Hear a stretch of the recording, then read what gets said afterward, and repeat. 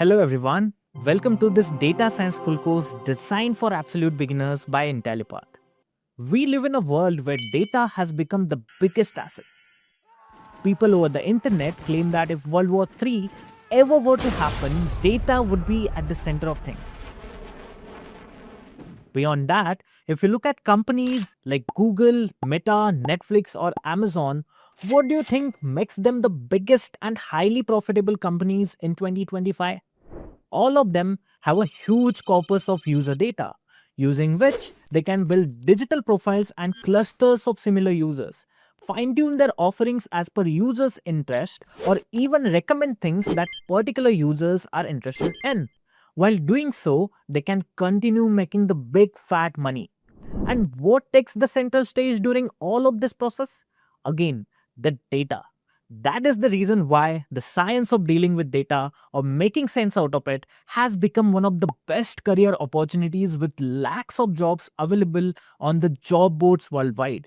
But what exactly do people do with this job? Let's consider that you are working in a company and they want you to understand what their sales will look like in the upcoming 3 months. Now, you do have monthly sales data of around last 10 to 15 years.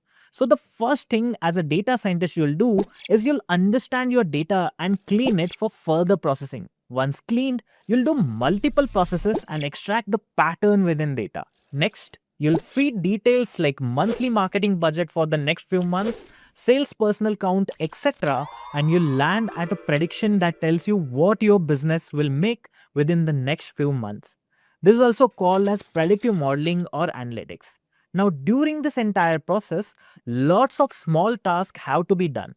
All of them are done using Python programming language and its different libraries. How? That is something we are going to understand and decode within this complete data science course designed for beginners. This course has been taught by the best data science trainers and is designed to make you job ready. Within this course, you'll not only learn the fundamentals of data science, but you'll also understand how to carry out the entire data science process, which we talked about end to end. You'll actually learn data science by doing through multiple hands-on explorations we have placed within this course. So ensure that you watch this entire course till the end. Now, let me take you through the agenda for this particular course. We'll start this course from the ground level by understanding what is data science and how exactly data science process works. Then we'll look into the roles and responsibilities of a data scientist to kind of understand the critical skills you need to learn. Next, we'll dive into the mathematics that you need to know to be a good data scientist. We'll touch upon basic concepts like mean, median, mode, sample, hypothesis, bias variance, hypothesis testing, z-test, t-test, etc. After you understand all of these mathematical terms, we'll jump onto the hands-on exploration of how these terms can help you make sense of the data. Once you're clear with this, we'll jump into discussion about different types of learnings and how they differ. We'll cover ideas about regression, classification, and brief, and then we'll also cover clustering concepts in detail. Once that's done, we'll also explore how to work around time series data with a stock price prediction case study. By this particular time, you'll have a hands-on knowledge of most of the machine learning algorithms and you'll also have some projects at your hand. So the next step would be to understand how you can become a data scientist. For that, we have added an interview with one of the leaders in data science space who is leading the team of data scientists at Accenture. He'll talk about some of the myths, address your queries about job preparation, and around the end, also talk about how you can crack the data science interview. By the end of this course, you'll also go through the data science interview questions that are commonly asked in tech interviews. And this will finish off the final stage of your data science preparation. So what that means is we start from the basics and by the time we end this particular course, you'll be job ready. So don't forget to watch the entire course till the end. Also, make sure to subscribe to our YouTube channel and enable the bell icon for consistent updates like this one. I have one more announcement for you guys.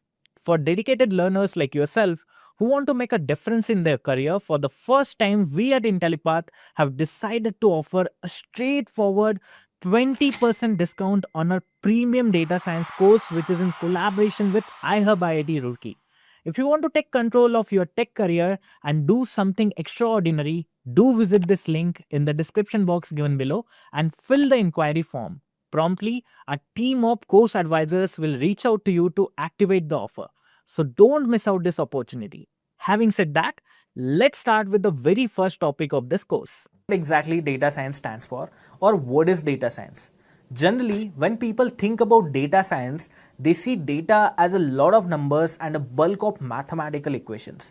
When word science comes into play, people think of it as a person working in a lab or wrapping his head around computers. But is that what data science really is? Well, it is not. Data science is not technical as software development. It is more of a problem solving and creative field where the real world problems are solved by diving deep into the data.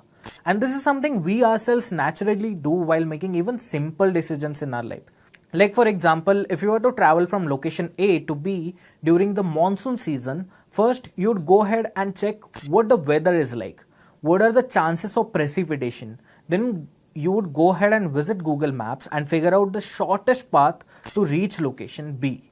If you want to reach there fast, you'll end up checking whether there is traffic on the road or not. See, in a very basic notion, you went ahead and gathered data from different sources. And by understanding that data, you'll be making the informed choice, which will be having very less chances of failure or disruption. Data science comes up from this notion itself. It's the problem solving discipline where you make use of data to drive successful business decisions. Not only that, by recognizing the pattern in data points, you predict the future trends using various statistical modeling techniques and machine learning. This is basically what a rough definition of data science looks like. If I were to refine it as per the industry reference, I would put it like data science is the field of study that involves extracting knowledge and insights from noisy data and then turning that noisy data into insights or actions that business or organization can go ahead and take forward. Okay, let's go ahead and dig a little bit deeper and try and understand this data science term in more detail. So, when we talk about data science in very basic terms, it is an intersection between three different disciplines. From whatever that we have discussed till this particular moment, you can figure out one thing, that data science is there to solve business problems. So by default, one critical pillar of data science becomes the business acumen. Then data is nothing but a lot of numbers and mathematics and statistics, right? So definitely mathematics and statistics naturally becomes the second pillar. And finally, the logical block that puts together both the mathematics and business side of things into a problem and solves it is something called as computer science. So basically, in a nutshell, data science is intersection of these three disciplines, and every data science initiative involves collaboration across these three key areas. Now let's talk about the different types of data science methods you might use depending on the questions you are asking in your organization. And believe me, these questions can range from simple to downright complex with varying levels of value they can provide. So let's map this out by complexity and value. First off, we have descriptive analytics. This is all about understanding what's currently happening in your business. It's like a quick status check. A common question here would be, did our sales go up or down? It's about having accurate data to know the current state of affairs. Next, we move on to diagnostic analytics. This one is a bit deeper. It focuses on figuring out why something happened. If sales went up or down, we would ask, why did that happen? We dig into the data to find the root cause of any change. After that, we hit predictive analytics. This is where we start forecasting. It's all about asking what's likely to happen in the future. For example, what will our sales look like next quarter? Here we use historical data patterns and trends to predict future outcomes. Finally, we have prescriptive analytics. This is where we get actionable. It's about figuring out the best course of action. So we might ask, what do I need to do to boost sales by 10%? This helps us decide the next step based on our analysis. This sounds cool, right? Now let's dive into how exactly data science actually gets all of this done and who is responsible for which part. This brings us to the concept of data science lifecycle. The starting point of every data science business problem it's understanding the business. This is critical because if we are asking the wrong question from the get-go, we are setting ourselves on the wrong path, and that path is definitely going to lead towards failure. This phase ensures that we clearly understand what problem we are trying to solve and why it matters. Once we nail down our business question, we move on to data mining. This step is all about gathering the data we need for analysis, searching through databases, and pulling out relevant information from the web. Next up is data cleaning. Let's be real, when we find data, it's really not in the best shape. It might be full of missing values, duplicates, or errors. So we have to roll our sleeves and clean it up to make it usable for analysis. With clean data in hand, we move on to exploration. This is where we use various analytical tools to start answering our business questions. If we want to dive into more complex problems like predictive or prescriptive analytics, we have to use advanced tools such as machine learning models that leverage huge amounts of computing power and high quality data to make accurate predictions and recommendation actions. Once we have explored and analyzed our data, it's time for visualization. We need to present our findings in a way that's easy to understand for every business stakeholder and take action out of it.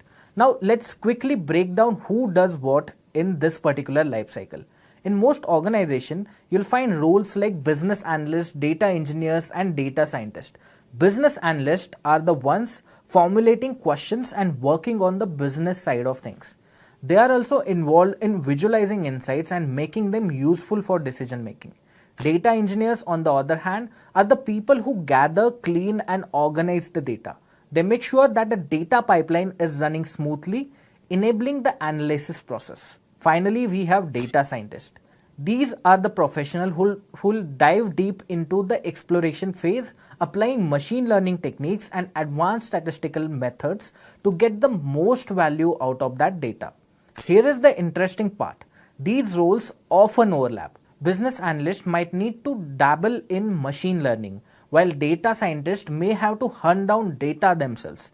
Collaboration is a key, and it's becoming more common for people in data roles especially. So there you have it. The data science lifecycle takes away from raw noisy data to achieving actionable insight that can have a significant impact on any business decision.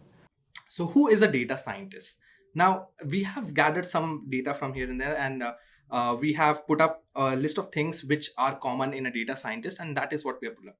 So, a data scientist can be thought of as a part mathematician, part computer scientist, and part trend spotter. So, why do we say trend spotter? Now, trend spotter is a very vital term in here because most of the data that you have, you're looking for a pattern everywhere since it is all maths. So you're using maths everywhere and you are applying artificial intelligence to it. You are applying deep learning and different machine learning models to understand what is the pattern to predict what the future might be.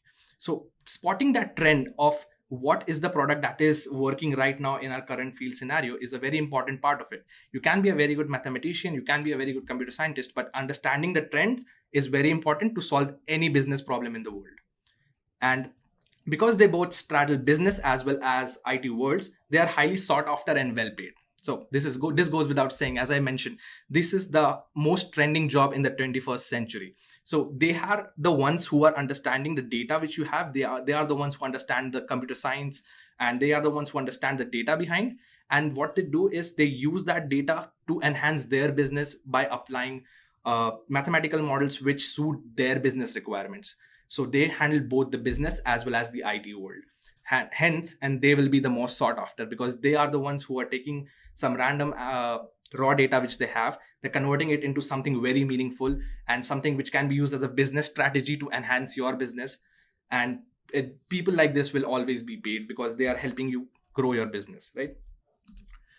So, when you look at a data scientist, there are few simple skills which are prevalent in everyone. So these people are extremely good at mathematics because they will be performing computations which involves different kinds of data, different kinds of computings will be involved, different kinds of mathematical and statistical models will be used. So these people have to be really good at mathematics. Second thing, which is very common among all of the data scientists, is they all have a very strong analytical skill. So if you give them some data, they will be able to analyze it very easily. what that data is about and what that data tells you, because a raw data may have a lot of information, but understanding what that data is telling you and giving that insight is a very key factor when it comes to becoming a data scientist. So all of the data scientists that you see have a very strong analytical skill. After that, when you have all the data, all that analytical skill you have, and you have found out, okay, this is happening, you what you need to do is to communicate that. So having a communication skill is very, very key if you are hoping to become a data scientist, because you will need to explain to your variety of stakeholders what your data actually tells you. And as I mentioned before, not all of your stakeholders will be computer science experts or mathematical gods, right? So you need to explain what you have in the layman terms to those people so that they can come up with their business strategy and know about what your data is telling, right?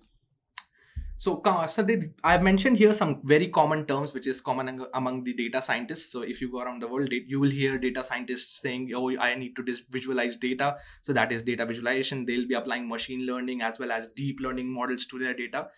Sounds very tough, but this is something we have mentioned as a layman's term. So, if you go about understanding machine learning, it's very interesting how they analyze data using simple maths. And then there is pattern recognition. As I mentioned, people need to spot the 10 trends of what people are preferring to right now, and based on that they'll assign some values to it so that their mathematical model is actually accurate in predicting what the future will be.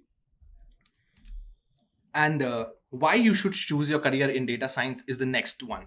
So if you are thinking of becoming a data scientist tomorrow, let's say you want to become a data scientist, if someone asks you why do you want to become a data scientist, so you tell them very simple facts. First of all, it is the most trending technology of the 21st century, so it is highly in demand. Everyone is looking for a data scientist who is very competent, who has a good communication skill, who has good mathematical and analytical skills as well. Secondly, there is, since it is the most trending technology, you have a lot of job abundance, because people in across the startups, like if you look at any good companies, Fortune 500 companies or even startups, they're looking for people who are good at data science so that they can understand how their company is doing and what they can do better while launching a product, or how they can do better in their service that they have actually right now. And that could be done only through if understanding the data that you have. So there is a lot of job abundance in the 21st century for a data scientist. Next, since this is the most trending technologies, these people are highly paid because of the skills what that they possess is like compared to no one. Like data scientists are the next biggest thing in the 21st century when it comes to jobs. Now let's talk about the matter that we have come here on this live to talk about, which is the roles and responsibilities of a data scientist. Now we've looked across various job descriptions and found out there are different kinds of roles available in the different companies for a data scientist. So we have narrowed it down to four. And these are the most sought after jobs in the world right now. These are the most abundant jobs if you go about searching for data scientist jobs in Indeed or Glassdoor or anywhere. These are the jobs which are the most prevalent in the world right now. So broadly, we have classified it under four. The first one is a data analyst. Second one is a data engineer. Third one is a machine learning engineer. And fourth one, we have generalized this as data science generalist. Now, a data scientist, so I've mentioned it here because some people might say technically data analyst is a part of data science, but it's not actually data science. But when you go about reading the job descriptions of many company, there are some companies where being a data scientist is synonymous with being a data analyst. So here your job might consist of tasks like pulling out data from the SQL database, or becoming an SQL or Tableau master, and producing basic data visualizations and reporting dashboards. You may also be on occasion asked to analyze the results of and tests that your companies are doing, or some data, or visualize some data, or make some insights on the Google Analytics that your company has.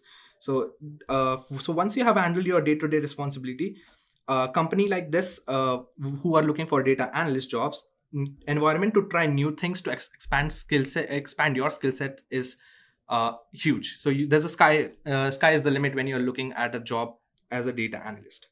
Second one is a data engineer. So some companies get to a point where they have a lot of traffic and increasingly huge amounts of data, right? and they're looking for someone to set up a lot of data infrastructure that the company will need moving forward. They're also looking for someone to provide analysis. So you will see a lot of job postings under the name both data scientist as well as the data engineer for this kind of position. For those people who are generating a huge amount of data, they need people like that uh, for that. So the basically what you will be doing here is your job will involve heavy statistics and machine learning expertise, and you will also need strong software engineering skills. So if you are looking to become a data engineer, you will need to be the master of machine learning as well as software engineering and understand statistics to its core. And since this is a very huge opportunity, you will have great opportunities to shine via trial and fire, and but there will be less guidance if you go around becoming a data engineer, because there is a lot of jobs which goes because there's a lot of data which you cannot actually tell what you actually need. So this job requires huge analytical skills as well.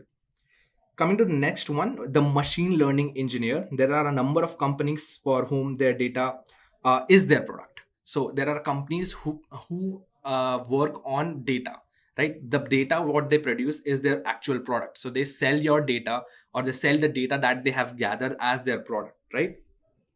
So in this case, the data analysis or machine learning going on can be pretty intense. So the machine learning that you'll be doing here is pretty intense. So you'll be applying a lot of different kinds of model on the same data by putting out different constraints here and there and analyzing the data as much as you can in different ways to find out different results, because the data that these companies are producing is the actual product. So the most ideal situation for someone who has formal mathematics, statistics, and a good background in mathematics is someone who is very much suited for this job. And they're looking for people who are very good in machine learning as well. So as the name suggests, it goes as machine learning. Another skill that might come in handy is deep learning and AI. So these people will need to be those people who are core at data analysis. So you need to understand different machine learning models, different machine learning algorithms that you have, and understand where which model can help you get certain kind of outcomes out of certain kinds of data. So if you're looking for one particular outcome, you need to understand the data that you have might suit one model more than the other, and one model might produce, let's say, a much more accurate outcome than the other one. So you need to understand machine learning to its core if you're looking to become a machine learning engineer.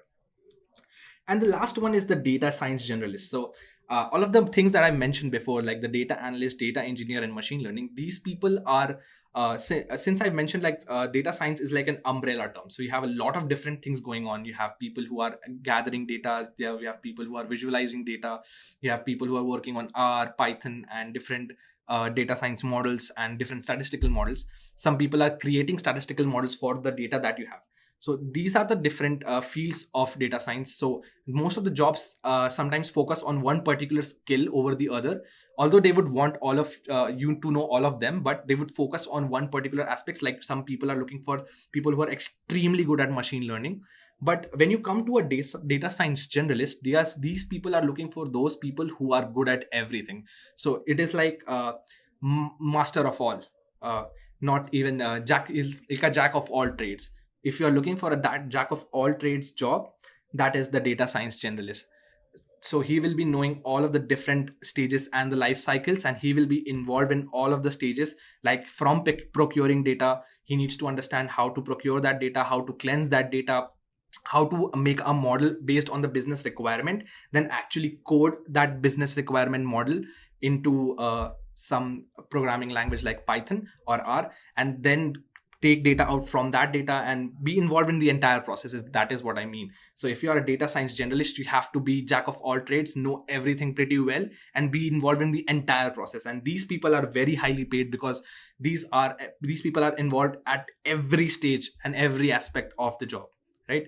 So these are the 4 different job fields that we found out are the most prevalent in the world right now when it comes to data science. If you're looking at responsibilities, so we have generalized the responsibilities because with different jobs comes different responsibilities. As I've mentioned, like while I was explaining data analyst, I told you Your major job would be to gather those data through Excel and SQL and combine that data and cleanse that. If you are looking for a machine learning engineer, then you'll be deeply involved with statistics and machine learning, and you'll need to have a good background with mathematics. So the responsibilities then shiver around here and there depending on which role you're going for. But we have generalized the responsibilities of all data scientists that the world is looking at right now. So what you have to do is identify the valuable data sources and automate the collection process. Now you cannot go about collecting data from everyone manually, right? You need to automate that process so that you can get the data which you want. And not all the data that you'll get will be valuable, so you need to identify which data points are the most important ones based on your business requirements. So that is the first one. Second responsibility that you will be having as a data scientist is to undertake the processing of structuring the process of cleansing that data to or preparing that data from an unstructured and structured format both. So some places you will have structured data, but there are also a lot of unstructured data in the world. So you need to find a way to process that data and find out the relevant details in that data which will suit your business requirements, right? Then when you have all of this data, you will be expected to analyze this large amount of information and discover the trends and patterns, what is trending right now. If let's say your business requirements asks you if your company is launching, let's say, a new product in the market, will your product do well, where will your product do well? So you need to understand the trends across the different cities. Let's say I'm launching a food product in, let's say, India. So you need to understand how the trends are going on in the particular state of India and where your products will do well, so you can do a trial run on it. And you need to analyze those data to give out the trends and patterns so that people can actually go about launching their business, right? Then you have to build predictive models and machine learning algorithms on your business requirements. So this is another job description or another responsibility of a guy who's doing data science, right? You need to build those models which suit your particular requirements. There's no generalized model which predicts everything. You need to be specific so that you have the most accurate data that you can bring. The next one is to combine those models and combine all of the models you have. So you won't be just analyzing data, all the data you have based on one particular mathematical, statistical, or as well as one algorithm, in my opinion. So what you will be doing is you'll be gathering all of the data from all of these models, and then you'll be bringing up a new model which can be most beneficial for your company.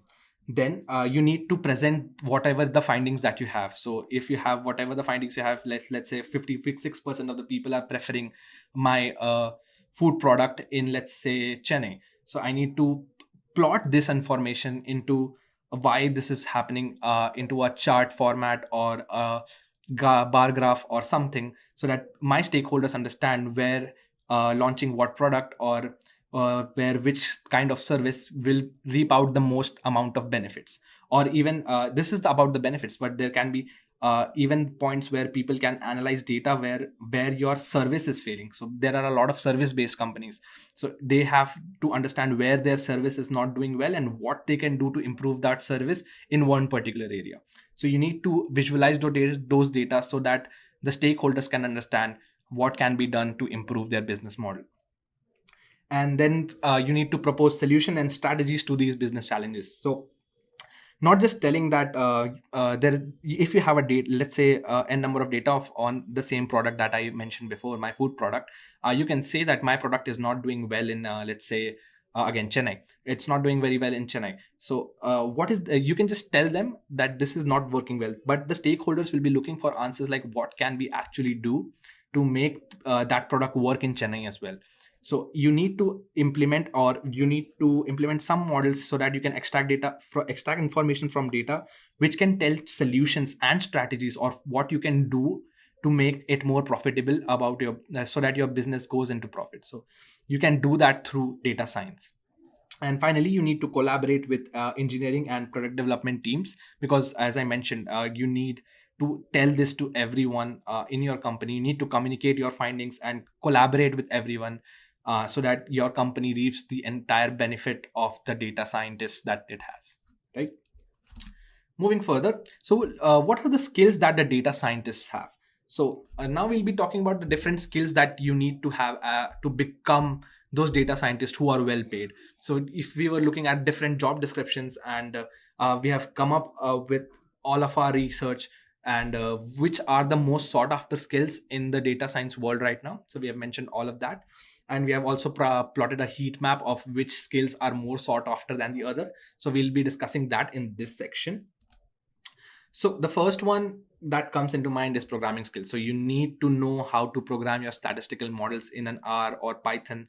It is a very vital skill. It is the first step, I'd say, to becoming a data scientist. You need to have a good programming language, because you need to do sophisticated programming so that you reap out the best benefits, right?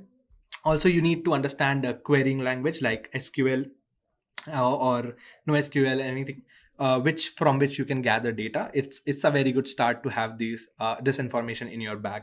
And mathematical skills are always a positive when you are programming a statistical model. So you need to understand the maths behind it, right? So that you can maybe, let's say, do that with lesser complexity in your code.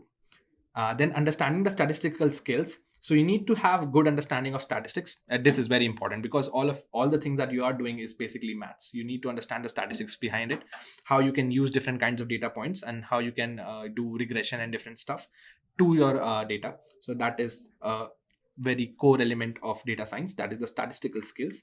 So you need to be familiar with a lot of different kinds of statistical tests, distribution models. Then there is estimators, likelihood, probability statistics, and this having a good background in statistics can help you with machine learning as well, because a lot of the machine learning algorithms are also based on statistics. So you need having a good statistical skill is very, very crucial in becoming a data scientist. And this is something that you can develop. If you even if you are not very good at statistics right now, you can read up on it and become very good at it. Then understanding of machine learning. So knowing the different algorithms and where they work. So this is very important, because when you are working as a data scientist, you'll have a lot of data, like a lot of data, and that data might not be structured, it might be unstructured, and you'll have like lakhs of columns. So understanding which algorithm will produce the best benefits out of those lakhs of columns, and taking which kind of constraints in, is a crucial factor, right? So that is where machine learning comes into play. So you need to understand machine learning very well. And anything that you are looking to apply in machine learning, again, you'll need programming skills for that, to implement those in Python or R. And more knowledge of having and knowledge of making new models is also a plus. So you can also create new learning models for your given business requirements, which goes into a plus. Next, you will be looking at a very good business acumen. So if you are looking to be a data scientist who is highly paid, who has the most number of perks in the world, so you are looking at someone who has great business acumen. So what do we mean by business acumen? Is that you need to understand the industry that you're working with. So data scientists can work in various different varieties of field. You could be in the health industry, you could be in the food industry, you can be a product industry, you can be in the service industry. Even in that, there are subdomains. So you need to understand what the market is, what the people are looking at right now. So you need to understand the trends of your business. So if you understand that, then only you can apply proper models to your data, so that you get the proper outcome from your data, and predict what is going to happen properly, and make good suggestions to your stakeholders about your business. So this will basically, having a good business acumen will help you understand the problem and how you can go about solving the problem. It will come to you inherently if you understand the business domain that you are working with, or the industry that you are working with. Next thing that you need to have is good data visualization skills, because I've been mentioning it again and again. Even though you are very skilled, not everyone will be exceptionally good at computer science or statistics. So you need to tell them, this is my findings, and you need to plot that in such a way that it's easily understandable for everyone, so that based on your understanding or the data that you show them, they can go about making business strategies, and how they can go about implementing changes to their products, which will reap out the most amount of benefits. After that is data wrangling. So again, it is the ability to process and work with messy data. So as I mentioned before, a lot of the times that you will get data, it will be unstructured. It will not be in a structured format where you have everything that you need. No, not necessarily. Many times you will have faulty data, or some places you will have missing data points. So you need to be able to work with that messy data to cleanse that data into something which is usable. So handling that inconsistent format or inconsistent data is very crucial when it comes to any data scientist in the world. So any data scientist in the world has to understand how to work with messy data if he wants to be a more successful or reach the sky in his career. And according to different websites and different job descriptions that I went through, so these are the top 5 most sought after important skills in data science field. So you need to have very good understanding of machine learning. You need to know Python and R so that you can apply your machine learning and AI modules that you have into actual code. Then you need to have an understanding of SQL so that you can get the data that you want to apply those machine learning and AI models to. And finally, you need to understand big data and Hadoop, which is also very important because you will be dealing with huge amounts of data. So understanding Hadoop and all is a massive plus when it comes to data science. Now, this is a heat map that we have plotted. If you're looking at different skills of a data scientist, knowledge of programming tools is very important. Data visualization and communication is very important. Data intuition is basically looking at data and directly knowing which constraints will be the best for your business model is very important. Good understanding of statistics is very important. Machine learning is very important. And few skills which are on the lower end but do help build your career, to do help in building your career as a data scientist, is software engineering and software engineering models that have like waterflow model and different models which are there in software engineering. Understanding of that comes as a positive, but it's not very much important. Multivariable calculus comes in handy while handling like very exceptional data, but it's not necessarily very much required or sought after in the world. And so same goes for linear algebra as well. So these are a little much on the lesser side of important things that you must know, but having a great grasp on machine learning, statistics and programming tools and visualization tools is very important. Let's talk about the average salary then. So as a data scientist, if you are working in India as a junior data scientist, you are looking at 10 LPA. Now, for any fresher that is out there, 10 LPA as an average is a huge bang on number when it comes to any in the Indian society. 10 LPA for any fresher as an average is a huge amount of money.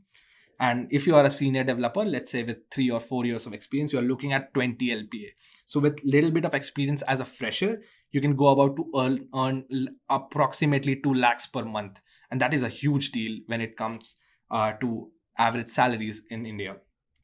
And speaking of USA, we have junior data scientists landing at about an average of $88,000. And if you are a senior data scientist, you are looking at a figure around $125,000. Again, huge amount of money. And as mentioned before, this is the sexiest job of the 21st century, according to the Harvard Business Review. And they are not lying, because if you go about searching for jobs in data science field, these are the highest and most well paid jobs with huge amount of perks. When it comes to any jobs in the world, it can be labeled as the number one job in the 21st century. Now let's talk about the learning path. So I've told you a lot about what data science is, and how you can become a data scientist, different skills that you need to have to become data scientist. So now that I've told you that you need to learn this and that, where do I begin? Where do I start my journey as a data scientist? So don't worry, I have got that covered as well. So what you basically need is the basic W's, that is the what's and who's and why's of data science. Then you need to have the basics of mathematics spot on. Then you need to have machine learning concepts spot on, deep learning concepts spot on, and a few database technologies that you need to understand, and finally data visualization. So these are the different things that you need to know. So your question must be, where do I learn all of these? So you don't have to worry. We at Intellipaat have carefully designed a course for you so that you can become the best data scientist in the world. Let me show you that course real quickly. So if you come up here on our website. This is the Data Science Architects Master's course. So in the what we have understood from our different, we have also applied a little bit of data science here and there, and from all of our customers and their reviews, what we have found out is understanding of few different things that you need. So we have put up, like, not all of the people require an advanced training on Excel and MongoDB and MS SQL, because they have. So we have put that as in the self-paced, because you can learn it on your own and go about learning it professionally as well. And then we have put up few important concepts which are much more required in the online training program, where you can learn it online with a live instructor. So the concepts that we'll be covering there is big data, Hadoop, and Spark, which is and then there is data science with R. So data science with R, again, important. Machine learning concepts we'll be teaching you. We'll be teaching you AI and deep learning. We'll be teaching you Python for data science as well, because most of the job requirements in the world that we have seen sometimes demand R, sometimes demand Python. So we are teaching you both so that you don't miss out on any opportunities that you need. We'll also be teaching you data science with SAS. And finally, we have put up a data visualization tool here as well. So Tableau for desktop is again a data visualization tool. So we are covering all of the different aspects that you need to become a data science master or architect master's course, right? So what is that Intellipaat is offering you is that separates it from the rest? So we at Intellipaat, we understand that you need to have an instructor-led training as well as self-paced training, because not all of the times you will be free. Sometimes you think about learning new things at 3 a.m. at the night. So we have provided you with self-paced training on all of these different concepts, so that you can go about and learning on your own whenever you want to. And the another thing that we have offered in there is, like, if you're learning at 3 a.m., you might have doubts, right? And you need someone to clarify that curiosity that you have. For that, we provide you 24/7 lifetime support. Now, what we mean by lifetime support is you have a lifetime access to our courses as well. So what we mean by 24/7 support is, if you are reading let's say at 3 a.m. and you have some doubt, you can reach out to our team 24/7 and we'll reach out to you immediately. Second, we offer you lifetime support, lifetime access on all our courses. So let's say there are some new models which are coming up, or new advancements in the Tableau, and there is something new in those tools, it gets an upgraded version. So in that, we'll be putting out new content. So if you ever want to learn about the new content, you can come back to us and read anytime you want. So we provide you with lifetime access for that, so that you are data scientist through and through, who is with the trend. So whatever the trend is going on, whichever tools are working right now, you can access it through our course. We'll be updating it constantly based on what the trend is. And then we provide you with the job assistance as well.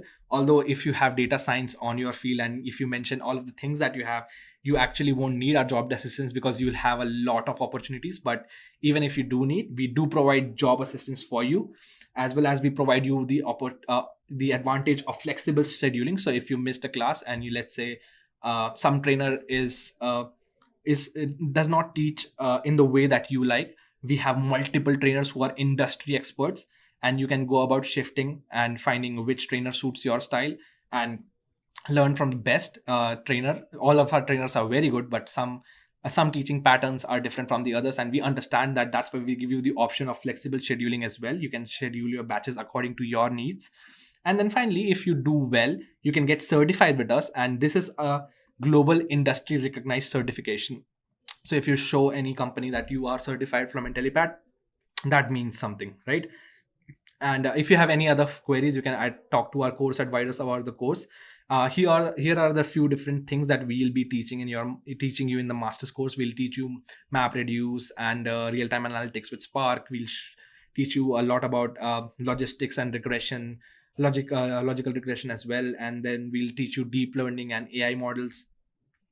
You can check out the details of the different course modules if you want to on our website, which is live right now. And this is the learning part that we have provided you with. So we have week wise, which week will you be learning what. So in the 6th week, you will be learning data science with R. 12th week you'll be learning data science with Python. So we have made this learning path for you, so that you have the best outcome of out of our course. So this is how you can go about becoming a data science architect master. And if you finally complete our course, this is the certification which you'll get, and you can see it is an IBM recognized certificate right here. So an industry recognized certificate with IBM's name on it means a lot. So you can get that if you complete our course. And if you want to check out our course rating and reviews, here are all of it. And our customers, they have given us some raving reviews about how good the course was and how much it helped expand their career, right? I have one more announcement for you guys.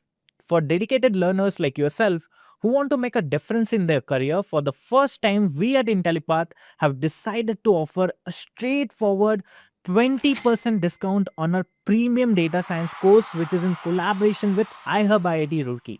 If you want to take control of your tech career and do something extraordinary, do visit this link in the description box given below and fill the inquiry form. Promptly, a team of course advisors will reach out to you to activate the offer. So don't miss out this opportunity. Think first, what is the difference between statistic and statistics? So descriptive is done. So I think I can ask this, right? What is the difference between statistic and statistics? Anand is like telling, come again. Let me write it also. I'm just finding. Oh, I got my pen. Okay, let me write. Statistic versus statistics. Any idea? Anybody? Don't Google it. This is the first question I ask when I talk about statistics. If you observe, there's just one extra letter S in there, right? That's the difference in the spelling, not in the concept. So anyone, statistic can be a single piece of data. So guys, I think, see, so this is a question out of syllabus, right? You might say, you have done this statistics and not sure what is this, what is that, right? So I think this is a more like a teacher's way of testing where the unexpected question might come. So see, statistic, I think Soumya, what you have mentioned in the chat, you are close. Statistical technique. So in case someone is wondering, he suddenly jumped into the concept. The reason is that I have taught this batch. Okay. Statistical technique like Z test, T test, chi-square test, right? All these are your statistic. More like it's an approach, it's a method within the universe of what? Statistics. Statistic is a subject, right? Isn't it, guys? So statistic is more like a method or approach, a technique which you apply on a set of data, which you have collected over a period of time. You have done some transformation. You are going to analyze with the help of these tests. Okay. Let me give you a couple of things and let's see, understand you few things that what is your understanding of descriptive statistics a little bit more so that I can use some of those things in inferential. So I'm just making sure. So tell me one thing, if I talk about salary, right? And I have a very good diagram for that. So you must have, this is the time, by the way, guys. So those who have been to engineering colleges or typically I would say IITs, December is day one. December 1 is day 0 for them. So this is the moment I am sure my juniors will be getting placed, right? So this is a bell curve which I put together and you might be seeing something coming in the news, right? 1 crore package. Let me tell you, I have been asked this question a lot of time. 1 crore package is a myth or more like it's a misinformation given to news media print to get some footage or mileage. Uh, Definitely some of the guys, maybe 1 or 2 or 3 people in a batch, they get 1 crore, but that's all in dollar, means it's not in India, it's in US or likes of US. So converting dollar into rupees and then telling you are getting a package of 1 crore, the people forget that they have to spend in dollar. They'll not take a flight, come back to India and spend in rupees. Understand my point? So 1 crore package is okay, right? It's not like it's not like that it is beyond imagination. Okay, so don't worry about it. In India, hardly anybody gets as a fresher 1 crore package. If some company is giving, they're idiots. The company owners or the board is idiot. Okay, doesn't make sense. Now come back to this amazing curve. Okay, let's understand quickly, guys. So definitely you can see this is a skewed distribution. And as you can also see, I've already written it's a right skewed. Anybody? Why it is called right skewed? Why is it called so? Very good, Anthony. That's correct. Because it has a long tail, on the right side. Some of the guys will be wondering what is that long tail. Let me highlight, you will see it. Can you see the distribution is going like this as a long tail? This is what we say long tail. And the peak is on the left hand side. So it's a right skewed. Okay. Now you must have been taught when the data is symmetric, when the data is having a shape like this, the distribution. So then mean, median, mode, all are going to be at the same place. Remember? Now, when the data is skewed, then there is an issue doing mean here. Okay. So far with me, guys, doing mean here. And what is the reason for that? Because mean is sensitive to outliers. I hope must have been taught this, right? Mean is sensitive to outlier. And this is a very, very common concept. Are you guys aware? Mean is sensitive to outliers. Let me show you if you're not. Tell me one thing. I've also written some packages. Okay. Let's say this is not 51, by the way. This is 5 LPA. Let me write clearly. Else you start laughing at me. 5 LPA. Let's say most of the guys are getting 5 LPA. That becomes, if you think this is your, this is the peak of the salary, you can say like mock or mode.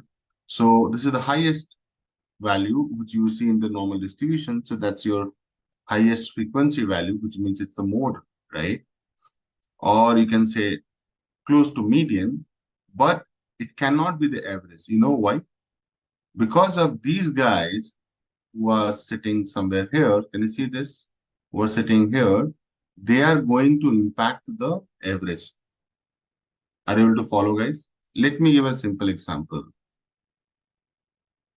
So let's say these are your salaries, 3, 5. I'm taking some numbers in LPA, lakhs per annum.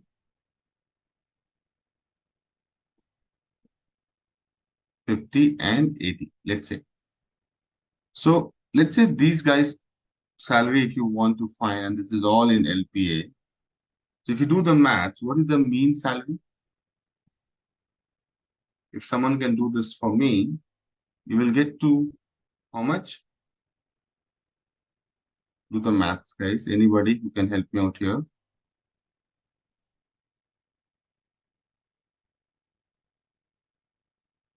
And I think I have 3, 6, 9, 10.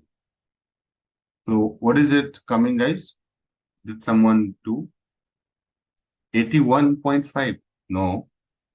Soumya seems to be close. How can be 81.5 average? Only two values are 50, 80. Please check your calculation.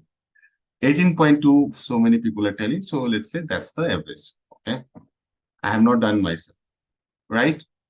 But if you observe closely, most of your data distribution is not even higher than 10. Right, guys? Can you see this? Just because of these two guys who are like the IITs, that media guy who are getting this high package, has impacted your overall salary. Guys, so far with me? Why don't you do that? If you exclude these outliers and do this maths again, add these 8 salary only and divide by 10. Oh, sorry, divide by 8. How much you are getting, guys? I think it will be close to 6 or 7. 6.5. Okay, thank you. Those who are helping me. Do you think which one looks more closer to reality?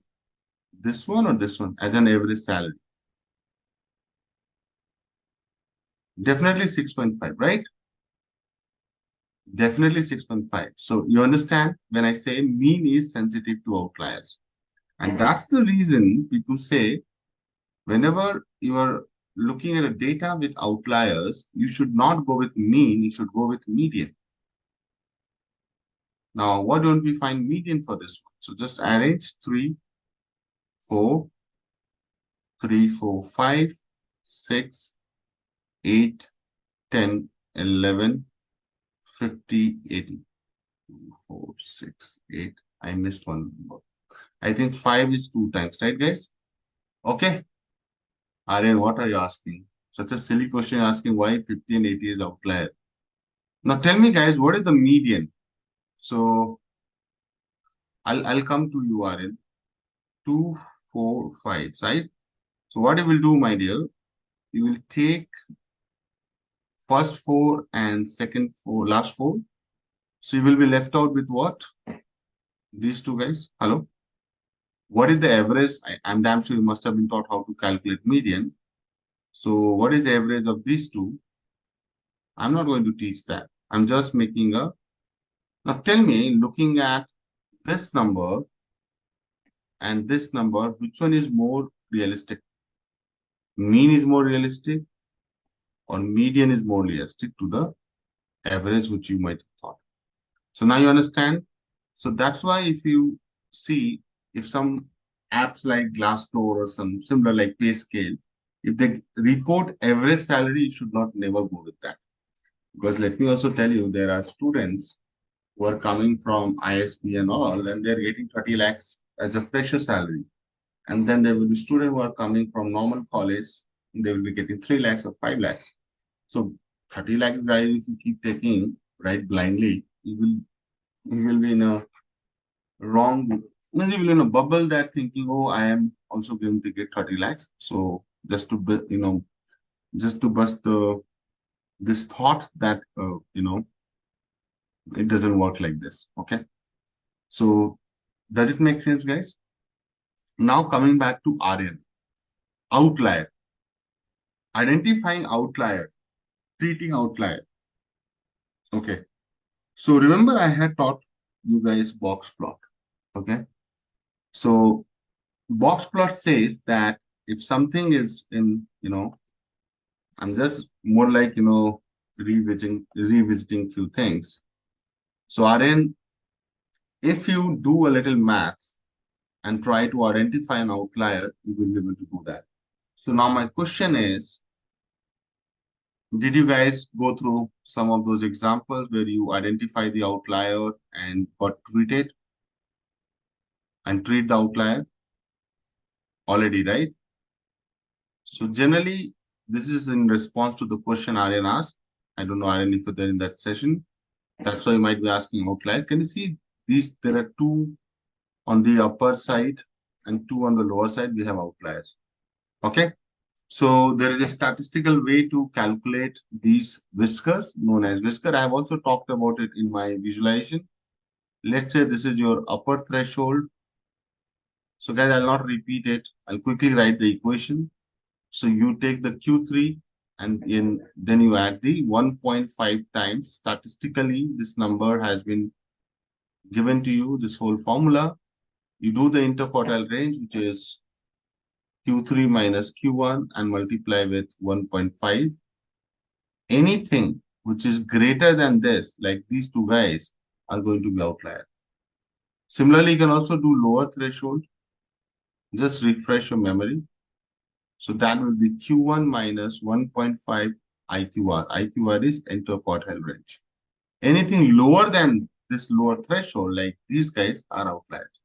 And you can also make a little sense out of it. If someone is getting, outlier means little something unexpected or weird, right? Everybody is getting 5 lakhs, 6 lakhs, 10 lakhs, and somebody is getting 80 lakhs. Definitely, that is an outlier. That's a normal way of saying it. So outlier means which is not normal, which doesn't fit in normal scenario, is an outlier. Literally, I'm trying to explain. Mathematically, this is how do you do that. Now, guys, I'll jump to one question. And if you have been taught normal distribution, you should be able to take it. Because then you must have been taught Z score as well, or no? So then what did you guys do in normal distribution? There's no normal distribution without Z score. And without the normal distribution Z score, I cannot go into inferential. So it's a prerequisite. Okay, so remember, there's a bell curve, okay?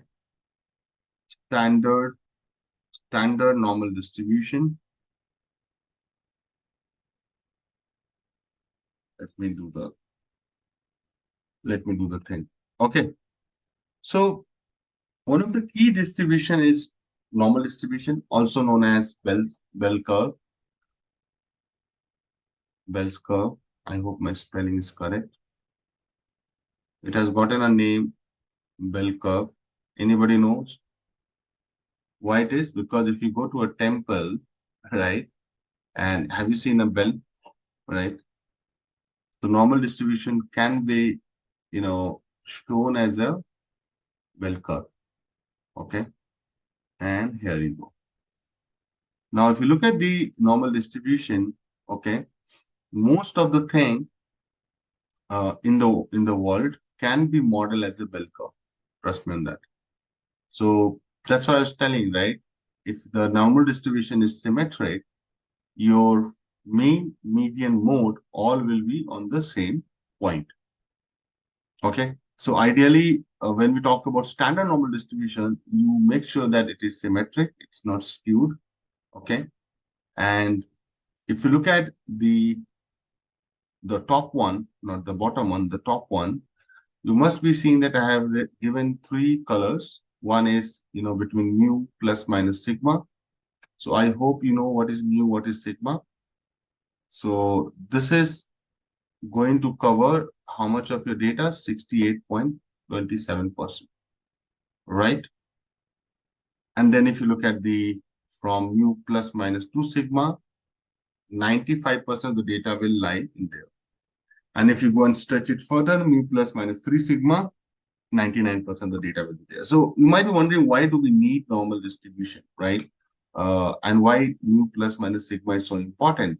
See, this is what has been found or observed on a normal distribution, because it's all about probabilities of what data will lie in where.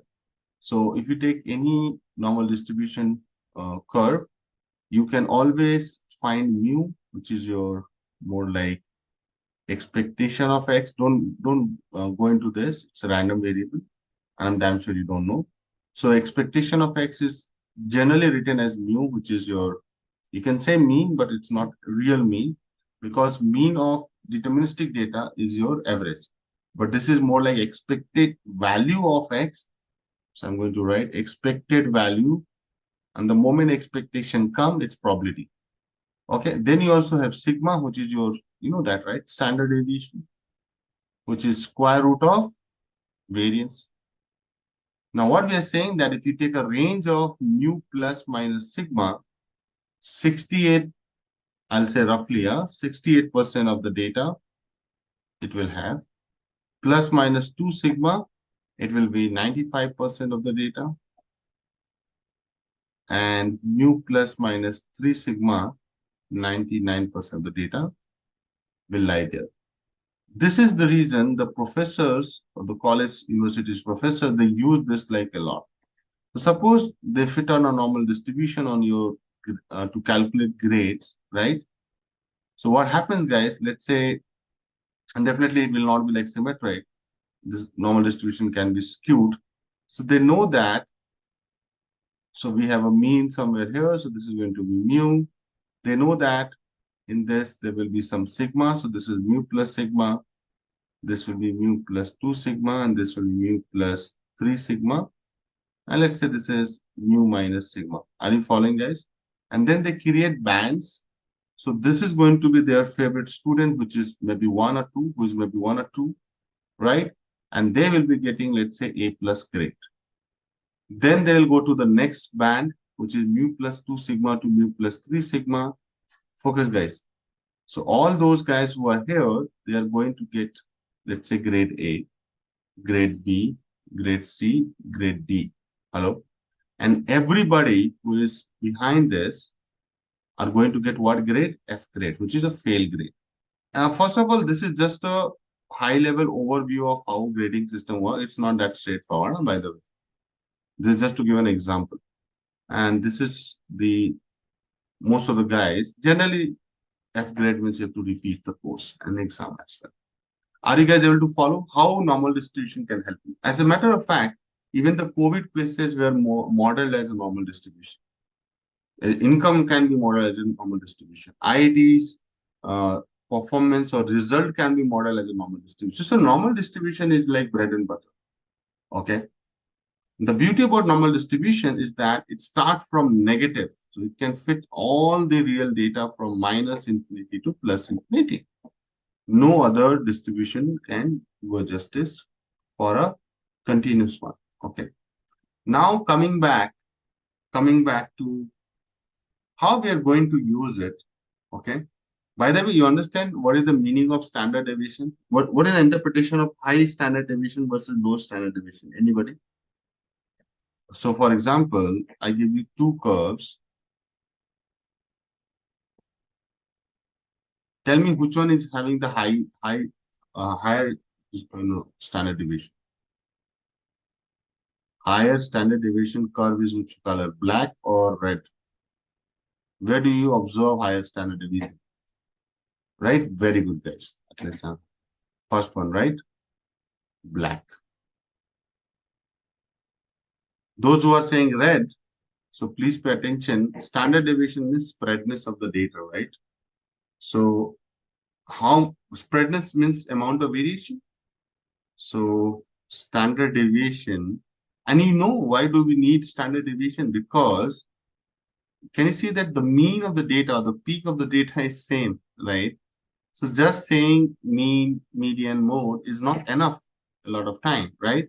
It's all same, but these two distributions are quite different. So the reason is that why standard deviation is required, because standard deviation talks about the amount of variation or dispersion, also known as dispersion, or also known as spread of data. Amount of variation or dispersion of the data or spread of data. So you guys can clearly see that this guy, the black one, is like quite varying, and the red one is like less varying. If you look at the similar range, that's why it is. Okay. Now, guys, there is a probability density function for the standard normal distribution. So what happens from the mean? It's definitely from the mean. So probability density function. Now you might be wondering what is it? Don't wonder much. I'll just use this jargon for you, although it should have been with you, but I can't do much about it.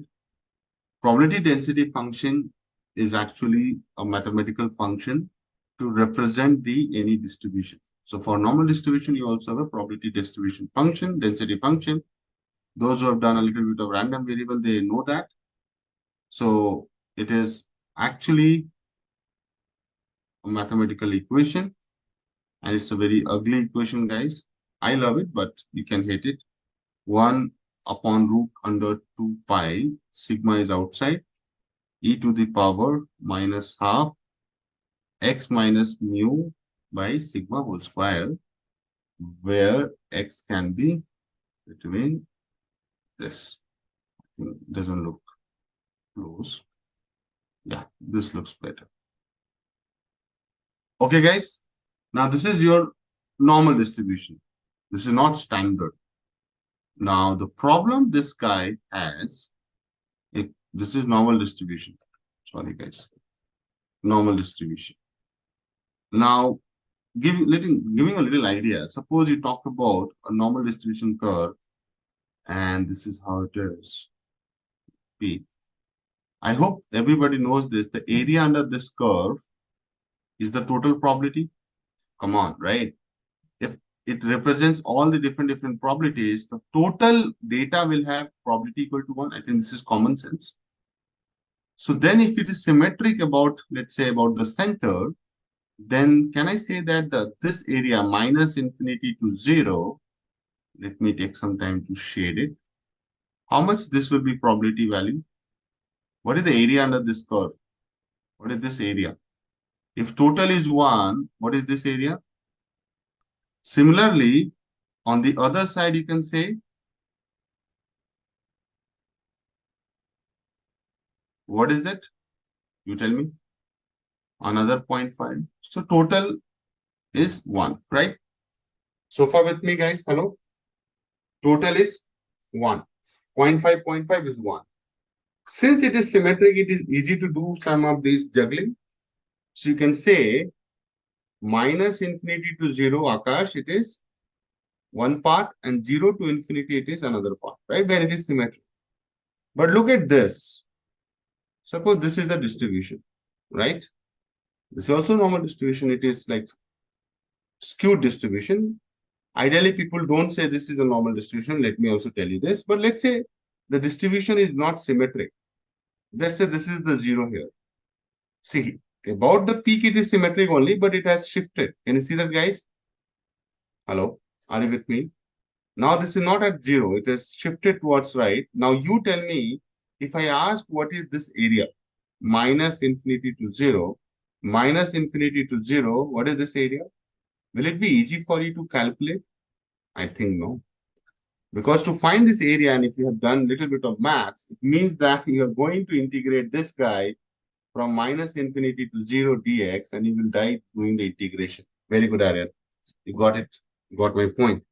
So statisticians, mathematicians, they agreed that, boss, we can't do it all the time. So they said, why don't we normalize this, make it a standard normal distribution? Doesn't matter what data we are getting. End of the day, we are going to make it look like what you see on the first one. And that's where we got the normal distribution to the standard normal distribution. Are you guys able to follow me? Because who will be doing this integration, right? It is doable, but it's not easily doable.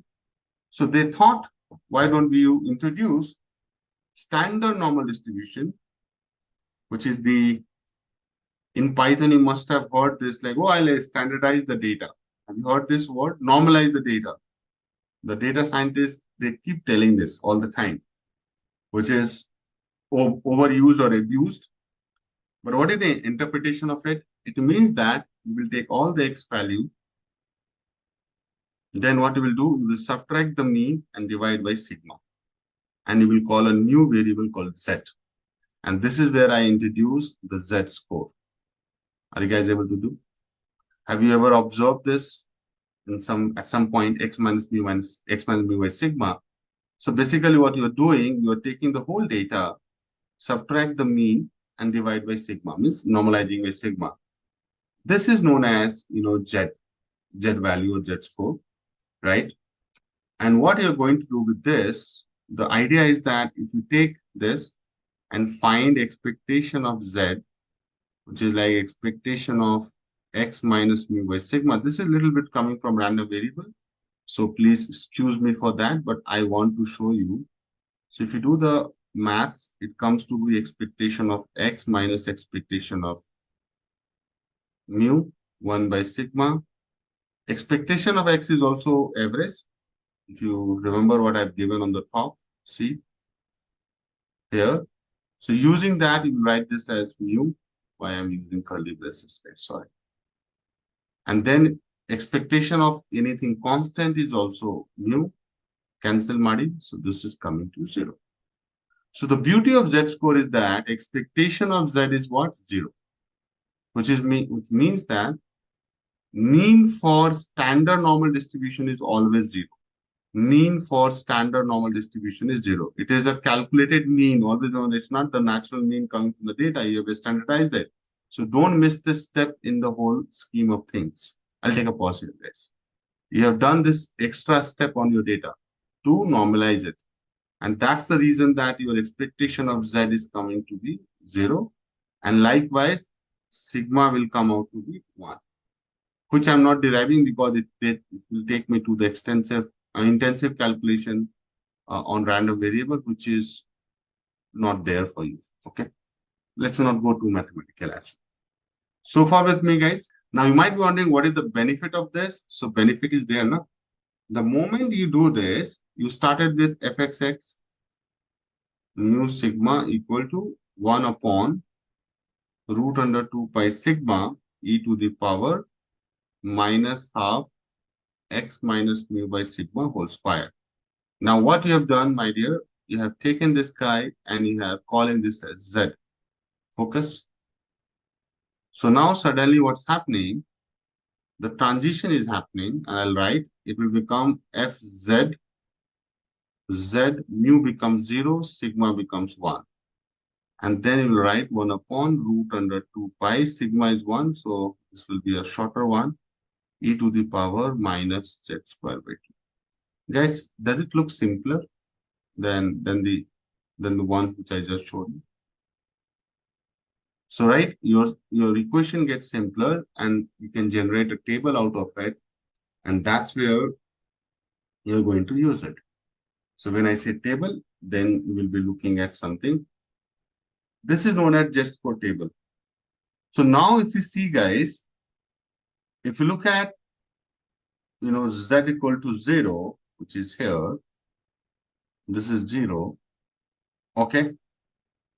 So all the values of, z is coming here, okay? On the left, why it's not picking it up. All the values are coming on the left. Can you see z value 0.1, 0.2, 0.3. And you have another set of values which are decimal values on the horizontal line. So you have two lines, vertical line and horizontal line. Let's say I'm trying to find a z score for, let's say, some value. Like, let's say, what is the z score for 1? So when the moment I say 1, it means that from 0 to 1, what is the value? So 0 to 1, how will you find? You can clearly see that this is your value. What is that? 0.3413. It's your probability, okay? Don't get me wrong. It's your probability. Okay. So let's say if I fit a normal distribution curve, I take an example to make you understand this table and you will definitely appreciate it. Let's say this is 0 and this is 1 and this is minus 1. I'm interested in finding the mu plus minus sigma. Guys, this is mu plus minus sigma. Na? Mu is 0 and sigma is 1. Everybody, keep talking to me. This is challenging, I know, but don't give up. Mu plus minus sigma. Basically, you are trying to find 0 plus minus 1. Now, to get it, you can also understand that this is symmetric. If you find 0 to 1, you can also get the whole thing.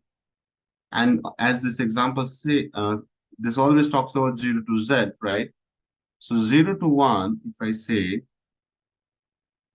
already I identified it. See, z 0 to 1 means in the chart, you have to find 1. What is the value for 1? Z equal to 1. What is this value, my dear? 0.3143. And since it is symmetric, it doesn't matter. The z value for minus 1 to 0 will be same. Why? Area-wise, if you look at that. It's not in this table. Do you see any negative value minus 1 or not? No, right? If you do the total, are you seeing a number which is very much familiar to you? Let me show you in case you are not able to recall.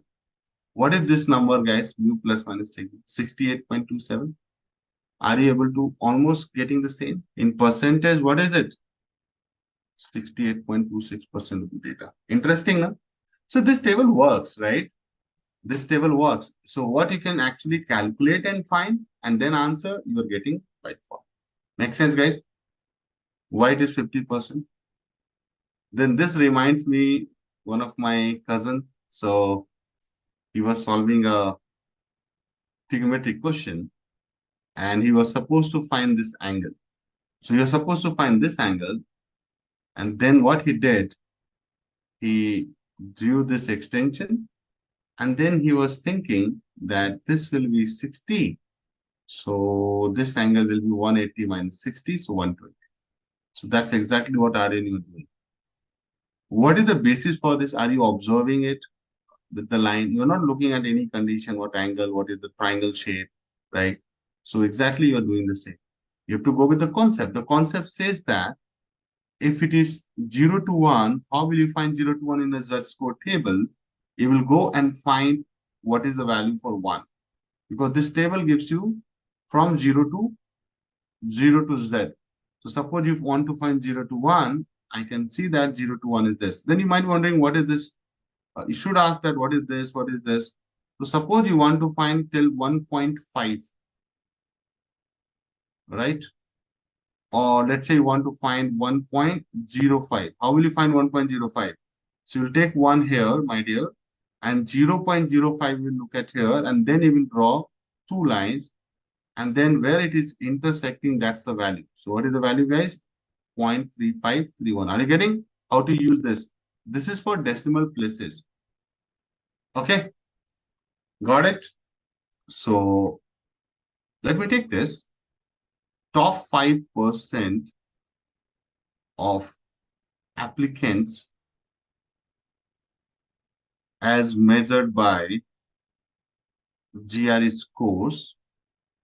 Top 5% of applicants as measured by GRE scores will receive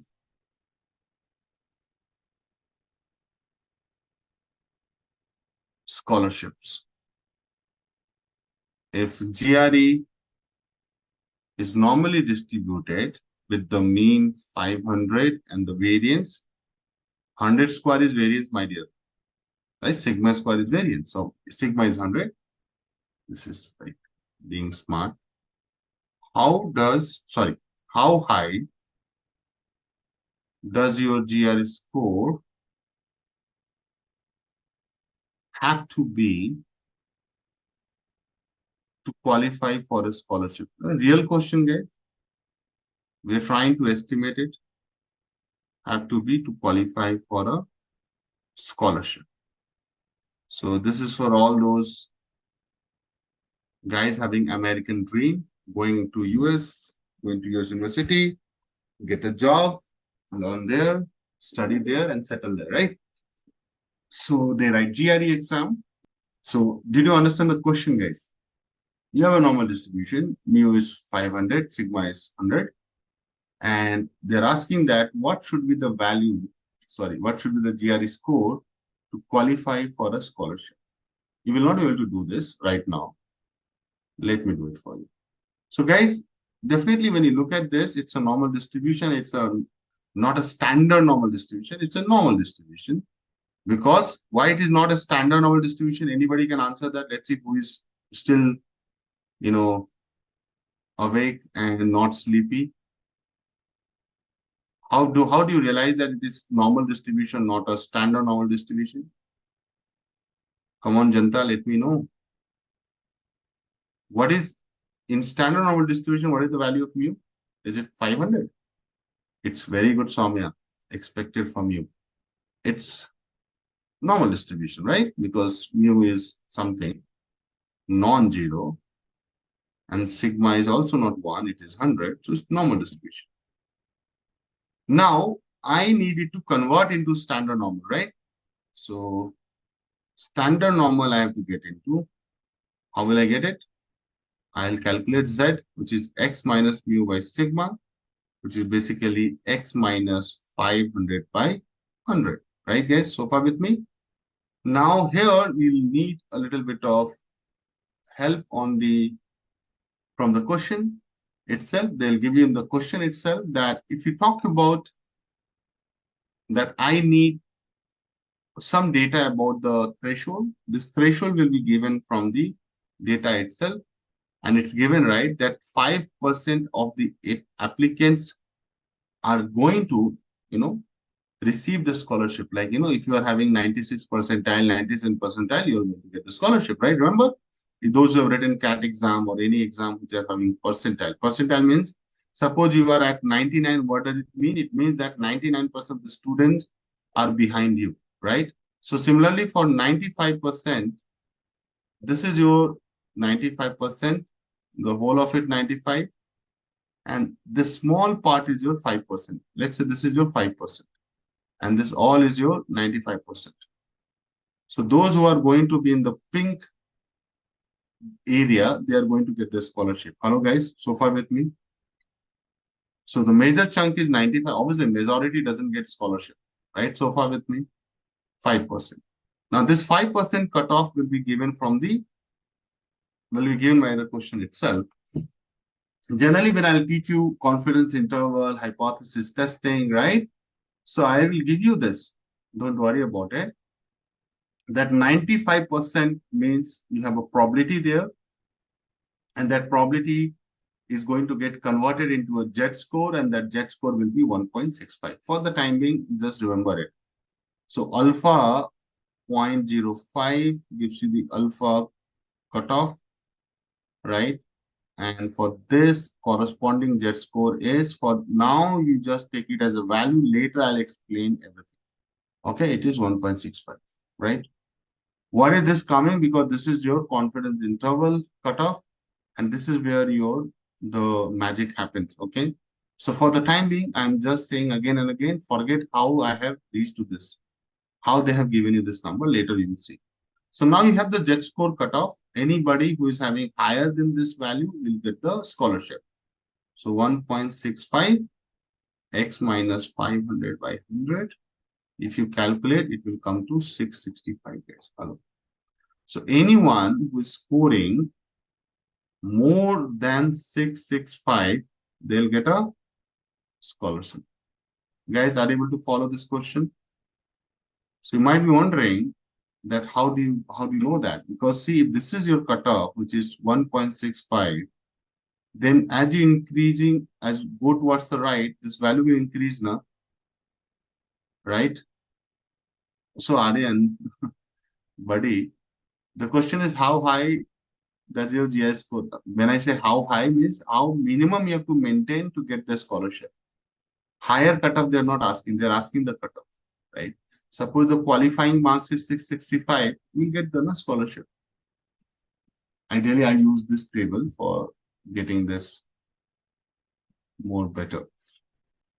So this is like, the problem is that this chart can only be used, and that's why we'll not use, when something we are measuring from 0, right? Guys, remember they're saying 0 to Z. But if you are trying to do from minus infinity till here, right, is this value. So then you should use this minus infinity to Z, right? This is the most appropriate chart. Now you tell me, where is 1.65? So this is 1.6 and 1.65. Now let's see. So this is a value, and the closer values are this. Now you are making sense, guys. So it is coming to what? Either you take this higher cutoff, 95.05, right? Now, guys, let me talk about important things, which is, I feel, the first question I generally ask, moving away from descriptive to inferential, is that what is the difference between descriptive and inferential statistics? Anyone? Anyone want to take a shot at this, answering it? Inferential is conclusive, descriptive is unbiased measurement. Okay. Very good, Pulkit. In descriptive, we'll be doing things on population. What even with things like you're finding mean and all. And then what you will do in inferential sample. Very good. I think you've gotten it. But someone has answered in terms of what you will do with what, right? But what is the key difference? Descriptive. If you go with the literal meaning of it, describing your data. Now that data will be population or sample, that is another discussion, right? But if you are summarizing and presenting the data in a meaningful way to describe it without taking or making or generalizing any inferences based on the presented data, which Aryan has also mentioned. So inferential is conclusive. So if I can give you some pointers, guys, okay? So descriptive, if I may write, descriptive statistics, I'll just write stats, involves the summarization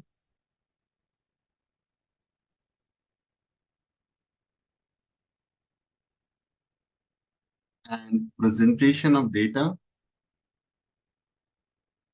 in a meaningful way. It's not like it's good for nothing, just it describes the data, So what is the primary goal here, guys? Primary goal or objective is to describe the data.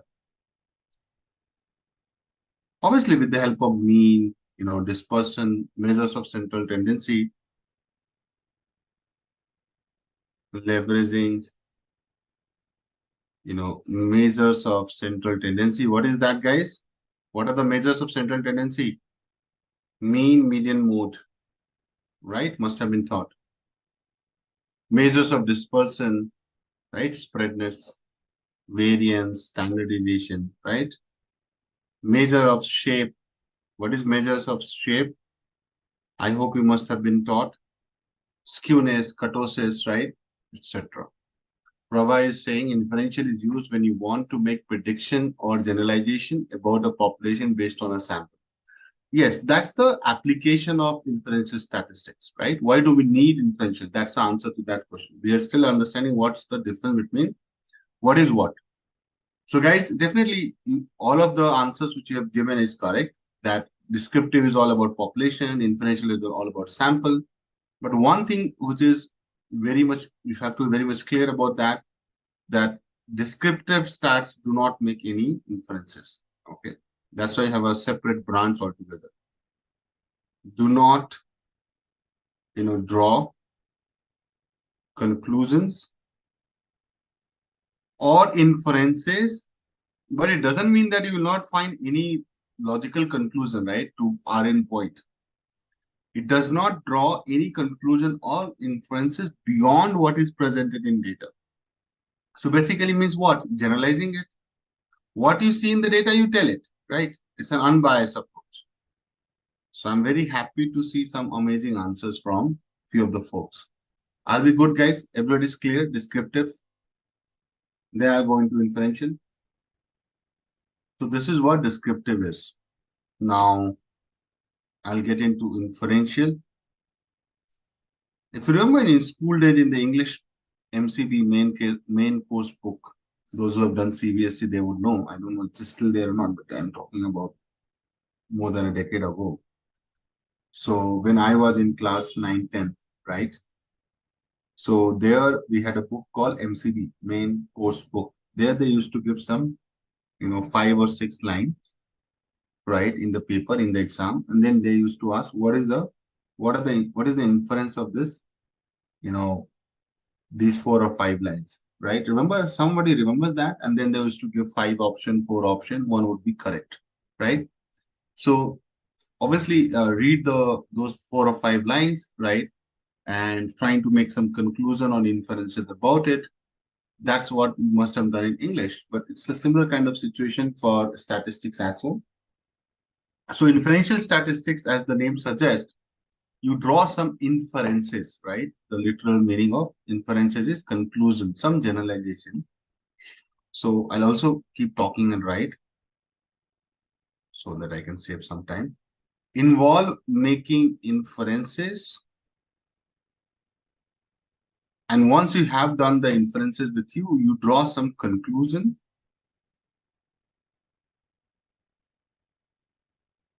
About a population based on sample data. And that will be random sample. There are numerous ways of doing the random sampling. So what is the goal? The primary goal is to, sorry guys, I'm writing after like 3 weeks or so. Can you see that the handwriting has gone for a toss? So that's how practice is important in life. The goal is to generalize findings or insights from a sample to a larger population, right? And then you also have some techniques there. Leveraging, what are the techniques generally we use, guys? Like as simple as doing hypothesis testing, right? So you actually form a hypothesis and you test it to come to a conclusion. using confidence interval concept, right? CI concept. And you will love it the way I'll teach you. I can promise. As simple as running some tests like t-test, right? ANOVA, analysis of variance, etc. Okay. So this is my introduction to the difference between these two guys. Now, at least we have come to a point where we know that descriptive is all about generalizing the data. Sorry, describing the data. Inferential is all about making inferences or generalization about a larger data set from a sample of those. Right? That is clear. If that is clear, guys, so then I'll give you a movie recommendation. And this is just one summary, which I have already written. I don't want to write.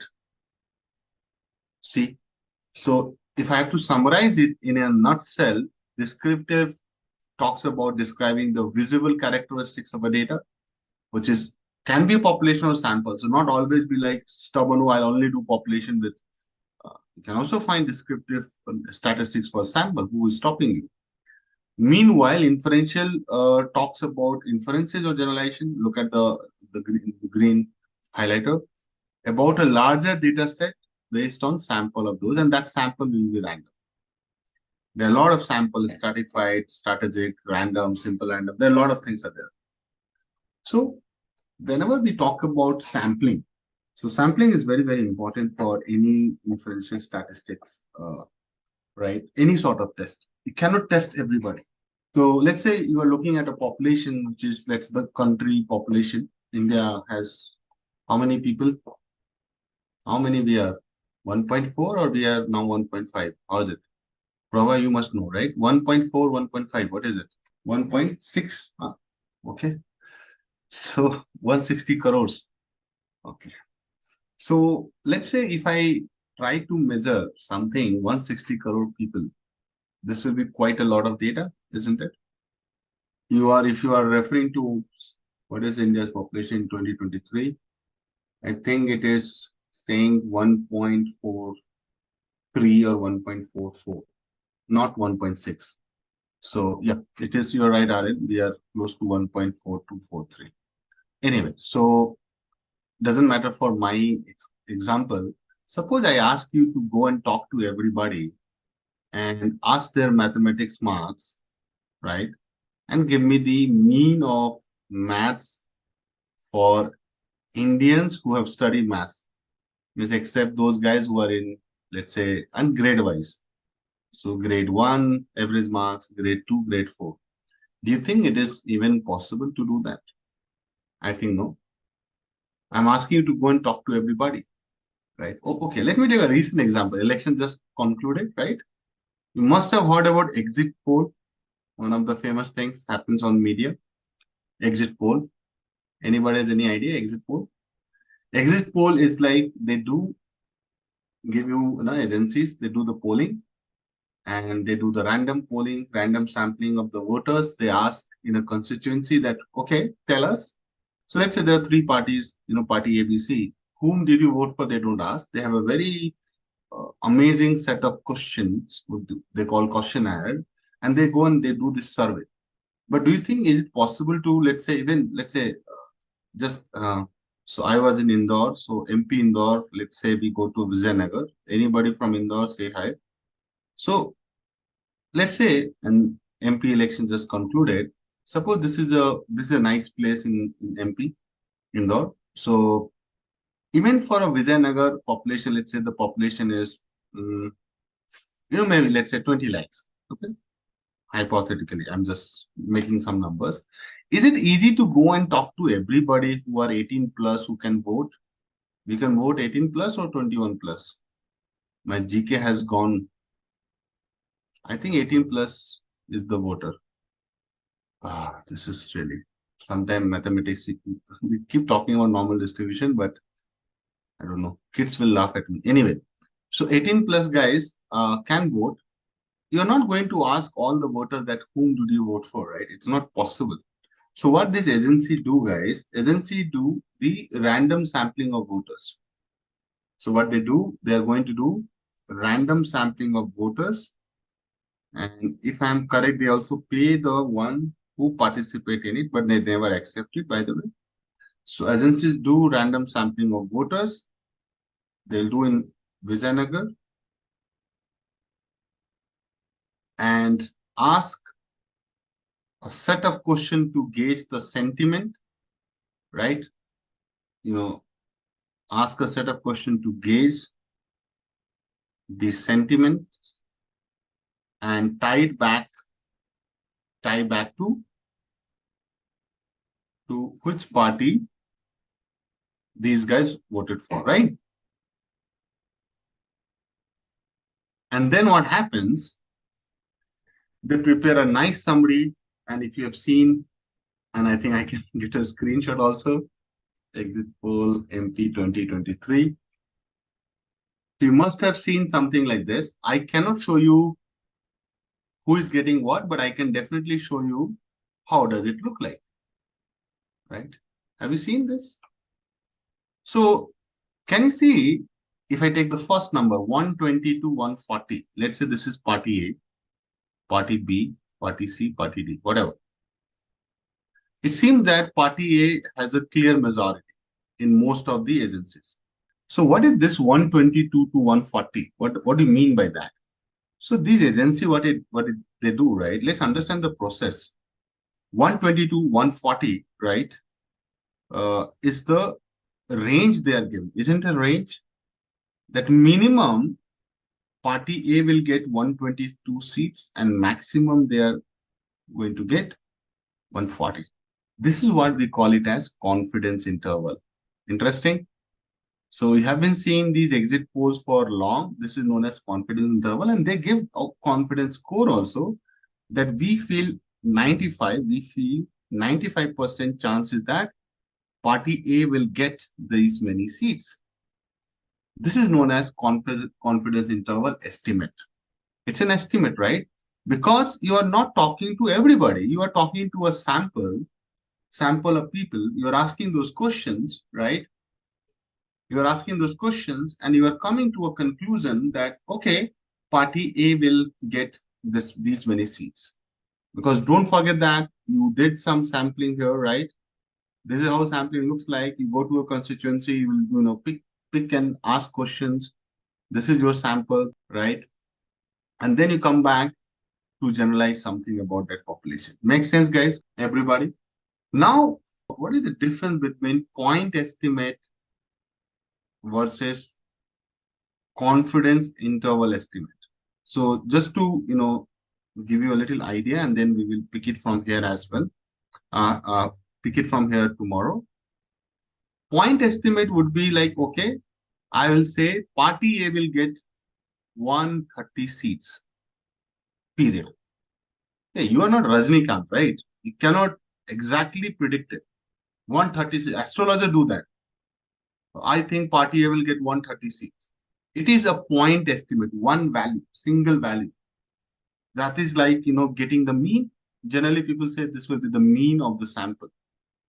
And then I am saying that this will become population. So mean of the population I am predicting. So on an average, I feel party will get 130.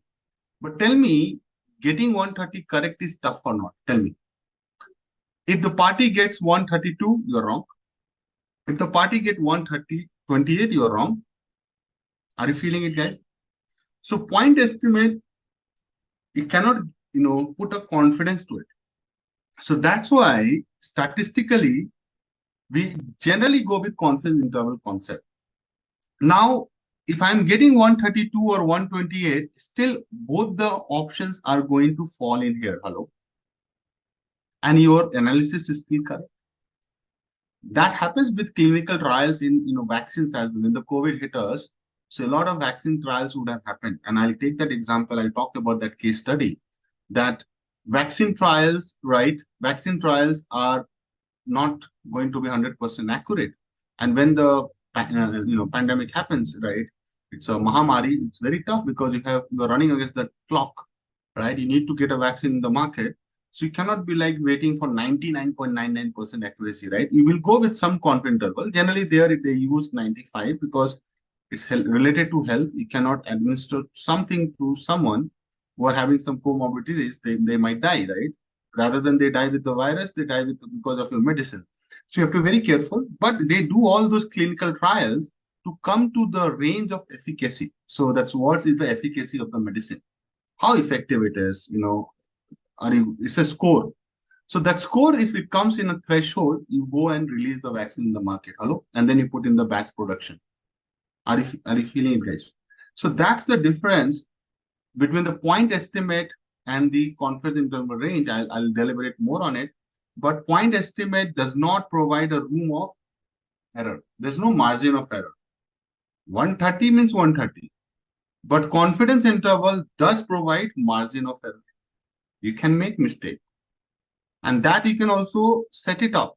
Suppose you say 80% confidence interval, then your range will be like 100 to 140 or 100 to 160. Are you feeling, guys? Then you will say that what is this? You cannot have this much of range, right? 100 to 160, and then some party will, the majority is like only 60, let's say.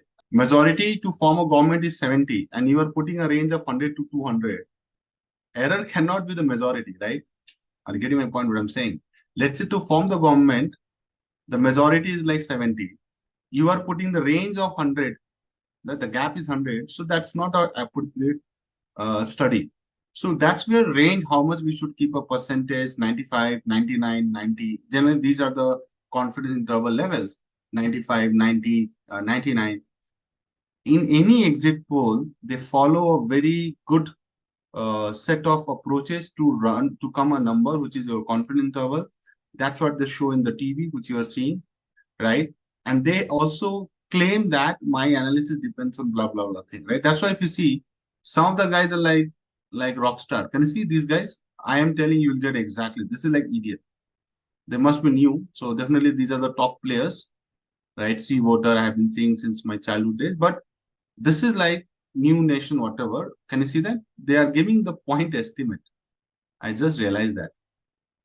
So I don't know. Definitely they're wrong because looking, there's no range. So even 90 is not, they will say, okay, it's close to 86, but that's not how it is. So for the exit poll, a point estimate looks like, let's say there are 300 seats. So now I'll take my own example. You have three party A, B, party C.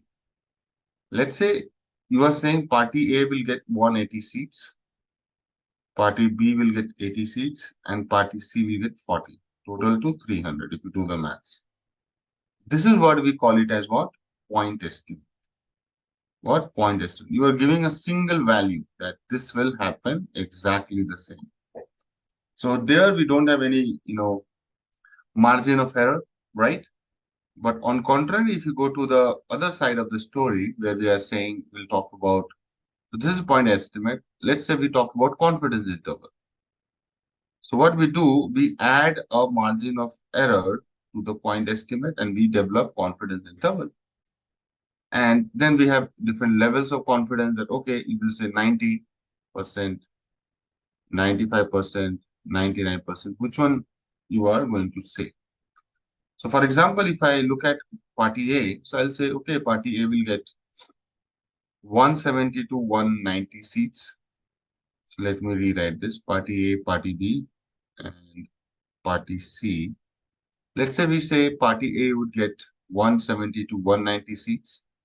So what you've done, my dear, is that you've added a margin of error.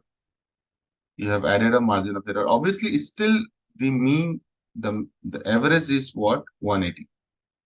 But you are not saying 180, you are saying 170 to 190, which means that you are going with certain alpha.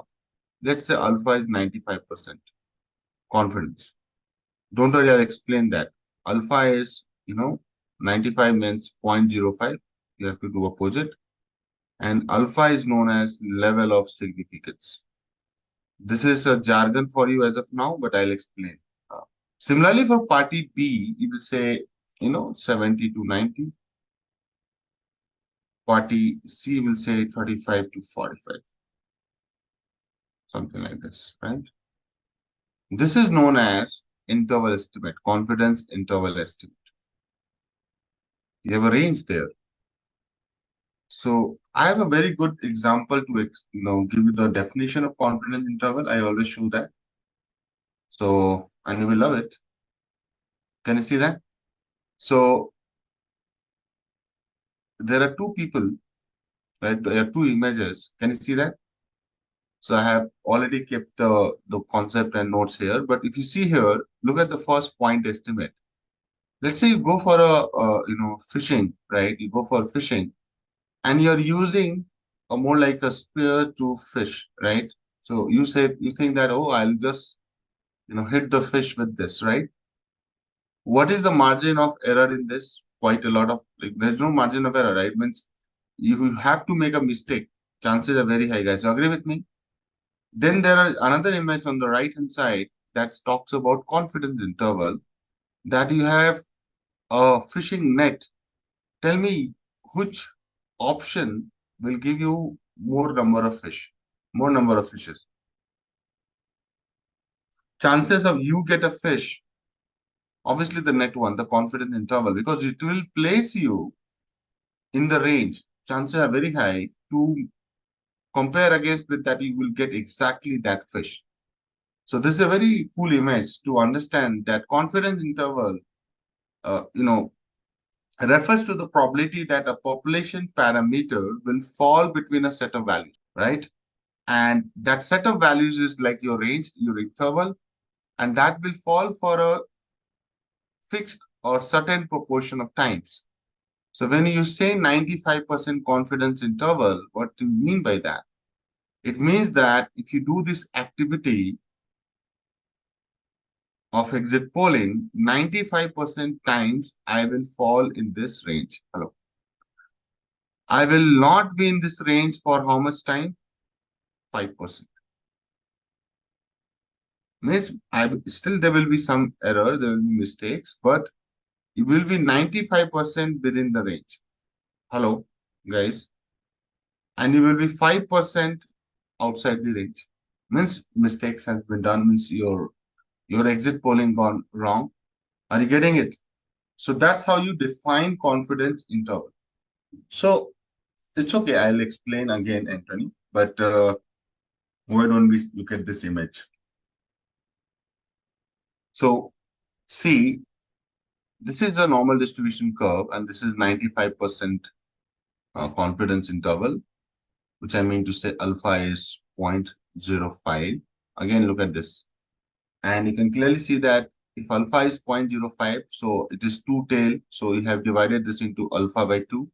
So one is for the left tail, right? If you do alpha by 2, how much is that, guys? 0.025. In percentage, it will be 2.5%.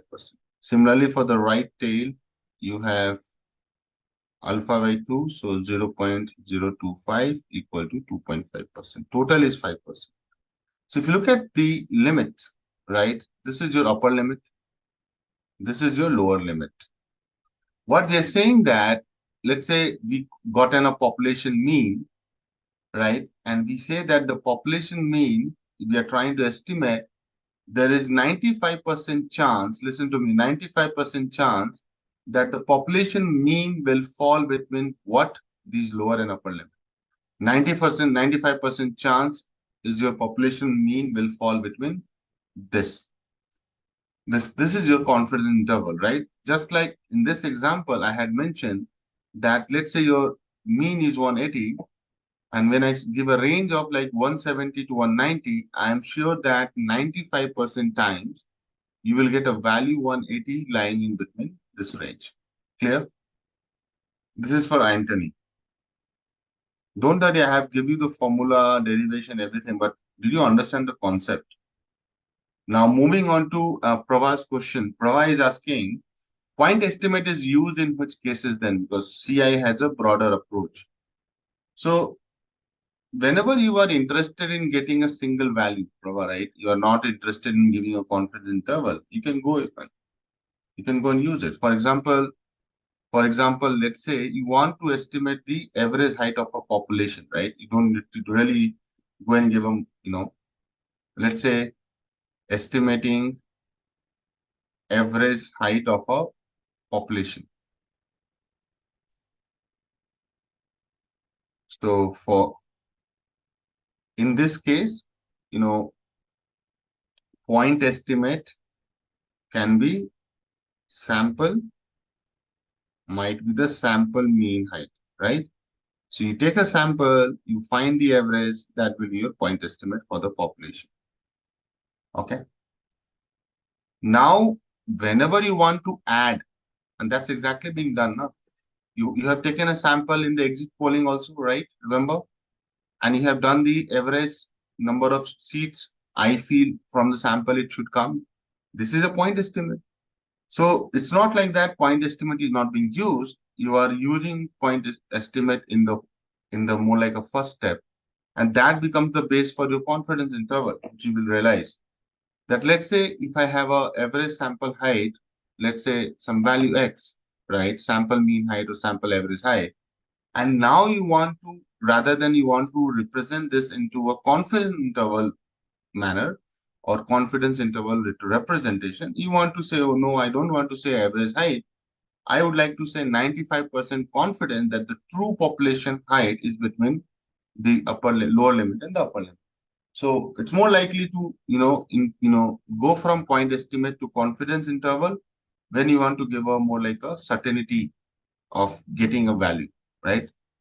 If you are not going to give that certainty of a value, you just want to estimate it and just say it out, you can use sample mean, and that's where point estimate can be used everywhere. You're getting my point? It's not about that it's like A versus B, it's like A, and then how we can add a layer of certainty to A, and that becomes your confidence interval. Point estimate, single value you are estimating. Confidence interval, when you want to give a range of values and showing that, okay, you are 95% sure that, it will fall in that range. That's how you should take both these guys. Cool. So now, why don't we get into some questions then? How to calculate confidence interval? See, I'm telling you mathematics behind the scene as well. Generally, trainers will just show you this in hands-on by using Python codes. I'm teaching you how to calculate manually, right? Just taking a pen and paper. That's the difference. Now, guys, you always remember that you have a Z score for different confidence level. Okay. Confidence level is different from confidence interval. Always remember that. So this is your confidence level. This is as good as saying your 1 minus alpha, right? So 95% chance is 0.95. Z score is 1.96. And you can see this in your, right, 1.96 now. So 1.9, where is 0.6? Here. So you can come here, see. So what is the value you're getting, guys? 0.9750, right? You are here. And this is your 2.5%. Do the maths. If you subtract 1.9750, you'll get 2.5 in percentage. And similarly, we'll have other 2.5. So are you getting 1.96 means 95%. 95% chance, right? So these are the values you should always remember. It should be on your fingertips. So once you have the confidence level and the Z score, so the formula becomes, to be honest, very easy. So the formula says, let me give you, confidence interval CI is equal to X bar plus minus Z S by root under N, where X bar is the mean, sample mean, Z is the chosen Z value, right? I'll also give an arrow to take you the right place. Yeah. S is what, my dear? S is your standard error. Standard error. It's not standard deviation, it's standard error. I'll come to that. And N is the sample size. So what is going to be upper limit? It is going to be upper limit for confidence interval x bar plus z score s by root under n to multiply. What is going to be a lower limit? Confidence interval x bar minus s by root under n. So now guys, this is known as standard error of mean. Okay. Let's talk about a little bit more. Standard error of mean. So what is the meaning of it? So let me write one line and you'll understand. This is a measure. Again, this is equal to a standard deviation only, but not like typical standard deviation. You have to always say standard deviation of what? So this is measure of variability associated with sample mean when it is used to estimate the population mean. You will not get anything. I know that with these word. Okay, I'll explain. So suppose you have a population, right? This is your population, and you have a sample. This is your sample. And you can have multiple samples, right? Every time you will get a sample mean, guys. Sample 1, sample 2. So far with me, guys, right? If you do that random sampling, population mean is not going to change, right? Let's say this is your mu p, mu population, mu pop. So every time the delta between mu pop and what you have estimated, there will be some number, let's say A, mu pop minus x2 bar, B, mu pop minus x3 bar, C. Hello? If this delta, if you find standard deviation for ABC, that becomes your standard error. And dot, dot, dot, dot. Are you getting that? That measure of variability associated with the, when you're trying to estimate. Okay, the difference always. Okay, that becomes your standard error. Are we clear, guys? And I'm going to give the formula C. Right? Correct, guys? So obviously, you can see what I was saying, right? Xi is your different sample mean, and you're finding that. So what we are trying to do, we are finding x1 minus mu, x2 minus mu, x3 minus mu. No, this is a different formula. So we are not actually subtracting from standard error. We are not subtracting from sample mean. As for this formula, what we are doing, I'm just also contemplating that only somewhere, that sigma divided by root under n. Yeah, so that's correct only now. You are right, you are right. So n is the sample size. This, what I've written, this whole thing is your standard error. You are right, you are right. So this S, okay, let me update this because then you will get confused. You're right. This whole thing is your standard error.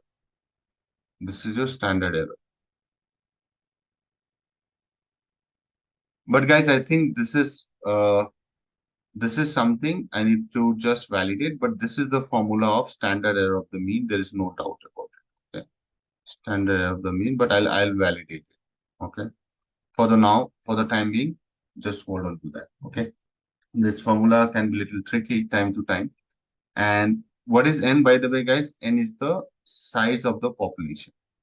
Rest terms, you know, right? Rest of the terms, you know. But I'll get back to that again. I need to validate from a. So every time all the resources will have, you know, S by root under n is the standard error of the mean. Okay. Every time, some of the times, you know, the portals are not that great. They also make slight mistake in the formula, not concept. But this is how we go about it. For the time being, guys, let's go into the question so that you have a certain idea that how do we calculate confidence interval. Okay. So let's say if I give you, and I can give you like an example rather than calculating it. So for example, not a question, but for example, if you look at confidence interval, Suppose I say sample mean is 86. Z is 1.96 and standard error of the mean is 6.2 by 46 total, right? 46 your sample sets. How will you do it? This is your sample mean. X bar and mu are not same in Rani. Mu is for population mean, right? This is for population and X bar is for sample mean. They are not same. Okay, so don't get confused. Come on, guys. How will you calculate it quickly? Yeah, you have to calculate the margin.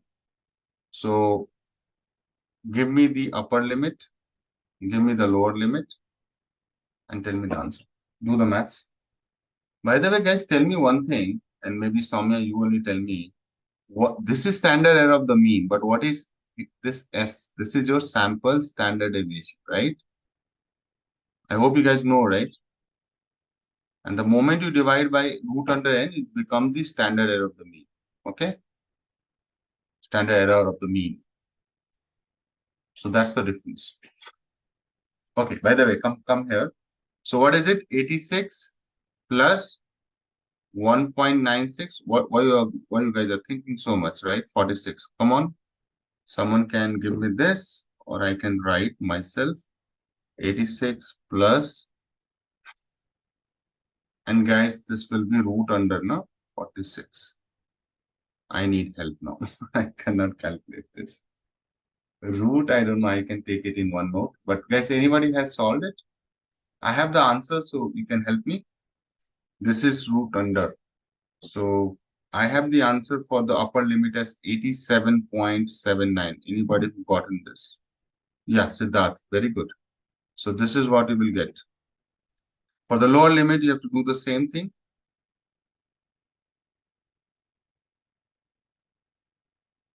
And it should be 84.21. Right? So if you look at this formula, guys, X bar plus minus, Z into S by root under N. This is your confidence interval. If you deliberate little more, you'll realize that as the sample size increases, right, confidence interval become narrow. It's obvious, right? It's a general thumb rule, right? Should become more narrow and vice versa. Right? Because you have more data points to get more exact answers. So your confidence level can be narrow and you can still achieve better accuracy. But don't worry, guys, I'll do some questions. Let me give a question here. In a sample of 40 light bulbs, the mean lifetime is 5,000 hours. Okay. 40 light bulbs, mean is 5,000 hours and the standard deviation is 400 hours. Compute a 90% confidence interval for the average lifetime of the bulbs. Guys, come on, get to it. And I'm giving you another question, and that will be your homework. Come on, guys. I can also help you. See here, whenever you're looking on any confidence interval, generally there is a concept of central limit theorem, which says that to apply any concept of normal distribution, you have to have your distribution normal. And that can only be possible that if n is greater than 30, which is your sample size, we can use z-score equal to how much? 90%, right? So it is what? How much is the value? 1.676. Look at that table. 90%, 1.645, sorry. Z-score is what? 1.645. So if n is not more than 30, then you will not be able to use this. There are some rules. Now, if you use this, so you have the Z-score, you have a sample size n 40 You have mean lifetime, how much? 5,000. You have standard deviation S, sample standard deviation is how much? 400. So what is going to be your confidence interval? It will be X bar plus minus Z score. Listen to me, guys. S by root under N, right? Someone should have done by now. So someone should have done it. How much is that? 1.645 into 400 by 40, root under 40. What is it, guys? What is the range coming out to be? Upper limit will be how much and lower limit will be how much? Please help me out. Then I can confirm the answer. So upper limit is 4895 or lower limit. Which one is it, Siddharth? Lower. Lower I am getting. No, I think I made some calculation mistake. What is square root of 40? I don't know if it will work. Ah, it works. Wow, this is good here. Okay.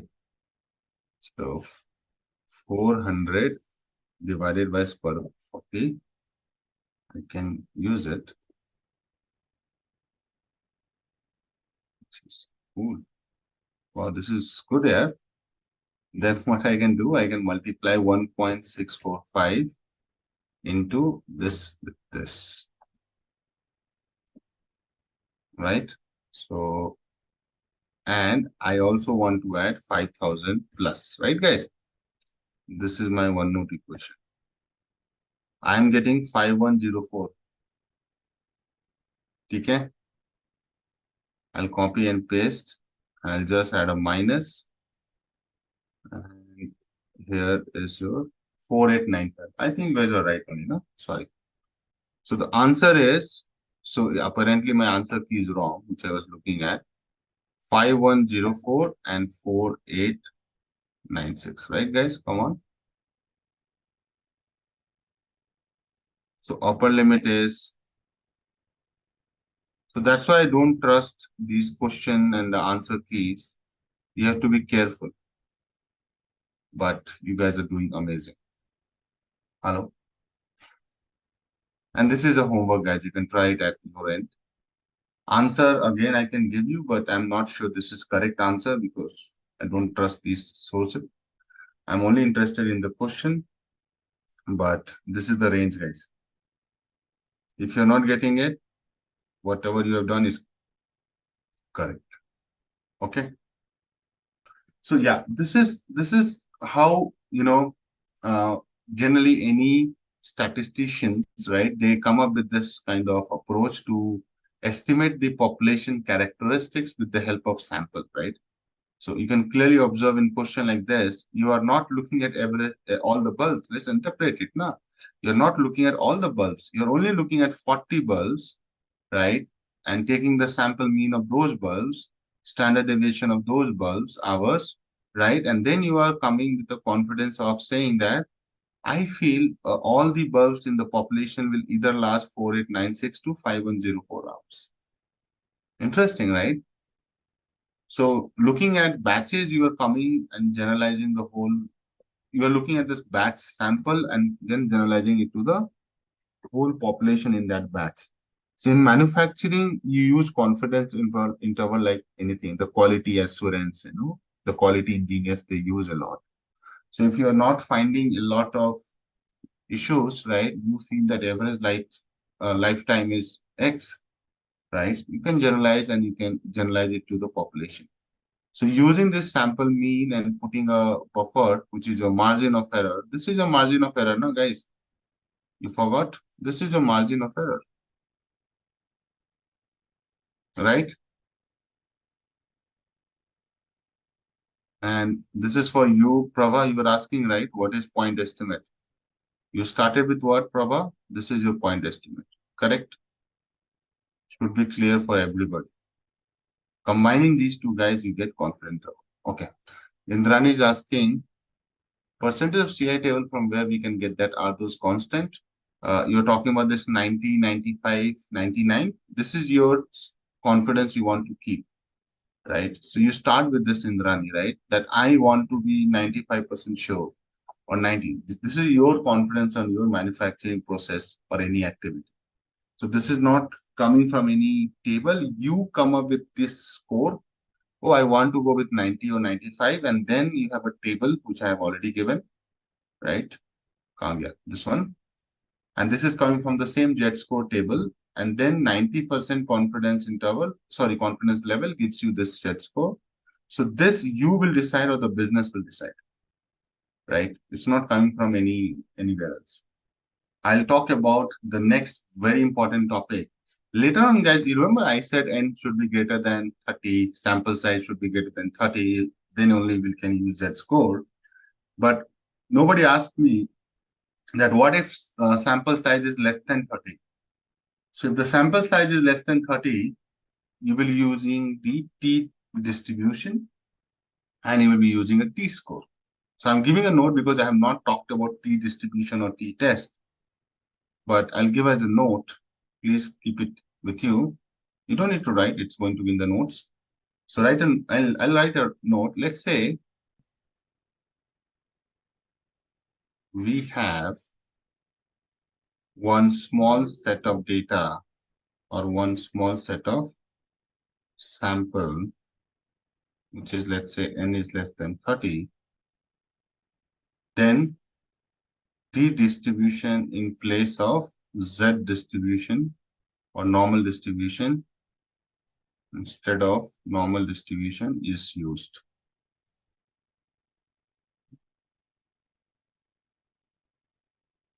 Used to construct the confidence interval. I have one more announcement for you guys.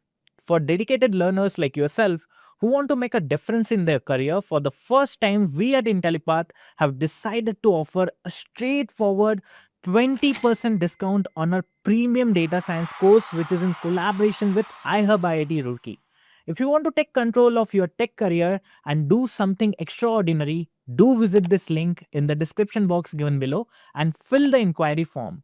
Promptly, a team of course advisors will reach out to you to activate the offer. So don't miss out this opportunity. Now, what we are going to do, guys, is we are going to start looking into some of these tests. Okay. And the first test that we'll be looking into is z-test. Okay. It is called a z-test. Okay. And there is also something called as t-test. There's also something called as t-test. We'll come to it, but they're very similar. Okay. Now, for z-test or z-test, we perform this test when we have to compare the mean. When we have to compare the mean. Okay. Then is when we perform the z-test. And we will always perform the z-test when you have greater than equal to 30 sample size. Okay, just keep this in mind. You will only perform z-test when you have greater than or equal to 30 sample size. If you have less than that, you will perform a different test. Okay, so these are the conditions that it will not work in all cases. There are different scenarios where different tests will come in. Okay, so z-test can only be performed in these situations. Okay, we have already seen this. Let me plot it so that it becomes handy. Okay, so we already know something here. I'm not going into the confidence interval, but we know that depending on whatever we choose, this region is going to be either 2.5% or 0.5%. Okay.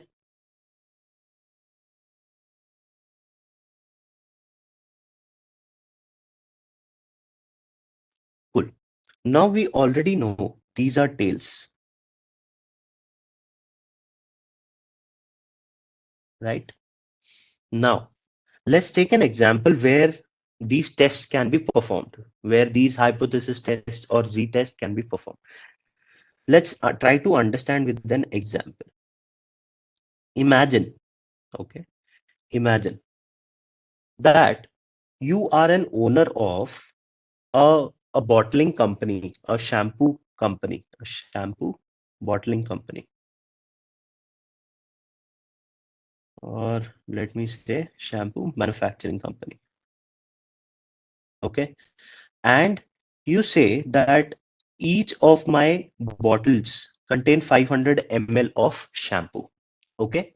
That is what you say. That is in one bottle.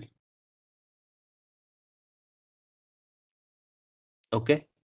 But there are a few customers who say that, no, I doubt that. Customer will say that no, this company is not good. They are not, honest. They are giving me less than 500 ml per bottle. Do you have this thought? Have you counted biscuits coming in packets and, thinking that, okay, not all packets will have same number of biscuits or shampoo or anything that you're purchasing? Do you trust what they're writing? So the customer would think that, probably the company is cheating me and they are selling me or they're putting in less than 500 ml of shampoo in the bottle. Okay. Whereas the CEO, the CEO might think that we are very loyal and we are putting more than 500 ml in each bottle. We need to optimize it so that we can increase our profits. Even if we are putting 1 ml more in the bottle, I want to reduce that so that I get one additional bottle of 500 ml at every 500 bottles because you're putting 1 ml extra. So CEO might think that, they're putting more than 500 ml. Customer might think less than 500 ml. But in reality, the shampoo company is claiming that, it is 500 ml in each bottle. So how does this correlate or, work with our hypothesis testing? Let's look at it. There are two things here. If I say my null hypothesis, what is the null hypothesis in this case? What is the null hypothesis? 500, that the shampoo bottle has 500 ml on an average, right? My null hypothesis from the customer side, this is for the customer. Okay. My alternate hypothesis from the customer side is, what is he saying? Less than 500. So you're trying to prove that your mean is less than 500. Right? Right? Now what will this become? So how is this, told in statistics or in inferential statistics? Language is that this is a one-tailed test. It is a one-tailed test. Why? Because the mean is 500. Okay. And you're saying that it is less than 500. You need to prove that the sample that you pick is not by chance and it falls in this region. The probability of picking that bottle or that sample is really, really less. Okay. We look at it with examples. How do you prove that? But this is also called as left-tailed test.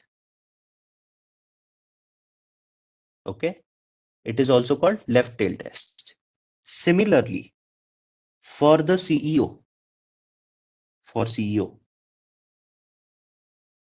what is your null hypothesis?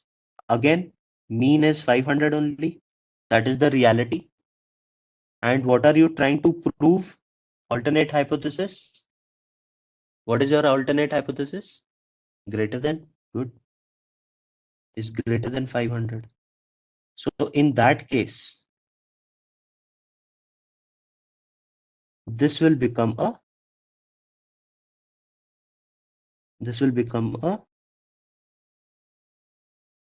you have a mean here, which is of 500, and you're saying that it is greater than 500. So this will become right-tailed test. Okay. And both these examples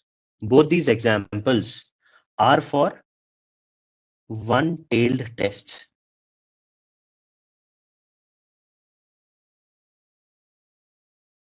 Okay. There could be another scenario.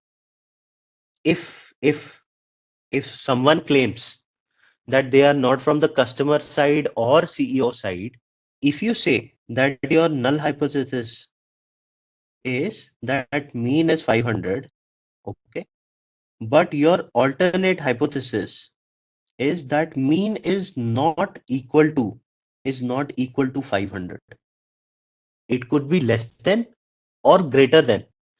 Then in that case, what you need to prove is, what you're saying in that case is that mean is 500. You need to prove that it either falls in this region, the left tail, or it falls in this region, which is the right tail. These type of tests are called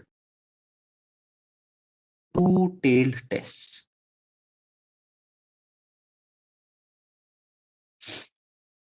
Very easy to distinguish. When your alternate hypothesis does not say whether you are less than or equal to, you're less than or greater than the alternate hypothesis, mean, z-test is always performed when you're comparing the means. That is why in our alternate and null hypothesis, we're talking about mean. Okay. If you are not told that, you need to prove whether it is less than or greater than specifically, then you're going to go with this assumption that it is not equal to the mean that we have observed. And in that case, they become two-tailed tests. Okay. So how will this work? In two-tailed or one-tailed z-test, it is also called one-tailed z-test or two-tailed z-test, depending on the situation that we are in. Okay. One key thing to note here is if, I'm sure you already know, but I want to write this for your reference also when you come back and look at these notes in future. If you can provide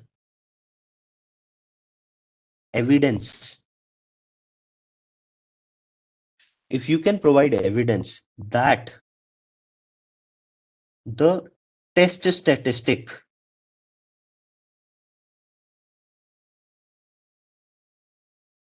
is in red region, if you can prove that the test statistic, okay, is in red region on either side,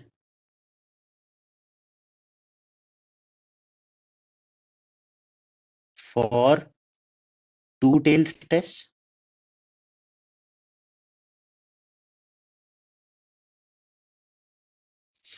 or one side for one-tailed test,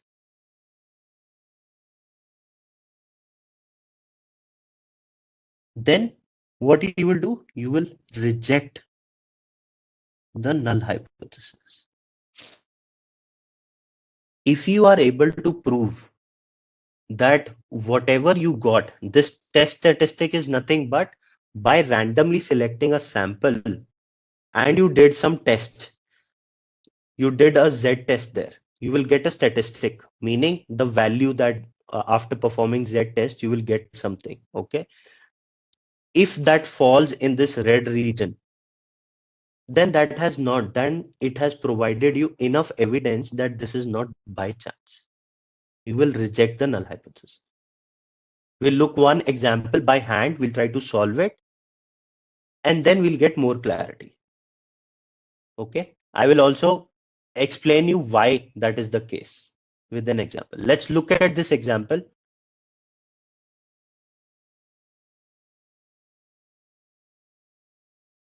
Basically, the idea is that you need to check your test statistic. Okay, this is a literature word in statistic. Whatever test that you perform, that is test statistic. If you perform a Z test, it is called Z statistic. If you perform a T test, it is called T statistic. Okay, if it falls in this region, depending on your confidence interval, then you will reject the null hypothesis, meaning that has not happened by chance. Okay. Okay. Now imagine you are a cookie factory owner.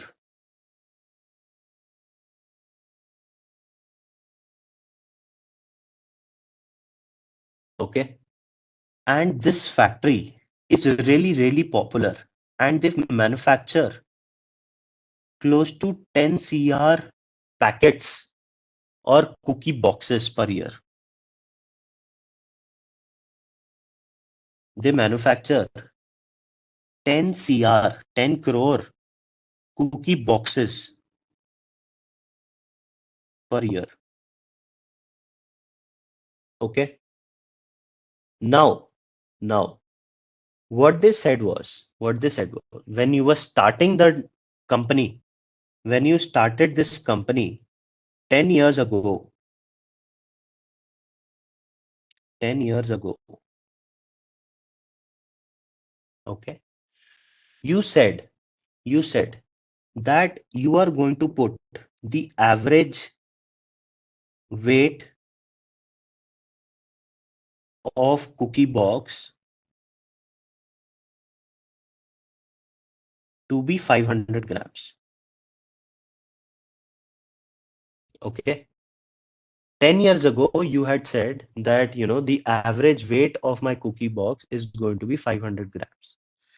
And at the same time, since not everything is perfect,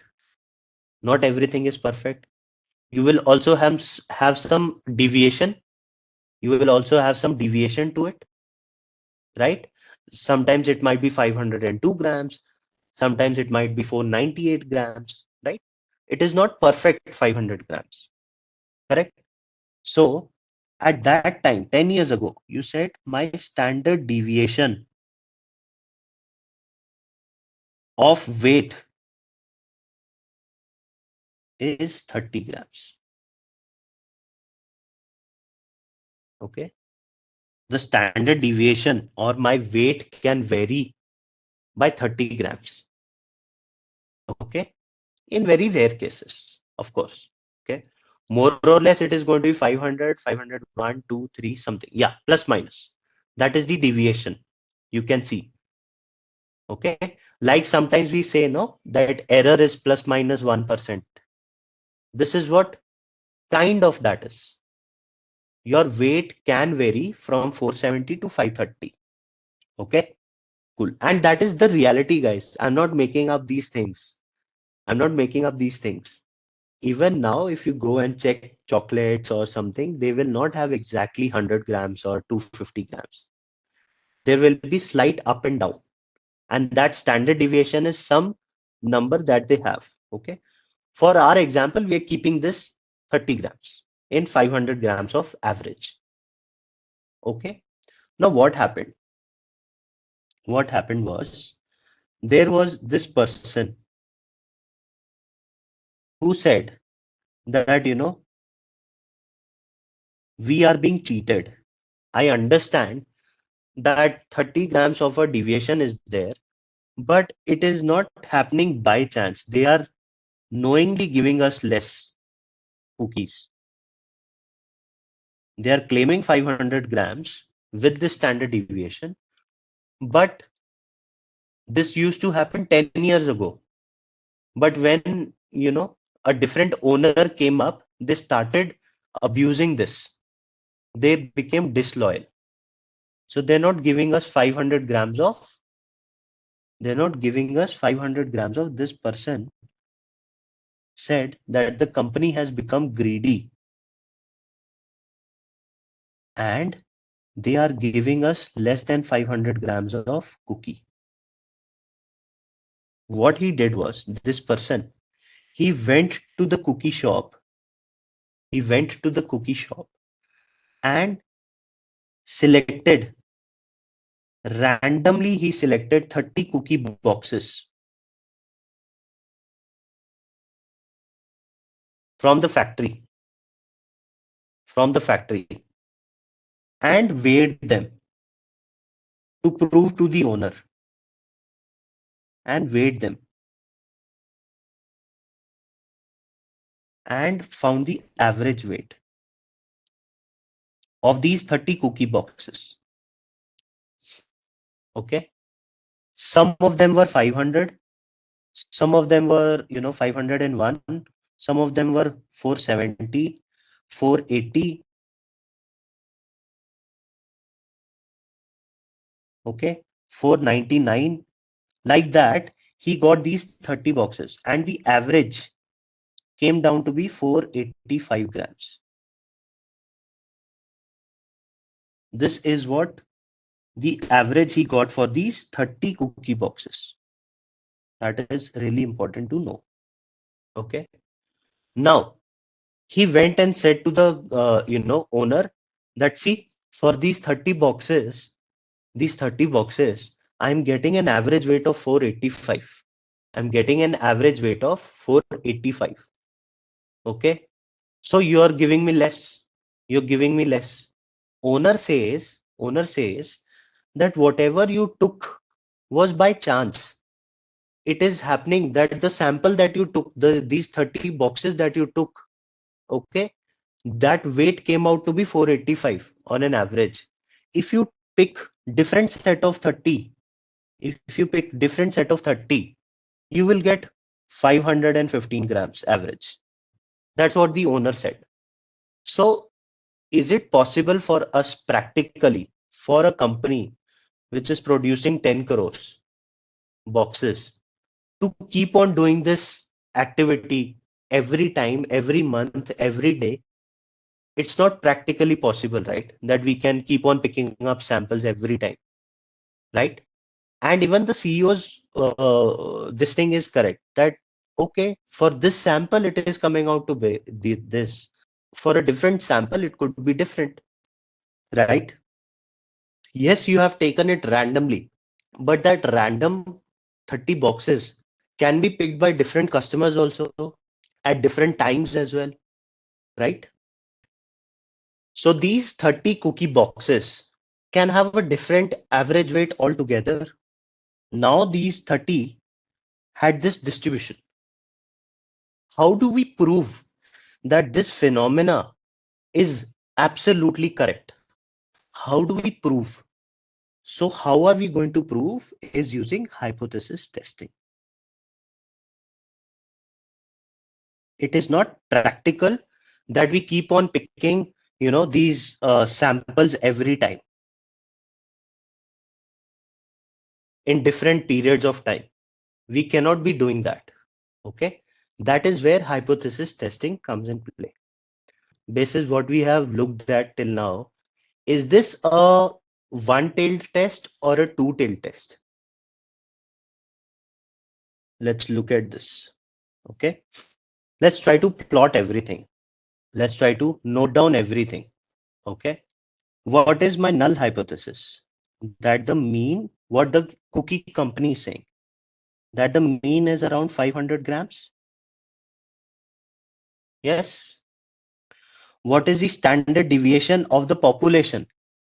Standard deviation of the population. This one.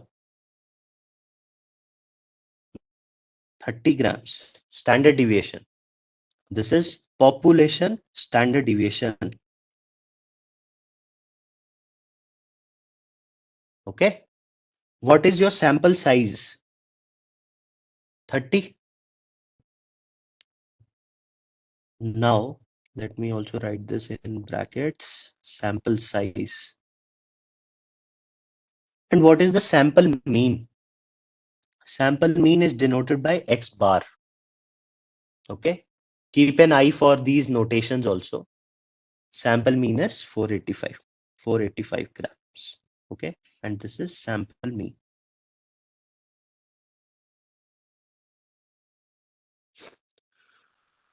What is your null hypothesis now? This is your alternate hypothesis. Let me delete this. Okay. And let me also put this as population mean. What is your alternate hypothesis? Look at this. You are trying to prove this, that the company has gone greedy and it is giving you less than 500 grams. It is giving you less than 500 grams. So your alternate hypothesis is mean is less than 500 grams.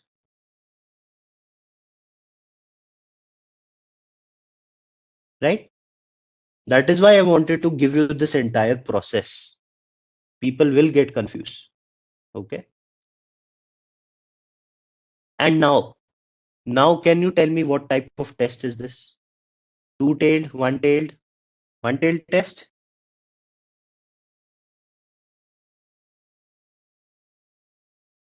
This is left-tailed.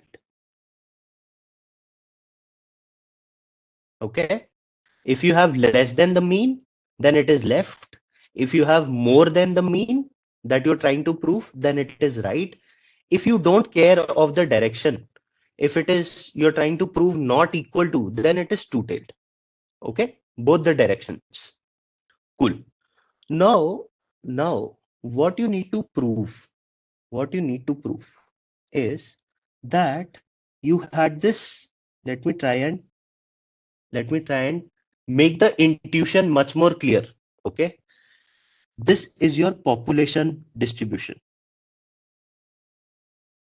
Okay, this is your population distribution, and your population distribution has a mean of 500.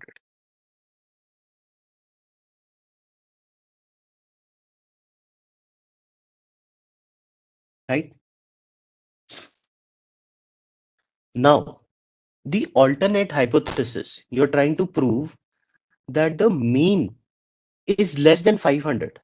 In other words, what you're trying to prove is that the sample of these 30 boxes that you picked is not coming from this distribution whose mean is 500. No, you're trying to say that the sample of these 30 boxes that you picked is coming from a distribution who is centered around 485. Okay, and this is your population there. You're trying to prove that your population distribution is not 500. This is the null hypothesis, that on an average 95% of the times it is centered around 500. What you are trying to prove is no, these boxes that you picked up, they are not by chance.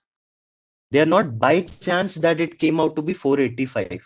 They came by choice because the mean of the population is less than 500. Meaning it could be 485. It could be centered around 480.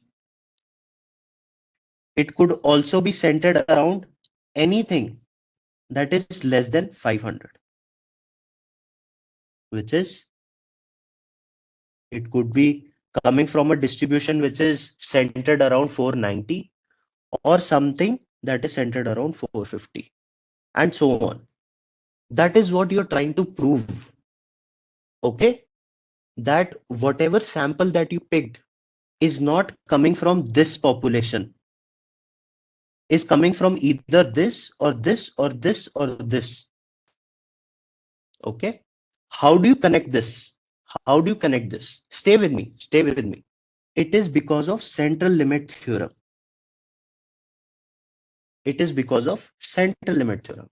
What did our central limit theorem say? That no matter what the distribution of your population is, if it is centered around 500, let me write population here. This is my population. Even whatever sample that you pick will also be centered around 500, right? So this sample is belonging to a distribution which is centered around 500. What you are trying to prove is no, that is not the case. You are trying to prove that the population from which you picked these 30 boxes is not centered around 500. It is centered around 485, meaning on an average, the cookie boxes have less than 500 grams. Okay. Statistically, what this is also called is, you noticed 485, right? This is called observed value. This is what you observed, right? And this is called the expected value. You expected the sample average to be around 500, but you got 485. That is your observed value.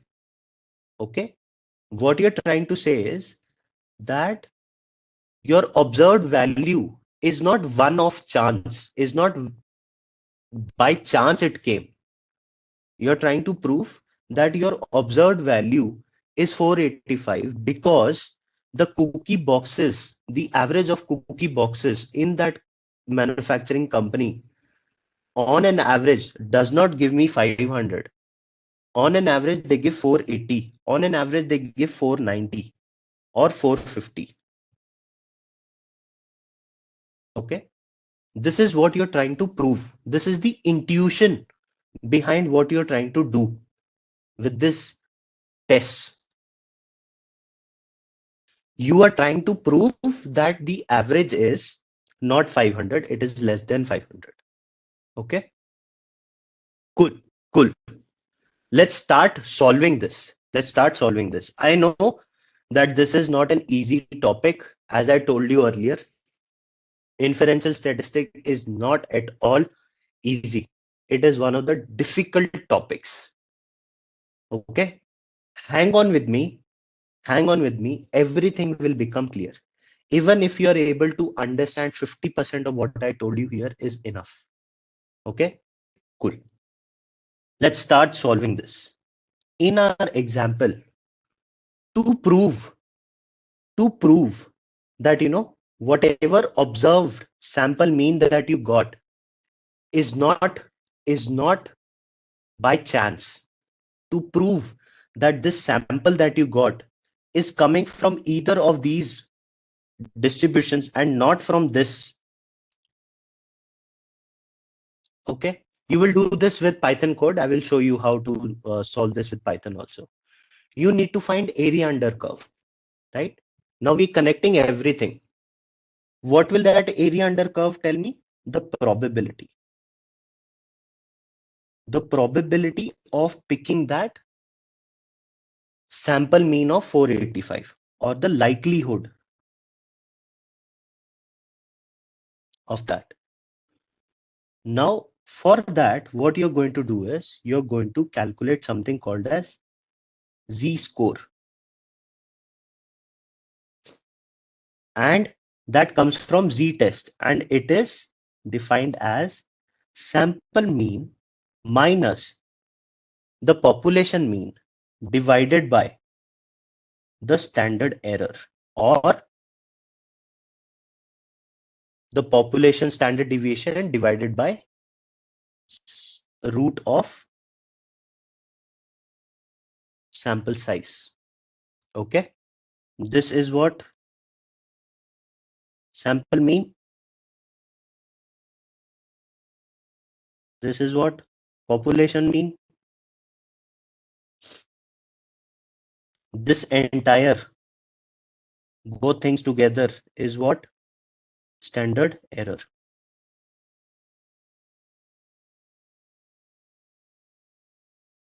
Yes.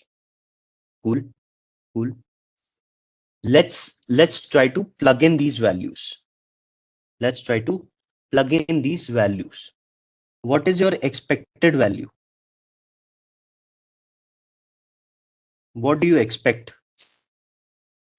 You expect that your sample mean should also be equal to 500. This is your expected value. But what have you observed? You have observed that the sample mean is 485. Right?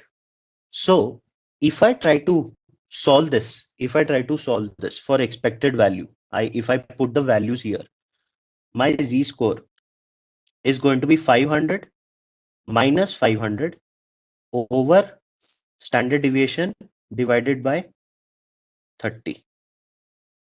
This is going to come out to be 0. Right? And what is going to be my observed value?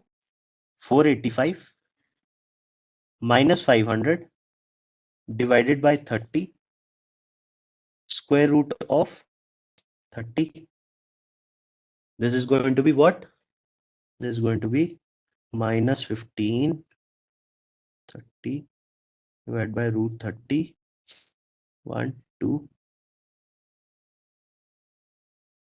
minus root of 30 divided by 2. Right? Minus 2.73. We need to take a step back and understand what has happened. What you have done to calculate this area under curve, what statisticians have done with this z-score is, no matter whatever Gaussian curve you had, no matter whatever mean you had, in this example the mean is 500, right?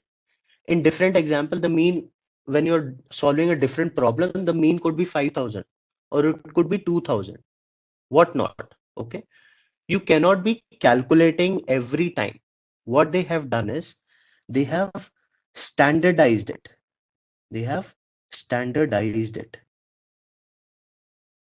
Using this z-score, they have converted your Gaussian curve to a Z curve. As in, this is your population. Mean was around 500, right? Expected, this is also the expected value. What they have done is, they said that, yeah, it is going to be really, really difficult for us if we keep on solving for each graph, each Gaussian curve. We want to convert our Gaussian curve such that it is centered around 0. The mean is 0. So what they said was, this is how you will standardize it using z-score. Take whatever values that you're getting, subtract it from mean, and you will get this. We saw the expected value is 0. So what happened? You converted this Gaussian curve to a Z curve, which is also a Gaussian curve, but now it is centered around 0. You notice the expected value was 0. And what had we looked at? Our observed value was 485, which was here. Now, after converting, our observed value is what? On Z curve, it is minus 2.73. Minus 2.73. This is your Z distribution. This is your normal distribution or Gaussian curve. They said that, doing it this way, it is easy because they have already pre-calculated for everything around 0. They have already calculated when it is going to be below the lower bound or above the upper bound.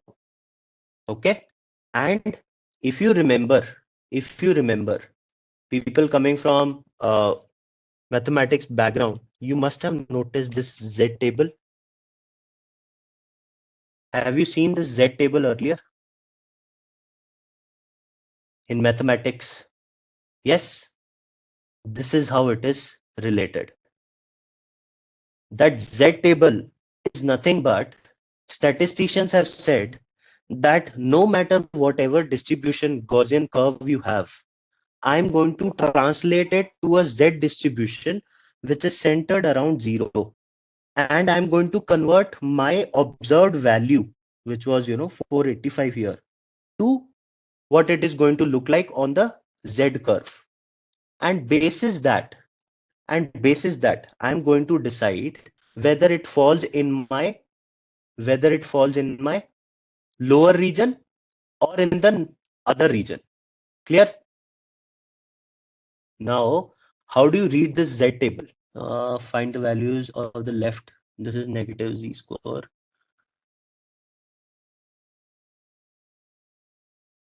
This is left table. Okay. Now you're getting your Z value to be minus. How do you read this? You don't have to. I'm just showing you so that you're able to connect the pieces. You don't have to know this.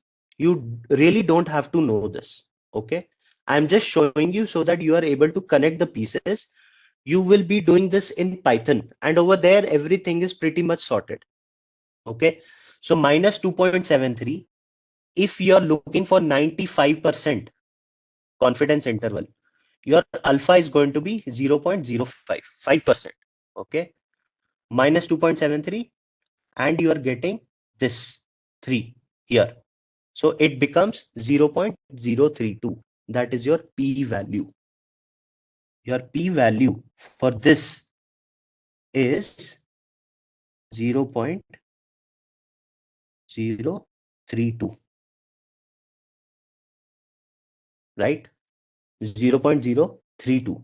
Meaning, what does it mean? What does it mean? It means that if you pick 1000 samples like you picked here,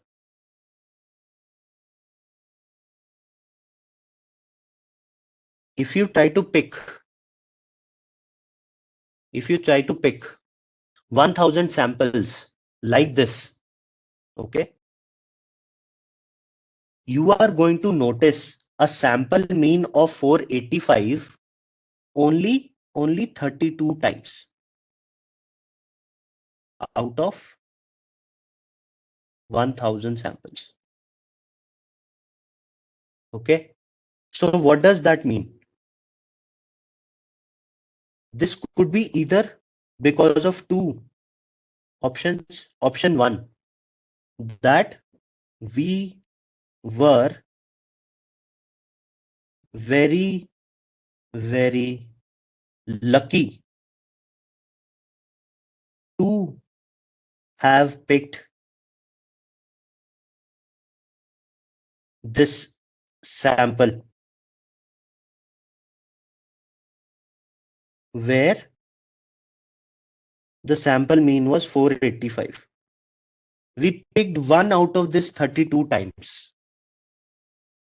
That was such a rare occurrence, and we were very lucky to have picked this by chance. Okay, meaning, if this is the case, if we were very lucky to do this, then our null hypothesis is that it is still belonging to 500 only. The mean is still 500, and we got very lucky to pick one of this 32. There's such a low probability. What is the other option? Other option is that whatever you picked with mean equals to 485 is not because we were lucky or not by chance. It is because this sample that you picked is coming from a population which is centered on mean which is less than 500. Okay, meaning it could either be coming from a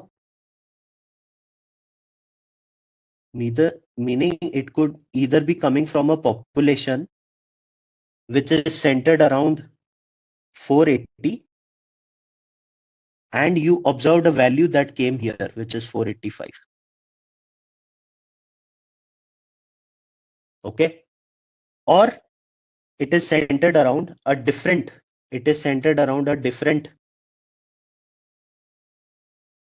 mean, where the sample that you picked is somewhere here. That is what your p-value tells you. This is your p-value.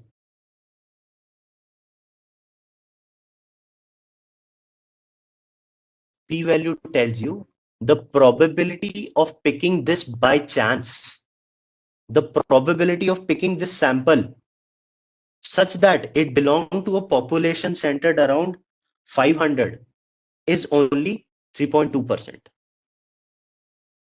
Are things making clear now? Are things clearer now? I know it is not easy to grasp it in one go. You might need multiple readings of this, Okay, it could be 0.0032 also. It is 0.0032, meaning only 3.2 times out of 1000.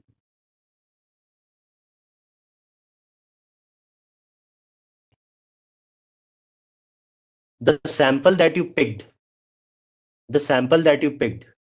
either it is one of these three things that you picked. So what you're trying to say here is that the population mean is less than 500. You will reject the null hypothesis. That mean is 500 is rejected, because it is clearly that this did not happen by chance. The evidence that you're getting, this p-value is the evidence. The p-value that you're getting is not by chance. It is because the sample belongs to a population whose mean is less than 500. This is what you do. You reject mean is equals to 500. That is your null hypothesis. You reject your null hypothesis. With all this, you have rejected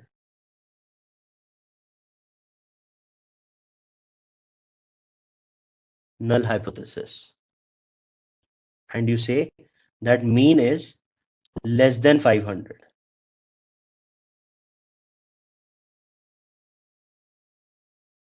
So with this Z test, you were able to prove that the sample that you picked and the sample mean of 485 that you noticed wasn't by chance.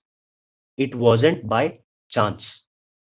It was because the population mean was less than 500 itself. We have rejected the null hypothesis. Okay. Now, when do you decide that this p-value here, how small this p-value should be for you to reject the null hypothesis? Okay. This is also an important question. When do you say p-value is small enough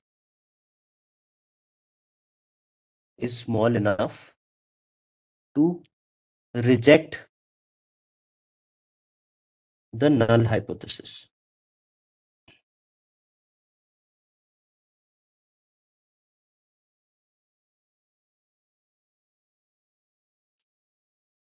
Okay. What you do is you will compare p-value with significance value.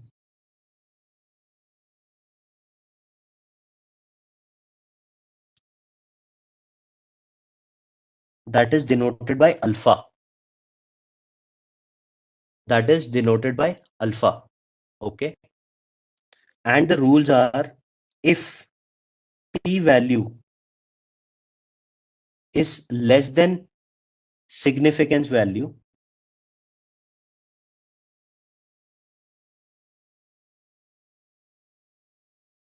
then you're going to reject the null hypothesis. If p-value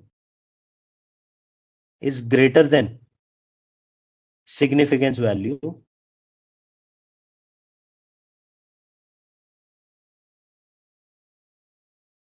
then you fail to reject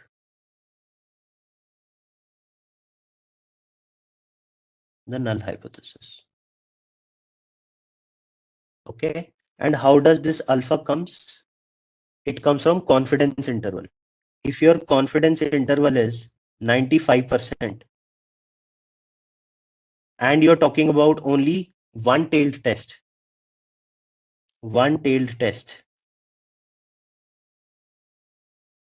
then your alpha is 5%, right?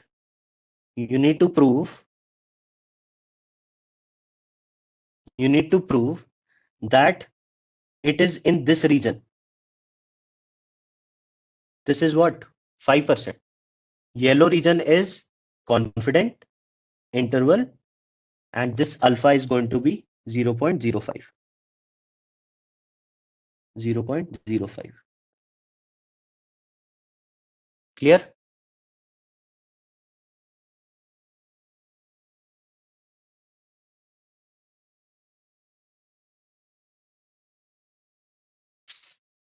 Okay. If this is your alpha, guys, okay, for one-tailed test.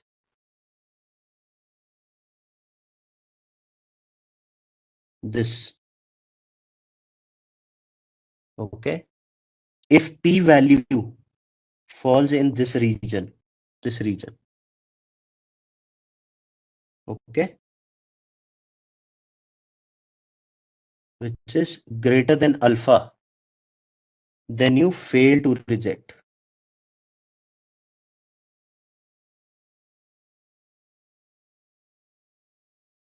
If p-value falls in this region where it is less than alpha, if your p-value is somewhere here, then you will reject the null hypothesis.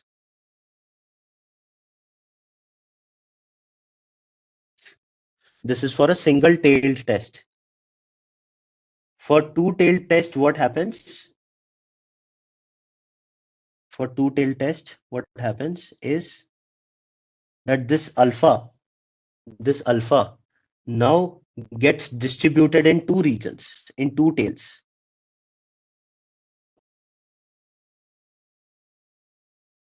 You will also look at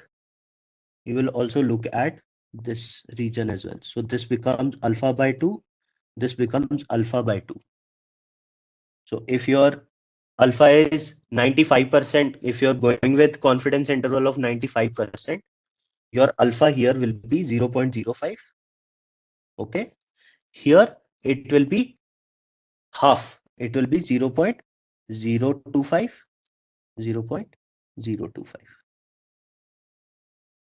Okay, and pictorially, if you want me to tell, if you notice your p-value falling in this region, this or this, then you will reject null hypothesis. Here also you will reject null hypothesis. But if your p-value falls in this region, then you will fail to reject.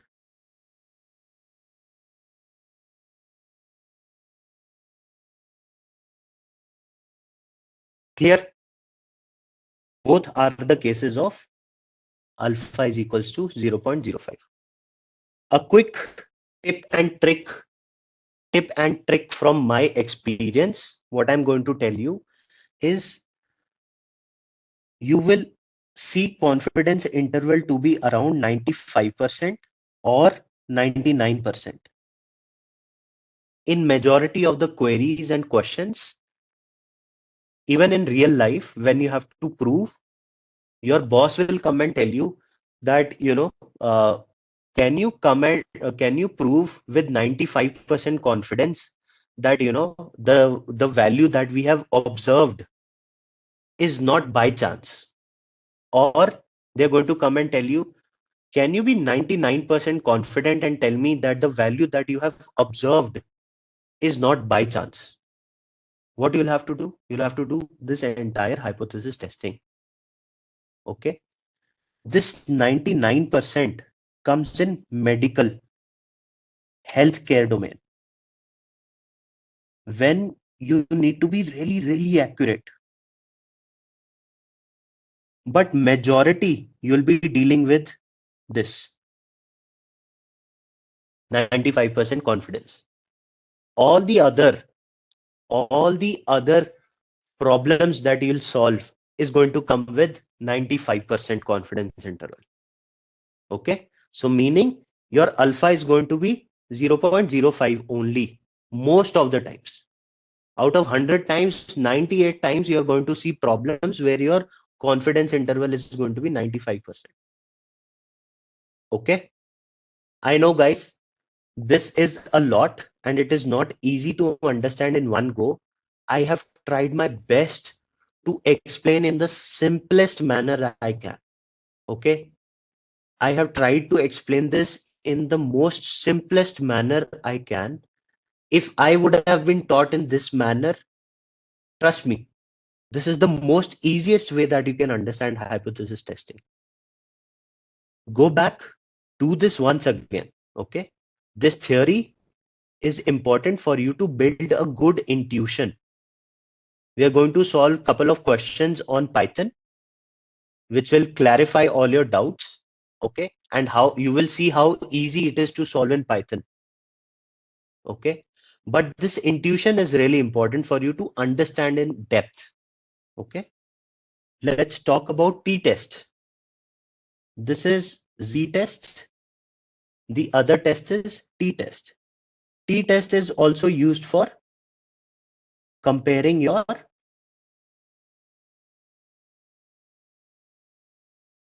means. But it is opposite of z-test, meaning you are going to use t-test when sample sizes. When were you supposed to use z-test? When the sample size was greater than equal to 30. Yes. So you are going to use t-test. You are going to use t-test when it is less than 30. Rest all things are same, guys. Rest all the things are same. How you worked out the z-test, you're going to work out the t-test as well in the same manner. In the same manner, you're going to run the t-test also. Same, one-tailed, two-tailed. The other difference is the standardization. The standardization. Over there, you are standardizing it and converting it to a Z distribution, for which you looked at the Z table. For t-test, you're going to convert your distribution, your normal distribution, to a T distribution. It is also called student's T distribution. And the formula for that is sample mean divided by population mean minus population. Sample mean minus population mean divided by S root n. This S is sample standard deviation. Rest all the things are same. In Z test, this was sigma. This was population standard deviation. Here you don't have population standard deviation. You have sample standard deviation. Okay. Now, well, let's try to, continue on t-test. There are different types of t-tests as well. Okay. Apart from one-tailed and two-tailed, there are different set of t-tests as well. But in a nutshell, t-test is very similar. In fact, you might have already guessed. This is the t-test value or t-statistic, okay, or t-score. and this is your z-score or z-statistic. The only difference is this piece. Here you have population standard deviation, and here you have sample standard deviation. Okay. Similarly, as Z table, you have T table also. I'll show you how to read it. Okay. Before that, we need another concept to learn, which is degrees of freedom. So we'll cover that later. I had noted down these queries also that I wanted to solve with you. So this is just t-test. Let me get rid of these two. Let's try to solve these. I also want to show you, well, you'll be having hands-on sessions also on this, but I feel my teaching style is, that, you get full clarity of what things are going. Most of you might be, really worried that, this is really difficult. What is happening? Okay, I'm not able to understand, because inferential statistics, I told you in the beginning, is like that. It's not easy to understand. So what I want to do is I want to solve these two questions with you. Okay. So that you get understanding that, okay, even if you don't have that intuition that I was trying to give you, if you have that intuition, you're going to be really, really good and set for success. If you don't have that intuition, you can still solve it using Python. Okay. Let's look at this. Let me first import a few simple things. Import NumPy as NP, and whatever test that you have to perform will come from SciPy. Import stats, and I'm going to make this from. Okay, from SciPy, import stats. It's a statistical library and it contains all the tests. It contains all the tests. Let me show you while this is connecting. SciPy stats.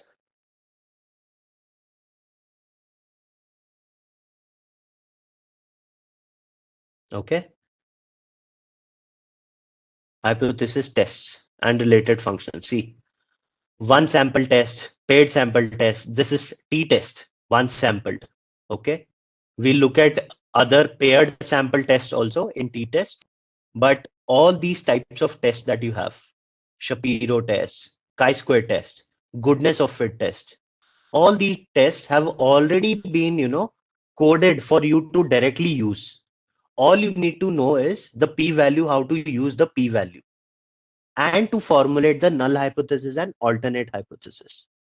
Okay, let's define a function that we will be using a lot in all these tests. Is that once you have the p-value and the alpha value, you want to make sure whether you reject the null hypothesis or accept the null hypothesis. Okay, that kind of function I am creating. It is, for that I need p-value and I need alpha. If my p-value is less than alpha, I'm going to reject the null hypothesis. If my p-value is greater than alpha or equal to alpha, then I'm going to fail to reject the null hypothesis. Right? That's what we looked at here.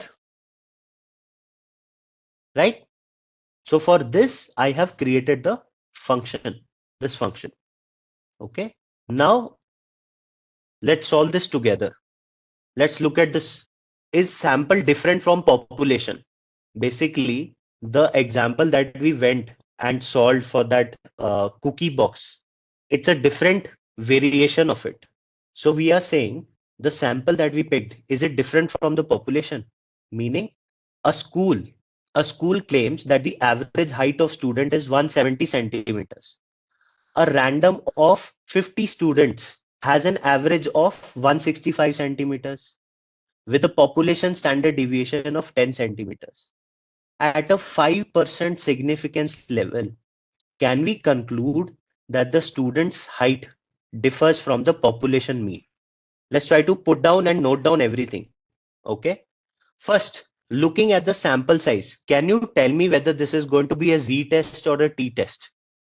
Z, because sample size is greater than 30.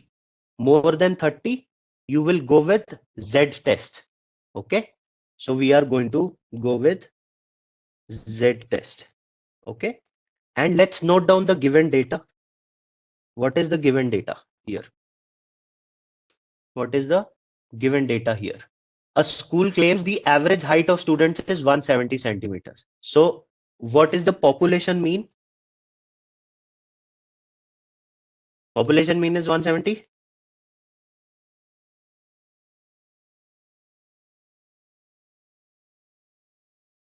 Okay.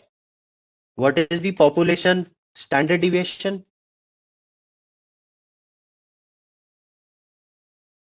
10.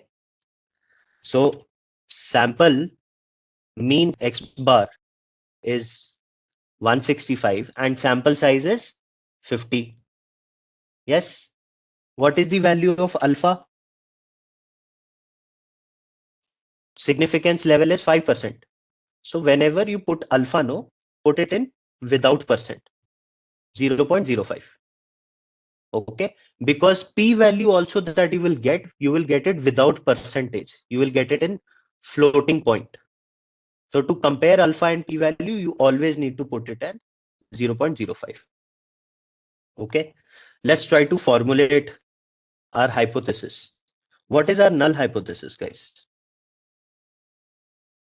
So the question is that students have 170 centimeters. Okay, you picked a sample and it had 165 sample mean. So your null hypothesis is that your mean is equal to 170, right? This is the null hypothesis.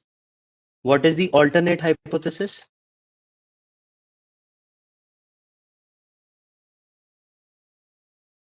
Look at this, guys. Look at the question.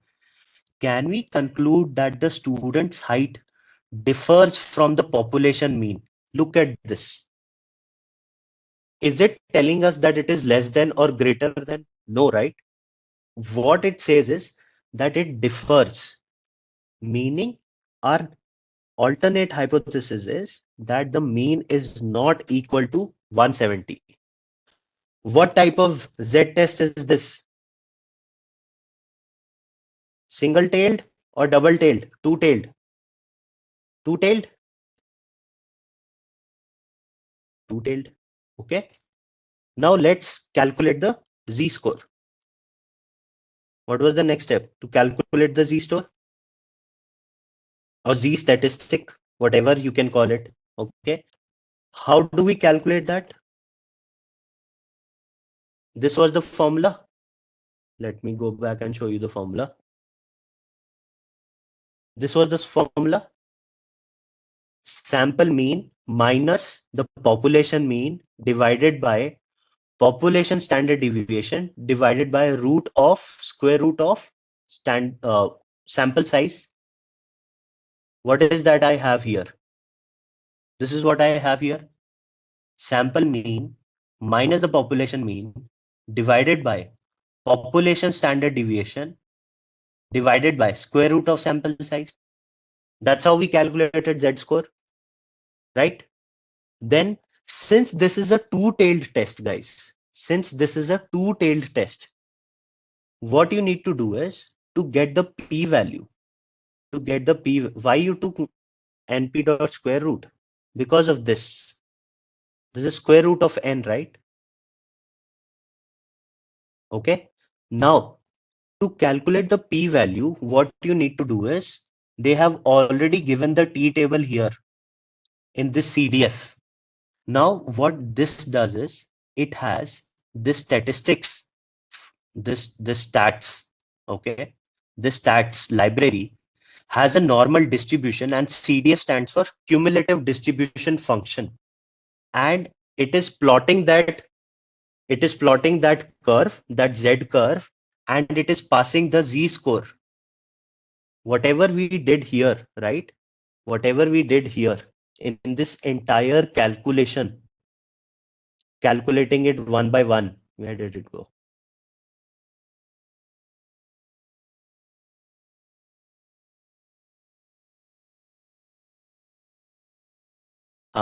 This calculation we did, right? This calculation. It is already doing that calculation, looking at the Z table and giving us directly the p-value. This function is doing that. And since it is a two-tailed test, you need to multiply it by 2 because alpha is divided into two parts, right as well as left. So you will do a multiplication of 2. Okay. Once you do the p-value, then let's print out the values. Let's print the results with Z score and P score and decide in hypothesis testing. Let's run this.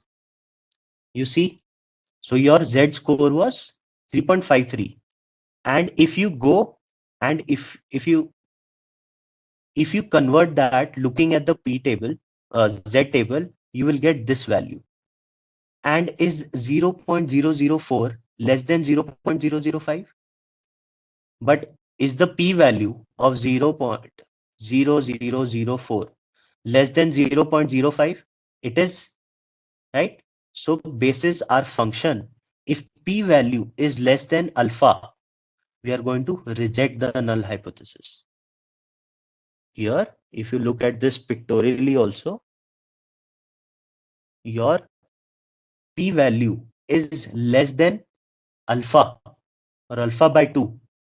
Why we did not do alpha by 2? Because we had already multiplied by our p-value by 2. We had already multiplied our p-value by 2 here. So we compared it with alpha. See. Else you can compare this p-value with alpha by 2 here. Then also you'll get the same value. So you reject the null hypothesis. Okay. P-value code. Let's look at this. Need to have deep understanding of distributions. Okay. There is another question that I wanted to solve with you guys. This one. Let's look at this as well, guys. Another question. The national average score of maths is 75. Okay. A school wants to test if their students' average score is less than 75. Okay. A sample of 36 students has an average of 72. The population standard deviation is 8. Use a one-tailed test with 5% significance. Even if this wasn't mentioned, one-tailed test, you would have easily gotten, because it is a left-tailed one-tailed test. Okay, let's note down the data that we have.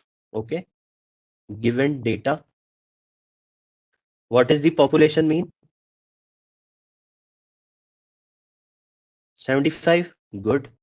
What is the sample size?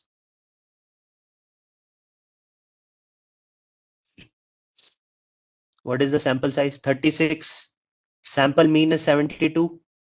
Average of the sample. Okay. Population standard deviation is 8. Alpha is 0.05. Now, what is the null hypothesis? Null hypothesis is this is national average is equal to 75. Okay. That is your null hypothesis. And your alternate hypothesis is 75, less than 75. This is Z test, and more specifically, left one-tailed test. Okay.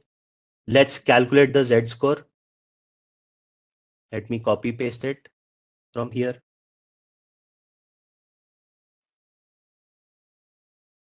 That's how you calculate the Z score. Now, to calculate the p-value here,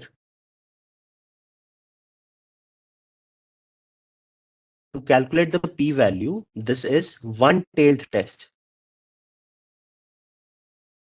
we will not do multiplication by 2. We are simply going to do p-value equals to stats dot normal distribution, the cumulative distribution function, and we are going to pass in the z-score. Okay. Then let's print everything else. Other things are same. Let's copy this. Let's paste in here and let's run. Minus 2.25. Minus 2.25 is what we are getting as z-score. Our p-value is 0.012. 0.012. Is 0.012 less than 0.05? Our alpha is 0.05, right? Yes, it is. So you will reject the null hypothesis. You will reject the null hypothesis. Okay. So now you see whatever we studied. If you look at this, the magic is happening between these two lines. The entire magic is happening between these two lines. There is so much of intuition between these two lines that we have covered here. Okay. So that's why I wanted to also cover this. No worries, Grisha. That's why I also wanted to cover this hands-on in this session also. You will have this separately also. But that was my motive. That yes, there is a lot of intuition behind these two lines. But even if you have 50% of it understanding, in Python, it is very easy. These two lines, there's so much of theory behind it. It is really depth of understanding that we're going ahead with. You need to know why and which tests you need to perform. For that entire intuition is important. In real world, everyone can, put in this Z test, T test by looking at the code or Googling. Everyone can do that. But you as data scientists or machine learning engineers, as experts, you need to make sure which test to be applied where. To understand which test where, there are tips and tricks that I will give you.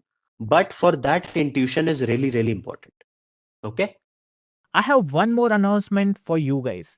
For dedicated learners like yourself who want to make a difference in their career, for the first time, we at Intellipaat have decided to offer a straightforward 20% discount on our premium data science course, which is in collaboration with iHub IIT Roorkee. If you want to take control of your tech career and do something extraordinary, do visit this link in the description box given below and fill the inquiry form. Promptly, a team of course advisors will reach out to you to activate the offer. So don't miss out this opportunity. Okay. Now, t-test is exactly the same as z-test. Okay. It's just that you will perform t-test when you have sample size less than 30. Okay. You have a sample size of less than 30. Okay. Apart from this, there are two things. Now, like the z-score, you also have the t-score or t-statistic. This is generally called t-statistic. You can also call it as t-score.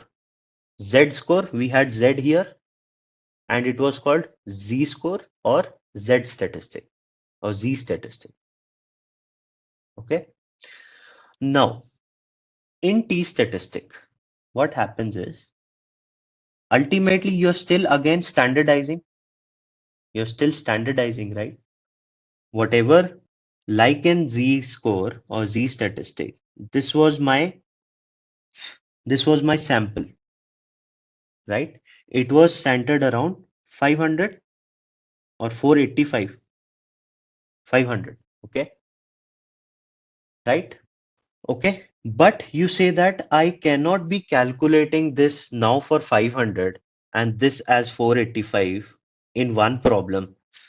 Then tomorrow, when I am solving a different problem, if I see the problem has changed and it is not a cookie box problem, it is, let's say, the other example that we saw on this thing, right? What was this? This was 170 and 165, right? That this is 170 height and 165 is what I have observed of my sample. I cannot be calculating this every time. It becomes really, really difficult for us to integrate this every time, right? To calculate the area under curve, you will calculate separately for here, right? It becomes really, really tedious. So these statisticians, as I told yesterday also, they are very smart. What they said was, let us standardize. Let us standardize in such a way that all these, no matter what mean and your expected value and observed value you get, we are going to change the curve such that it is always centered around 0.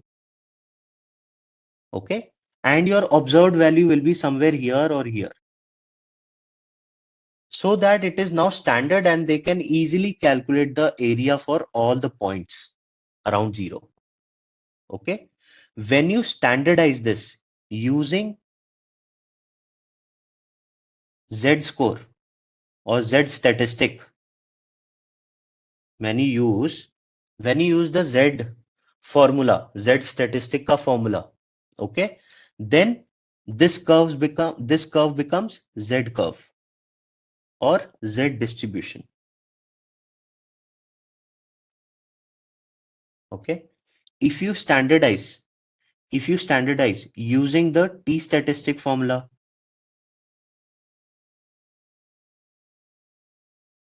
which is this formula, then this becomes a T distribution.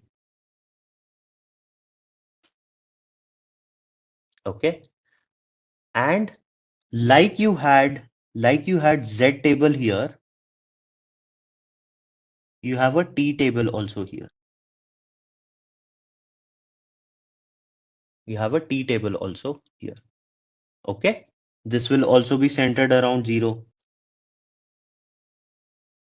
And they have already calculated all these differentiations and area under curve and probability or likelihood of getting that area under curve.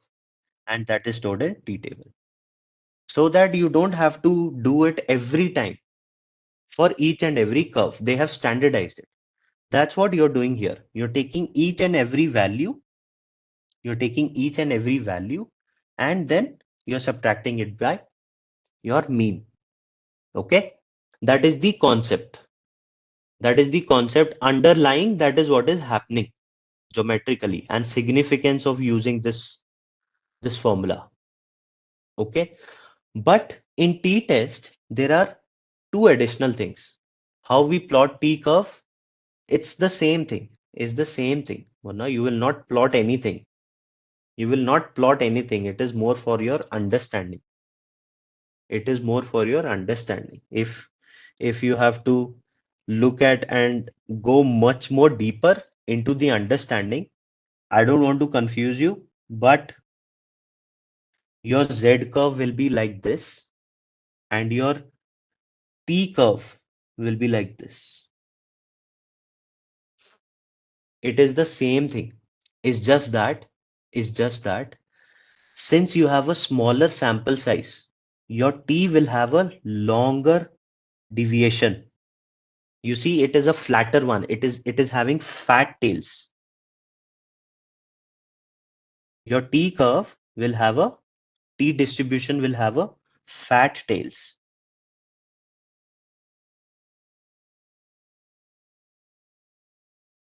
Compared to your Z1. This is your Z distribution. Okay. That is the difference. But both of them are Gaussian curves. They are approximations of Gaussian curves only. Okay. Now, in t-test, guys, t-test can be of multiple types. T-test can be of multiple types. We already know that, it is left-tailed and, two-tailed and one-tailed. But on top of that, when you do t-test, no, you generally see these three types of t-tests. One is one sample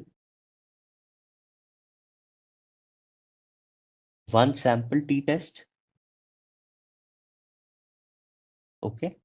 The other is two sample t-test. Third one is paired sample t-test. Okay. When I say one sample t-test, you are going to draw only one sample, and all your analysis is going to be around one sample. Okay. On two sample, you will have two samples. As the name suggests, you have drawn two samples and you're comparing things. These are the two groups. When you have to compare things around two groups, example, that you're saying that, males have a average marks of 90, or boys have a average marks of 90.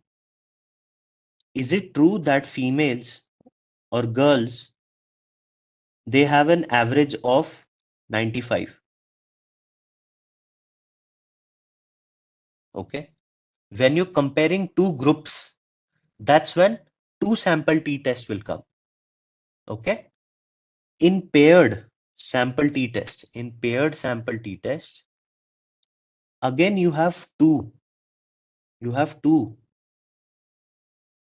But here it is more of a before and after condition. You're comparing before versus after condition. And this is on the same group. And this is majority of the time you're going to see paired sample t-test. According to my experience,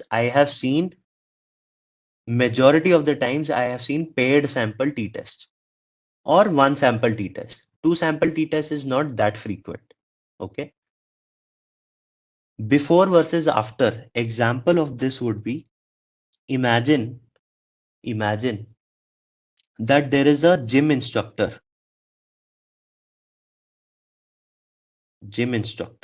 Okay. He came up with a new diet.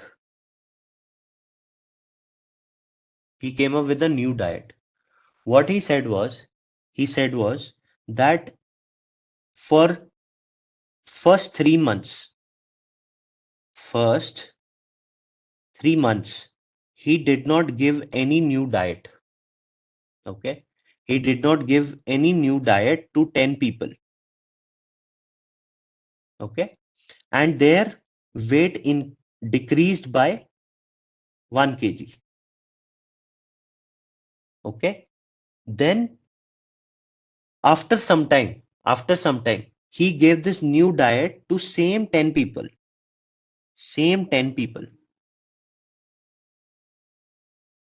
He gave this new diet and he noticed that the weight is going down by 10 kgs.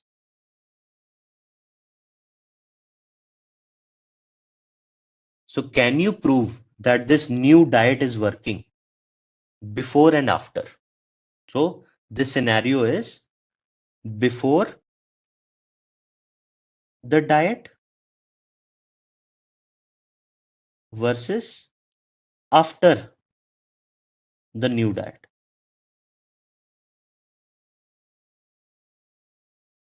Okay.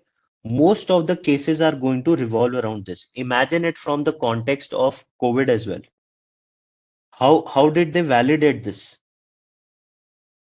They said people who are getting better without giving any supplement versus same people who are getting better after giving supplements.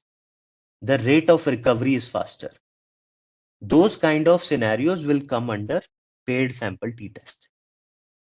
One sample t-test, you will have only one sample.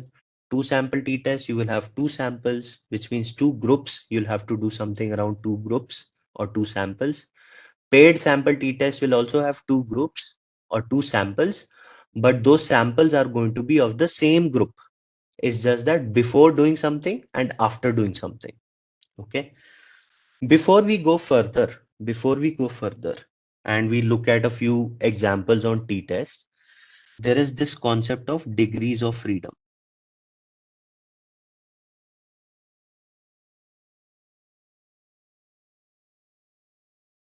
Okay. It is also referred as DOF. This is nothing but independent values. This is independent values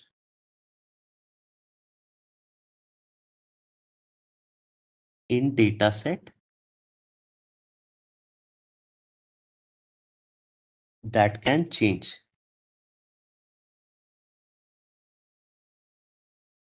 Okay, meaning are free to vary.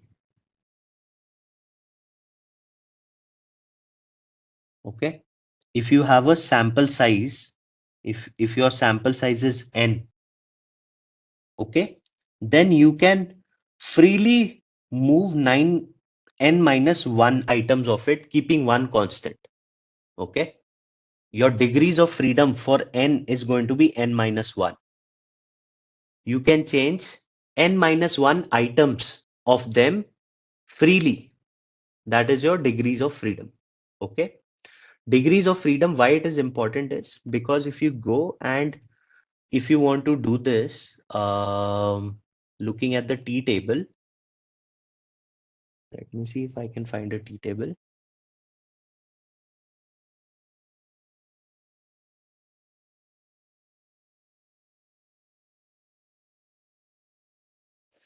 Where did it go? Okay, cool. If you have to refer this, no, this will come in when we look at Python. I will give you example there. Where is this used? But for now, all you need to remember is this table. All you need to remember is this table.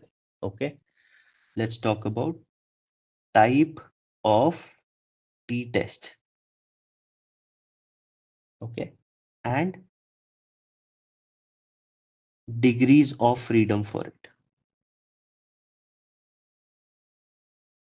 Okay, what was the first one? One sample t-test. Okay, one sample t-test. If your sample size, let me remove this. All I'm going to say is all these calculations are done when your sample size is equal to n. Okay, if in one sample t-test your sample size is n, then your degrees of freedom will become n minus 1. Okay, second, two sample t-test. In that case, n1 for the first sample, n1 minus 1 plus n2 minus 1, where n1 is first sample size, n2 is second sample size. Okay, both of them are minus 1 and minus 1. You are going to add them. Okay, third one, paired sample t-test. In paired sample t-test, what do? You do before and after, but your sample size is still n, before also and after also. There also your degrees of freedom is n minus 1. Okay, all you're doing is n minus 1. If this is clear, let's quickly go and look at examples of t-test so that you guys also have a flavor of how t-test is performed. Okay. How t-test is performed. I have already noted down the examples here. Okay.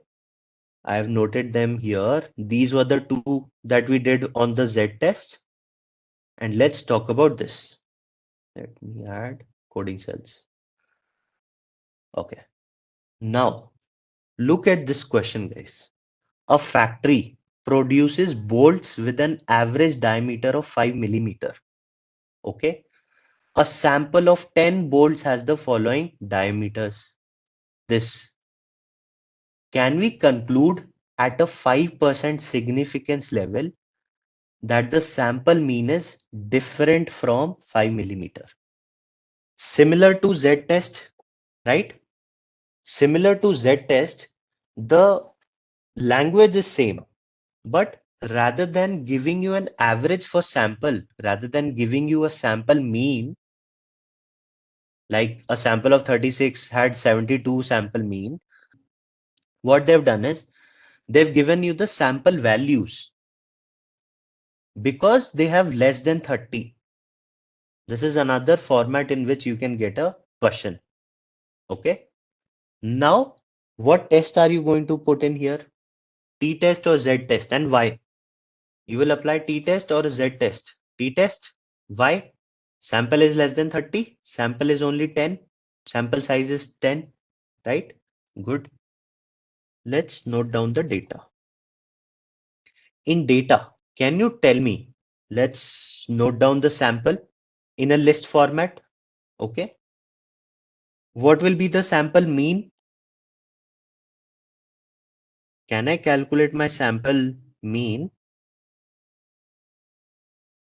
like this? NP dot mean. It is already giving me sample data. Yes, it will give me sample mean, right?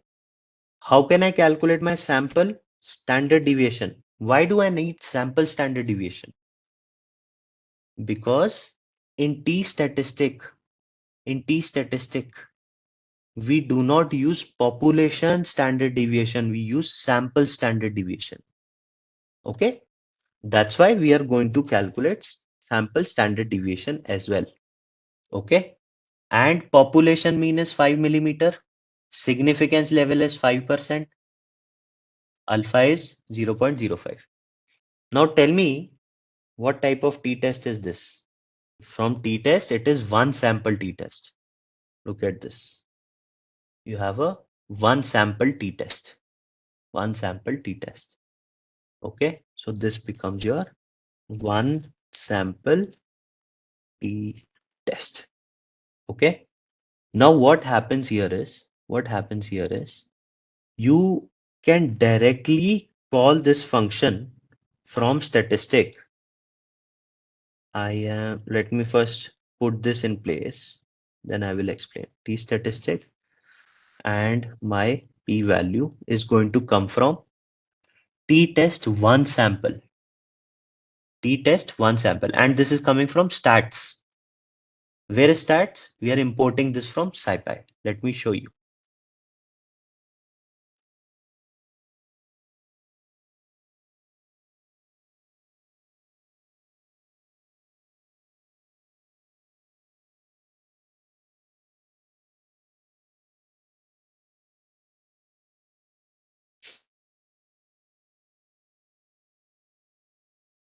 So if I go to the documentation of SciPy, look at this. This is the function that we are using. It is saying calculate the t-test for the mean of one group of scores, meaning one sample. Okay. And what will it return? It returns a statistic, which is the t statistic and the p value. Okay. Let's go and use that. It also gives degrees of freedom. Okay. So we are going to use this function to give us the t statistic. Okay. And inside that, what are we passing? We are passing the sample data. We are passing the sample data and we are passing the population mean. These two variables, if you pass, you will be given your t statistic and p value. That is coming from these.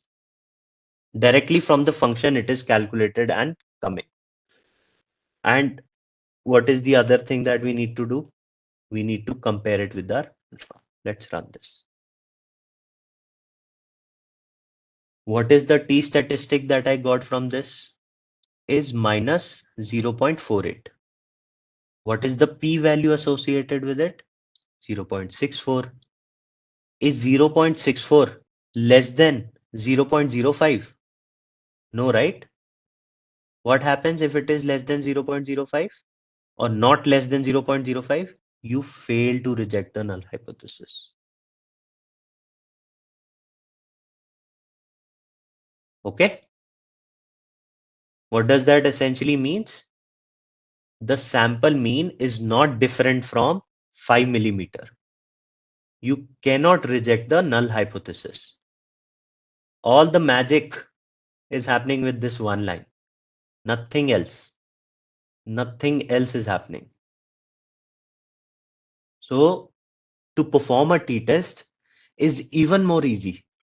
All you need to know is whether your sample size is less than 30. Okay.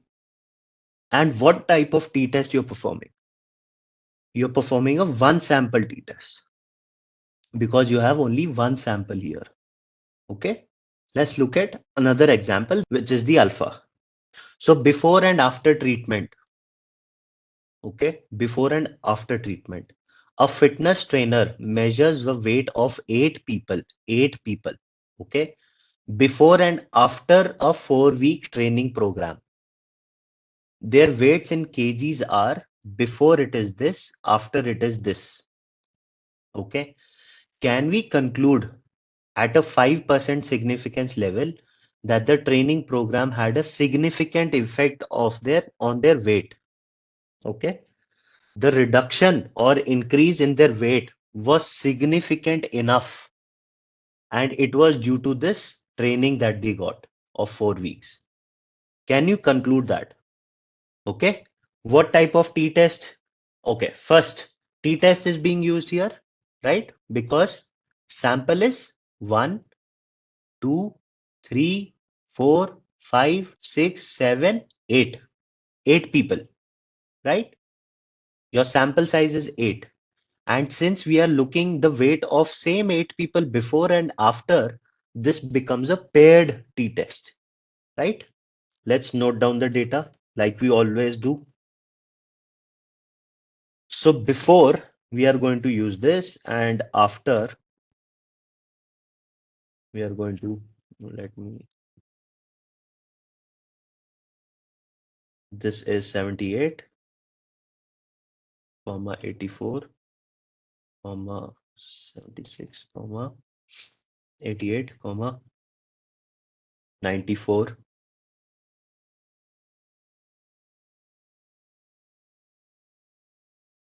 Yes. Before and after. What is the alpha value?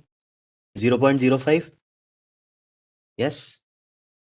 We have already decided that this is paired t-test. Okay. Now for paired t-test, you are going to use the same thing, t-statistic, p-value, but rather than using one t-test sample, here you used t-test one sample. Rather than using that function, you will use this relative function. That is because you have before and after. Let me show you this test as well.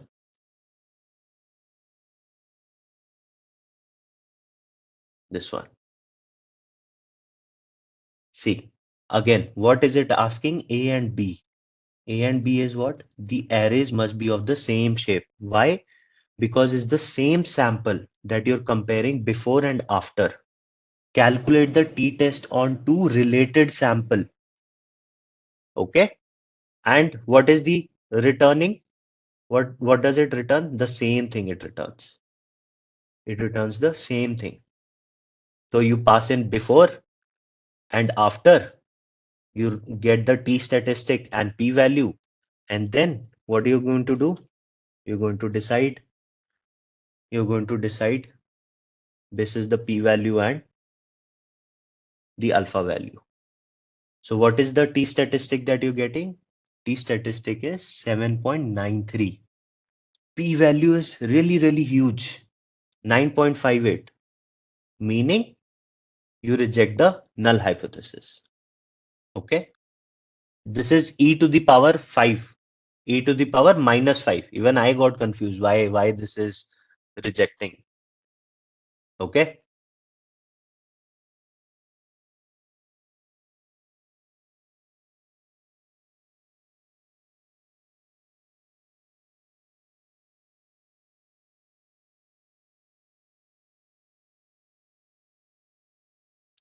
Okay, it is still giving it as e to the power minus 5. Okay, array as parameters. It is 0.000095. Okay, so you reject the null hypothesis.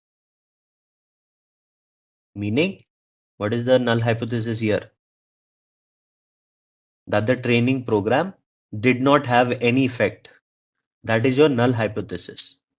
Your alternate hypothesis is that it did have a effect, and you're rejecting your null hypothesis that it did not have effect, meaning by going this 4-week program, they were able to reduce their weights. The program was responsible for reduction of their weights. Okay, cool. All right, that is the t-test, guys. That's how you will perform t-test. When you go in hands-on, I think you'll cover more examples, but there's no one stopping you to go and start solving these problems on your own as well. Okay, you have all the material in your hand, you have the theory at your disposal, what is going to happen, what is not going to happen, and you can start solving t-test and z-test queries. Okay, now the next test I want to talk about, we have looked at these tests which are comparing the means. The other test that I want to talk about is the F test. Okay, in F test, it was developed by someone named Ronald Fisher. So because of that Fisher, that F test came into to be known as F test. Okay, here what you're going to do is you're going to compare the variances over t test and z test. We were comparing means. Here you're going to compare variances, and you're going to compare variances of two groups, not more than two groups. F test is only possible if you are able to compare the variances of two groups. Okay, meaning what you're doing is you have this F test. For F test, you're going to using F test, you're going to draw a conclusion. You're going to draw a conclusion. Draw conclusion of on. You're going to draw a conclusion basis the sample about the population. Okay, they are going to be two population, right? And what conclusion you're going to draw about these two populations? Their variances. Okay, in a nutshell, if you have this population 1, okay, this is your population 1, this is your population 2. Okay, here you have a sample of group 1. Okay, here you have a sample called group 2. What you're going to do is you are going to look at the variances of G2 and G1. Okay, you're going to compare them. Looking at the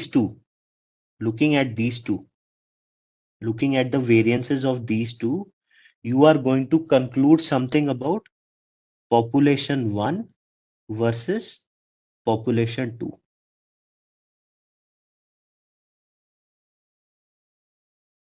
Clear? And specifically what? Variances.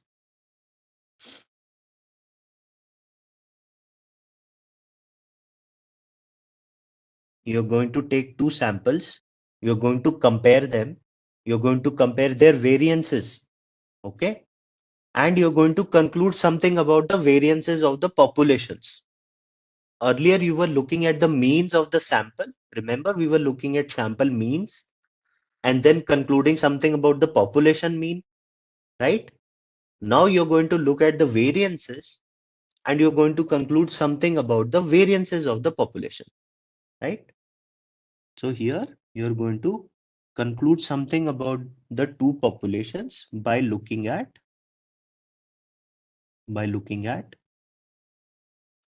two sample group variances. Clear? That's the only difference. Now you might ask me, okay, we are fine with this, but how do we give a null hypothesis and the alternate hypothesis? F-test is very easy in that manner. F-test is very easy in that manner, guys. Why? Because always your null hypothesis is going to be that the population variance of first population is equal to population variance of the second. Sigma 1 square is equal to sigma 2 square. Or if this is kind of creating confusion, you can write sigma A square and sigma B square,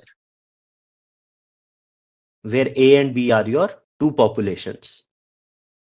And always, you don't have to worry about formulating this.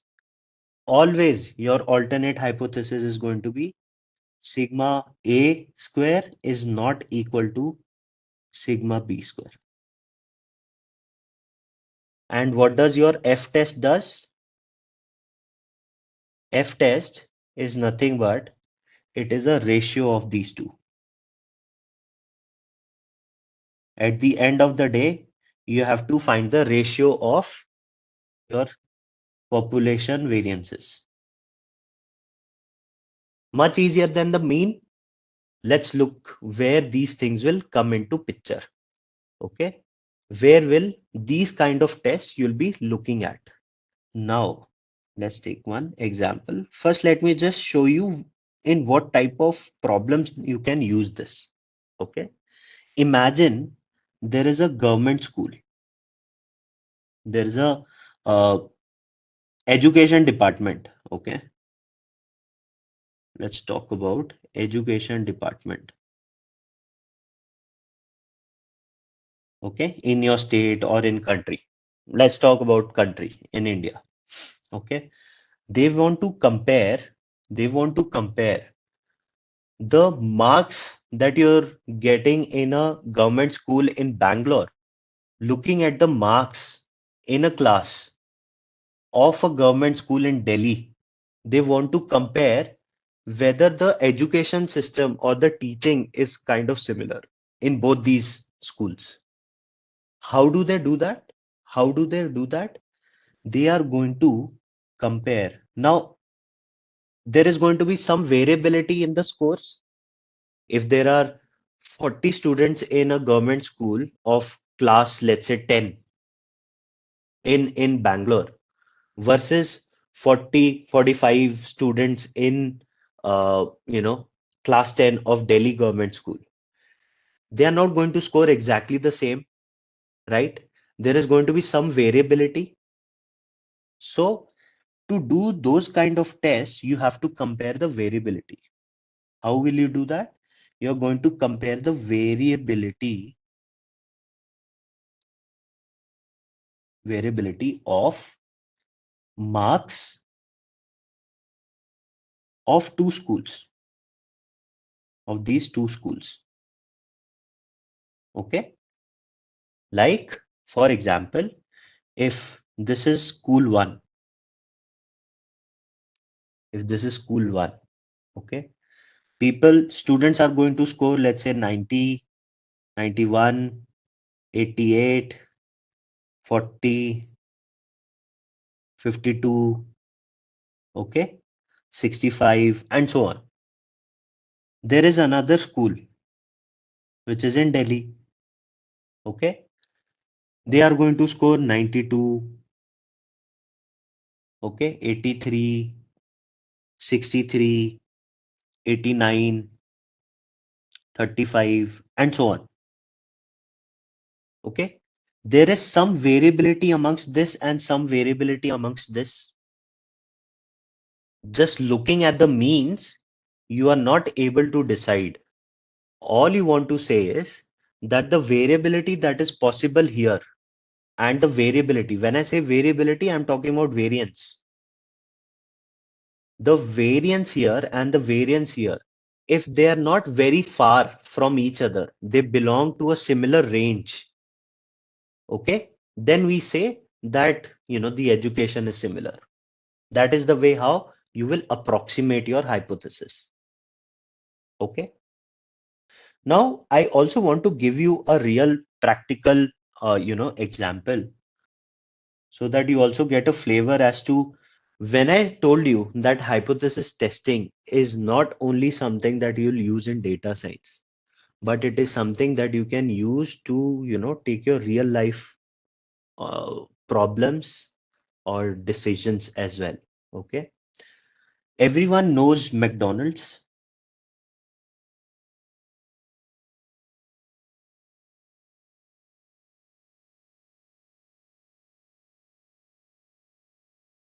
This burger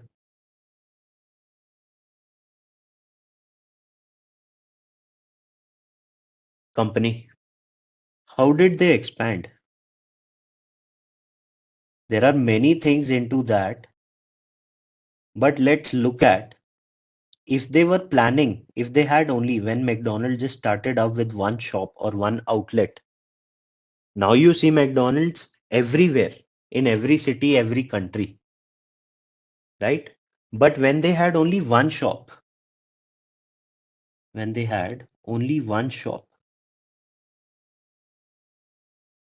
okay, let's take an example of only the burgers that they create or that they make.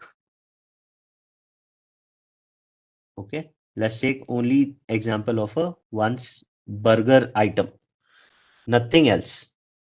Okay,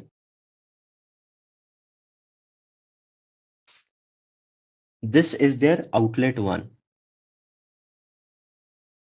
and these are the burgers that they create. Now, if they wanted to expand, and have you noticed that the taste or the size of the burger that you get in one outlet is exactly the same as the other outlet? There's not much of a difference, right? It's very standard. Whether you eat in Mumbai, Bangalore, Delhi, Bhopal, Ludhiana, Pune, Ranchi, anywhere. How is that possible? Is because they have this consistency. They have this consistency and they have mastered this art. They have mastered this art of consistency. Okay. How have they mastered it? Well, let's try to go into this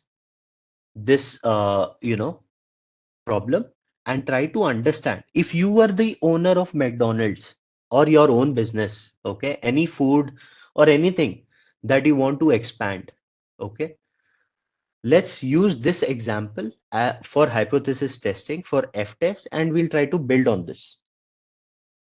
So what happens here is that you want to make sure that there is consistency between the burgers in outlet 1 and outlet 2.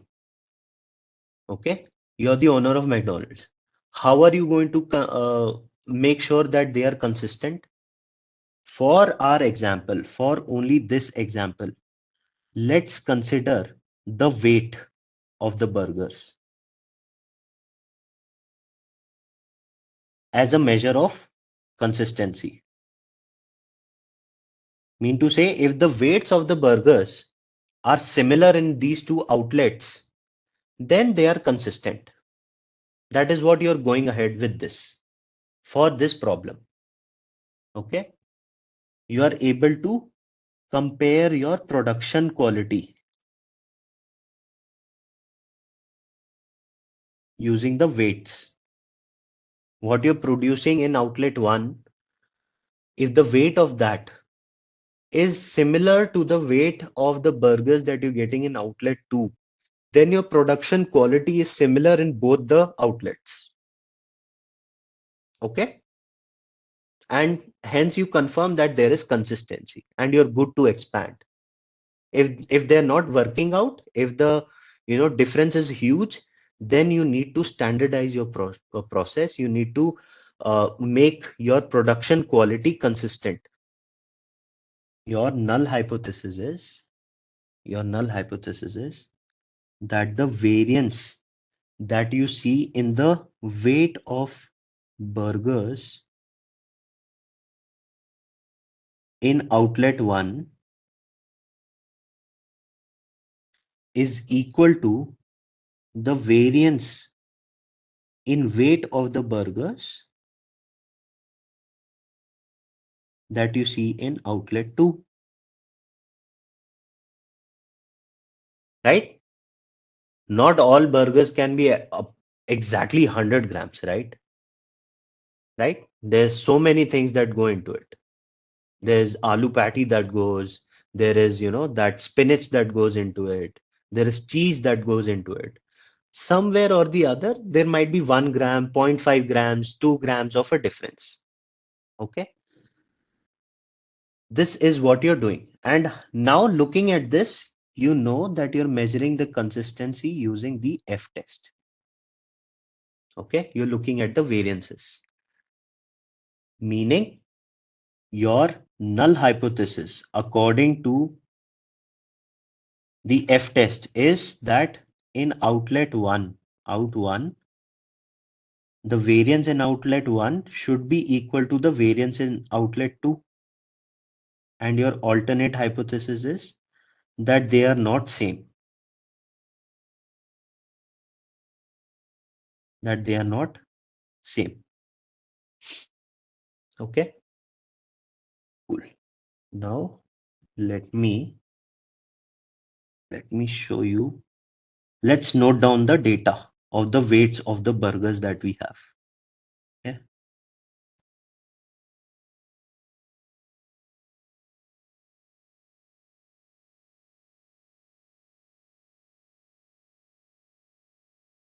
Okay. This is, let's say, outlet 1. This is outlet 1. Okay. If you note down the weights of outlet 1, they are 101, 103, 99, 100, 102, and 98. Okay. 6 burgers you have chosen. Okay. And you have noted down the weights by going to outlet 1. Now you go to outlet 2. You go to the outlet 2. Okay. And do the same process. This is outlet 2 and weight B is, you note down their weights.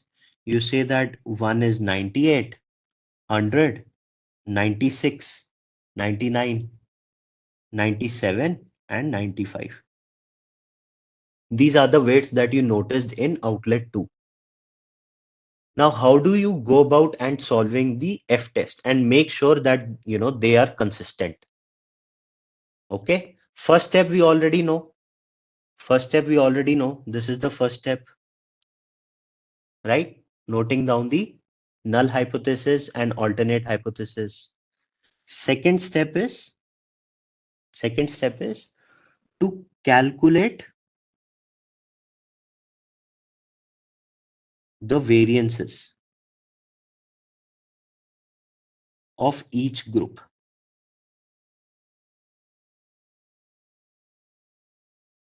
Yes. So the variance is S square. Why I'm writing S square? Because it is a sample. S square is nothing but it is denoted by I is equals to 1 to number of burgers that you have. You need to sum and you need to take what? You need to take xi minus the mean divided by n minus 1 and you need to take the square. Okay. What is this? This is the sample mean. X bar is sample mean. This xi is weight of each item or each burger.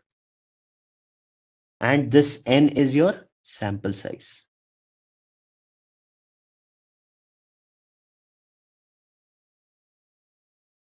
Okay. Clear? That's how you calculate the variance. Yes. Minus 1 degrees of freedom. Since you're dealing with sample, you don't have the population. To approximate for the population, you are taking the degrees of freedom. What did we study here? Where is that? You're looking at group 1 and group 2, only 6 burgers in both the outlets. And then you're going to draw conclusion about population. So you're going to look at 6 burgers each. Okay, cool. Now, third step is to calculate. Let's divide this for outlet A and outlet B. Okay. Now, let's calculate the X sample mean. This one. Let me write it for you. 101 plus 103 plus 99 plus 100 plus 102 plus 98. Divided by how many burgers? 6 burgers. What is the sample mean there? Till then I will write this one. Plus 100, 96 plus 99 plus 97, 95. Again divided by 6. So what is your sample mean here?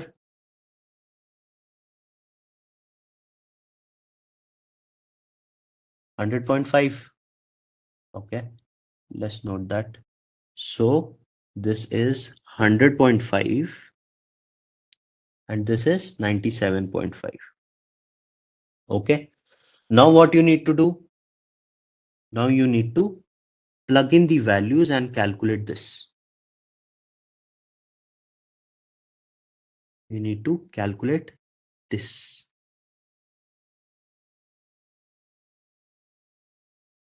For both.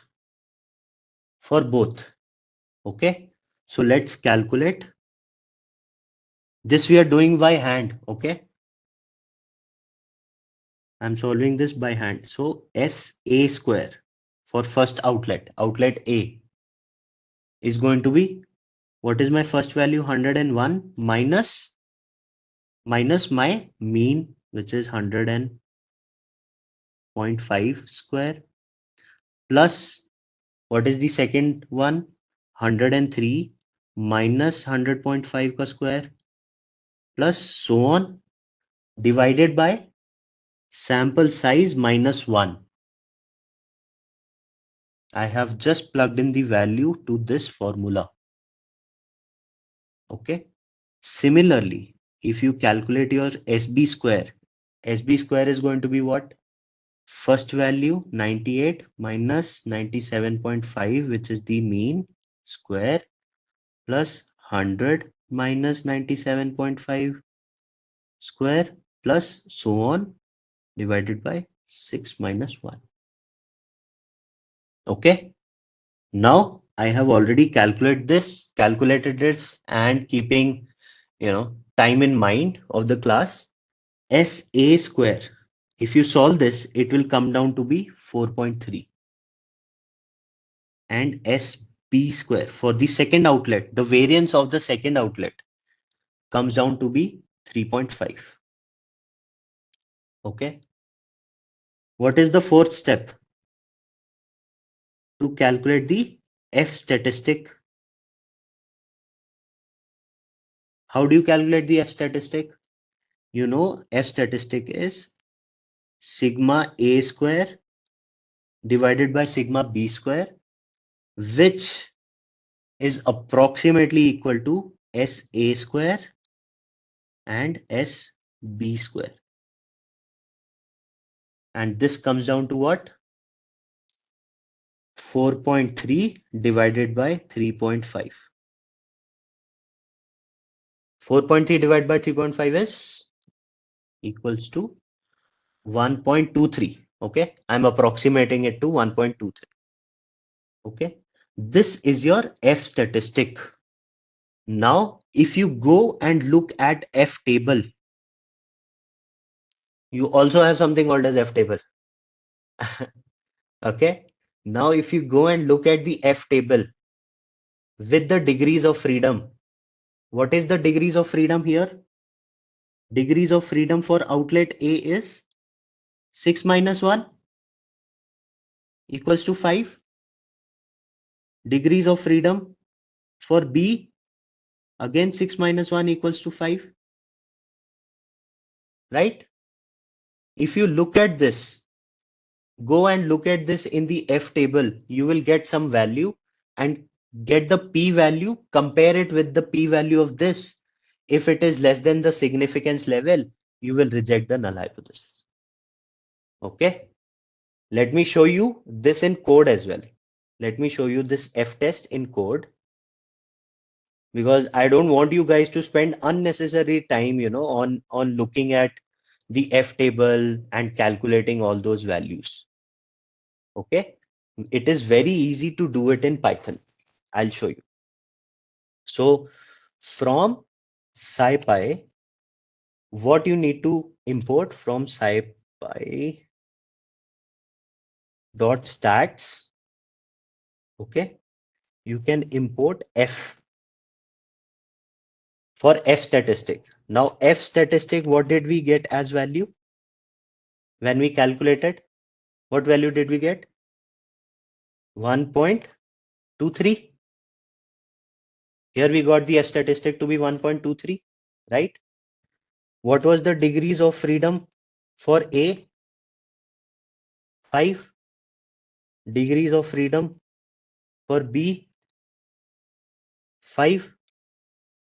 Right? Now, when you have to calculate the P value for F statistic, again it is this 1 minus F dot CDF, cumulative distribution function. That's what I'm talking.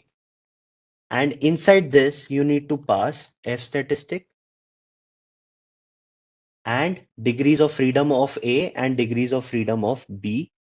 Okay. And then you can print your P value. See, you get your P value. Now, if your alpha is what? Significance level of 5%. Significance level of 5%, you are not going to reject it. Else you will reject it. Okay. That's how you solve your F test. That's how you solve your F test. If you want, I can show you this from the statistics also. That what does it actually means? F distribution. You're standardizing your distribution to F distribution, and then you're looking at the F table. In F table, this is for significance level 0.10. Every table has a different way of reading it. We are looking at 5%, meaning we want to be 95% confident. Okay, we want to be 95% confident. What is the degrees of freedom for us in A? 5. Degrees of freedom for B is 5. You take the intersection and it is 5.05. 5.05. If I come and show you here, your critical value, this is also called critical value from F table is equals to 5.05. Now, either you convert this to p-values or you can directly compare them also. Essentially, what you say is 1.23 is less than the critical value of 5.05, meaning this is within the range. Within the range. So we would have expected that the ratio between variance of A and B can be till 5.05. You can have a difference or the ratio can be 5.05. That is the benchmark. This is the benchmark. If it goes above this, then you will reject your null hypothesis.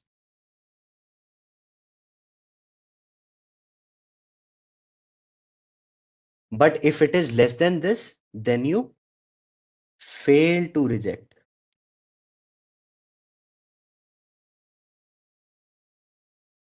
This is one way of doing things statistically.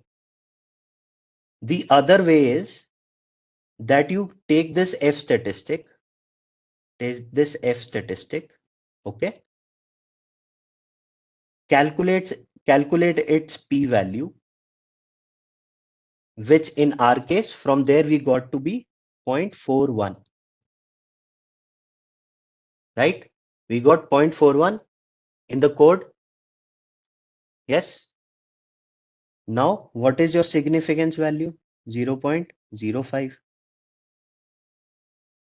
Now p-value is not less than 0.05, meaning you fail to reject.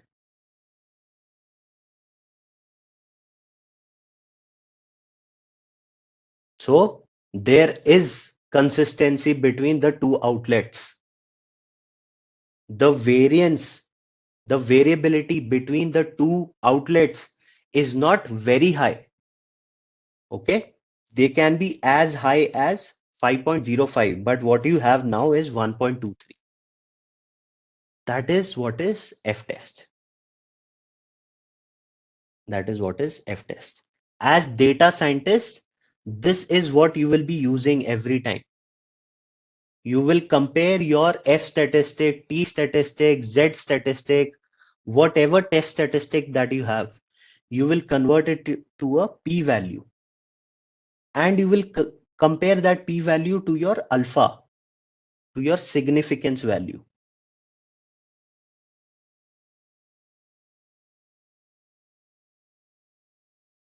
Okay. Mathematicians do it in this manner. Statisticians and mathematicians, they do it in this manner. So here I showed you the p-value of using this F statistic. We calculated the p-value, right? What was the p-value? 0.41. What is our alpha? Alpha is 0.05. If you are going with 95% confidence interval, okay? And here you are going to say the same function that we have defined earlier.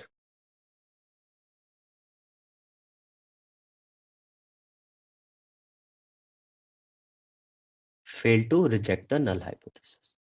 Same thing. You're comparing 0.41 with 0.05. this function that we had created. Your 0.41 is not less than, is greater than 0.05. So it will go into this else part and it will fail to reject. Okay. I have one more announcement for you guys. For dedicated learners like yourself who want to make a difference in their career, for the first time, we at Intellipaat have decided to offer a straightforward 20% discount on our premium data science course, which is in collaboration with iHub IIT Roorkee. If you want to take control of your tech career and do something extraordinary, do visit this link in the description box given below and fill the inquiry form. Promptly, a team of course advisors will reach out to you to activate the offer. So don't miss out this opportunity. We are going to look at something called as ANOVA. Okay.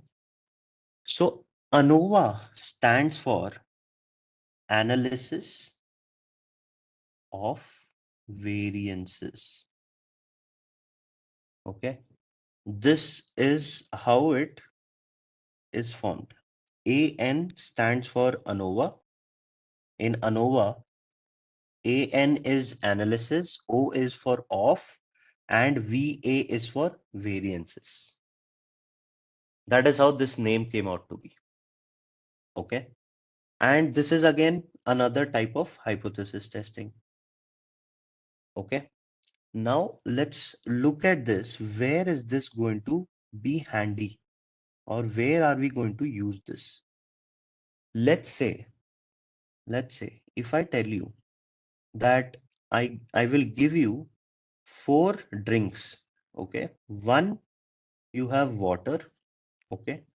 The other is probably a juice. Okay. Let's say this is mango juice.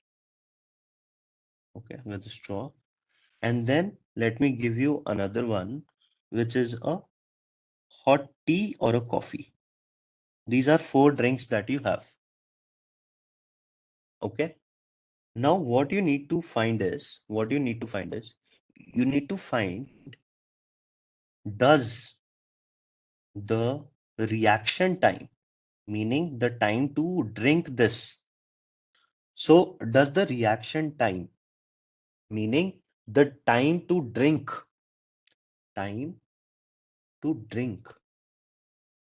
depends on the drink type. Getting my point? So what you're trying to analyze, does people, does, taking drinking water takes less time compared to tea or coffee or a juice? Okay, that's what you're trying to find. Let's look at case 1. Let's look at case 1. What could happen in this case is that if I note down the time in seconds that people are taking to drink, let's say it is 10 seconds, 12 seconds, 18, 24, and 36. Okay. Similarly, for this juice, it's 11, 14, 19, 23, 38. Okay.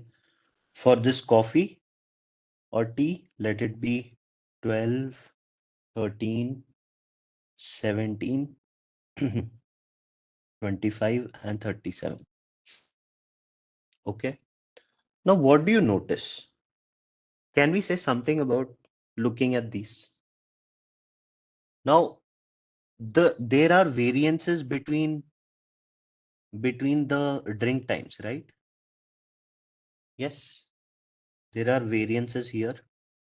There is some variance here, right? Let me draw it similar way so that this doesn't confuse you that the round is the variance. And there is some variance within this also, right? There could also be, if you think about it, what you're trying to say is that the variances that you are noticing should not be because of the people. This variance that you're seeing, some people are taking 10 seconds, some people drink the water really slow, they are taking 24 seconds or half a minute. Similarly here, there are a few people who drink the juice really fast and a few people who drink the juice really slow. Okay.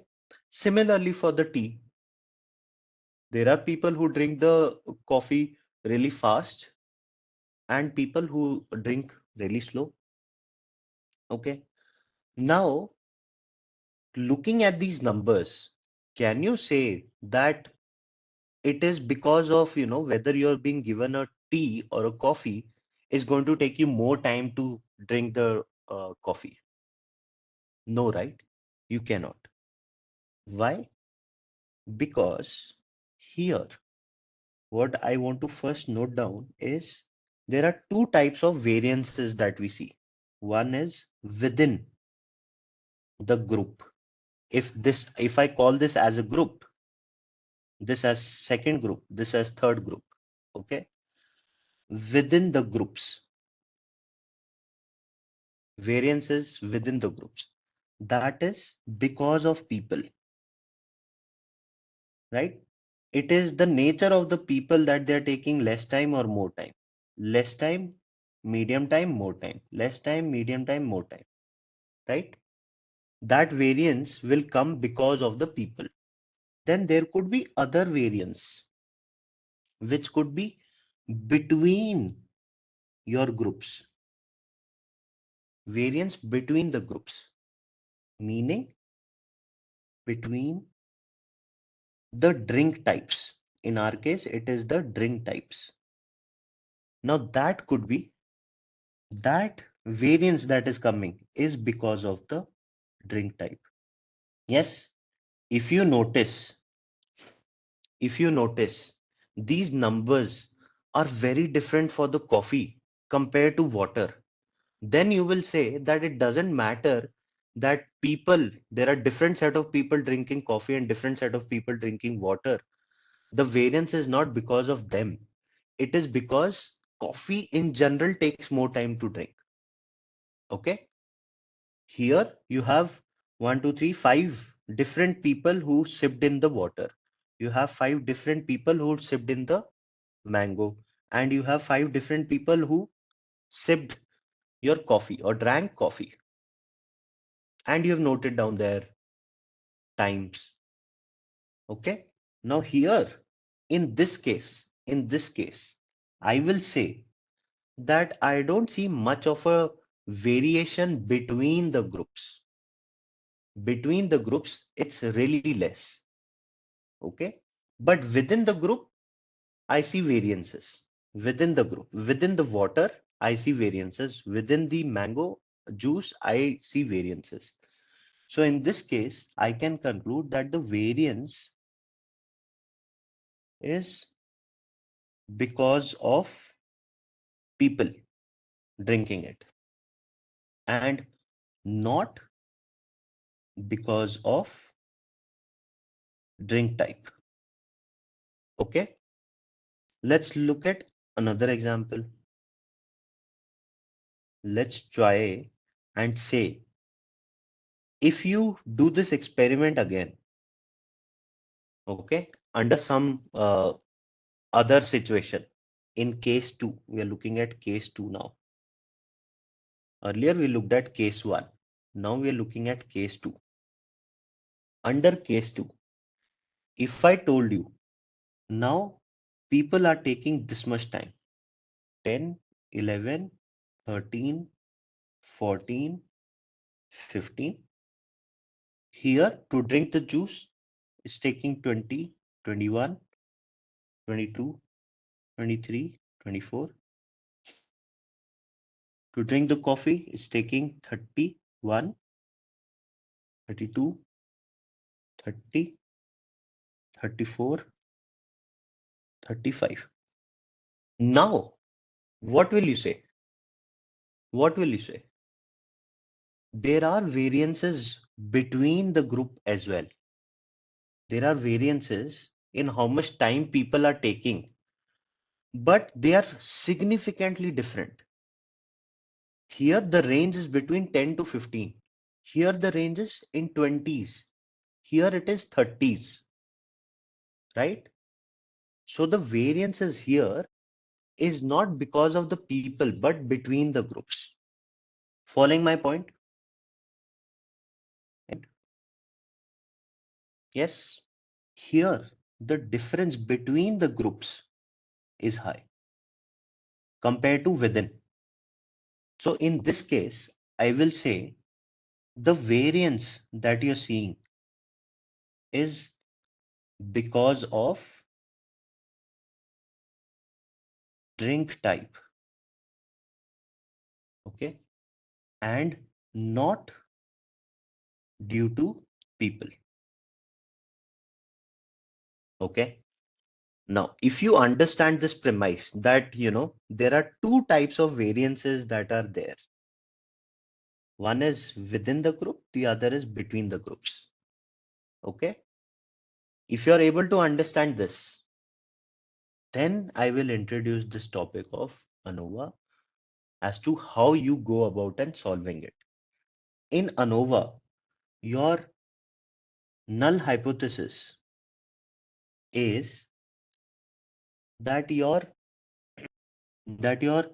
means of different groups and so on are equal. They're coming from the same distribution. They're coming from the same distribution. Okay. And your alternate hypothesis is that at least one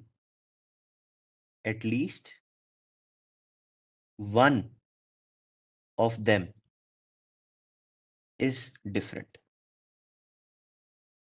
Either group A, group B, or group C. Okay. Either group A, group B, or group C. That is how your ANOVA works.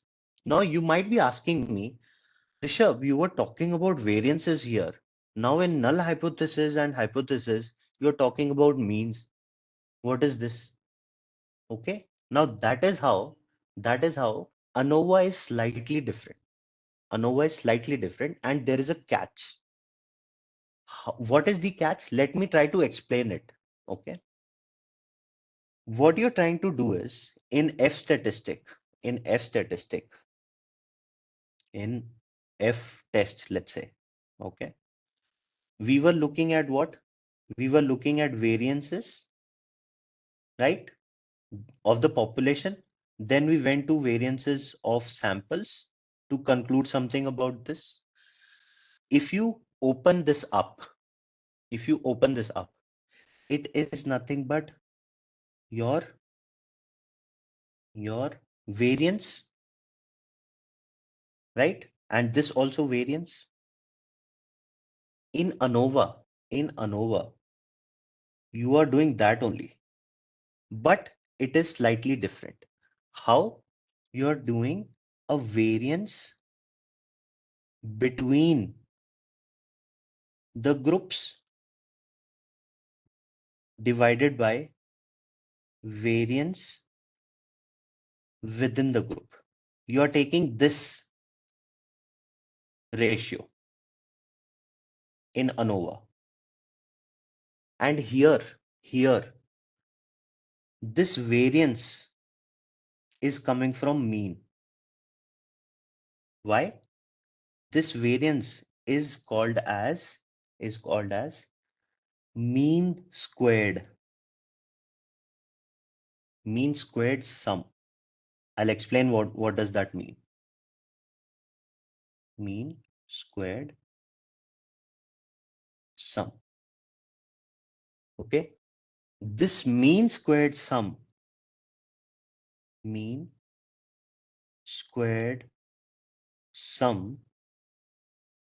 let me write it as mean squared MSS, okay, is referred to as estimate of your variance. It is an estimate of variance that you're going to use.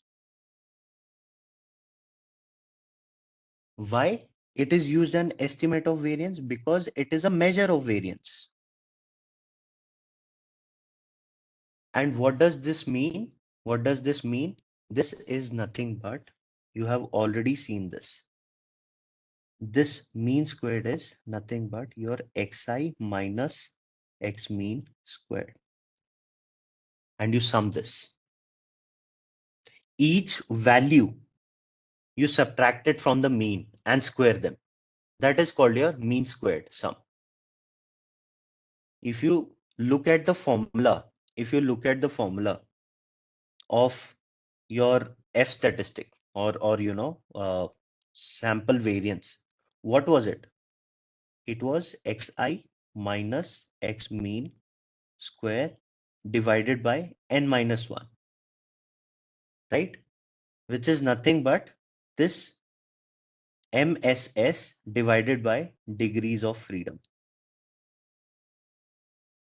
So instead of using this formula, you're using this formula in ANOVA. This is really important for you to know that the name is ANOVA, meaning you're dealing with variances. Okay. But you're looking at means. Your null hypothesis is dealing with means. Okay. Why? Because of this entire thing that I just explained. Okay. You're using mean squared sum as the estimate of, this is an important statement. You're using mean squared sum as the estimate of your variance. Okay. Now let's look at one example. Okay. Let's try to work out one example. And in between, I will also give you some additional concepts for your better intuition or your better understanding of this test. But essentially, if you ask me what ANOVA is, ANOVA is this. At the end of the day, you are looking at mean squared of sum between the groups divided by mean squared of sum within the groups.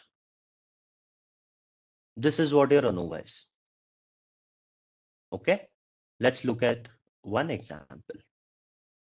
Let's say now all of you must have seen that, when you go to a petrol pump, they have these different varieties of petrols, right? One is the normal one. Then Shell will have its Shell Plus petrol variety. Indian Oil will have their own different variety, right? If one value becomes large, does it work? Power petrol. Yes, exactly. If one value is very, then mean become. We are going to look at it. We are going to look at this. Basically, you're analyzing the variances here, Munna. So you're saying you want to compare the variance that you're getting between the groups versus what you're getting within the groups. Okay. If this number is large, if this is large, you reject the null hypothesis. If this is not large, meaning when will this be large? It will be large because there is variance, there is huge variances amongst the groups, meaning between the groups. Look at the drink type example. If the variances between the if the variances is coming because of the drink type, then you cannot say that the means or they belong to the same population. No. Okay. But if this is small, if this is generally, if both of them are same, then they come from the same distribution. If this is 1 or less than 1, in that case, what will happen? Your variance within the group is exactly same as variance between the groups. Then you will fail to reject. That is how simple ANOVA is. Okay. And this is the reason why you're able to look at multiple groups at once. In F statistic, you were able to compare two groups only. Here you are saying you don't care about the number of groups.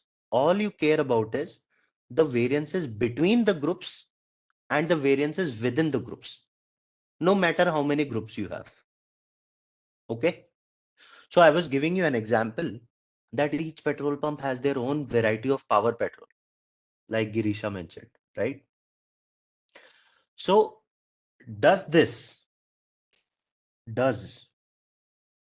the petrol type impact the mileage or average of your vehicle? That is what we are trying to find out.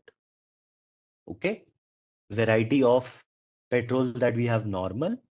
If you take a variety of petrol that Shell says, Shell Plus, and some power petrol, which is coming from Indian Oil, for example, does it improve your mileage? Meaning, does it do something to your engine so that it improves? How are we going to do that? Let's take an example. Let's say I have my petrol 1 here, petrol variety 2 here, petrol variety 3 here. Okay. Let me note down the mileages. Here it's 16.8, 17.1, 17.2, 16.8, and 16.7. This is the mileage that I have noticed for 5 different vehicles that are using petrol 1. Can you guys give me the average of this? Like average of these numbers? Okay. Sample mean basically for petrol 1. Let me note down the others as well quickly. And 17.2.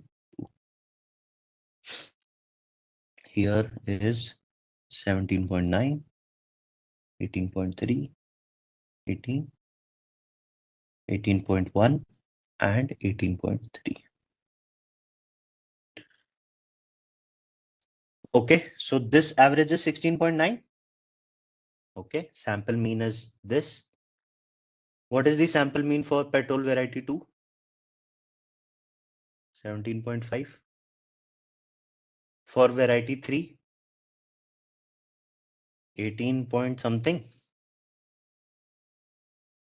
18.1. Okay. Now, what you need to do, guys, what you need to do, if I tell you the same thing, these are your sample means. This is XP1, right? This is XP2, XP3. Everyone understands this notation? Sample means, right? Sample means. Good, good. Now what happens, guys, is the same concept. If I explain it to you between the groups and within the groups pictorially or, geometrically, how it looks like is, you are saying that this petrol 1 follows this distribution, is centered around 16.9. Okay, is centered around 16.9. Then you have other petrol variety which is following this distribution and is centered around 17.5. Okay. Then the third petrol variety which follows this distribution and is centered around 18.1. Okay. Now, if what you need to find is the variances between, if there is a huge difference between them, the variance within is going to be this, right? Let me note it down. This was 9. This is the variance within the group. Yes, this is within.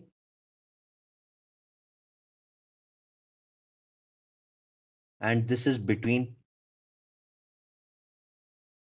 right? What do you notice here? This is the distribution you will get when the variance between the groups is high. Meaning they're coming from different distributions. And how will this look like? How will this look like if the within distribution is high? If within distribution is high, it's going to look like this.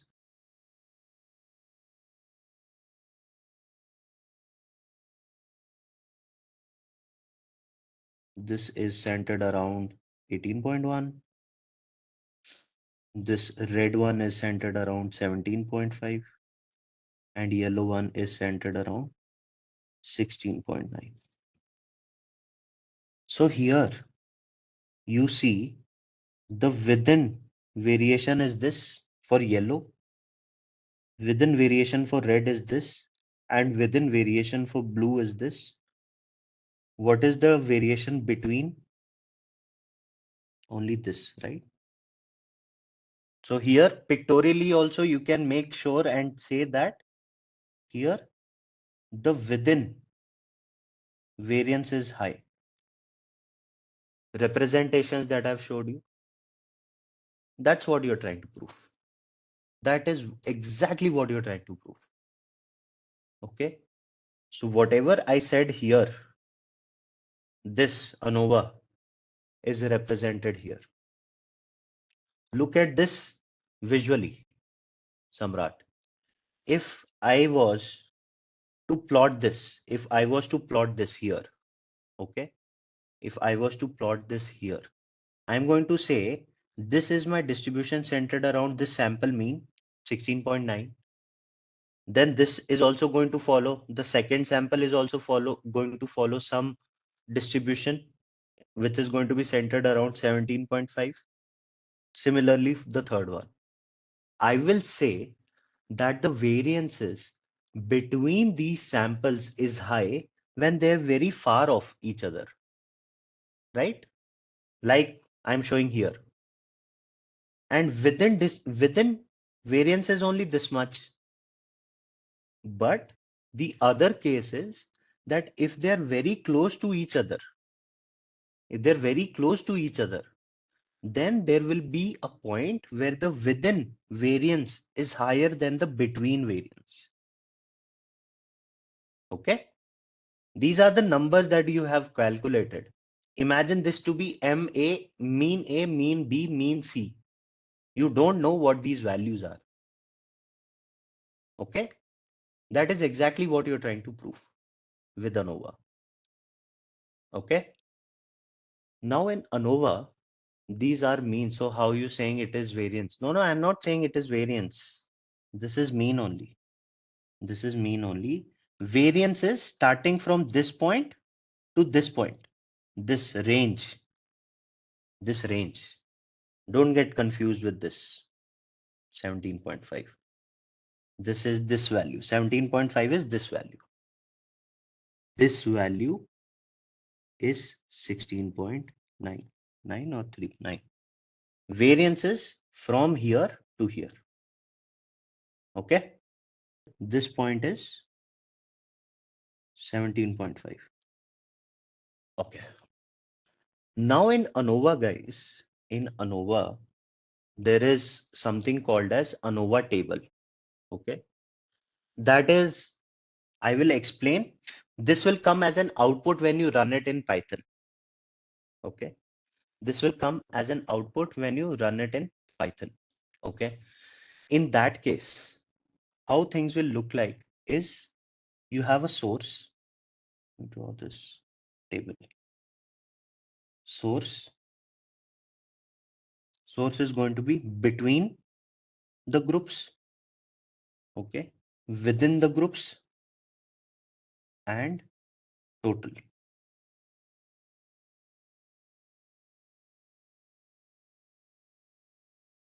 Okay. Here you're talking about the sum of squares. Sum of squares. Here you will have degrees of freedom.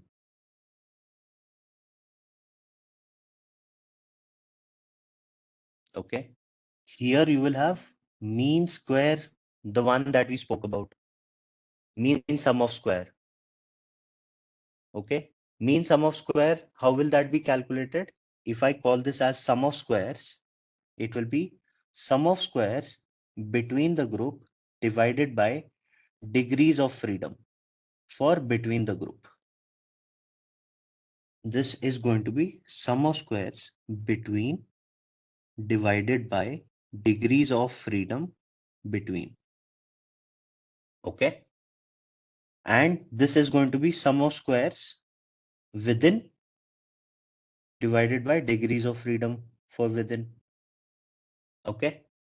Now, what happens here is you will get the finally in ANOVA table, the output. I will show you these values also, but I want to give you how these things also come up. Okay. So here F value is nothing but mean square between divided by mean sum of square within. And that is nothing but these values. This will give you MS between and this will give you MSS within. You take the ratio of these two and you will get the FL. Okay. In total, you can also find totals. Totals will be nothing but SS sum of squares between plus sum of squares within. Okay. Total degrees of freedom of the system will be degrees of freedom of between that you got plus degrees of freedom within that you got. Okay. Now the question is, sum of squares is easy, right? Sum of squares is easy. How are you going to calculate sum of squares? Sum of squares is going to be calculated using what? This, right? Summation xi minus x mean square, right? That's how you're going to calculate it. Okay. That's how you're going to calculate it. Now, what happens is for within, it will belong to each. This sample will become the mean of each group. It is going to be 16.9 for petrol 1. For petrol 2, it is going to be 17.5. For petrol 3, it is going to be 18.1. Okay. But when you're calculating the between, what is the average that you're going to take? What is the mean that you're going to take? What mean will you take? 16.9, 17.5 or 18.1? Why? Why 17.5? No.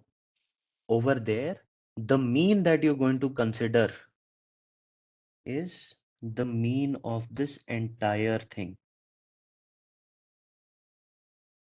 And that is called grand mean. You can take a mean of all these values added together and take a mean also, no? Irrespective of the group, irrespective of petrol 1, petrol 2 or petrol 3. Clear?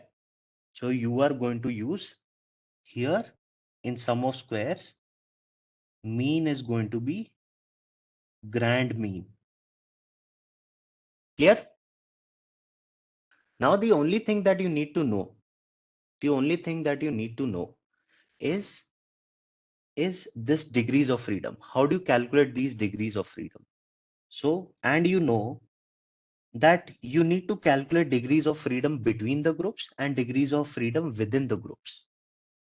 Okay, let's calculate degrees of freedom between the groups. That is given by A minus 1. And where A is your number of groups. How many groups do you have here in our example? Petrol 1, petrol 2, petrol 3. 3, right? So this degrees of freedom will become 3 minus 1 equals to 2. Okay. And then degrees of freedom within. How is this calculated? This is calculated by number of groups multiplied by sample size of each. Okay. In our case, how many groups do we have? 3. What is the sample size? What is the sample size? 1, 2, 3, 4, 5. 5 for each group. Sample size for each group. Samarth. This is sample size of each group. Okay, this is 5 minus 1. This will come down to, okay, if you guys don't understand, relate it this in such a way with t-test. When we had 2 samples over there, we were saying n1 minus 1 plus n2 minus 1. Now here we have 3 groups, so it is going to be n3 minus 1. If you add them all together, where n1 equals to n2 equals to n3, this will become a times n minus 1. This is how this is being formed. Okay, degrees of freedom is being formed like this. Now if you understand this, let me tell you that ANOVA is of 2 types.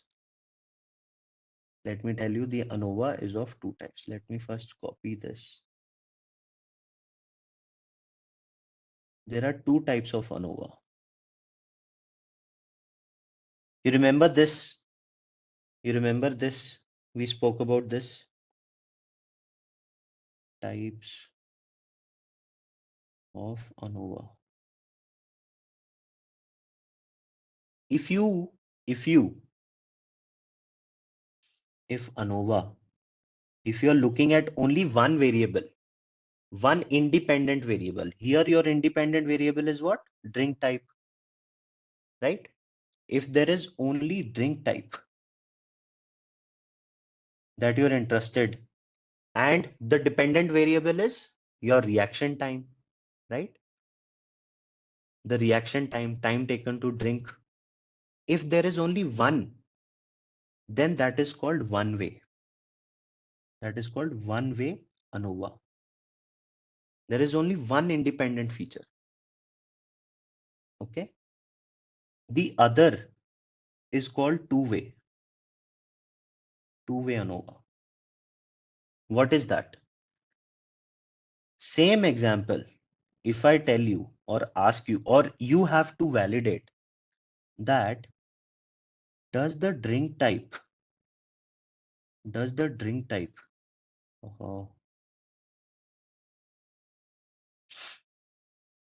give me a second, guys. Paste. Does the drink type or the reaction time,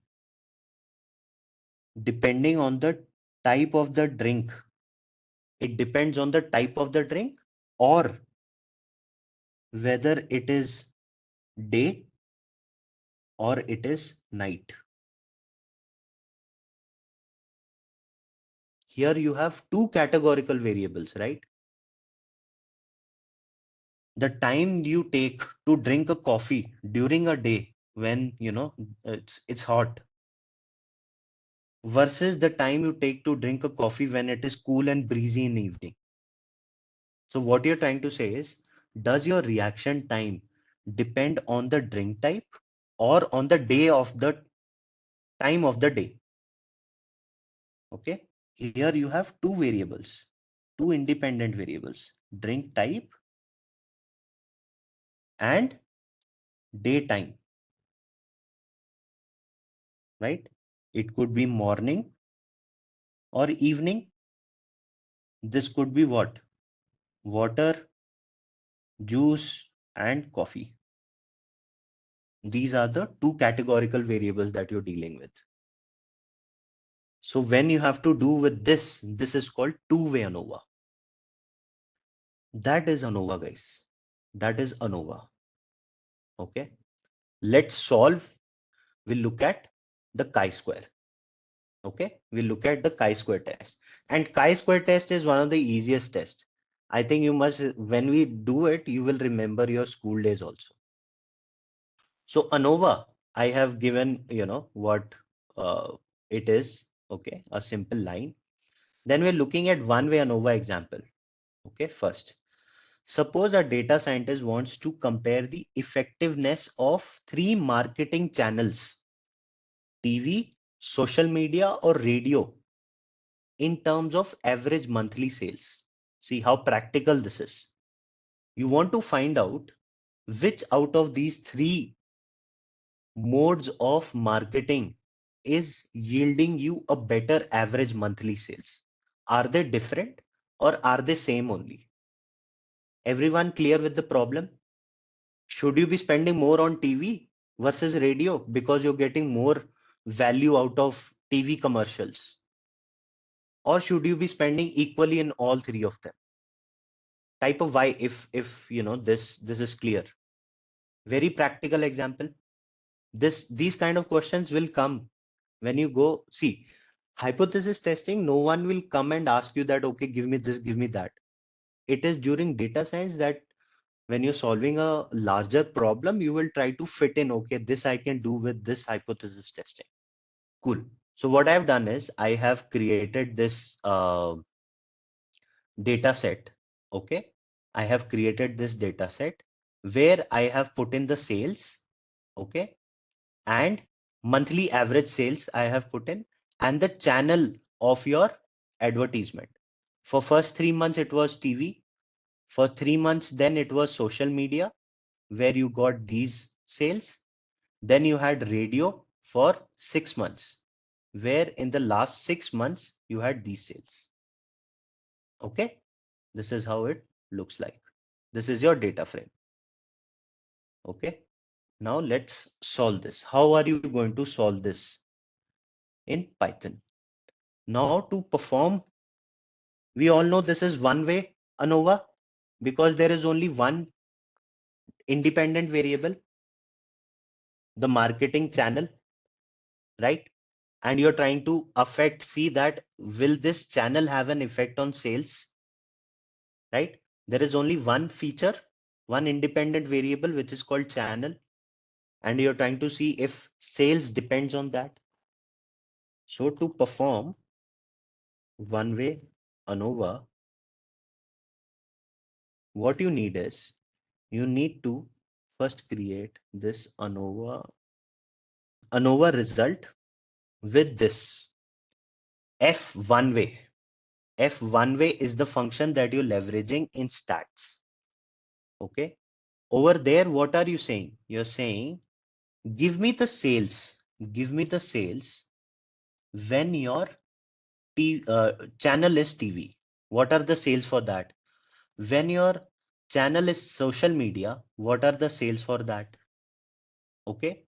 And when your channel is radio, what are the sales for that? Essentially, you're passing the sales for TV, sales for social media, and sales for radio separately into this function. Okay. And if I have to tell you what this comes out to be is, let's print the ANOVA statistic, which is also called F statistic, to be honest. Okay. But I'm going to put it as this. It will be ANOVA result and the p-value. Okay. Let's put in here. I don't know if this is already, or I will have to run this also, I think, again.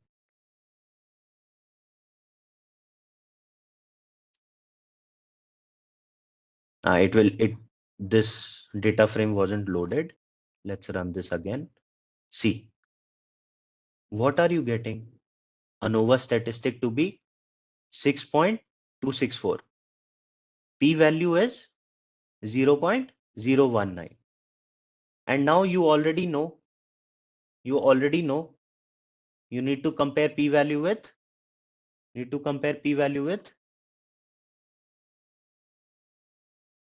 significance value, alpha. Good. Let's define if alpha is 0.05. Okay. 0.05. Then if p-value is less than 0.05, is it less than 0.05? Yes. Good. Good. Then you're going to reject the null hypothesis. When you reject the null hypothesis, the decision is that at least one group is different. Okay. When you fail to reject your null hypothesis, I'm just giving extra understanding so that you have, with you. All groups are having the same mean. At least one group is having different mean. Okay. So here, if you look at this, you are saying that at least one channel is providing you more or less business. Okay. That's how you hypothesize. That's how you work with ANOVA. Okay. Let's quickly look at the other example also on two-way ANOVA. Now here, what I'm doing is, instead of having sales, that is your dependent variable, and only channel, I'm also saying region. Imagine it this way, that probably in South India, people like to, look at social media more. In North India, they like to look at TV more. So probably the amount of sales that you'll be getting with TV in North is more, and social media in South is more. So you need to find that combination. You need to find that combination. This is nothing but this is a simple linear regression. This is a simple linear regression. Two-way ANOVA is kind of, you are moving into the world of machine learning. You're moving into the world of machine learning.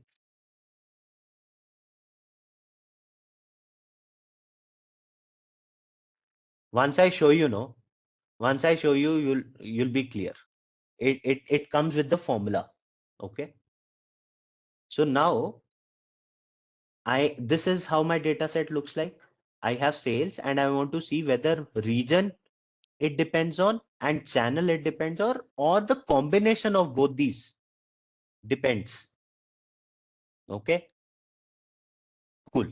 Let's define the model.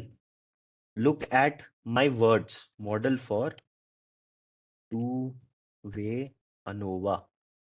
So in hypothesis testing, you are already looking at models.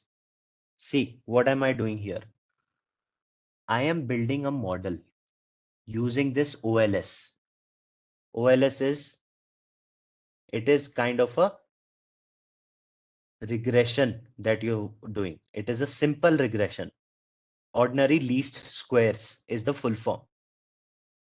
Okay. OLS is ordinary least squares. Okay. Here, what you're saying is my dependent variable sales is dependent. This tilde sign is telling you that predict this or estimate this using region, using channel, and plus means different variables that you're passing in your channel and region, and you're fitting your model there. Okay. You are creating a model such that you have these contribution from region, contribution. C is for contribution from channel, and contribution from region and channel together.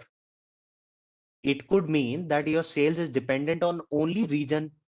It could mean that your sales is dependent on only channel, or your sales is dependent on region and channel, combination of region and channel. Okay.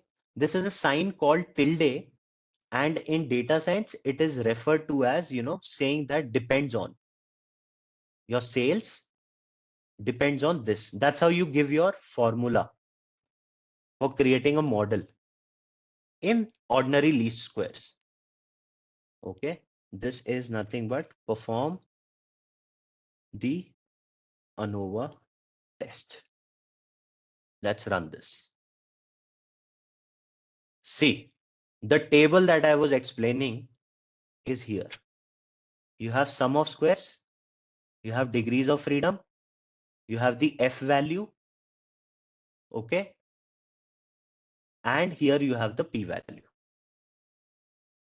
And here are the residuals. It's nothing but errors that you're not able to define. Okay. Okay. Now, how will you interpret this result? How are you going to interpret these results? Let's look at that.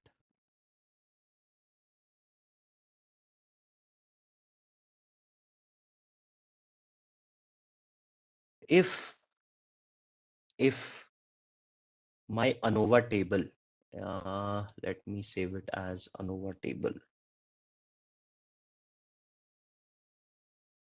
ANOVA table, and here I will print my ANOVA table. Okay. And if my ANOVA, from the ANOVA table, guys, what you want is you are looking at the p values. You're looking at the p values, and p value is given by this. P value is given by this. ANOVA PR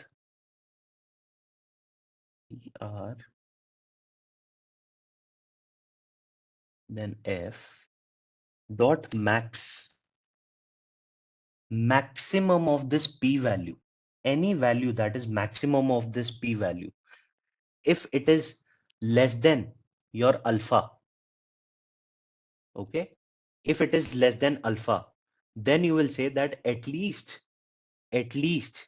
there is a significant effect. Let me rewrite this.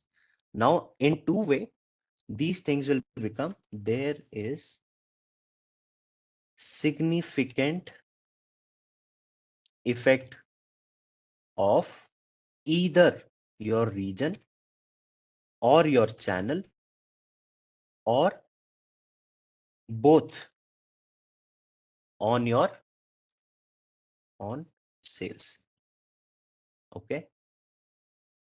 And if you fail to reject the null hypothesis, there is no significant effect on sales.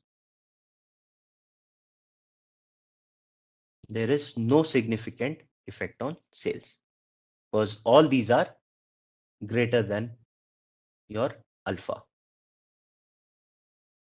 Now you had this doubt on what is this? What is this, right? Yes, this needs practice.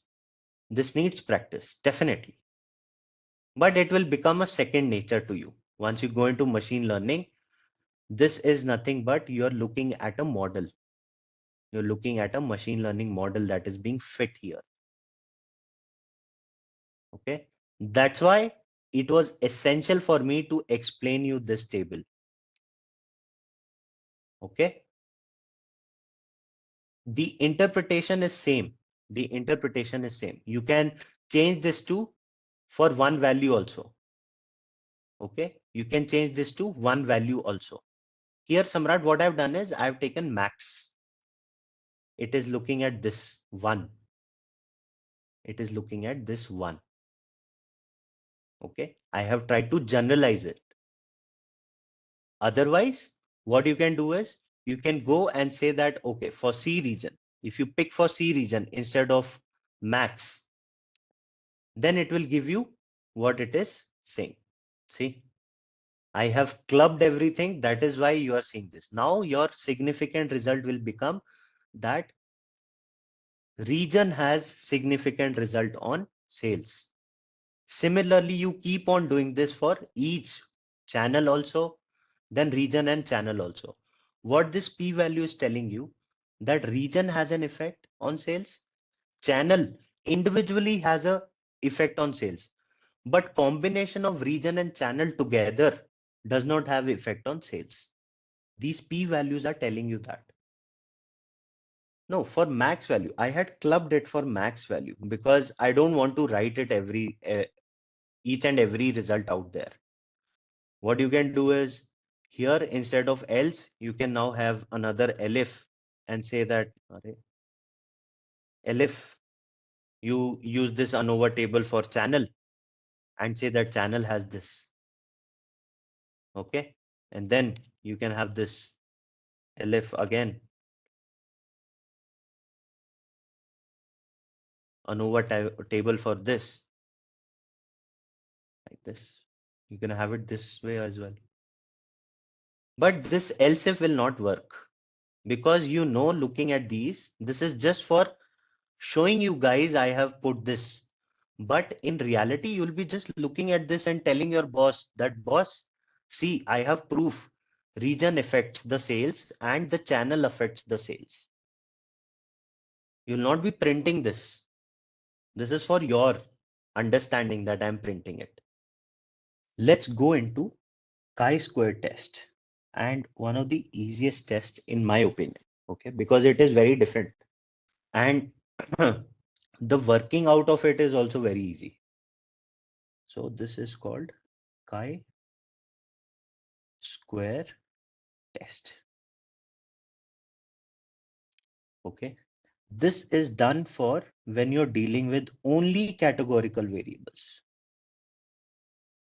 Only categorical variables. Okay, there is no way for you to do any other test, but only chi-square test is what you can do. Okay, what it measures, okay, it measures, this test measures if the observed values, if the observed results or values are not significantly different from expected results.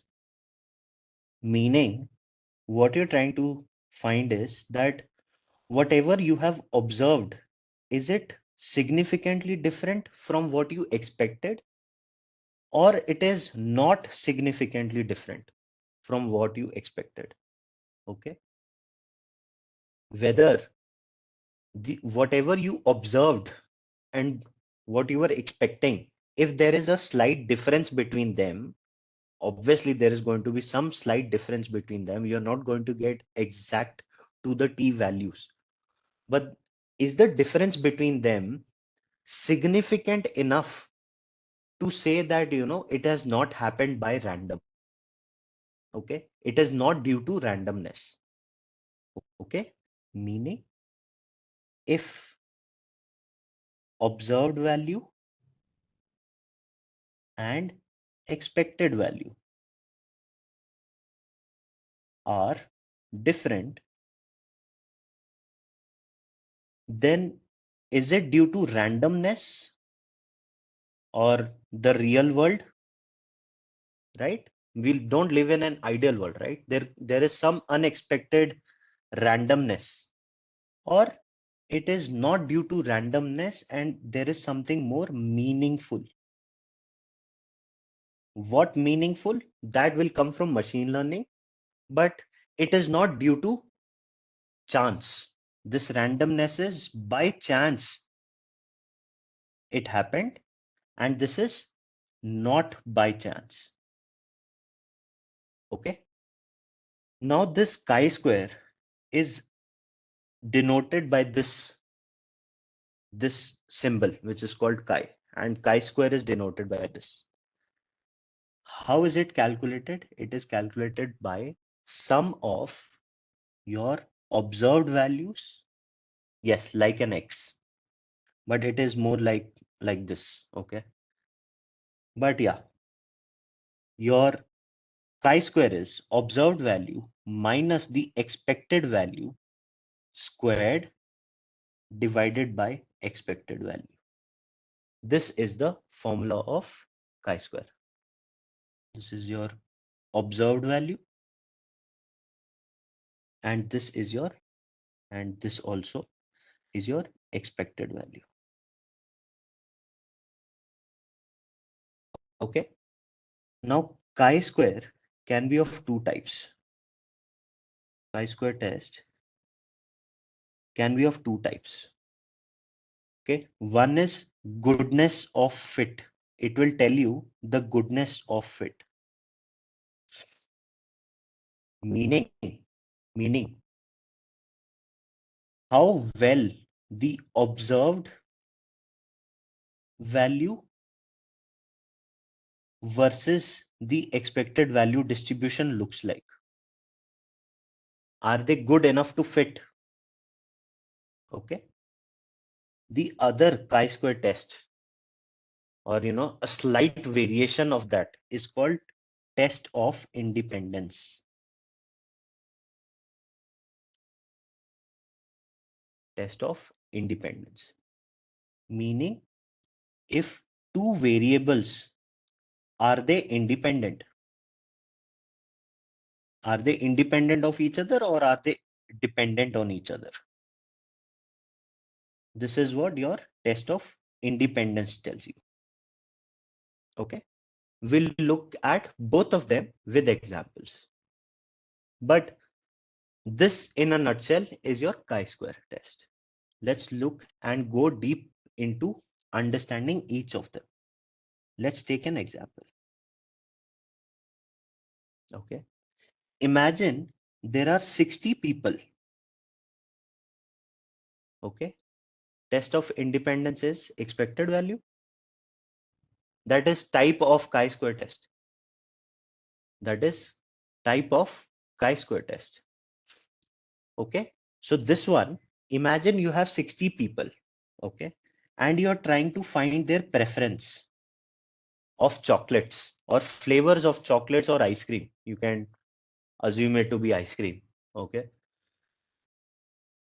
And you are trying to see, out of these 60 people, do they have more preference towards chocolate ice cream or a strawberry ice cream or vanilla ice cream? Okay. Basically, here we are talking about goodness of fit. Goodness of fit. How? What is your expected value? What is your null hypothesis? Your null hypothesis is that they have equal preference. Equal preference for each flavor. Okay, that is your null hypothesis. Meaning you expect that 20 people will like chocolate, 20 people will like strawberry, and 20 people will like vanilla. Okay, this is for chocolate, this is for strawberry, this is for vanilla. That is your expected value. But in reality, when people come to the store, come to your ice cream parlor, and they purchase, what you observe is that 45 people out of 60 chose chocolate. Okay. And 10 people bought strawberry, and only 5 people bought vanilla ice cream. Okay. Now, how will you perform your chi-square test? We know chi-square test is summation of observed minus expected squared divided by expected. Yes. You will calculate this. From here, you will calculate the p-value and compare it with alpha. That's how chi-square will work. That's how chi-square will work. Okay, let's try to work it out with hand. Let's try to work this out with hand, at least, so that you're clear. So here, as I said, your null hypothesis is all flavors are equally preferred, and your alternate hypothesis is not all flavors are equally preferred. Okay, cool. Let's now try to calculate this in a table. What do you have here? You have flavors. You have flavors. Opposite of null hypothesis. Yes, it will be opposite of null hypothesis. That's what you're trying to prove, right? Here you have chocolate, you have strawberry, and you have vanilla. Okay, let's note down their values. What was the observed value? For chocolate, you had 45, strawberry, you had 10, vanilla, you had 5. What was their expected value? 20, 20, 20, right? Now, O minus E square, O minus E square, 45 minus 20, 25 square is 225. Oh, sorry, it is 625. What am I doing? It's not 15 square. 625, right? 10 minus 20 square, 10 ka square is 100. This is 15 ka square, 225, right? Now, what is your O minus E square divided by E? You already have O minus E square, which is 625, divided by expected value, which is 20. So 625 divided by 20, 31.25. 100 divided by 20, 5. 225 divided by 20, 11.25. What is your chi-square? Summation of this column. Summation of OE square divided by E, which is nothing but 31.25 plus 5 plus 11.25. Easy? Easy? Okay. This is 47.5. Okay. Now you need to convert this into p-value. Looking at the chi, we've been looking at tables, right? Statisticians have been looking at table. Here you need to look at chi distribution table. Chi distribution table for this value and get the p-value. Get the p-value, compare it with alpha, and say whether null hypothesis is true or false. Okay. To look at chi distributions table, you need another thing. What is that other thing? Degrees of freedom. Degrees of freedom. Okay. Degrees of freedom is number of categories minus 1. Number of categories. No. This entire thing is the sum. This entire thing you need to sum. So number of categories, how many categories did we have? Chocolate, strawberry, vanilla, 3. 3 minus 1, 2. So your degrees of freedom here is 2. Okay. Okay. Easy enough. Chi-square test. Goodness of it. The other example, let's look at it quickly. I also want to do hands-on. That is more important. Okay. So here we are talking about test of independence. How are you going to use chi-square test for test of independence? Okay. Imagine you have 70 students in a class. Okay. And you're trying to look at whether their attendance in the class, attendance is class, is independent of the gender.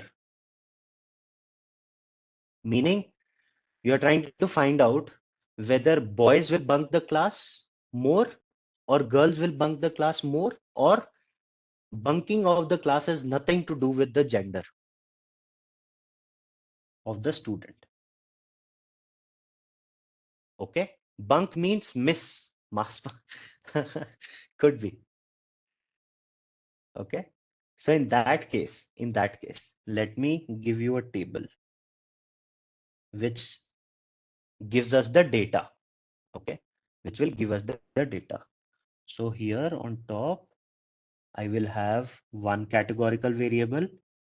On left, I will have one categorical variable.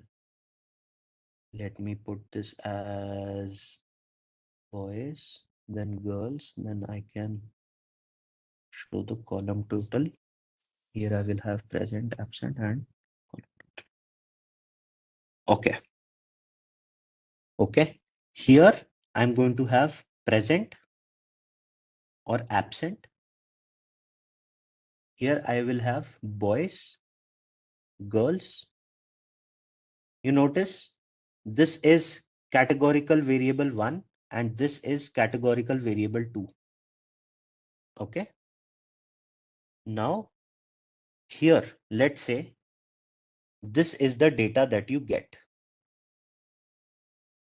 Out of 70, this is 70, no, first 50, 60, 70. Yes. So boys, there are in total this is called what? This is called what? Row total. This is column total. There are 30 boys in the class and there are 40 girls in the class. Okay. There are 50 students that are present and there are 20 students which are absent. Everyone with me? And total is 70. Now, according to our problem, our null hypothesis is that attendance is independent of gender. Okay. And alternate hypothesis is that attendance is not independent of gender. Okay. Now we know from chi-square formula that chi-square is nothing but summation of observed minus expected square divided by expected value and summing them all together.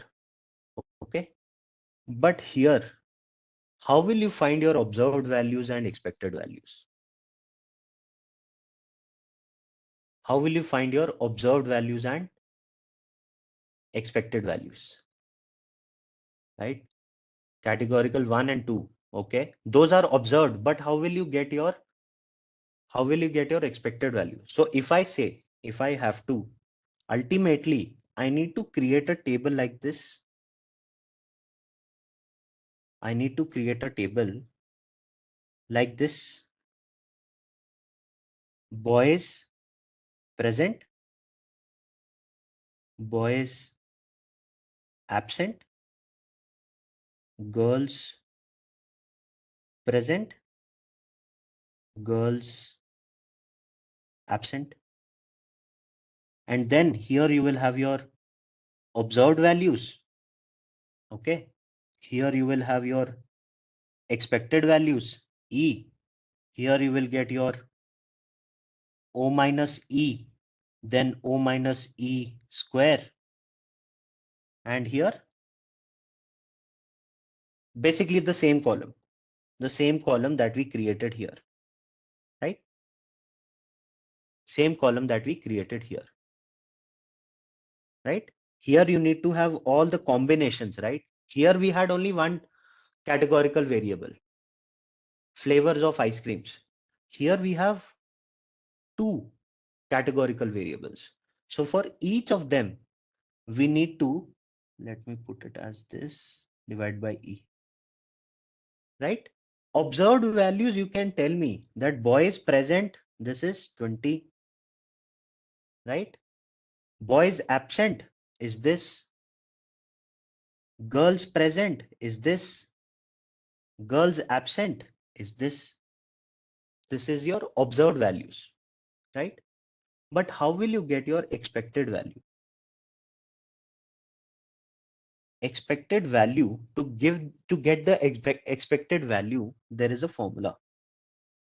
You don't have to do this by hand, but I'm giving you more clarity so that when you look at the results in code, you're able to understand what is happening behind the scenes. Okay, what is happening behind the scenes? For calculating your expected value, the formula is that you multiply your row total times your column total divided by grand total.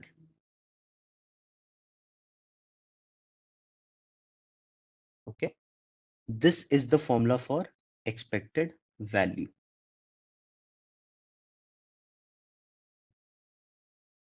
Okay, let's look at one example. So this boys present is 20. Let's take first example, which is boys present. Okay, what is the expected values of boys present? What is the row total? Row total is 30 and column total is 50. For boys present, row total is 30 and column total is 50 and grand total is always 70. So the expected value is going to be 30 multiplied by 50 divided by 70. This will come down to 21.4. Okay. Similarly, you will calculate it for boys absent, third, girls present, and fourth, girls absent.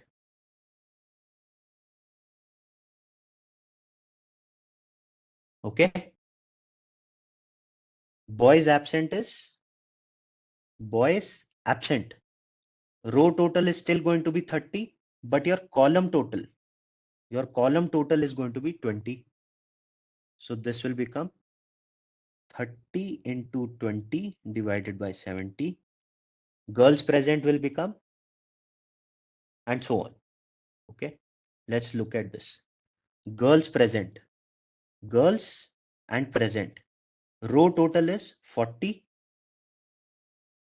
and column total is 50. This will become 40 into 50 divided by 70, and girls absent will become 40 into 20 divided by 70. Okay, so you already gave me answer. This was 8.5. This will become 28.6 and this will become 11.4. Okay, now you have all the values.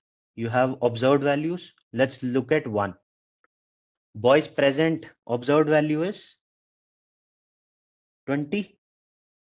Expected value for this is 21.5, 21.4. Now, can you not calculate everything and get the chi-square? Right? That is why I was saying chi-square is very, very easy. It is very intuitive to understand with hand also. The other thing, to convert your chi-square, to convert your chi-statistic, looking at the chi distribution, you need degrees of freedom. You need degrees of freedom, right? How is degrees of freedom calculated here? Degrees of freedom here is calculated as number of rows minus 1 multiplied by number of columns minus 1. Okay, basically category 1, how many you had, minus 1 multiplied by number of variables in category 2 minus 1. Okay, over here you had girls and boys, so 2 minus 1 multiplied by, in category 2 you had absent and present, 2 minus 1. So 1 and 1, 1. Degrees of freedom is 1. Let's quickly solve problems on Python. Okay, let's look at first test. Here we are trying to do test of independence. Okay, test of independence. A company wants to check if the customer's payment method, credit card, PayPal, or cash, is associated with the region. The company collects data from the customers across different regions, meaning do people in north, do they prefer credit card, PayPal, or cash? Or people in south, they prefer credit card, PayPal, or cash? Okay, you're trying to find out that. You're trying to find out the independence, whether the region is independent of the payment method or other way around. Okay, that is what you're trying to do. Here for chi-square, you are getting this chi-square contingency. Contingency table is nothing but that we created. This is what we created, right? In our boys, girls, and present absent example, we had categorical variable here, present and absent. Here we had boys and girls. That is what is your contingency table. Now, what you do is, this is how the data looks like. Let's go and solve this. Let me put my tab away. Where's my keyboard? Huh. Okay. Cool. To solve this, how will you perform chi-square? Perform chi-square test.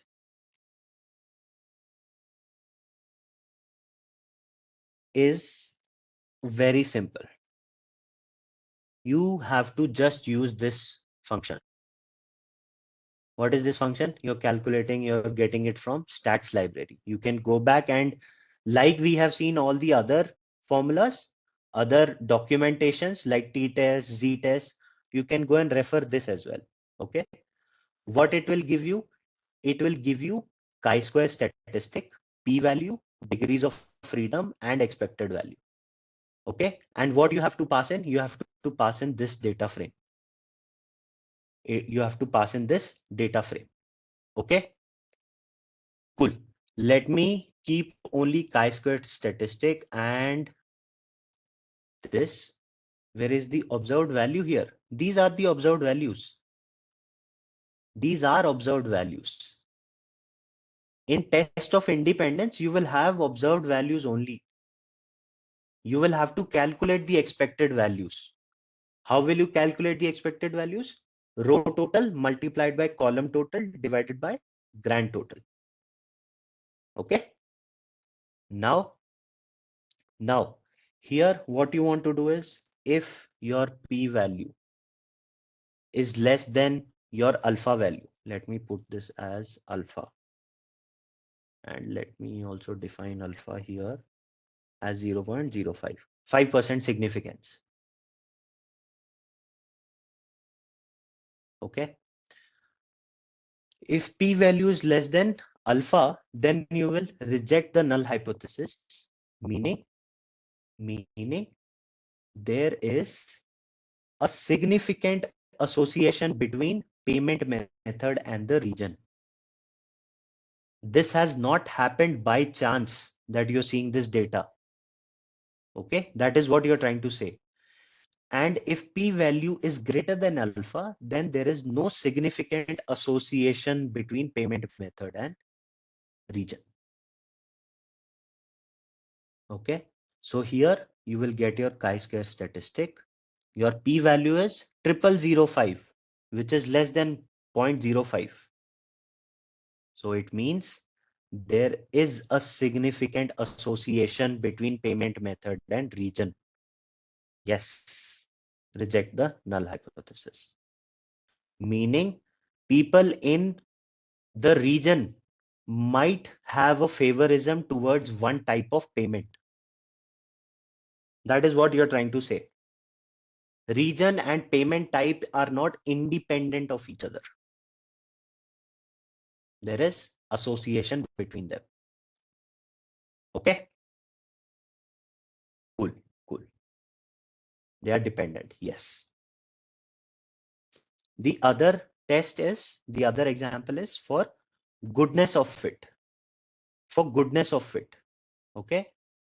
In goodness of fit, the problem that we have is a retailer expects that 30% of its customers will prefer product A, 50% will prefer product B, 20% will prefer C. Okay. After running a survey, they get the following things. So here you have these observed values, and these percentages are your expected values. In goodness of it, you will have this.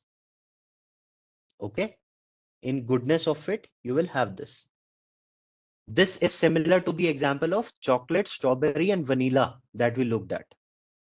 Over there, our expected value was 20, 20, 20, and observed value was different. People were preferring chocolate more, right? This is what is here. Okay, let's try to, yes, 45, 10, and 5. Let's try to solve this. Okay, here, let's note down the observed data. Observed data is observed equals to, let me put this as 25, 45, 30. Okay, this is what we have observed. And instead of having expected values, we have expected proportions from which we can easily get our expected values, right? How will we get our expected values? You take the sum of the observed, this is your total number, and multiply by 30%, you will get your expected values. Okay, let me write this in a much more easier way. Customers is this, and let me put this here. Okay, that's how you will get your expected values. Now what you need to do is you need to perform the chi-square test for goodness of fit.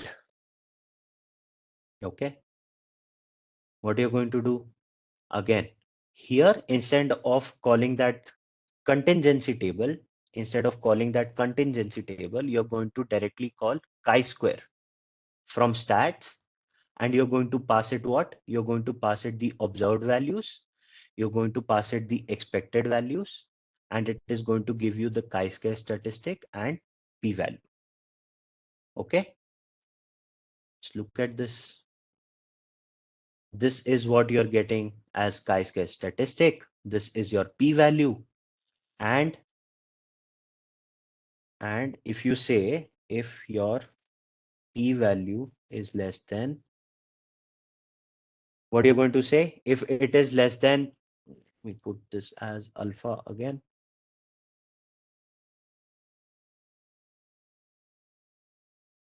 So your p-value is less than your alpha value, meaning the observed distribution does not match the expected proportions. Meaning what you have observed is not by randomness. There is something that is going on. There is something that is meaningful. I have one more announcement for you guys. For dedicated learners like yourself who want to make a difference in their career, for the first time, we at Intellipaat have decided to offer a straightforward 20% discount on our premium data science course, which is in collaboration with iHub IIT Roorkee. If you want to take control of your tech career and do something extraordinary, do visit this link in the description box given below and fill the inquiry form. promptly, a team of course advisors will reach out to you to activate the offer. So don't miss out this opportunity. Machine learning is subcategorized into supervised learning, unsupervised learning, and reinforcement learning. So let's start off with supervised learning. In supervised learning, we teach the machine using data which is labeled. Let's say we have a bunch of fruits and each fruit is tagged with a label. So here the machine learns that an apple looks like this, a mango looks like this, a banana looks like this, and an orange looks like this. So once the training is done, the machine is fed with new data or test data. So here the machine is fed with a new image of apple, and the machine predicts that there is a 97% probability that this is an apple. Now, supervised learning can again be divided into classification and regression. So, classifying the input data is a very important task in machine learning. For example, whether the mail is genuine or spam, whether the transaction is fraudulent or not. And there are multiple other examples. So, let's say you live in a gated housing society and your society has separate dustbins for different types of waste. So one dustbin for paper waste, one for metal waste, one for plastic waste, and so on. So now what you're basically doing over here is classifying the waste into different categories. So the classification is the process of assigning a class label to a particular item. And in this example, we are assigning the labels paper, metal, plastic, and so on to different types of waste. And one thing to note in classification algorithms is that the output variable is categorical in nature. Let's take this example to understand it better. So over here we have gender of the student and result of the student. Here, gender is the input variable or the independent variable, and result is the output variable or the dependent variable. So we see that our output variable is categorical in nature. That is, it has two categories, either pass or fail. And here we are trying to determine whether the student will pass the exam or not on the basis of the gender of the student.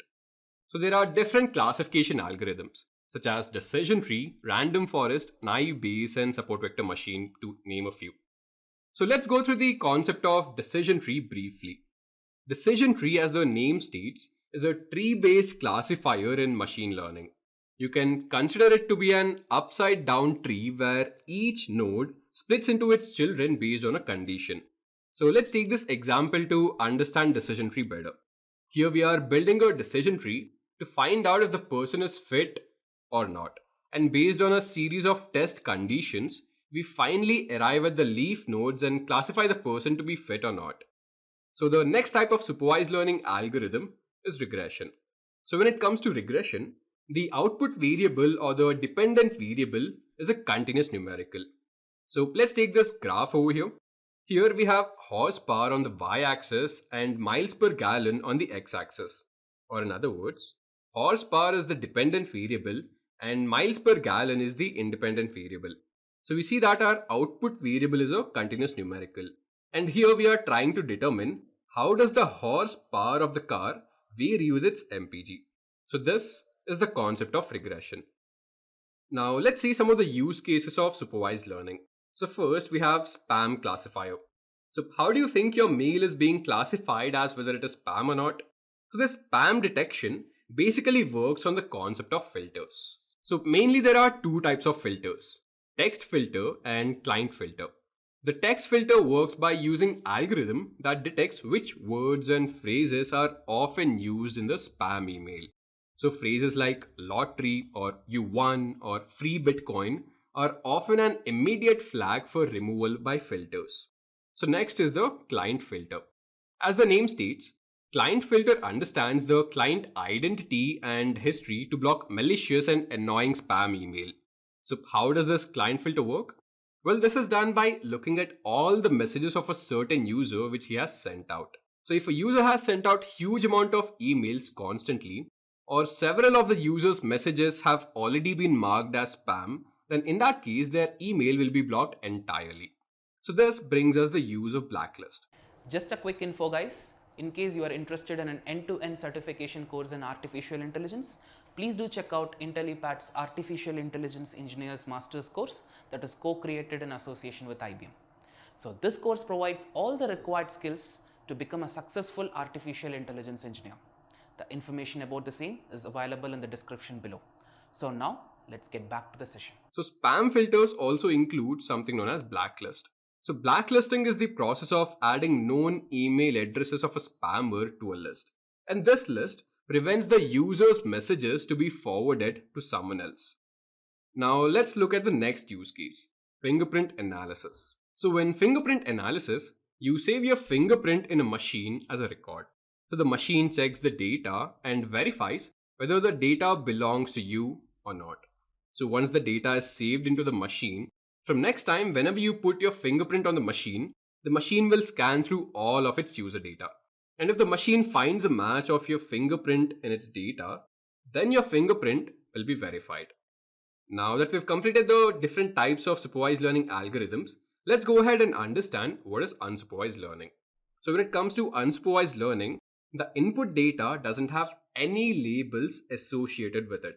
The machine understands the underlying structure of the data to identify similar patterns, and the data which is similar in nature is grouped together. So here, even though there are no labels, the machine understands that all the apples are similar in nature and thus they are grouped together. And same is the case with bananas and oranges. So this is the concept of unsupervised learning. Now let's go through an unsupervised machine learning algorithm called as k-means. So the aim of k-means is to group similar data points into a single cluster. So there must be high intra-cluster similarity and low inter-cluster similarity. That is, all the data points within a cluster should be as similar as possible, and all the data points between two different clusters should be as dissimilar as possible. Or in other words, all the points inside cluster A should be very similar to each other. But when we compare a point from cluster B with a point from cluster C, then they would be very dissimilar to each other. And in k-means clustering, k denotes the number of clusters to be formed. So in this picture over here, the value of k is 3 and hence 3 clusters are formed. Now let's go through a use case of unsupervised learning. So Netflix recommendation is a perfect use case of unsupervised learning. So more than 80% of the TV shows that you watch on Netflix are discovered through the platform's recommendation system. It means the majority of what you watch on Netflix is the result of decisions made by a mysterious black box of an algorithm. So let me just give you a brief of how it works. Well, Netflix uses machine learning algorithm to recommend you a list of movies and shows that you might not have initially chosen. To do this, it looks through a thread within the content rather than relying on broad genres to make a prediction. This explains how 1 in 8 people who watch Marvel shows are completely new to comic book based stuff on Netflix. And finally, there's reinforcement learning. So in reinforcement learning, the algorithm learns through a system of rewards and punishment. And the goal here is to maximize the total reward. Let's take this example to understand reinforcement learning. So here we have a self-driving car which is supposed to reach its destination without hitting any barricades. So here, the self-driving car is the agent and the road is the environment. Here the car takes an action and goes straight. But when it goes straight, it directly hits the barricade. Now since the car has taken a wrong action, it will be punished. So the car realizes that going straight is wrong and it has to go right. So when it goes right, it will be given a reward. So this process continues and the car learns how to drive by itself without hitting any barricades. So the obvious application of reinforcement learning is a self-driving car. A recent study has shown that over 90% of road accidents are caused by human error. So to err is human, but behind the wheel, mistakes are often more catastrophic. Accidents have led to a massive amount of unnecessary deaths. So this is where self-driving cars come into the picture. So trust me, the autonomous car or the self-driving car is much safer than a human-driven car. They are unaffected by factors like human fatigue or illness, and this makes them very safe. And self-driving cars are always attentive, observing their environment and scanning multiple directions. It would be difficult to make a move that the car is not anticipating. So how does a self-driving car work? Well, self-driving cars mainly rely on 3 technologies: IoT sensors, IoT connectivity, and software algorithm. There are many types of sensors available for a self-driving car. For example, sensors for blind spot monitoring, forward collision warning, radar, and so on. So all of these IoT sensors work together to help in navigation of the self-driving car. Next is the IoT connectivity.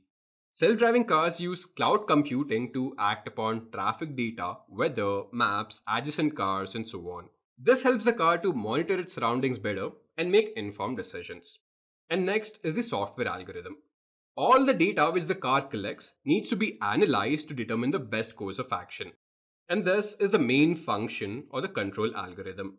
And this is where reinforcement learning comes into the picture. This is the most complex part of the self-driving cars since it has to make decisions flawlessly. So in today's world, the most famous self-driving cars are those from Tesla and Google. So Tesla cars work by analyzing their environment by using a software system known as autopilot. So autopilot uses high-tech cameras to view and collect data from their environment. So it's the same as what we do with our eyes. And autopilot uses this data to make decisions during navigation. Now let's quickly head on to the quiz. So this is our first question over here. Amazon product recommendation uses which of the following machine learning techniques? Supervised learning, unsupervised learning, or reinforcement learning? So guys, what do you think is the answer? So whatever you think is right, do put down in the comment box. So we saw that machine learning is broadly categorized into different types based on how models learn from data. Let me quickly ask you a question. Which type of learning algorithm is able to train on data that doesn't have a target variable? Here are your options: reinforcement learning, federated learning, unsupervised learning, or fourth option is supervised learning. Comment your answer in the chat box below and also explain why you chose that answer. Having said that, let me quickly talk a little more about supervised learning algorithms. Within supervised learning, we have linear regression, logistic regression, SVM, decision trees, etc. First, let's look at linear regression. Let's say I have some data on the heights and weights of a few people and I want to use the same data to predict the possible weight of a new person provided his height. Now from this given data, we want to find a pattern that allows us to predict the weight of a new person for a given height. This makes our weight column the target variable and the height column as our input variable. Now how can we imagine the relationship between these objects? Simple thing, we can plot them and understand their relation. Now the simplest way to find this pattern is to assume a straight line relationship between height and weight. This is called linear regression. The line follows the simple formula y is equal to alpha into x plus beta. Here y is a predicted weight, x will be the height, alpha is going to be the slope of the line. It basically shows how much weight changes with height. And beta is the intercept where the line starts. Next is logistic regression. Now instead of predicting continuous values, a logistic regression algorithm is used for classification problems like spam detection, where the algorithm helps classify a mail as spam or not spam and so on. Next we have SVM or support vector machines.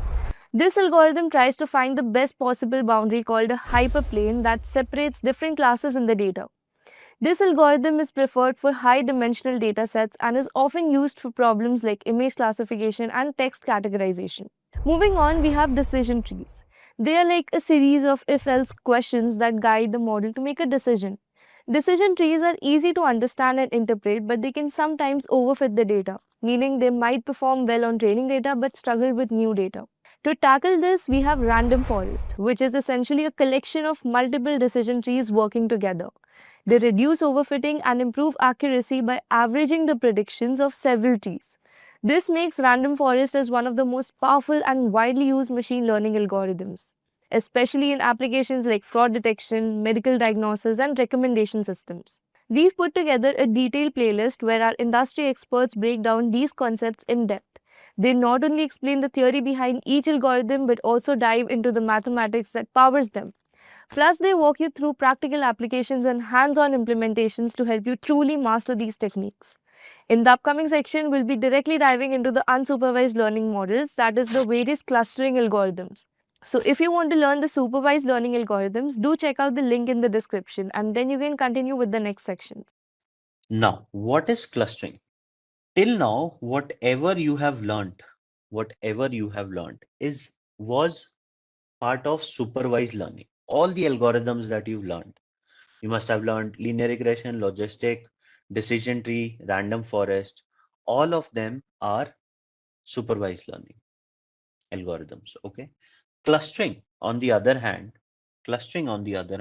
is unsupervised learning algorithm. And when we say unsupervised learning, what does it mean? There will be no target column or a variable will be available. Okay. Okay. Cool.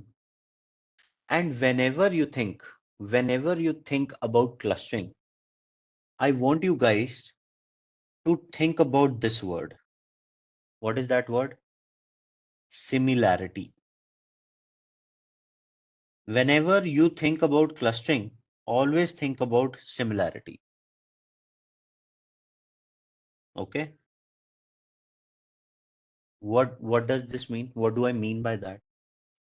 What I mean by that is the ask or the purpose of clustering is the purpose of similarity is, or clustering is, that you group similar items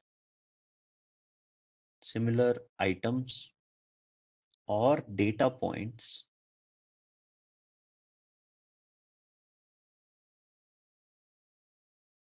together and dissimilar items or data points separate. What do I mean by that? I mean to say, in clustering, you will group all the similar items or data points together. Okay. And you will also separate out the different or dissimilar items from one another. Okay.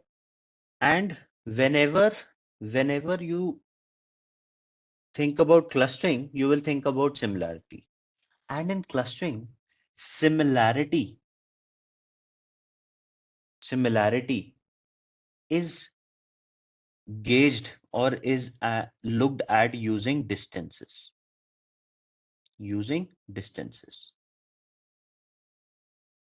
So you and me can say that the items are similar by looking at it, by feeling it. But how will the machine know?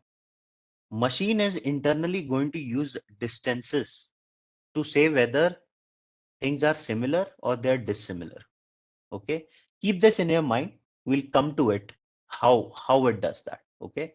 That is where the clustering is. Let's look into the intuition for clustering. What is the intuition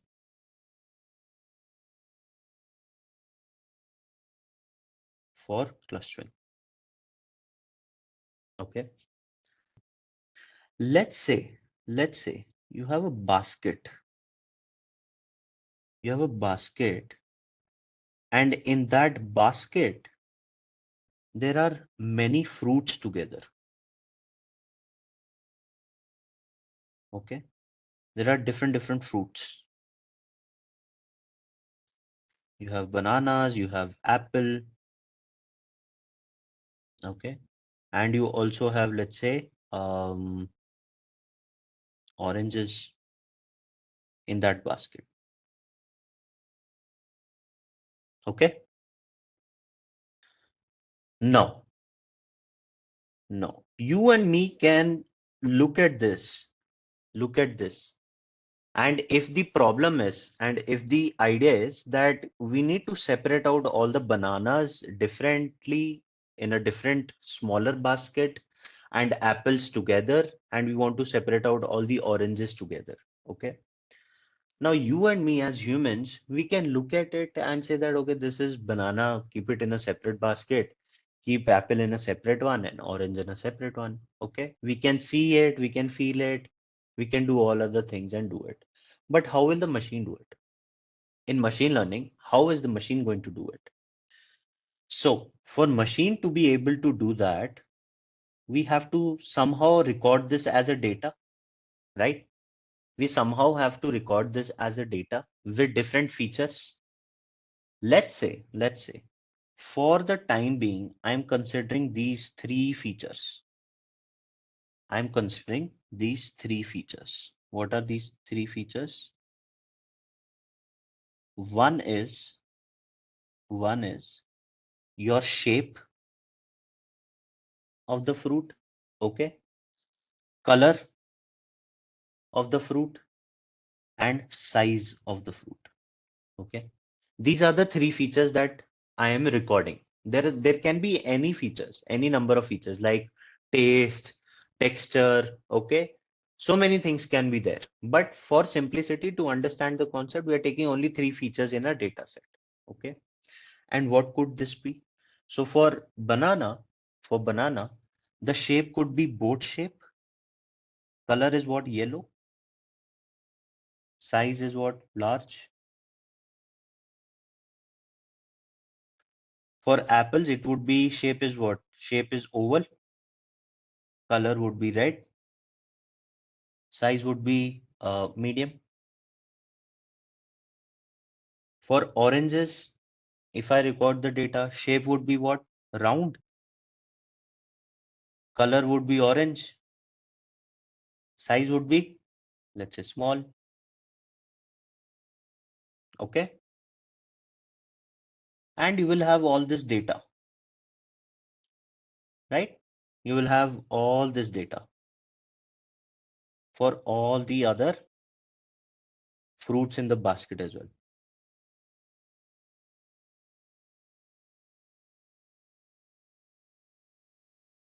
Okay. Now, till now, what you guys were doing, you always had a target variable. Which would tell you that, this is your, you will have a target variable telling you the fruit. Okay. This one would be, let's say, banana. Here also banana.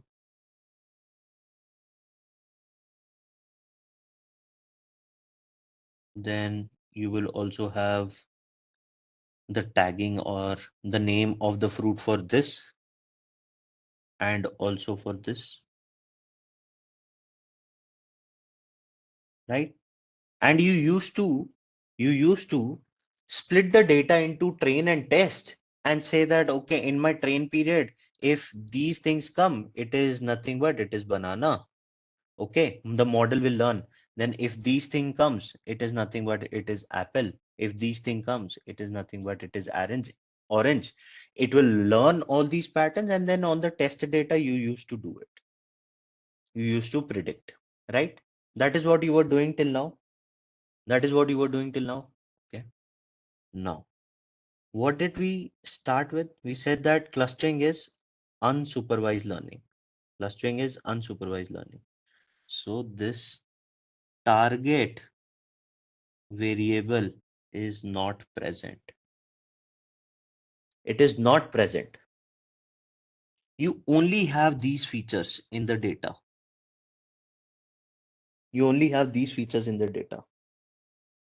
Getting my point? Now, how will you train your model? You only have this. Let me put this separately. You only have this based on characteristics, okay? Based on given variables. But how will you know that that variable is for one type, the other type, and third type or fourth type? You guys are on the right track. So look at this. Can a machine look at this and say that this pattern, whenever you see boat, you see yellow and large coming with it, right? It is repeating. This is one type of pattern that is repeating in the data set, right? Let me say one. Then there is also another type of pattern. Whenever you have oval, red and medium come with it, or whenever you have red, you have oval and medium coming with it. This is the second type of pattern in the data set. And you have so many rows in the data that are following these patterns, right? And there is also this third type of pattern,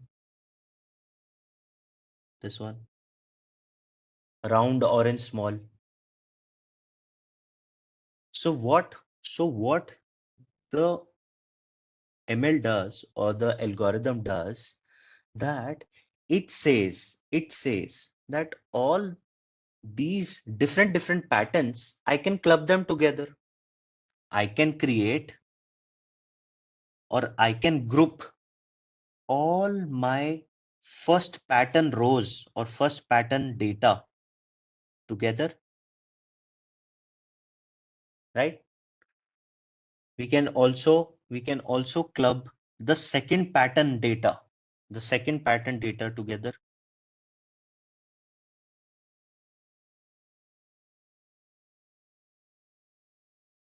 right? And similarly, it can also group all the third pattern rows or third pattern items together, separating it out from each other, right? We can do that without looking at the target variable. This is nothing but, these things that I have marked are nothing but called clusters. These are your clusters. These are your clusters. And how many clusters do you see here? How many number of clusters you see here? 3 clusters, right? Right? That is how clustering works. That is how clustering works. Okay? This is one. What are some of the use cases? What are some of the use cases? Where do we use typically clustering? Places where, like, product segmentation. Product segmentation. Have you noticed?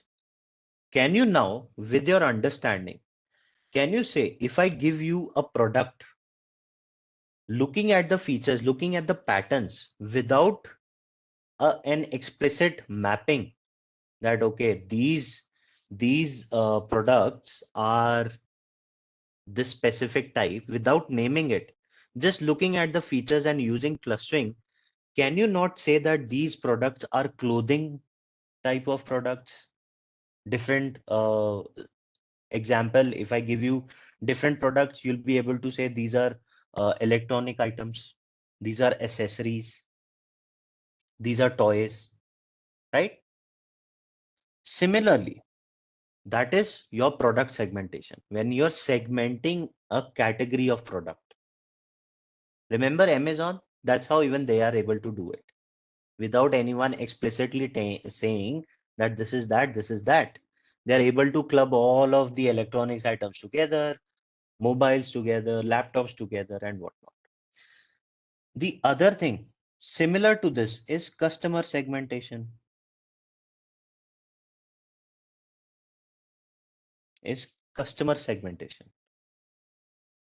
Looking at these characteristics of your customers, you can say that, okay, these customers are high spending customers. These customers are low spending customers. These customers are purchasing only on the weekends. This is this age group. This is that age group. Without I telling you anything about the customer, right? Similarly, you'll be able to do that. Correct? So that is the other use case. That is also the other use case of clustering. Okay. Now, let's take a little different example. Let's take another example. Example is Example is, imagine you are a producer. You are a producer and you are making a movie or producing a movie, Hindi movie, let's say. Okay, let us be very specific. And the end goal for you, is to make a low budget movie. That is the end goal for you. Okay. And for this to happen, do you have a data set for the entertainment industry. You have a data set from the entertainment industry. Let's see what all will it have. Let's say it has columns like skills. Okay. Skills. Then language. Okay. Then have they acted in a movie before? Have they acted in a TV before? TV series. Okay. What is their years of experience and whatnot? Okay. There could be many other features, but we are just taking a few of them, right? Skills would be like dramatics, mimicry, dancing. Okay. Then camera handling. Okay. Then what else? What other features can there be? Makeup, lighting, right? There can be so many this thing, right? There can be so many skills that are there. Let's say some people are from Hindi language. Okay. They're from the Hindi industry. They worked in Telugu industry, Kannada, Punjabi, Gujarati, entire industry का data you have with you. Okay. Whether they've worked in movie, let's type in that as well. Let's record in that as well. Movie, TV. Okay. Experience, different years of experience. Okay. Now, to make a movie, you know that you require two actors. Okay.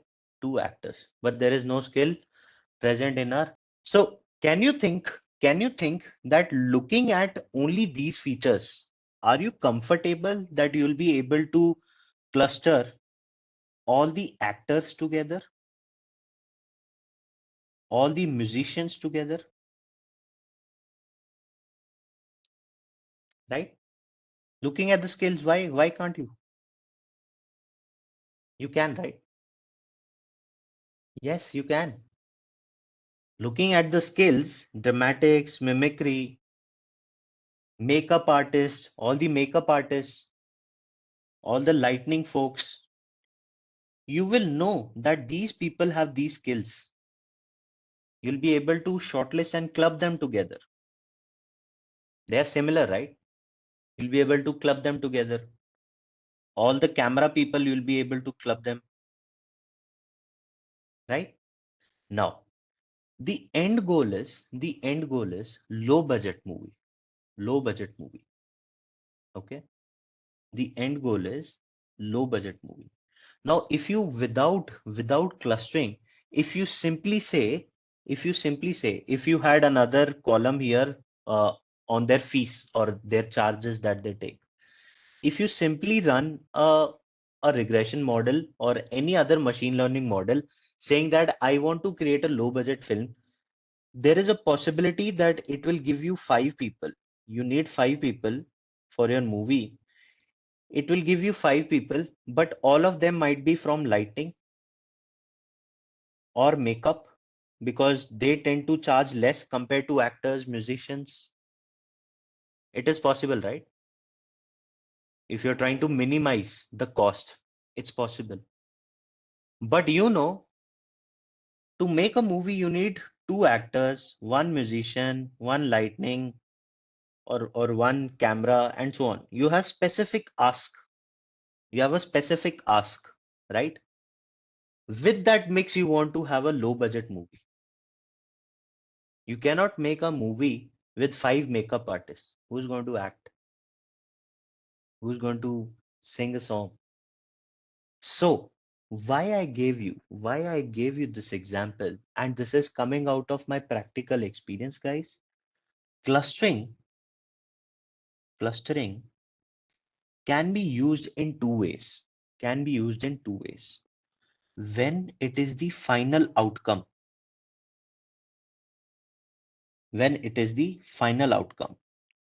Your problem statement will be very, very clear that you have a precise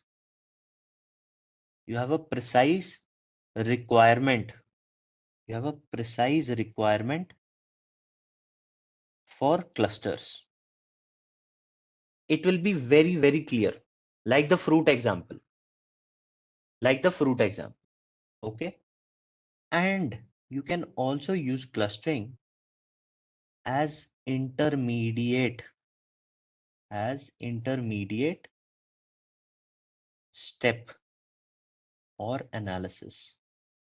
No one is going to tell you that clustering is required, but you can still use it as an intermediate analysis.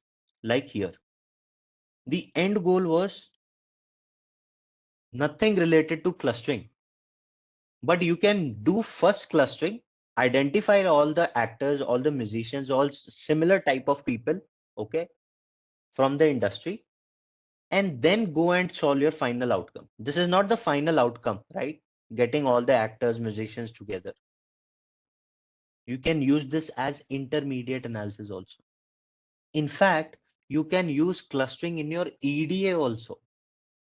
You just have to think creatively, because you can, when given a data and when you're doing EDA, simply ignore the target variable and try to see which all features are together, which all data points are similar. It can give you some really, really good insights about the data. Everyone with me? Is this clear? Are you getting the point? Right? Just think it creatively. This though we already know. This is very straightforward. Obviously, we can apply clustering there, but this is also something that you can do. Okay? And tell you that there is a way to use clustering or unsupervised learning clustering in intermediate analysis as well, or EDA. Okay, cool. Let's get started with the first algorithm in clustering. Now we know what clustering is. So let's understand different algorithms in clustering. One of the algorithms is k-means clustering. Okay. What did I tell you? Whenever you think about clustering, think about similarity, right? Think about similarity. And specifically, when you think about similarity, machine uses distances to say whether the item is similar or it is dissimilar. How does it do that? if distances between 2 points, 2 data points or 2 items are very, very small, then they are said to be similar. Okay.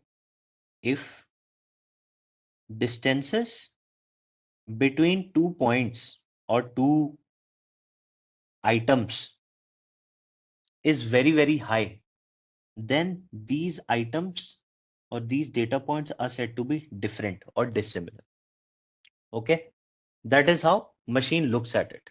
That is how machine looks at this. And in k-means clustering, majority of the times we will be looking at Euclidean distances. We'll be looking at Euclidean distances. I'll come to that. What is, Euclidean distance? You must have studied this in really 7th, 8th, 9th mathematics, but we'll revise it. We'll quickly revise it. Okay. And what does this means in k-means word means? There's so many means there, but it is nothing but it is mean or an average. It denotes average. Very simple. Okay. This k, it denotes number of clusters. It denotes the number of clusters. If you have 3 clusters, k will be 3. If you have 10 clusters, k will be equal to 10. Okay. What is Euclidean distance? Let's understand this. What is Euclidean distance? Let's understand this. If there is a coordinate system, okay, this is your y-axis, this is your x-axis, and there are 2 points. Let's say this is A and this is B. This is A and this is B. Okay. And the coordinates of A are x1, y1. Coordinates of B are x2, y2. Right? What Euclidean distance is? Euclidean distance is the shortest distance between A and B. This is the shortest distance between A and B. Right? There are other distances also. You can calculate the distance to be move in the direction of y-axis first and move in the direction of b-axis or x-axis. You will reach there. Right? You will reach there. That is also a distance if you add this and this. But Euclidean distance is this blue line. Euclidean distance is this blue line. By the way, if you calculate this distance, red one, it is called Manhattan distance. There are different distances also, but we are 99% of the times we are going to use Euclidean distances. So let's understand what is Euclidean distance for A and B. Between A and B, it is going to be x1 minus x2 square plus y1 minus y2 square. Everyone remembers this now? Yes. This is the same Euclidean distance. That's how you will calculate the Euclidean distance. Okay. Now there are different distances. There is Canberra distance, Manhattan distance. Okay. There is Mahalanobis distance, Euclidean distance. There are different formulas. But majority of the times you will be using Euclidean distances. Okay. Majority of the times. Now, with that out of the way, what we are going to look at, is working of k-means. How is k-mean going to work? With our own hands, manually, and then in during hands-on, you will apply this in real world. By now, you must have already got the idea that In Python, when you're implementing the algorithm, it is hardly 1 line or 2 line of code, right? Right? Importing whatever algorithm that you want to, right? Logistic regression, if you want to do logistic linear regression, import that if you're implementing linear regression. And rest of the steps are same. You first have to do fit, transform, and then predict, right?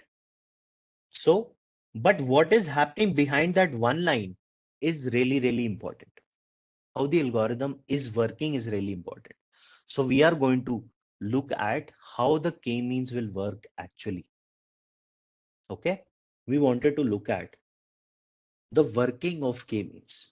Okay, now before you are able to implement k-means, before you are able to implement the k-means, you have to provide the value of k.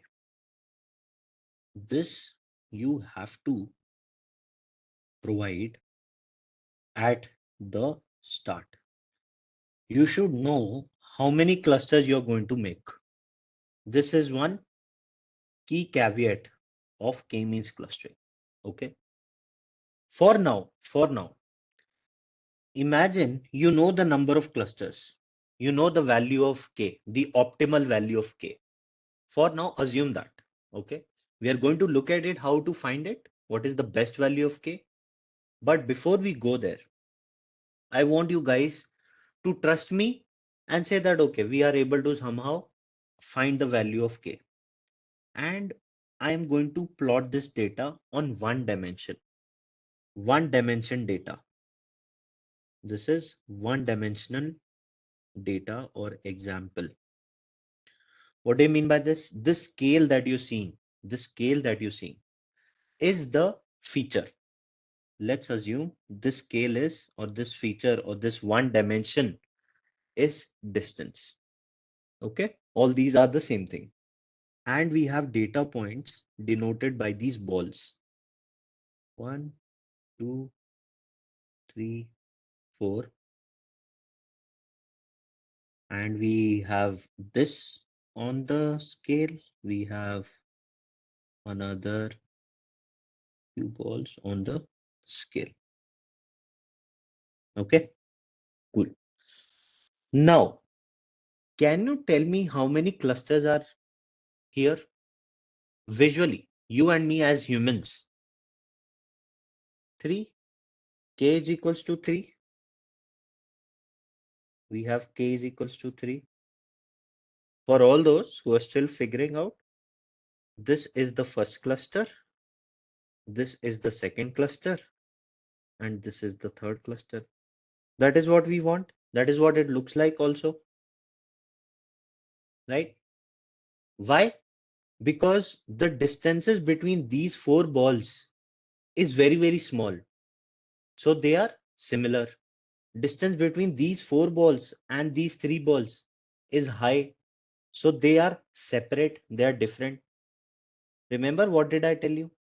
If distances are small, they are similar.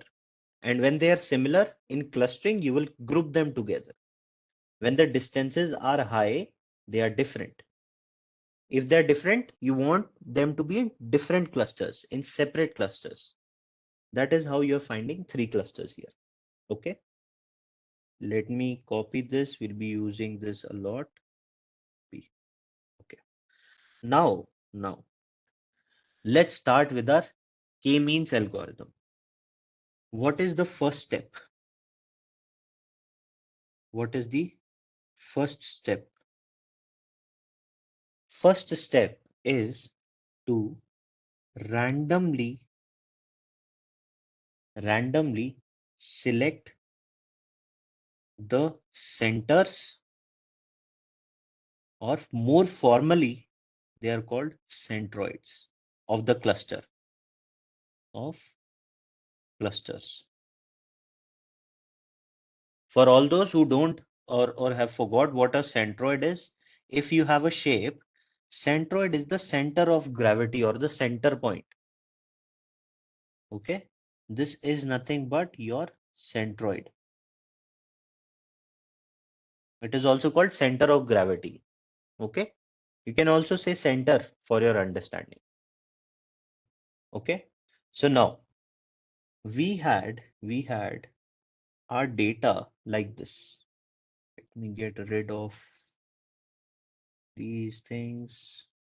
This is also not required, at least now. Okay. Cool. These were the 10 balls that we had. We are going to randomly select the centers. Let's say I'm going to say this is going to be the center or centroid of my first cluster. This is going to be the center of my or centroid of my second cluster. And this is going to be randomly I'm selecting. This is going to be the center of my third cluster. Okay. That's the first step. Second step. What is step 2? What is step 2? Step 2 is calculate the distance of each ball from each centroid. Okay. Till now, we don't know whether this is the first cluster. We are trying to understand how will machine do it. Visually, you and me as humans, we can look at this and say, "Arey yaar, this should belong to the same cluster. This to the second and this to the third." But how is the machine going to learn? How is going to machine do it? What is the algorithm k-means? How will it say? That is what we are trying to replicate. And we started with a plain slate with all the data points in the space or in this dimension. And we are trying to identify how will machine come up with clusters. Okay. So this is the step 2. First is randomly select the centroids. Second is calculate the distance of each ball from each centroid. Let me copy this. The algorithm, so the second step is, let's do this for the first ball for simplicity. Let's do this for the first ball first. Okay. What is the distance of this first ball from the first centroid or the first cluster? This is the distance. Yes. Yes. Yeah, no units. We are not defining units, but visually. This is going to be the distance from the second centroid, from the red centroid. And this is going to be the distance from the blue centroid of the first ball only. Right? Right? Okay. Okay. Then in the algorithm, what is the third step? What is the third step? The third step is assign the cluster based on shortest distance. Okay. It says assign the cluster based on shortest distance. Now, out of this, which is the shortest distance? Yellow, right? Yellow is the shortest distance. So we are going to assign this ball also, and we are going to say group it together or cluster it together with the yellow cluster. Yes. Then there is the fourth step also. There is step 4 also in the algorithm. What is that? What is that? That is update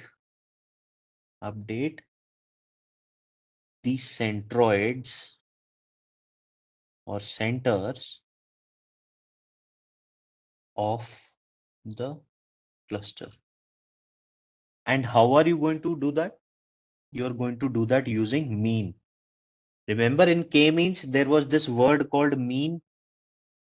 This is where it is going to use. What do I mean by updating the clusters? What do I mean by updating the clusters?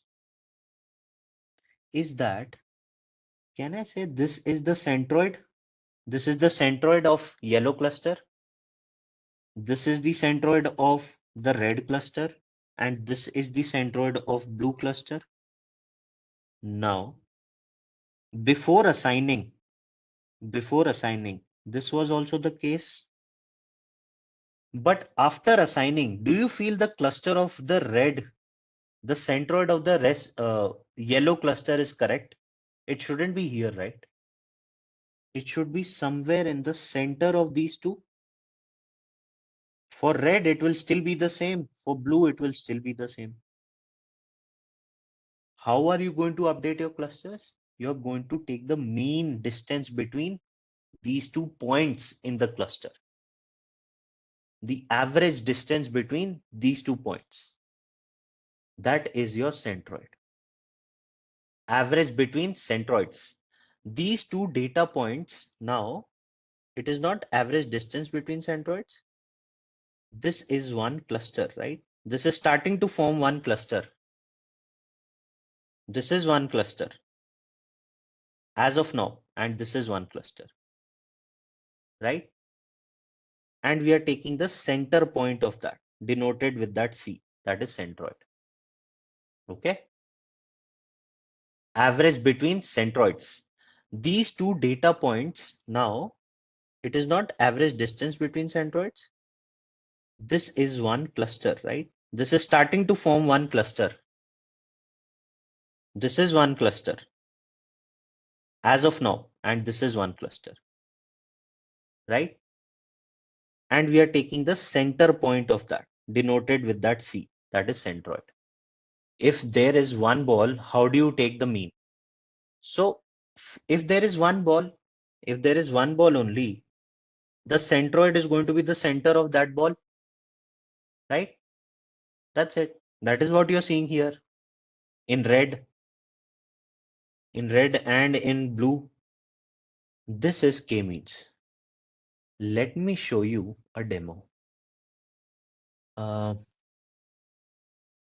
K-means clustering.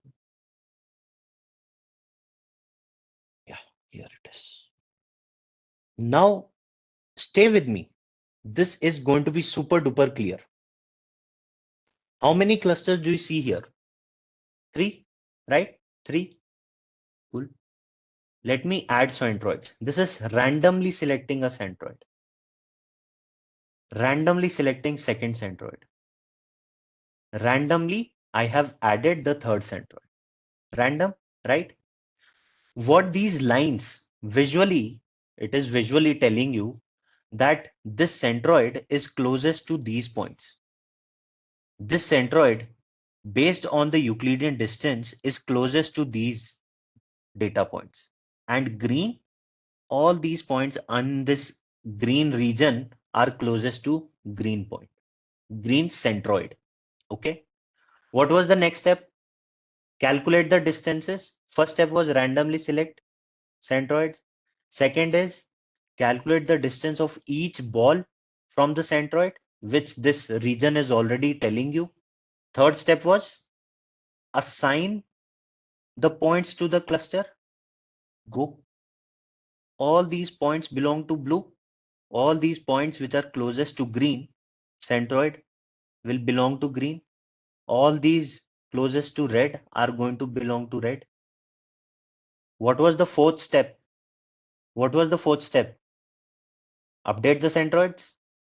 Update centroids. You saw what happened? Blue came to be average distance between what it was updated as blue. Green shifted from here to here. Red also shifted from here to here. Then keep on repeating. Based on the shortest distance, you see the regions have also changed now. Based on the shortest distance, assign the clusters. You see this green part has been now turned to blue. Update the centroids. You see, again it moved. Reassign, update, reassign, update, reassign, update, reassign, update. Is it changing? No, right? After some time, it has stopped changing. Why? Why? Because now this has formed your cluster, and this is the second cluster, this is the third cluster. But like the example that we saw earlier, is this the right solution? No, right? This is not the right solution. Let's do this again from the start. Add centroid, centroid. Okay, randomly selected. Go, assign, update the centroid, assign, update, assign, update, assign, update, assign, update. It has stopped moving. Now are you getting the right clusters? Right? Let's do this once again. Let's do this once again. Centroid, centroid. Assign, move, assign, move, assign, update, assign, update. Now again it has stopped moving. Why? Because all these points are closest to red, so your centroid will stop updating. All these points are closest to green. Your centroid will stop moving, and you're getting the solution again. Let's do this once again. 3 randomly selected centroids. Update, update, update, update, update. See, I'm doing this multiple times. I'm just clicking it, but things are not moving. Right? That is how k-means work. That is how k-means work. Okay? That is how k-means work. Why didn't it work in the first example? That is what we looked at here. Random selection of centroids can affect your clusters. Can affect your clusters. So what k-means does is, what k-means does internally, it will run the clustering multiple times. It will run clustering multiple times. Let's say it will run, for example, 10 times. For example, if out of 10 times, you'll be getting 9 times, 8 times the same solution, like this one. So it will say this is the right solution.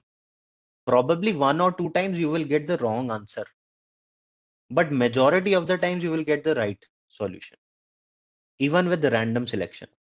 So that is how it works internally. And it will say this is your final outcome. Okay. Other thing, notice guys. Our first selection of random centroids only decide the outcome, right? Our first selection. So every time it is going to repeat. It is going to converge to a solution. Then second iteration, it is going to start from step 1. It is going to start with initiating random samples, random centroids again. Then again, it is going to find one solution. Then third iteration, it will again start with random centroids. It will keep on doing this. And it will say that, okay, majority of the time I'm getting this example, this answer, this solution. So this is your final solution. That is how k-means work and takes care of the random initialization. It will be different, but majority of the times it will be same. Majority of the times it will be same. How many times we have to repeat to get the correct output? That is taken care of by internally. Internally, it is taken care of. There is also a hyperparameter called iter in k-means. Let me show you.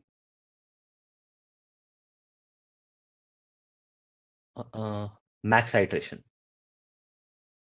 See, what is this max iter? Maximum number of iteration k-means algorithm of the k-means algorithm for a single run. Single run means when you're doing a single fit, how many times you want it to run. So by default, it will run 300 times. 300 times it will run.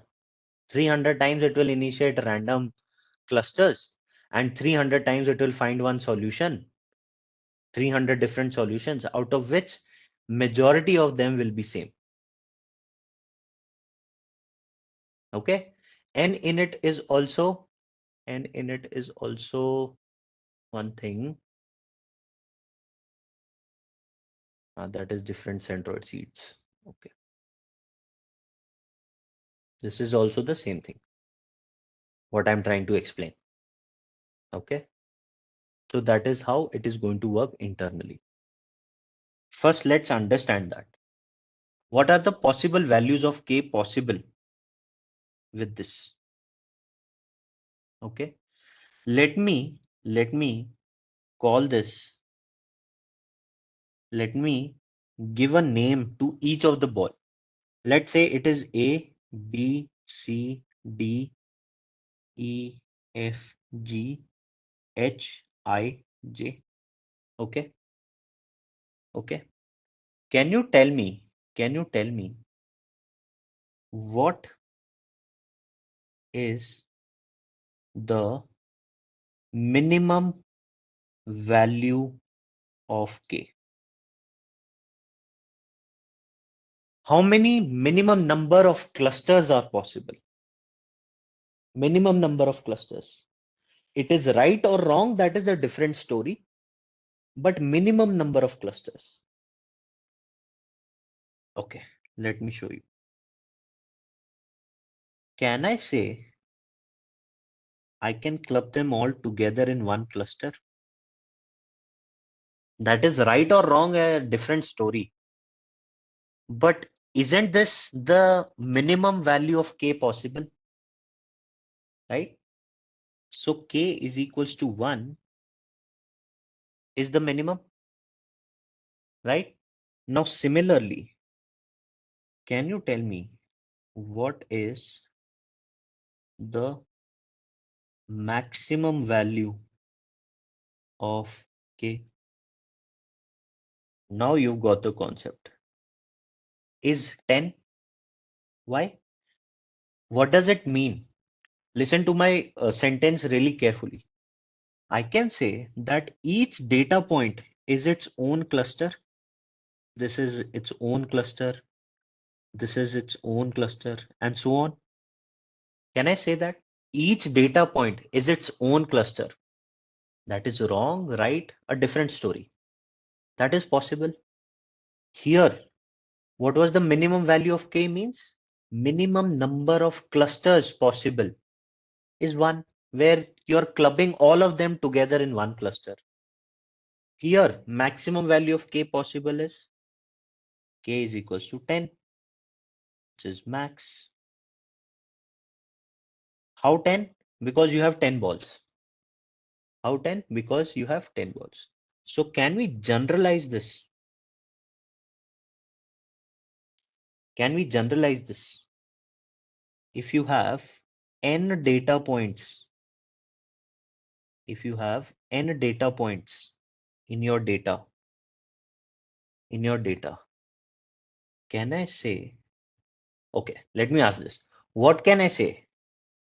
What are the minimum number of clusters that are possible?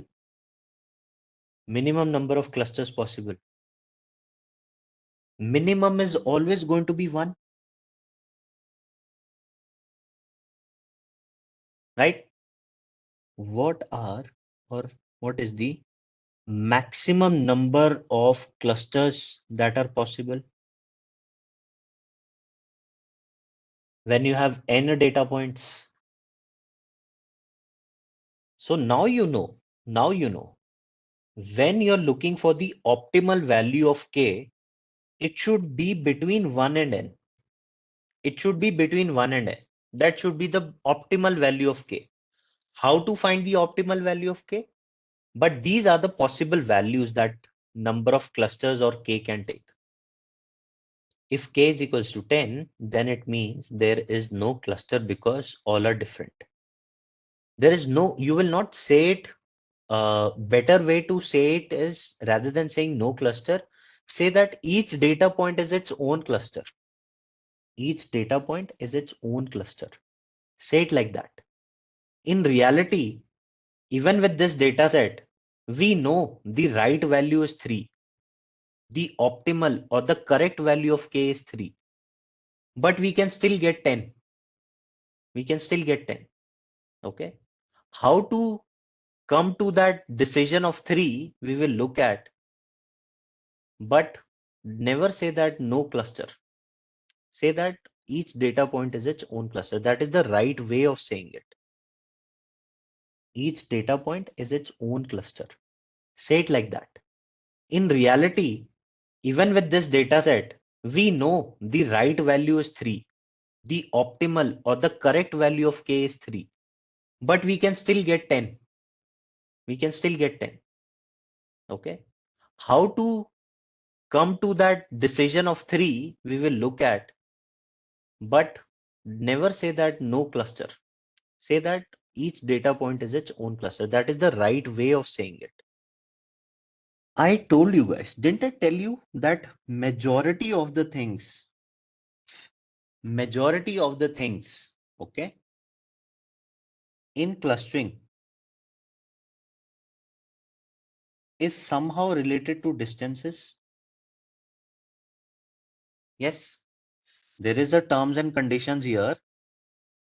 There are 1 or 2 things that are not related to distances, which I will tell you.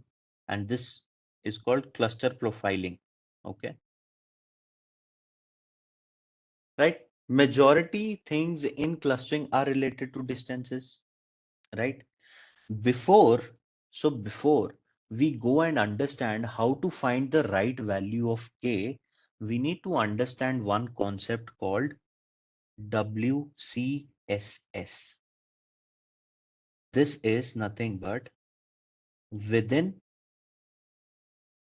cluster sum of squares is the short form for that. Okay. It is also called inertia. It is also called inertia. Okay. It is also called inertia. What WCSS is? What WCSS is?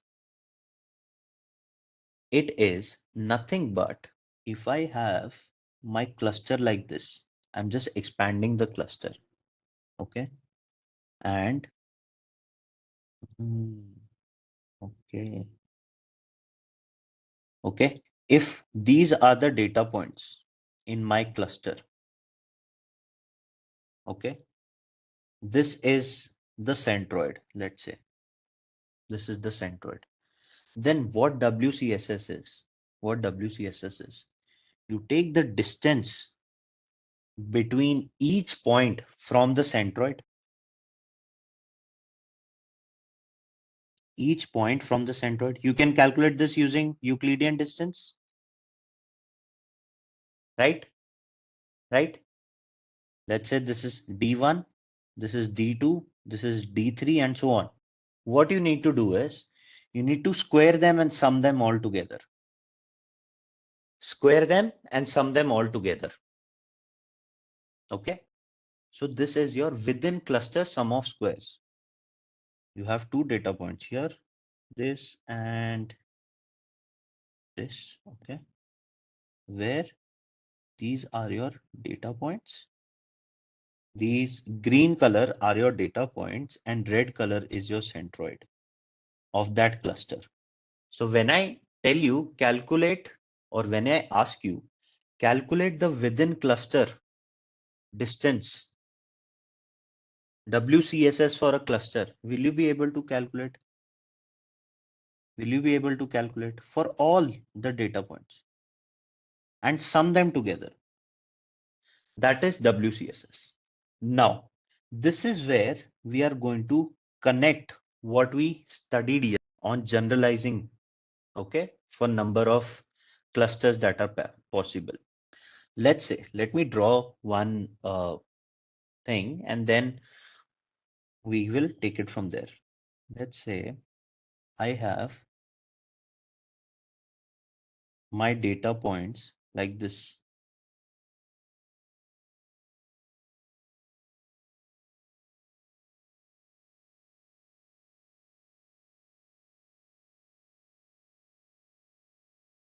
Okay. If these are your data points, this is your data. Okay. How many clusters do you think they are possible? 3, right?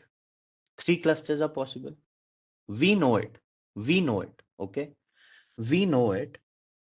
Let us see how will the algorithm find it. Okay. Let us see how algorithm will find it, how the machine will find it. Let us see. So let's assume what was the minimum value of k possible? 1. Let's say if k is 1, if k is 1, what does that mean? What does that mean?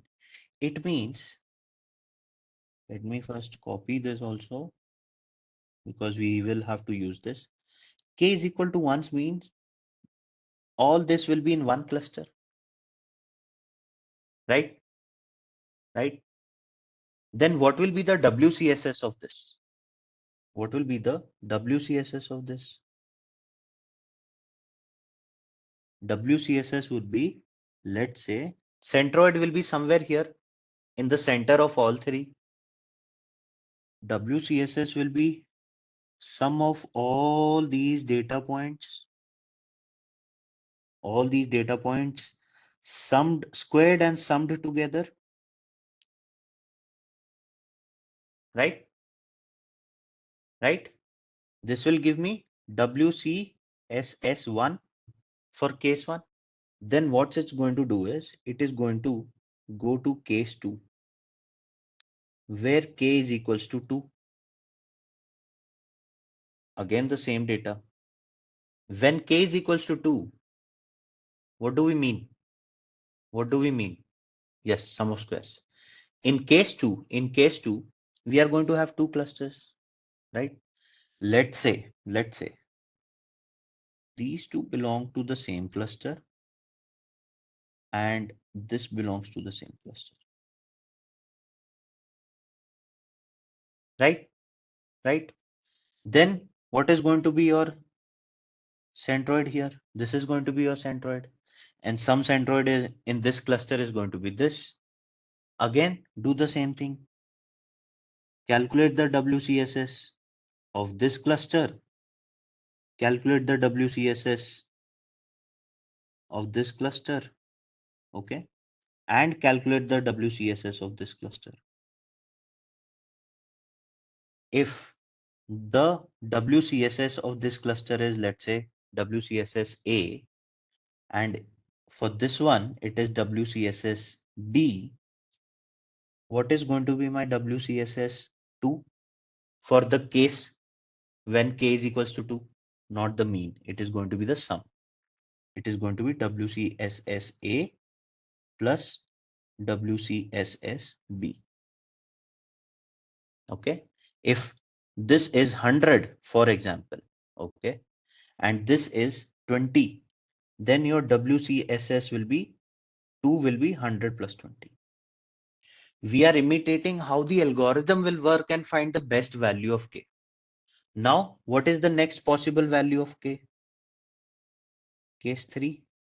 K is equals to 3. If k is equals to 3, it's going to be this, right? These 3 clusters. What is going to be the next step? Calculate the WCSS, right?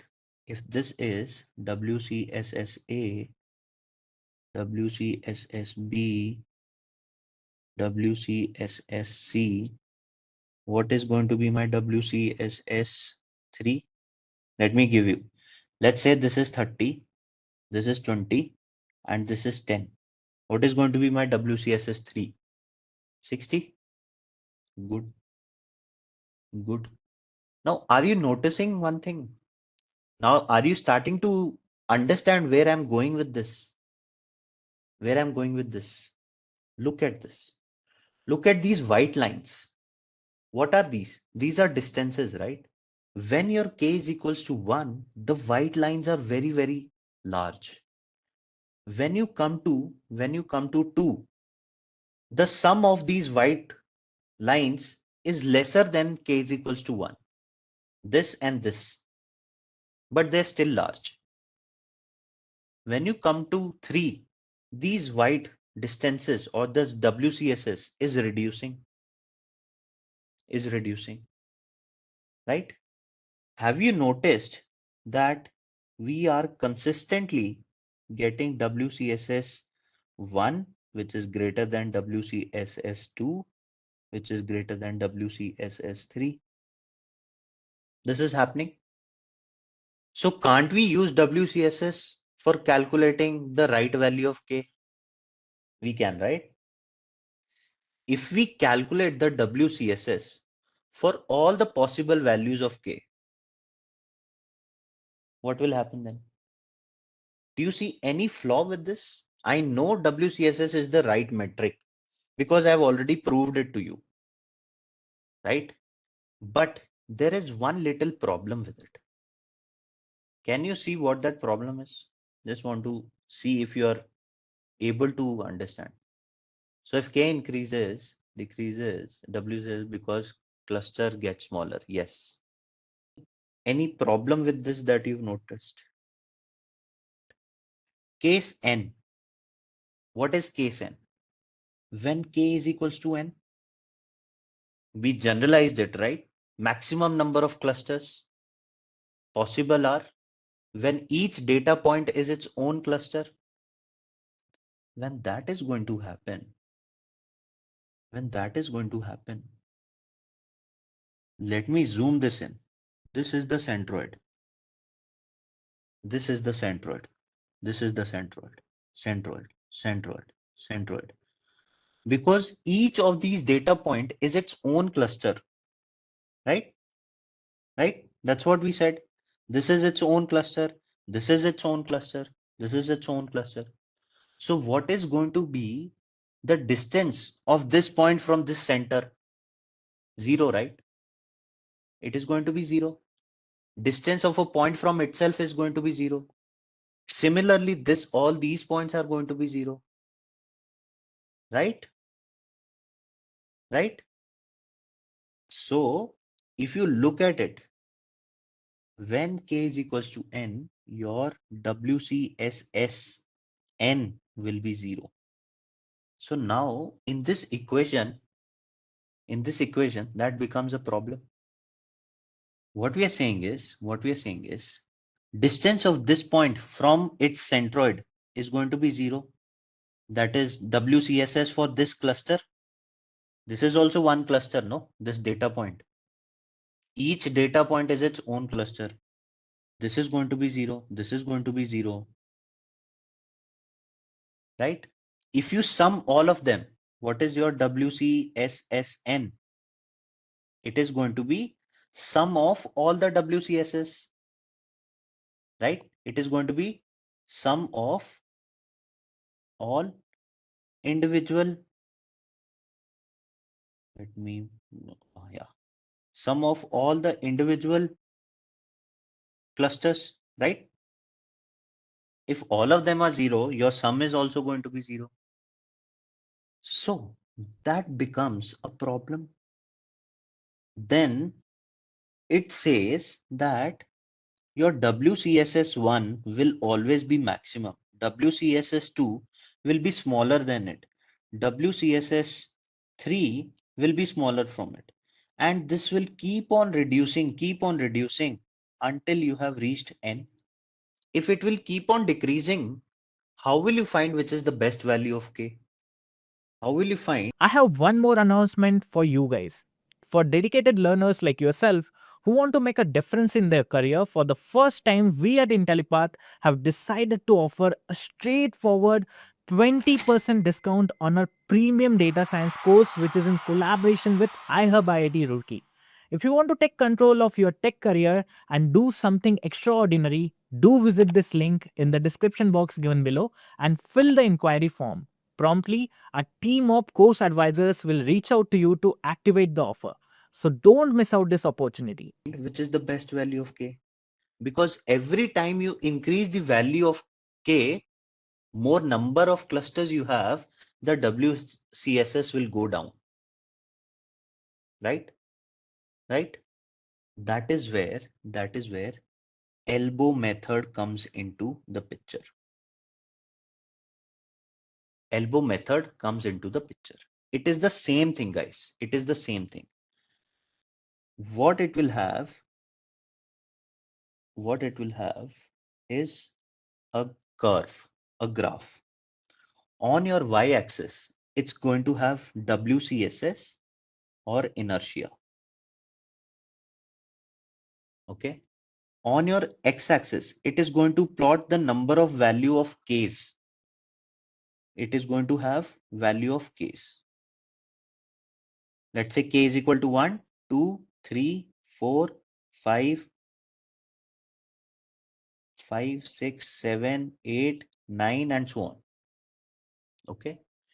It is going to say that when I have one cluster, it is just plotting all these things that we calculated. It is just plotting on the graph. When I have k is equals to 1, my WCSS is, let's say, here. Okay. Then when my k is equals to 2, my WCSS is going to reduce. We saw that. It will be somewhere here. Then when my k is equals to 3, my WCSS is going to further reduce. It's going to be here. Then 4, it is going to further reduce. 6, further reduce. 7, 8, 9. And it will plot it. It will plot it like this.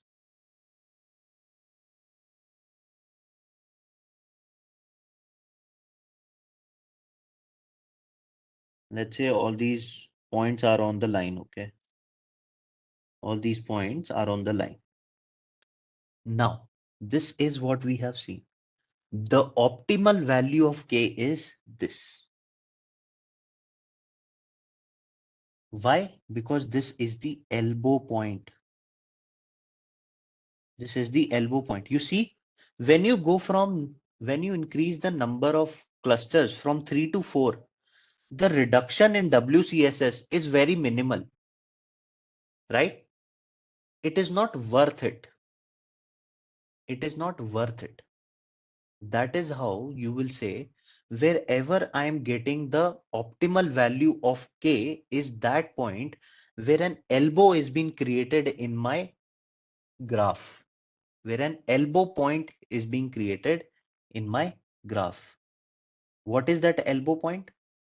What is that elbow point? That elbow point is that point where if I increase my value of k, the reduction in WCSS that I see is not huge, is minimal, That is your elbow method. And that is how you will find the value of k. Let me show you. Let me show you.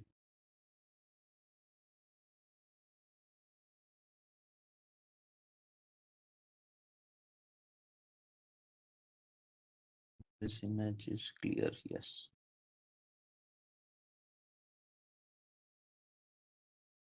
Look at this. If my drawing is not clear,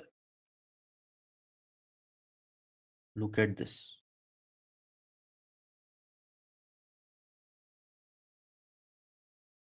You see, the elbow is being created here. What do you have here? Values of k. What do you have here? Sum of square distances. That is nothing but within cluster sum of squares or inertia. And you keep on plotting. For my 1, when k is equals to 1, this was the WCSS that I got. For k is equals to 2, this was the WCSS that I got. Okay. For k is equals to 3, this is what I got. So you see, when you went from 1 to 2, what was the reduction? This was the reduction. When you went from 2 to 3, what was the reduction? This was the reduction in WCSS. But when you go from 3 to 4, what is the reduction? Very small. From 4 to 5, again, very small. 5 to 6, very small. After this point, the reduction in WCSS is becoming very, very small. it is not worth it.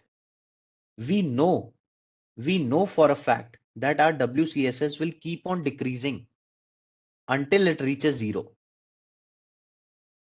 Okay, it will keep on decreasing until it reaches 0. But all those further reductions after a point, after the elbow point, is going to be very, very small. Let me give you the definition, not definition, but the formula also, just for completeness. Just for completeness. Do we still have to take couple of extra WCSS reading to find the elbow? Of course, of course, of course you will have to. What is the optimal value of K? What if the optimal value is greater than the WCSS? WCSS, what is WCSS ka formula? The formula is that you're taking distance between xi from Cj. Cj is nothing but the centroid. What are we doing in WCSS? We're calculating the distance of each data point. Xi is nothing but each data point from its centroid, right? And this we are going to repeat for all the clusters. So I'm putting a J. All the data points present in jth cluster get their distance from the centroid of the jth cluster. Square them, and sum this for all the points in that cluster where I is equals to 1 to n. If there are n data points in that cluster, in jth cluster, sum all of them and sum for all the clusters from j is equals to 1 to k. Let me not put k, you guys will get confused. Let me put n. Okay. Tell you what is this. This is nothing but distance square. This is distance square. What is the C? Cj is centroid of jth cluster. What is xij? Xij is ith data point in jth cluster. What is this m? M is number of clusters.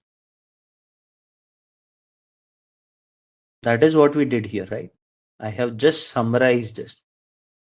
WCSS of A plus WCSS of B.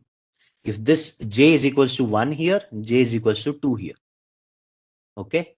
And how are you getting WCSS A and WCSS B? By taking the sum of each xi from the Cj. That is what this formula is. That is what this formula is. Let me also bring it from here.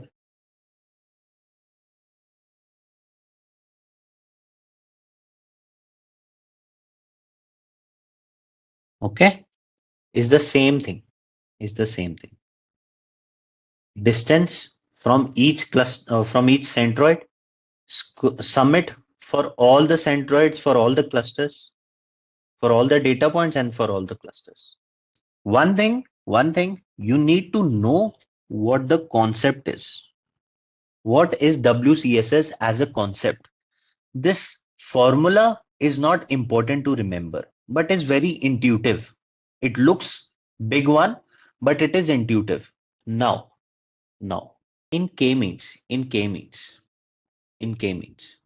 you have elbow method, okay, to find the best value of K. Sometimes there might be a tie.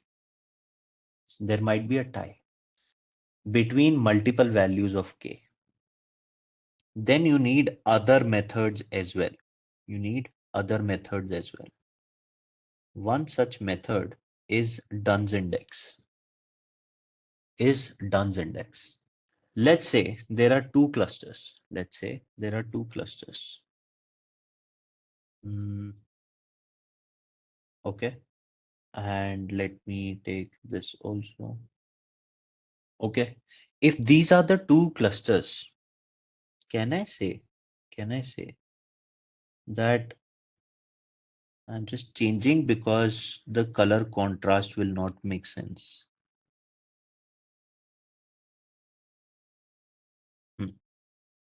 Can I say for this point,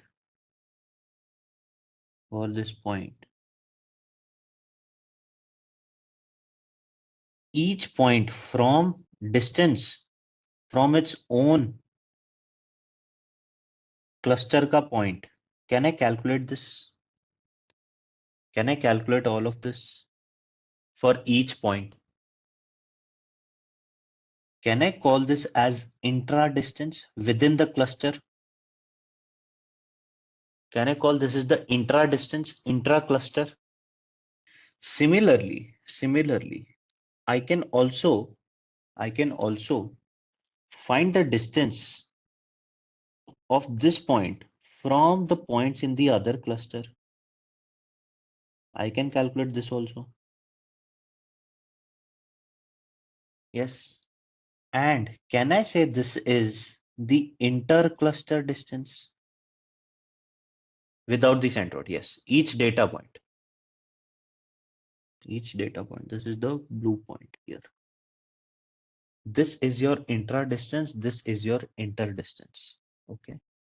What Dunn's index says is it is an index. It is an index which is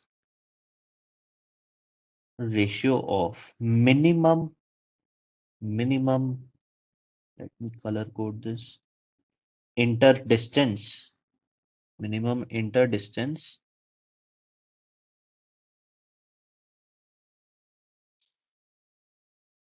divided by maximum intra cluster.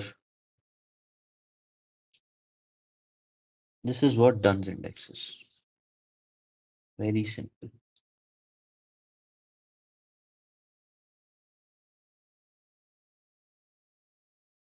What is it saying? It is trying to find whether your clustering is right or wrong. Whether your clustering is right or wrong. How? This intra distance is going to tell you whether your cluster is tight enough. All the data points which are within the cluster, they are very close to each other. They're very similar. If they're very similar, their intra distance will be small, right? And it is also checking, this one is also checking that the different data points or the different clusters, they should be far off from each other. So the inter distance should be very, very high. Okay. So what Dunn's index is saying is the minimum inter distance, the minimum inter cluster distance divided by the maximum intra cluster distance. That is your Dunn's index.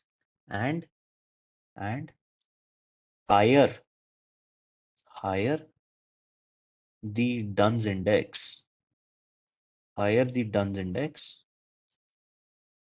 better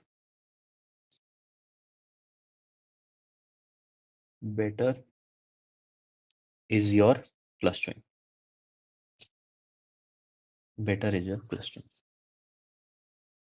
This is Dunn's index.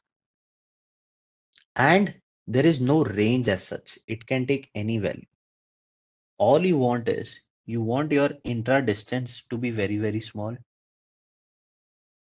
right?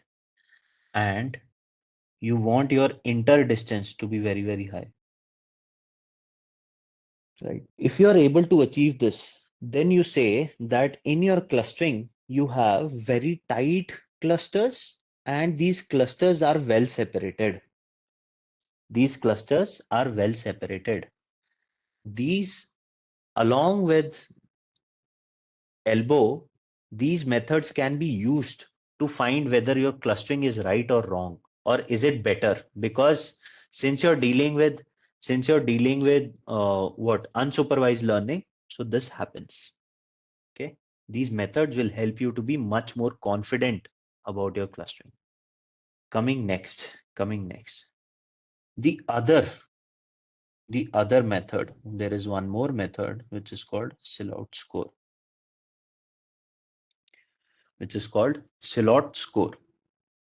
What is this Silhouette score? This Silhouette score will tell you whether your clustering, your clusters are well separated or not. Are your clusters, are they well separated? It is going to give you that. It is going to give you the indication around that. Okay. Let me take the same thing here.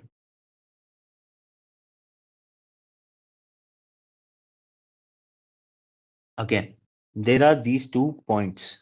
Again, these are 2 points. Okay. Here you have these 2 clusters. Okay, which has these data points. Then you also have the other cluster which is having these data points. What you're going to do is you are going to calculate the distance of each point from each point in its own cluster. Okay, and take the average of it. Take the average of all these distances. Let's call it A. Within its own cluster, let's call it A. Okay, then what you will do is you will take the distance of the point from the nearest cluster. Take all the distances. Okay, take all the distances of one cluster to the other nearest cluster. Take the average of it. Let's call it B. Calculate all the distances and take the average of it. That is B. If this is there, then Silhouette score is nothing but, Silhouette score can be defined as B minus A divided by max of B comma A. Okay, this is what your Silhouette score is going to be. Where A is the average distance of xi from all the data points.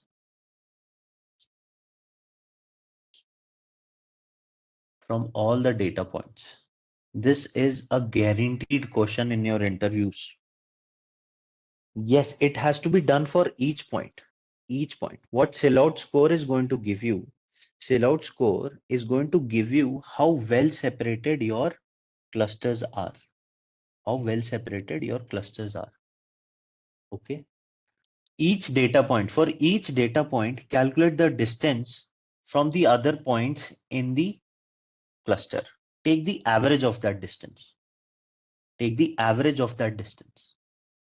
Okay. Similarly, take the distance between a point with all the other points in the nearest cluster. That is the key thing. This orange line is the distance of this point with all the other points with the nearest cluster. Okay. Calculate all of this for all points. Okay. Calculate it for all the points. Take the average. That is given as B. If that is given as B, then your Silhouette score is nothing but B minus A, maximum of B comma A, where A is the average distance of Xi from all the data points in its own cluster,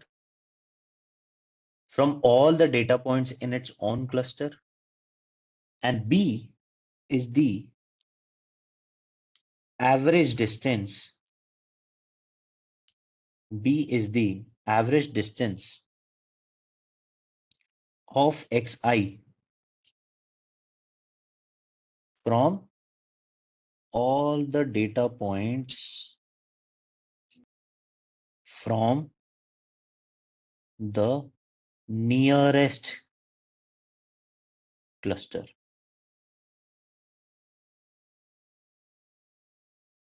Okay. Can we take any point randomly within? You will have to do this for all the points. Okay. Can you give an example? It is a metric. An example cannot be given per se. This is the best way to explain this. This is the best way to explain this. Okay. With visually. Suppose I have 5 points in one cluster, 7 in the other. How to calculate the Silhouette score?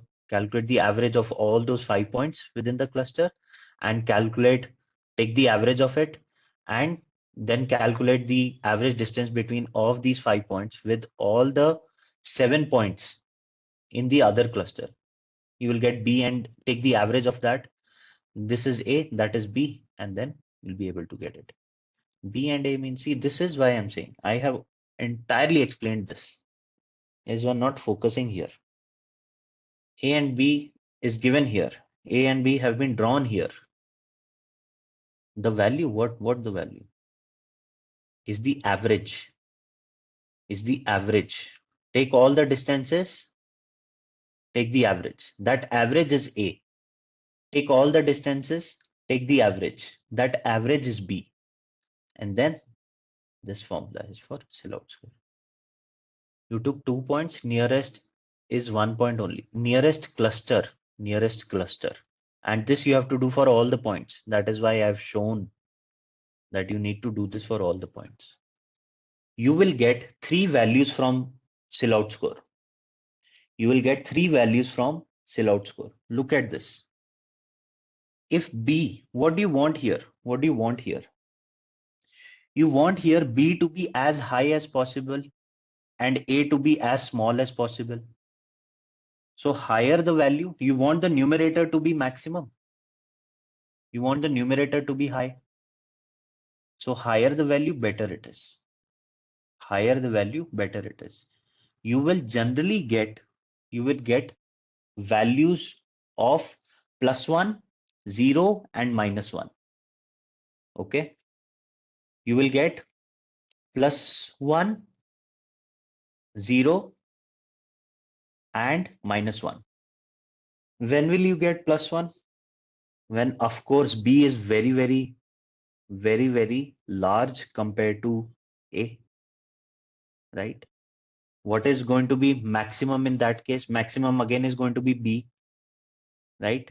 Between B and A. So it will tell you that it is well separated. So if you get a value of closer to 1,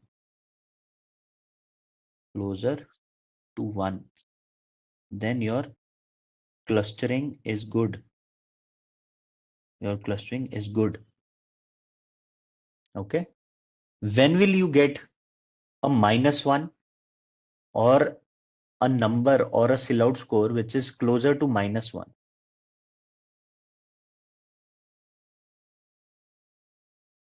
You will get closer to -1 when A is very, very high compared to B. That is why this will become negative. And in maximum also you will get A. Then -A divided by -A will be close to -1 because some quantity is being subtracted also. What does that mean? It means that the intra distance, that this internal distance is much, much higher than the distance between the clusters. So in that case, your clustering is poor. Okay. When it is 0, when it is close to 0, it can also be 0, right? When can it be 0? When B and A are almost same. In this case, you can have 0 when these are two clusters, or when there is an overlap. This can also be possible. Yes, exact 0 means it is the same. Not same, not exactly same, because these magnitudes can still be exactly the same. Okay, so when it is around 0, then you're having overlapping. So this is how you will decide for Silhouette score. Okay, now how are you going to use this? Priority. There are so many methods, right? First priority to find the value of k or to see whether your clustering is good is given to elbow method. Always give priority to elbow method. Okay. Second, with Silhouette score. Second priority is given to Silhouette score. Third priority is given to Dunn's index. 90% of the cases, you won't need to go to Silhouette score also. Only using elbow method, you'll be able to decide, okay, this is my good clustering. This is the right value of k. Let me give you an example here. But sometimes you will have a doubt. You will have confusion between multiple values of k. You will have some confusion between multiple values of k. Then you can go to Silhouette score. In very, very rare chances, there might be a case that both elbow method and Silhouette score, you are still confused. Which is the right value of k? Then you go to Dunn's index. Okay.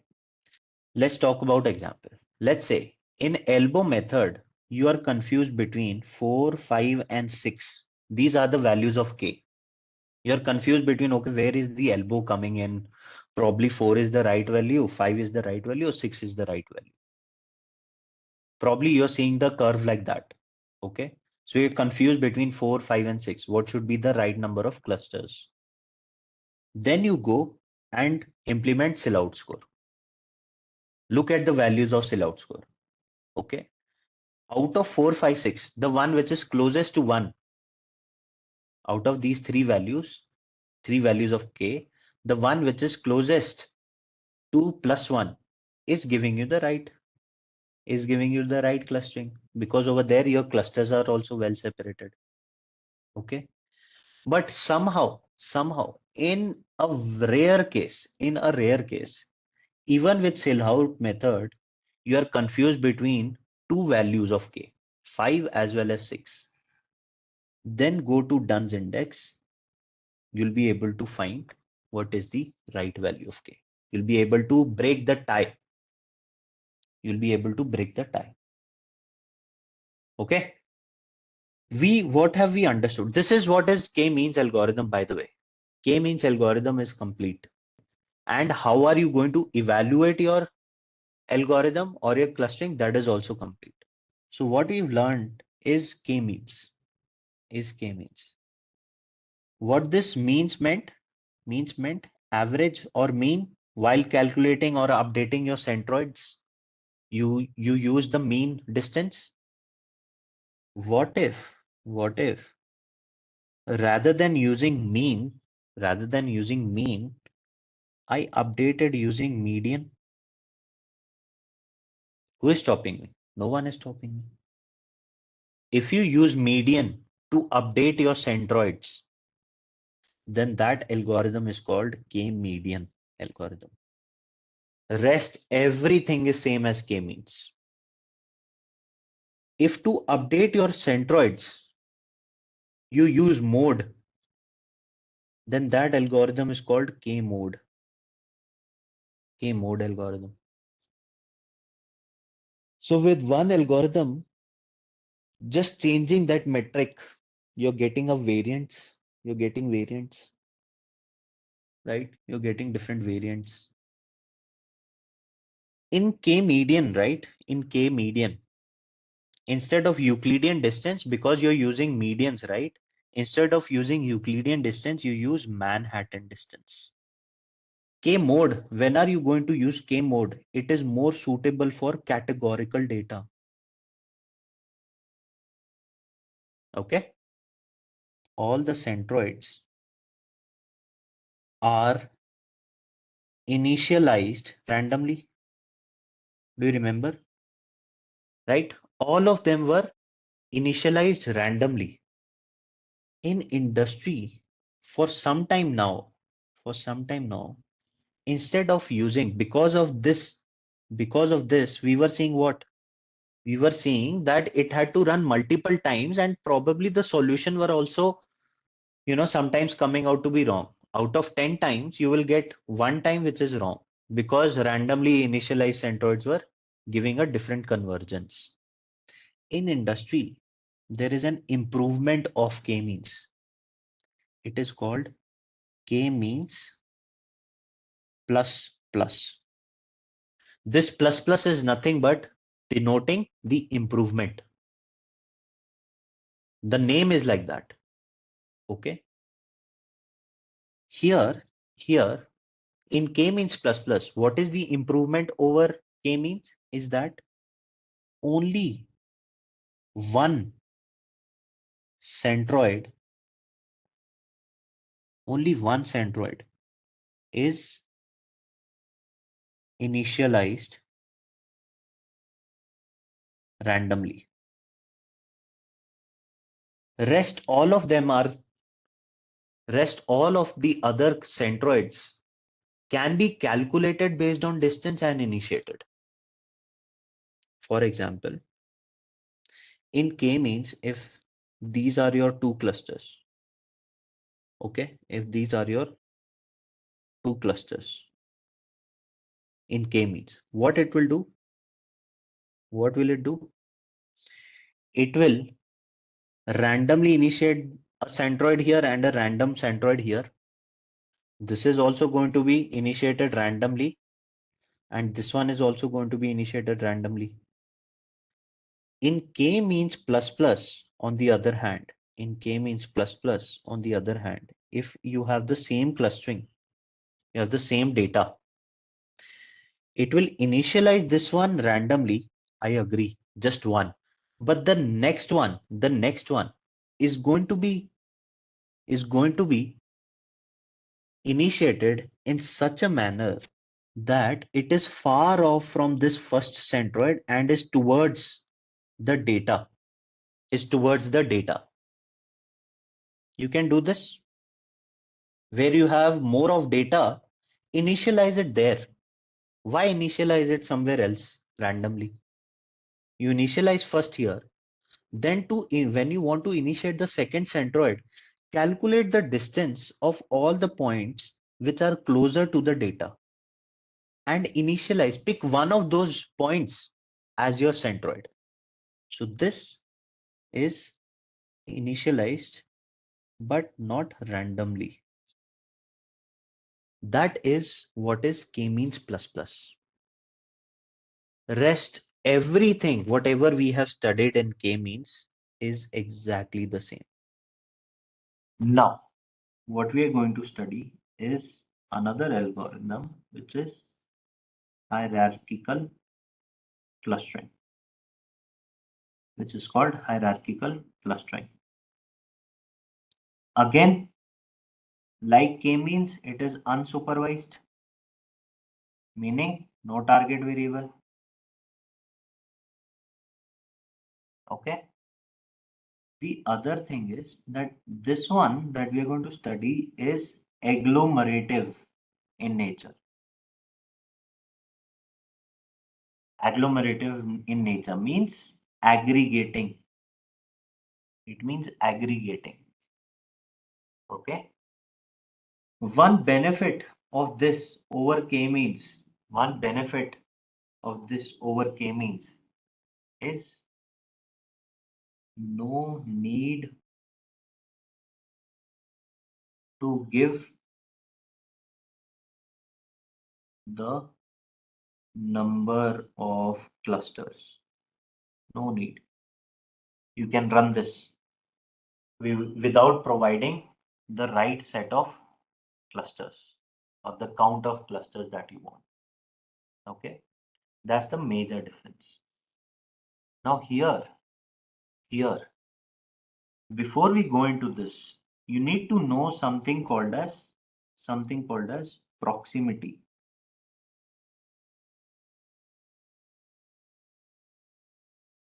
Do you guys know the meaning of the word proximity?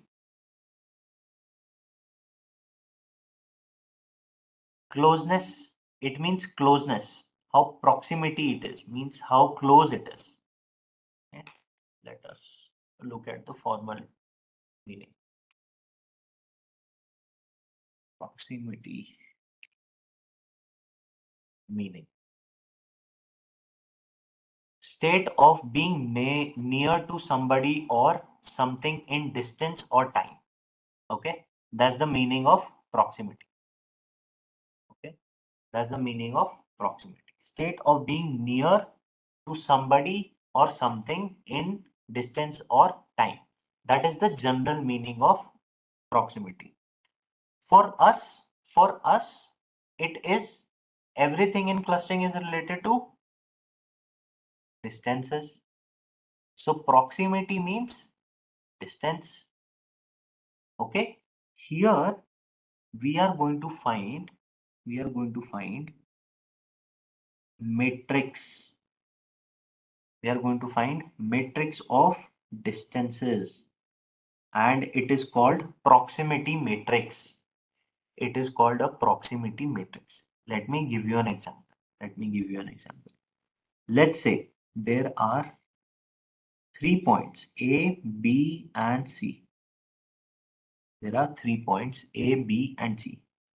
Let me use 3 different colors to show you the distances. Okay, distance between A and B is yellow, A and C is blue, and B and C is red. Okay, let these be the 3 points. Now, when you have to calculate the proximity matrix, it will look something like this. It will look something like this, where you will have these 3 columns and 3 rows. Here you will have A, B, C. Here you will have A, B, C. What is the distance of A to A? Distance of A from itself 0, B to B 0, C to C 0. Right? What is the distance between A and B? Yellow. Let's put it something as X. A and B, this will also be X. A to C. A to C is blue. Let's call it Y. Okay. And B to C is red. Let's call it Z. Okay. This is how you are going to calculate the proximity matrix. You are going to calculate the proximity matrix. Okay. Now, the other thing that I want to throw an idea to you is that if A and B, okay, if A and B are here, C is here. Let's call this A, B, C. Okay. Again, let me use the same colors here. A to B is yellow. Okay. B to C is red. A to C is blue. Okay. Okay. Let me say this is 0.52. Okay. This is 0.48 and this is 0.24. Can you help me with the proximity matrix?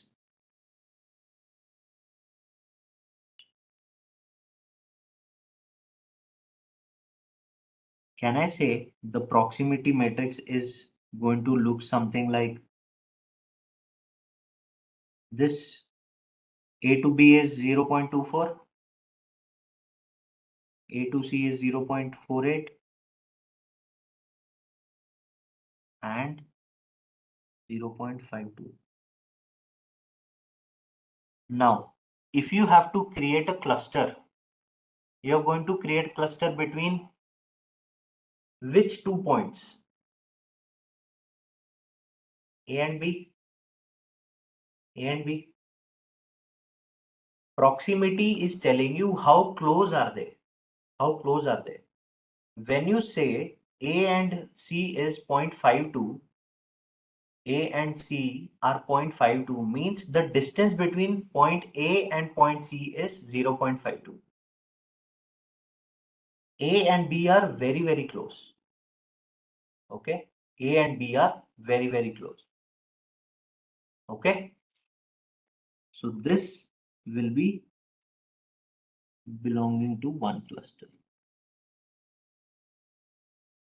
Okay, okay. Now, when you make this cluster now, you will have to create the proximity matrix again. I'll come to that, but hold on to that thought. Hold on to that thought. I will come to this again. What I said is, once you have created this cluster, you will have to create the proximity again. Okay, proximity again. A to C is 0.52, written 0.48. ठीक है. A to B is 0.48. C to B is no. Still did not make sense. Now correct? Now is this right? Okay. Now let's look at the algorithm. Let's look at the algorithm of hierarchical clustering, agglomerative hierarchical clustering.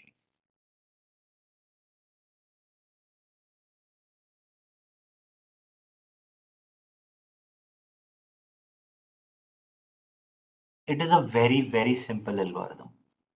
First step is you start with all data points as their own clusters. So each data point is considered to be a separate cluster.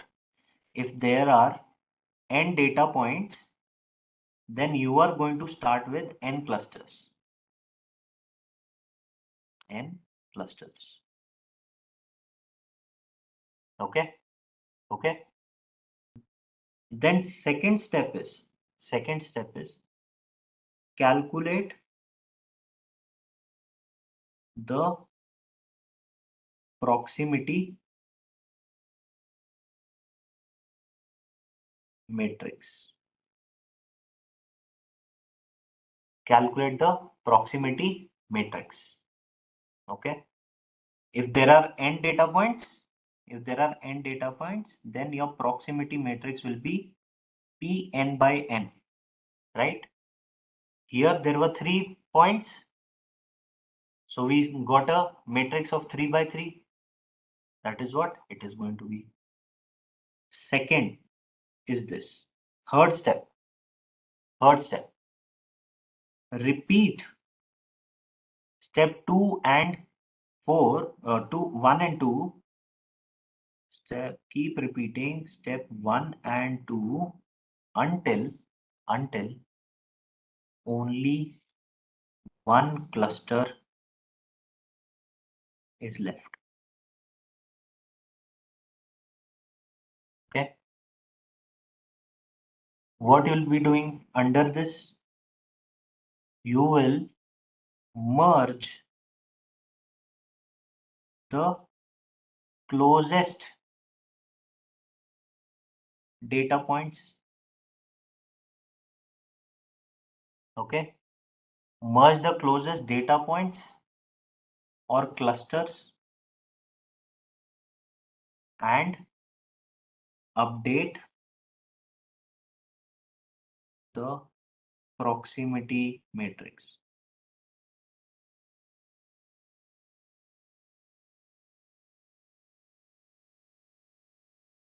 These are the 3 points. These are the 3 steps in your agglomerative clustering algorithm. Okay. Now let's look how this works. Any queries still here as of now? I think once we look at, let's take the same example we had earlier, with which we used k-means, na? Let's use the same.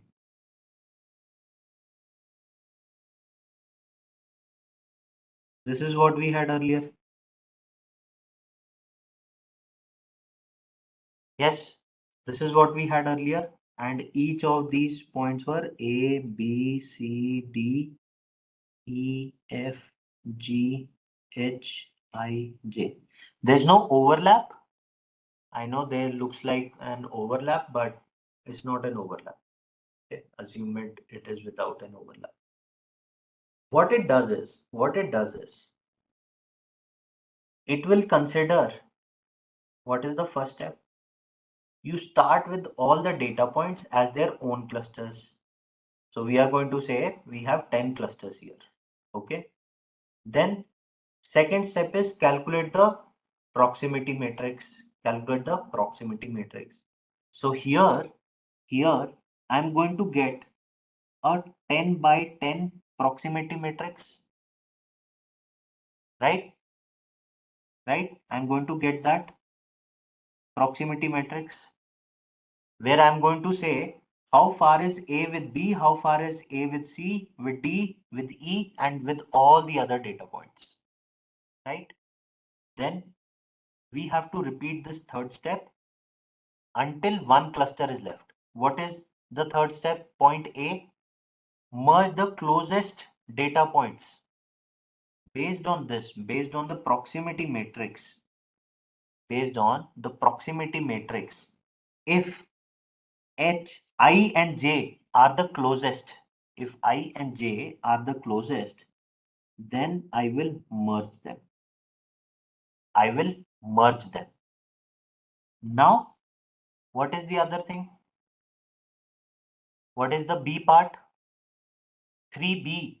3B is update the proximity matrix. Now, how do we update the proximity matrix? How many points do you have now? How many clusters do you have now? So now you will create a proximity matrix which is going to be 9 by 9, where you are going to take this point. Instead of these 2 points, you are going to take this point. It could be average, it could be centroid, it could be different things. I will tell you what are those things. But for now, consider that it is going to be something. Some average or something it is going to be. Then you will calculate this. Now, again, go and do the 3A. Merge the closest data points. Now it looks like this point, out of all these, all the 9 by 9, the closest distance is, let's say, this. Now, how many clusters are left with you? 8. Now you will create an 8 by 8 matrix. Okay. Similarly, you will keep on doing this. And ultimately, you will be able to join. Okay. Then these two came out to be closest. This is the proximity matrix. So we clubbed them. Then these two came out to be closest. Then we merged them. Okay. Then these two came out to be closest. We merged them. Okay. Then again, I'm running out of colors now. These two got merged. Then there will be a time, there will come a time where you will be merging these two based on proximity matrix. Then finally you will be left with just one cluster. Okay. Once you have one cluster, the algorithm finishes. It stops. It stops. Okay. Now you might be telling me, how do we find the number of clusters here? Right? Which is the right number of clusters here? That is where, no, one is not. That is your end condition. That is your end condition. What you need to do is, you were not giving the value of clusters in the beginning. You were not giving the value of clusters in the beginning, but once the algorithm finishes, you will have to decide that. Now, these heights are telling you the distance between them, right? These heights are telling you how far these 2 points were. It is looking like a hierarchy, right? If you look at it, it is looking like an hierarchy. This blue is a parent of this yellow, this yellow. This green is hierarchy of this purple and this blue. And this purple is again the hierarchy or parent of this red. So looking at these distances, how far they are, in which hierarchy things are making sense, you need to cut. You need to cut your graph, your chart. This chart, by the way, is called dendrogram. It is called dendrogram. You will cut your dendrogram. You will cut it at some height. And how will you get the number of clusters? Wherever is this intersecting, those are your number of clusters. 1, 2, 3, 4. If you cut at this height, you are going to get 4 clusters. If you cut, let's say this is H1. If you cut here H2, then you are going to get how many clusters? 2 clusters. If you cut here, how many clusters will you get? 1, 2, 3, 4, 5, 6, 7, 8, 9.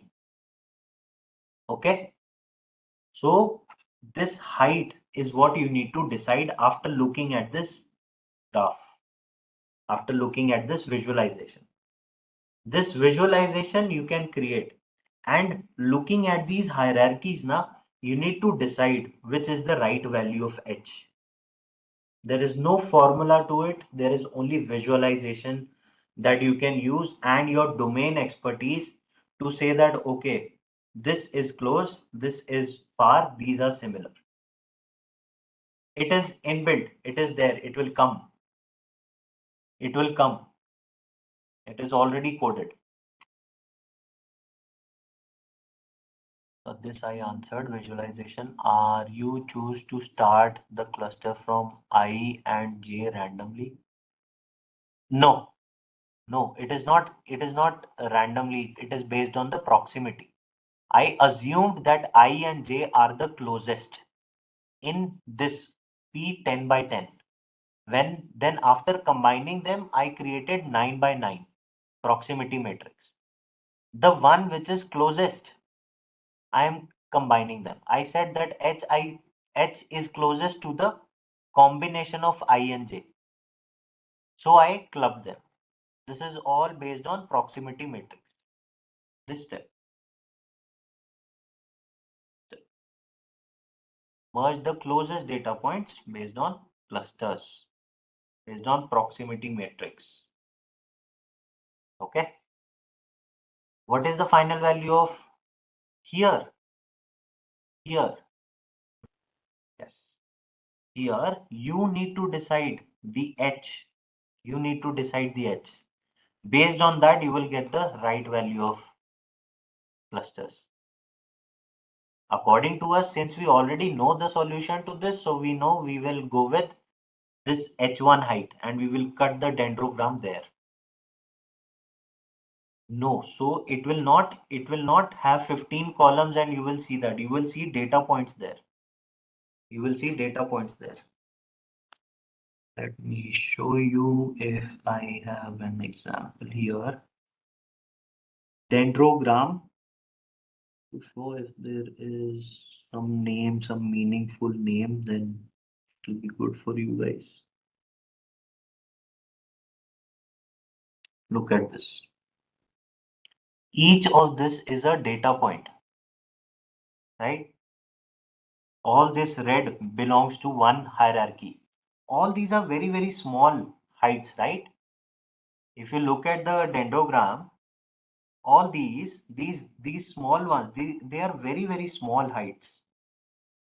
And you can take a call that if you cut somewhere here, they are very, very close to each other. They are very, very close to each other. Here also, they seem like they are very close to each other. This type of height is far enough.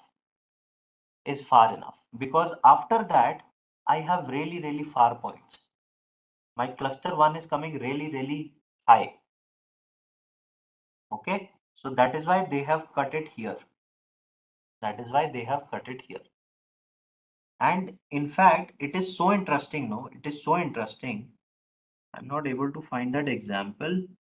If you do hierarchical clustering on Nifty 50, all the companies in Nifty 50 passing their high, low, medium, whatnot, it works really well. It will club all the banking companies together. It will club all the IT companies together. So it works really well. Did I copy there? Yes, I have. This is hierarchical clustering. Now, here we understood what I'm talking about. The topic is linkages. Now, we have understood that here we had 3 points. Here. I'm just zooming in on this part. Okay. So based on the proximity matrix, if this is H, I, and J, we combined I and J. But then when I have to calculate, this has now become one cluster. When I have to calculate my proximity matrix, I need to calculate the distance between H and this cluster, right? This cluster in my proximity matrix. How should I calculate that distance? That is called a link. How do I calculate it? Should I take the average of I and J somewhere here and calculate the distance between this and H? Or should I take I? Or should I take J? So you understand why are we even talking about linkages? Okay, if this is one cluster, how do I join this when I have to create this cluster? Now, there are multiple techniques. How these things are done. First one is called single is called single linkage. It's called a single linkage. What does this mean? If there are two clusters, okay, if there are two clusters and having two data points in them, single linkage is the link between the closest points. The link between the closest points. That is called single linkage. You also have something called as complete link or linkage. What is that? What is a complete link?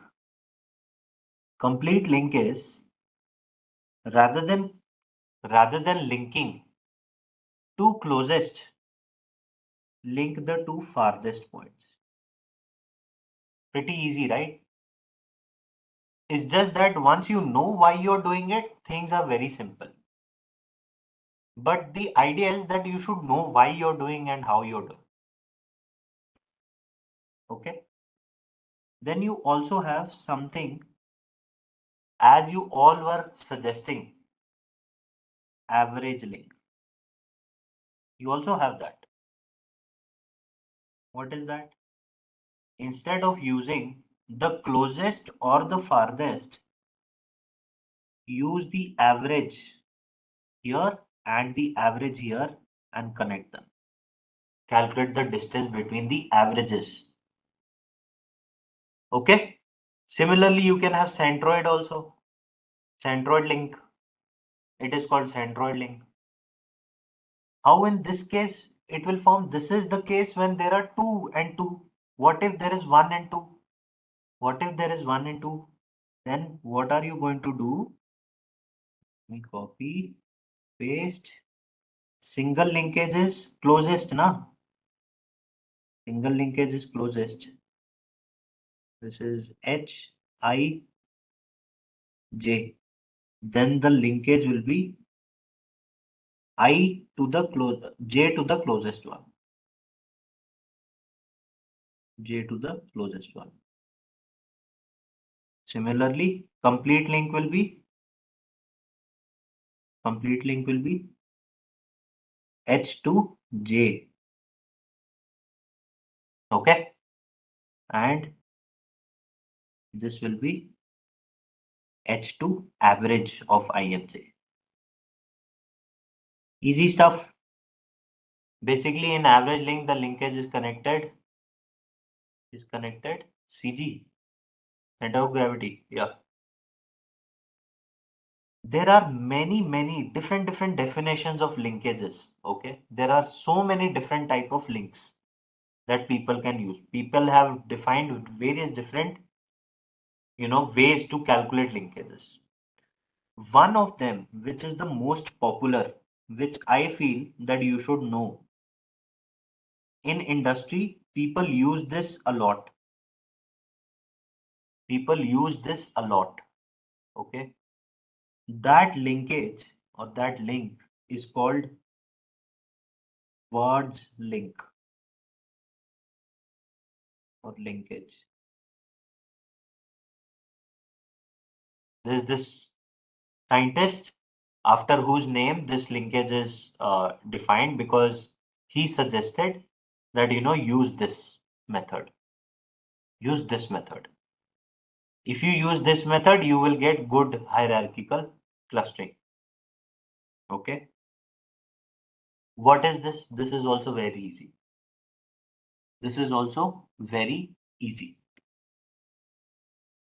Okay. Let me first take one example image so that I'm able to explain this.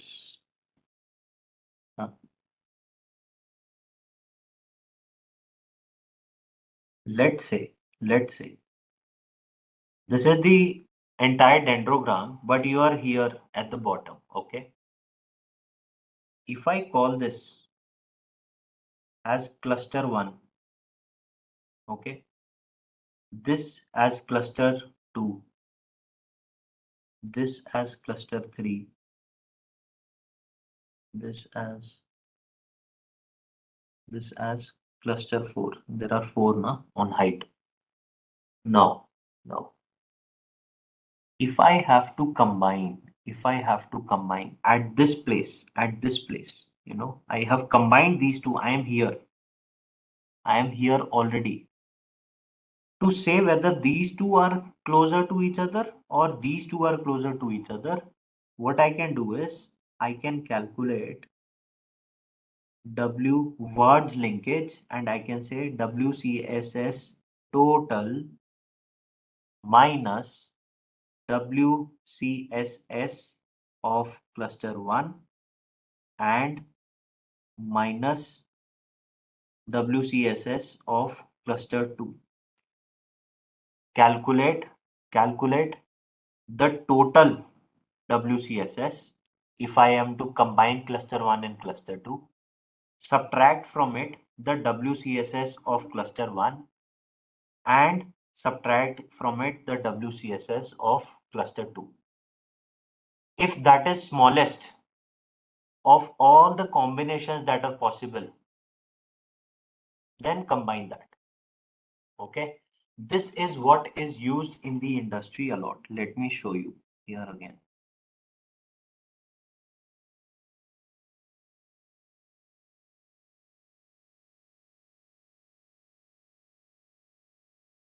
What is words linkage? Calculate the WCSS of the entire thing minus the WCSS of individual clusters. If you use word linkage, you will get better results. That is what people have found. That is why it is used also. That's it. Then. That is hierarchical clustering. So that I can move to the next topic, types of clustering. So people generally, teach this towards the start when they are starting clustering. I teach it right at the end. Why? Because now there are so many things you can understand with these types of clustering. First type is centroid based clustering. What are these centroid based? We have already seen k-means plus plus, k-median, all those things, right? Then we have also seen hierarchical clustering, right? Here we learnt what? We learnt agglomerative clustering. Like agglomerative, there is also which is called divisive. Agglomerative is nothing but you are adding one cluster to each other, right? It is going from bottom to up. Divisive is nothing but you start with one and then you go to n number of data points. That is top down. Okay. Third type of clustering is density based.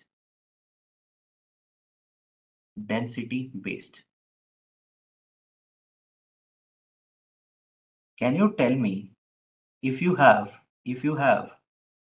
data like this, concentric circles, or like this, can k-means solve it?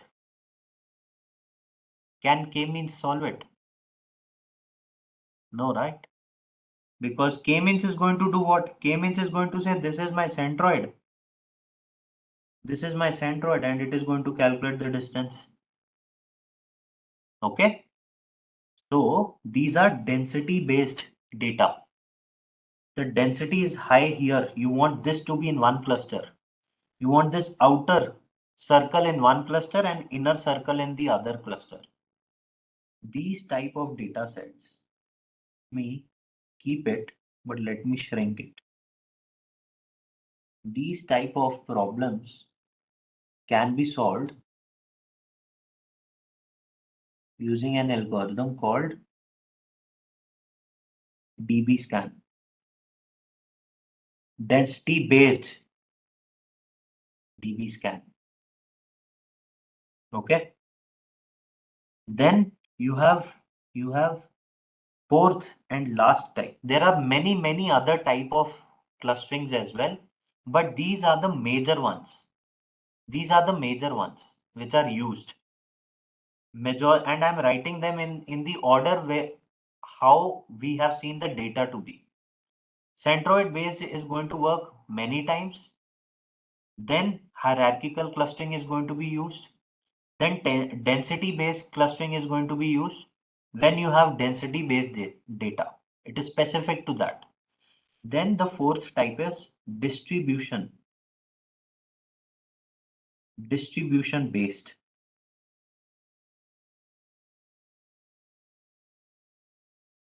When your data is following a particular distribution, let's say like this. If your data is this, I plot all the points here,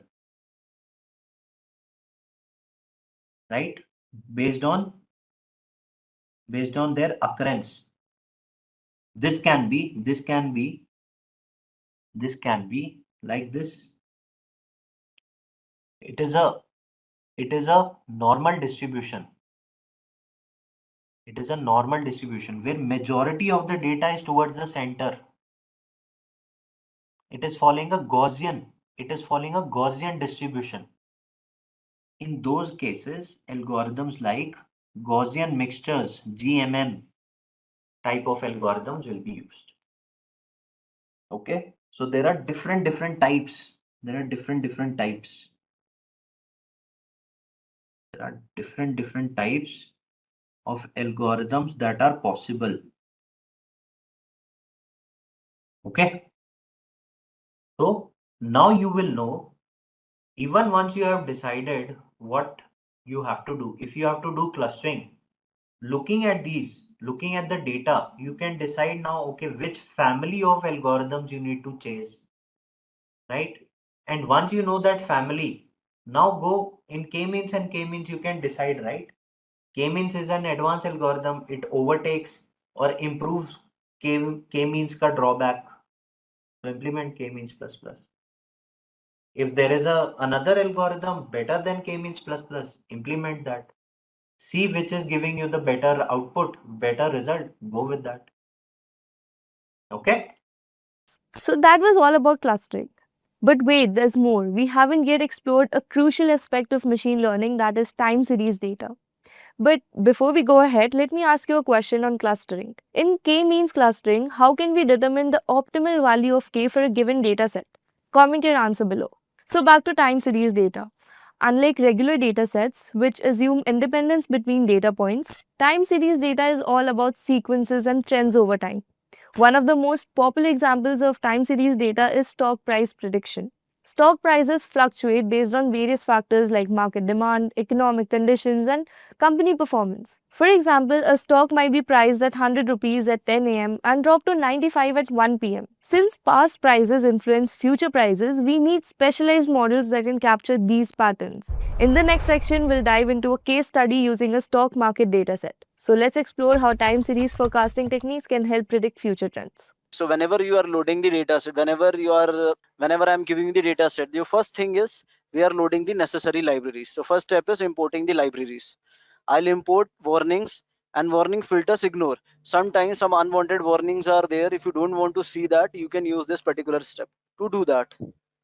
No volume says how many shares sells and purchase both the days, correct. So now once is done, I'm loading the necessary libraries like NumPy for numerical Python, Pandas for data manipulation, Seaborn for visualization, Matplotlib for visualization, dark background. So you know, means like if you want to change the theme also, you can change it. So it's on you. I'll write the comment. Numerical Python, data manipulation. This is for visualization. Same for visualization. This is for changing the theme. So now guys, I'm loading some more. From TDM, import TDM stats. I'm importing Propet. I'm importing SM stats model. I'm importing product iter tools, Arima, Ada Fuller, plot, ACF, plot PACF, Serimax, and seasonal decompose. These are the libraries I'm using it, which is required for my model building. All are the machine learning libraries. So whenever you are working with stock price or something, on that time I'm importing one more new algorithm named Propet.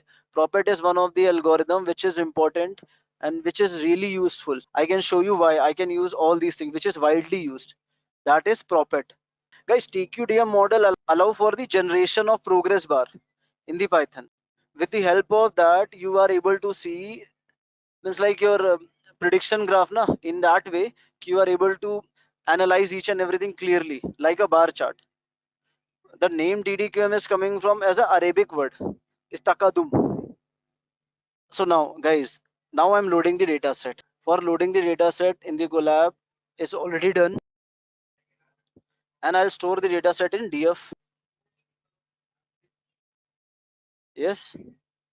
So now in the DF, when you see the data set, so here date, adjusted close, df.head, here you have 2-3 things: adjusted close, prediction. Okay guys, I think I have to reload it. Actually is using the same file. Now is executed and then it's work properly. Correct. Actually I previously executed the file now, that's the reason it's directly showing you the prediction.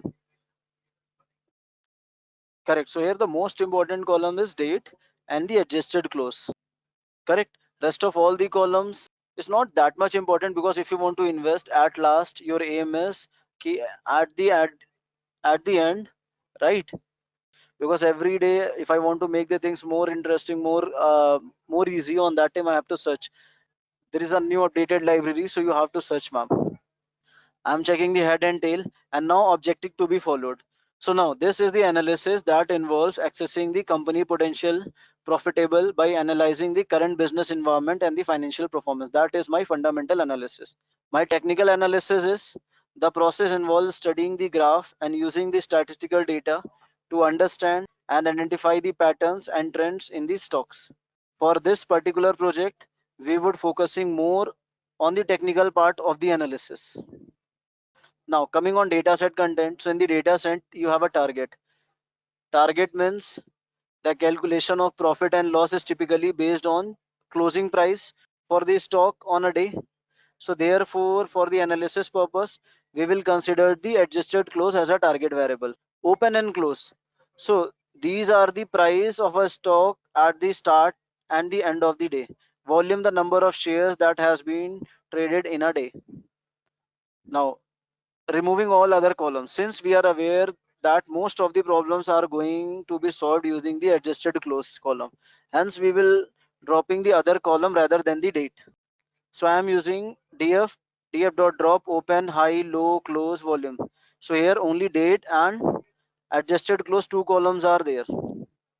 Guys, open and close, this is the adjusted close na, the price of a stock at the end of the day. Adjusted close, that means what means at last what is the closing price. So now coming here, now coming for a technical analysis. So date wise means every date how much adjusted close it is.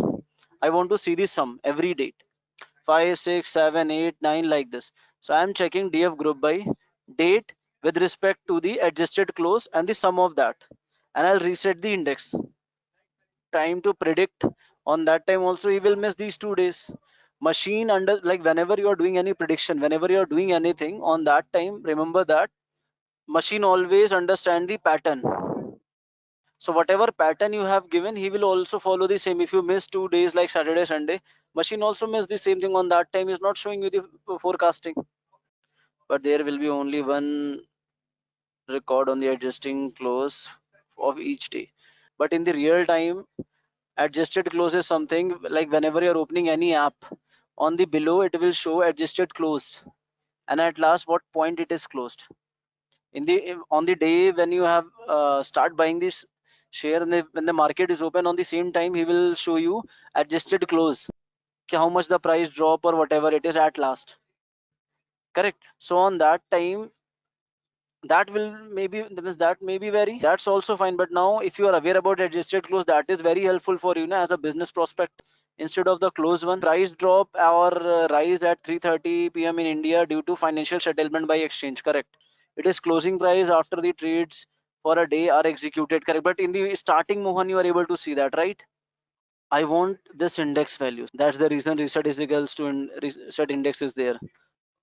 Then why to do only sum for adjusted close? Like example, when the market is open at 10 o'clock, on that time when adjusted close is there. Like example, on the time like stock price is 10, adjusted close is 30. But at 3:30 or at 2 o'clock, on that time this adjusted change it to 24, 25 something. So in a day, how many times it will change, and how much almost it is changed. Now coming back, guys, now converting date column into date time format. Guys, now right now your date time column is working as an object, right? But now instead of date time format in this column, if you see this object column is not helpful for you, you want to predict date wise, then we have to convert this into date time format. We will do that. Some people invest using strategy called dollar cost averaging. This strategy is investing certain amount of money periodically regardless of a stock closing price. Correct. That's also one of the technique. So why we did the group by and sum? Group by and sum is not required in this data. It's like according to this data is not required. I'll write this as a step in future. If you're downloading any data from NSC or BSc, on that time in a day 2 to 3 adjusted close are there. So on that time you are able to see that in the real time. So now price is the last price at which a stock trade during a traditional season, right? On that particular day, what is the last price? Example, if the stock last trade in a day is like 50 rupees, that is the closing price. An adjusted close price adjusts the closing price to the account of events such as dividing stock, splits, and right offering. So this gives a more accurate reflection of the stock value over a time. Like example, if a company pays a dividend of 2 rupees per share, so the adjusted close price may be 48 on that day to reflect the value loss from the dividend payment. So now I know this is little technical. If you want, I can give the same thing in a more layman words. If I'm going in the layman word, like, I think close price everyone understand. You guys are facing difficulties in the adjusted close. So adjusted close, I'm saying the same thing in the layman words. The price is adjusted to the account of the things like dividend, like money the company pay to the shareholders, or a stock splits.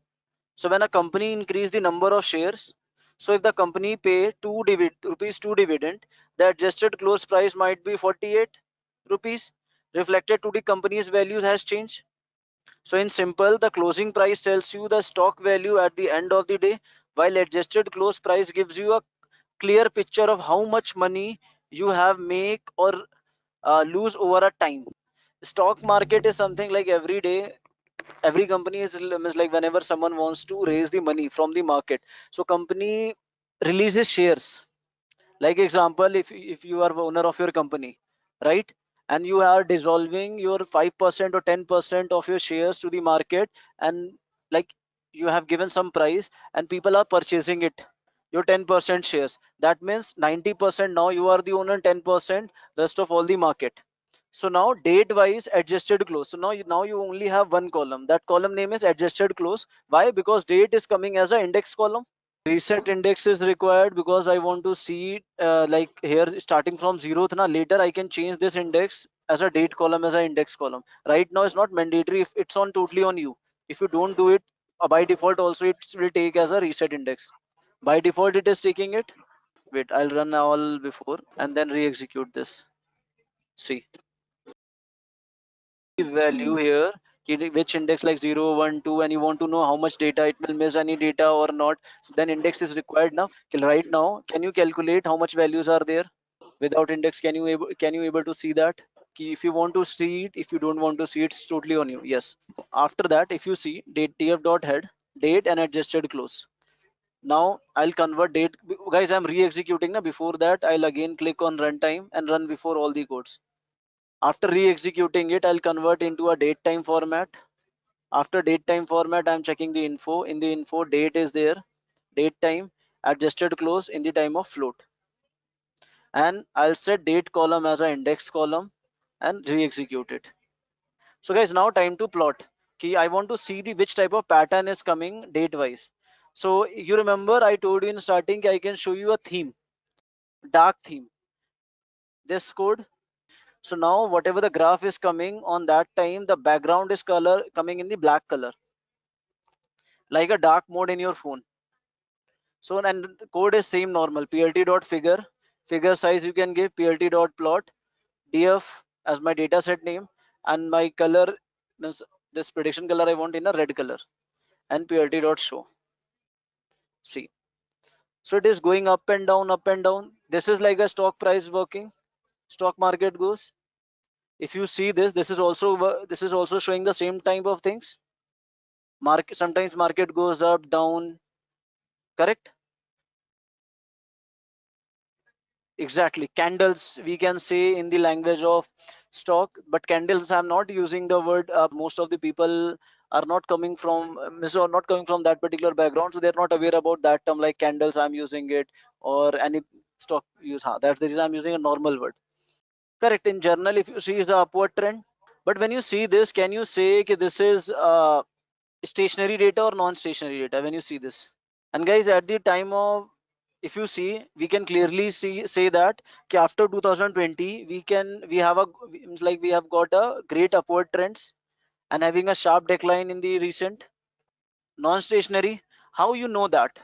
That's totally correct. This data is non-stationary. Now checking the stationarity, guys. So I think all of you are aware about that. You have a two test, ADA Fuller test and KPSS. So right now I'm using ADA Fuller test. So guys, I'm using ADA Fuller DF and store it in result. So when I do that, so these are the results.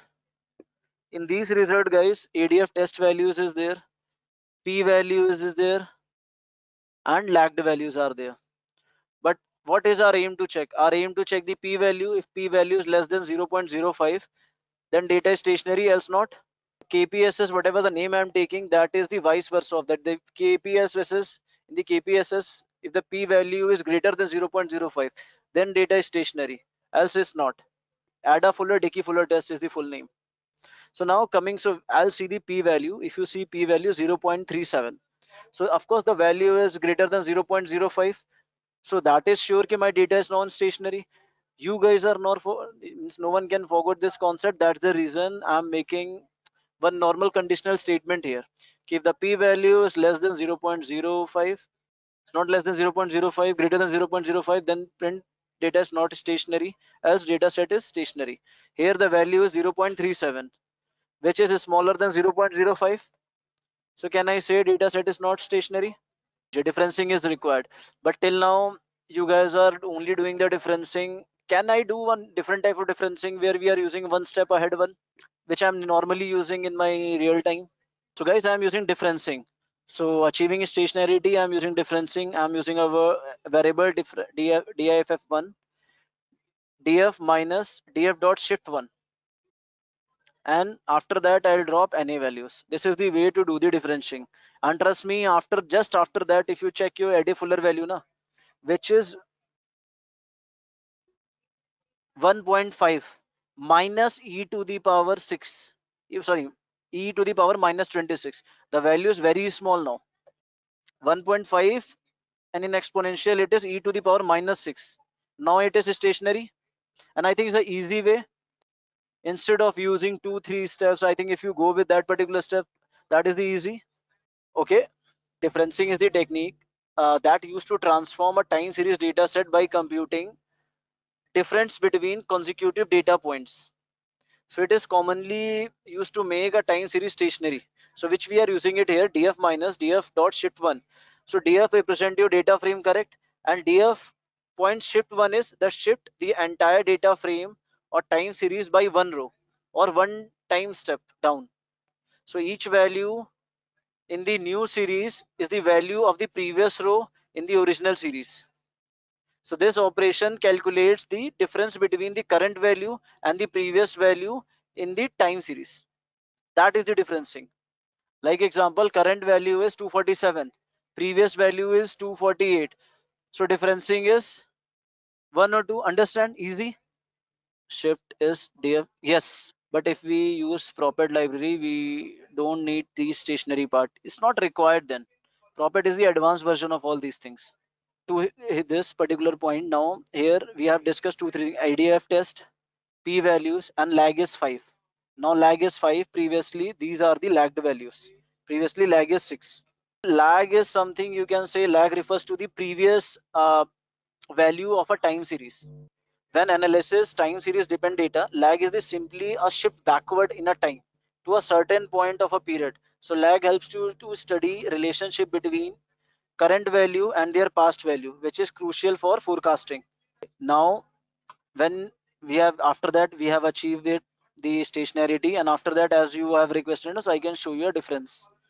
See, this is your original data, normal plt.plot df, red line label previous data. This is your original data, and after differencing, that is the difference data. So difference data is more constant over a time.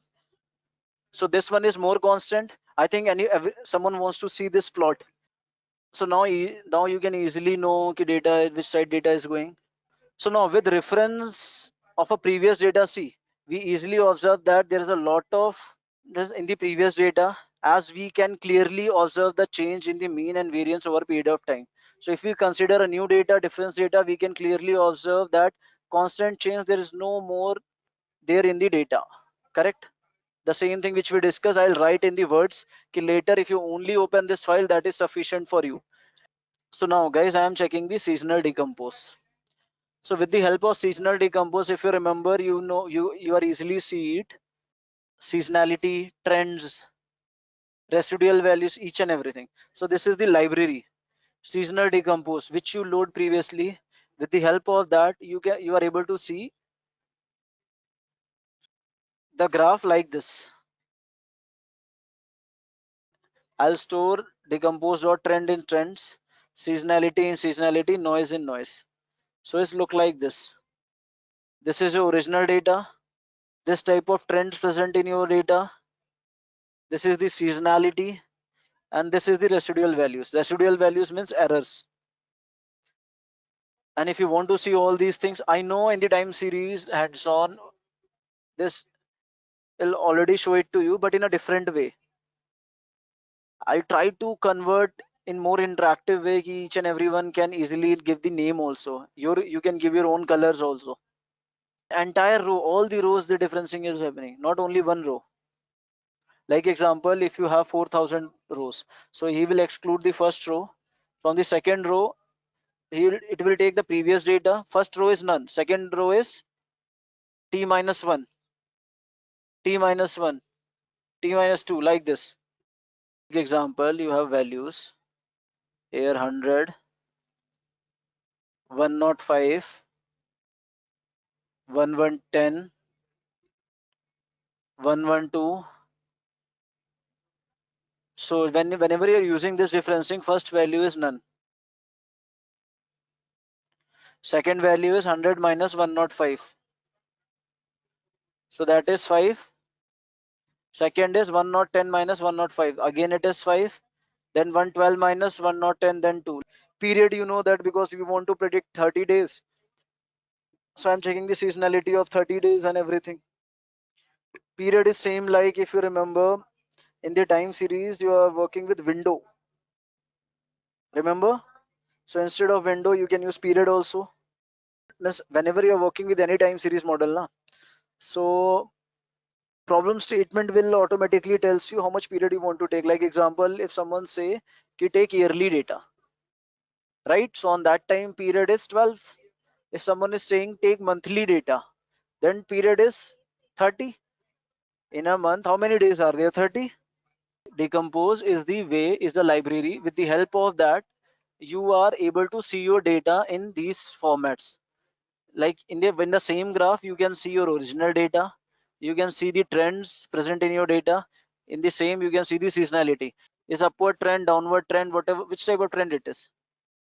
With the human eye, you are unable to see, but with the help of this graph, you are able to see that.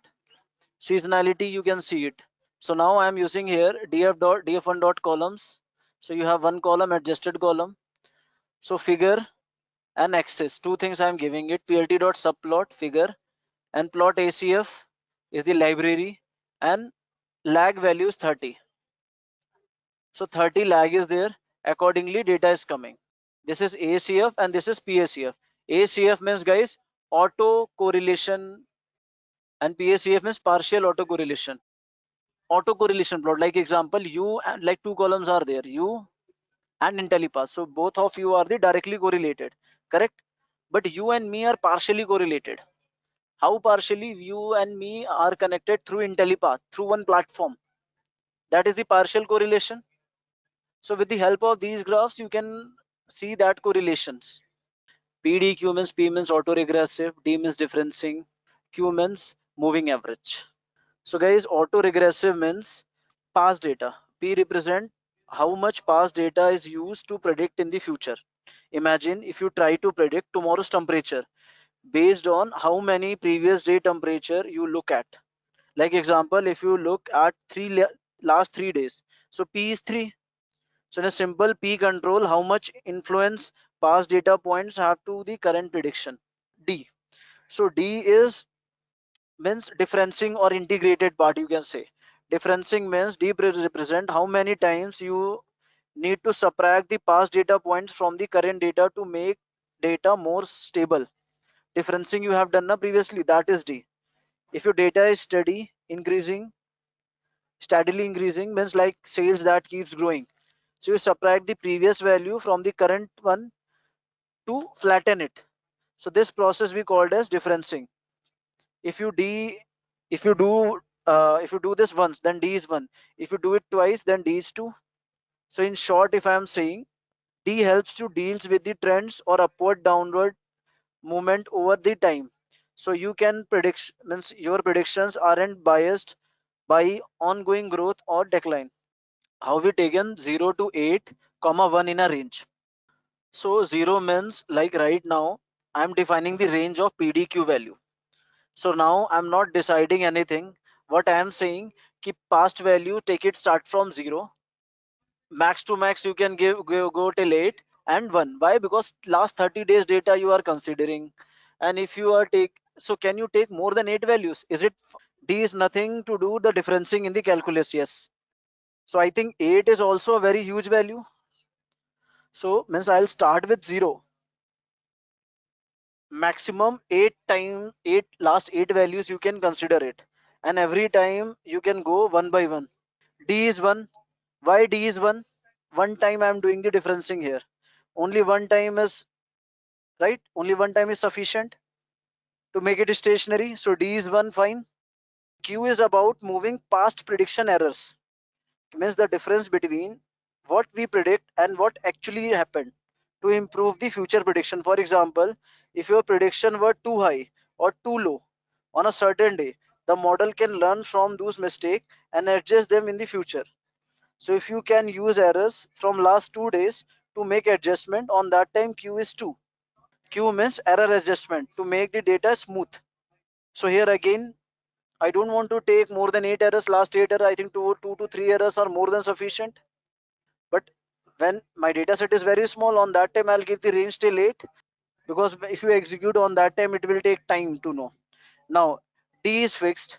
So I have now time to create a list that will store all the possible combination of the parameter, and I only want these two things, P and Q, because D I know D is 1. One time differencing, which I already done. Now I'm using parameter list and parameter list.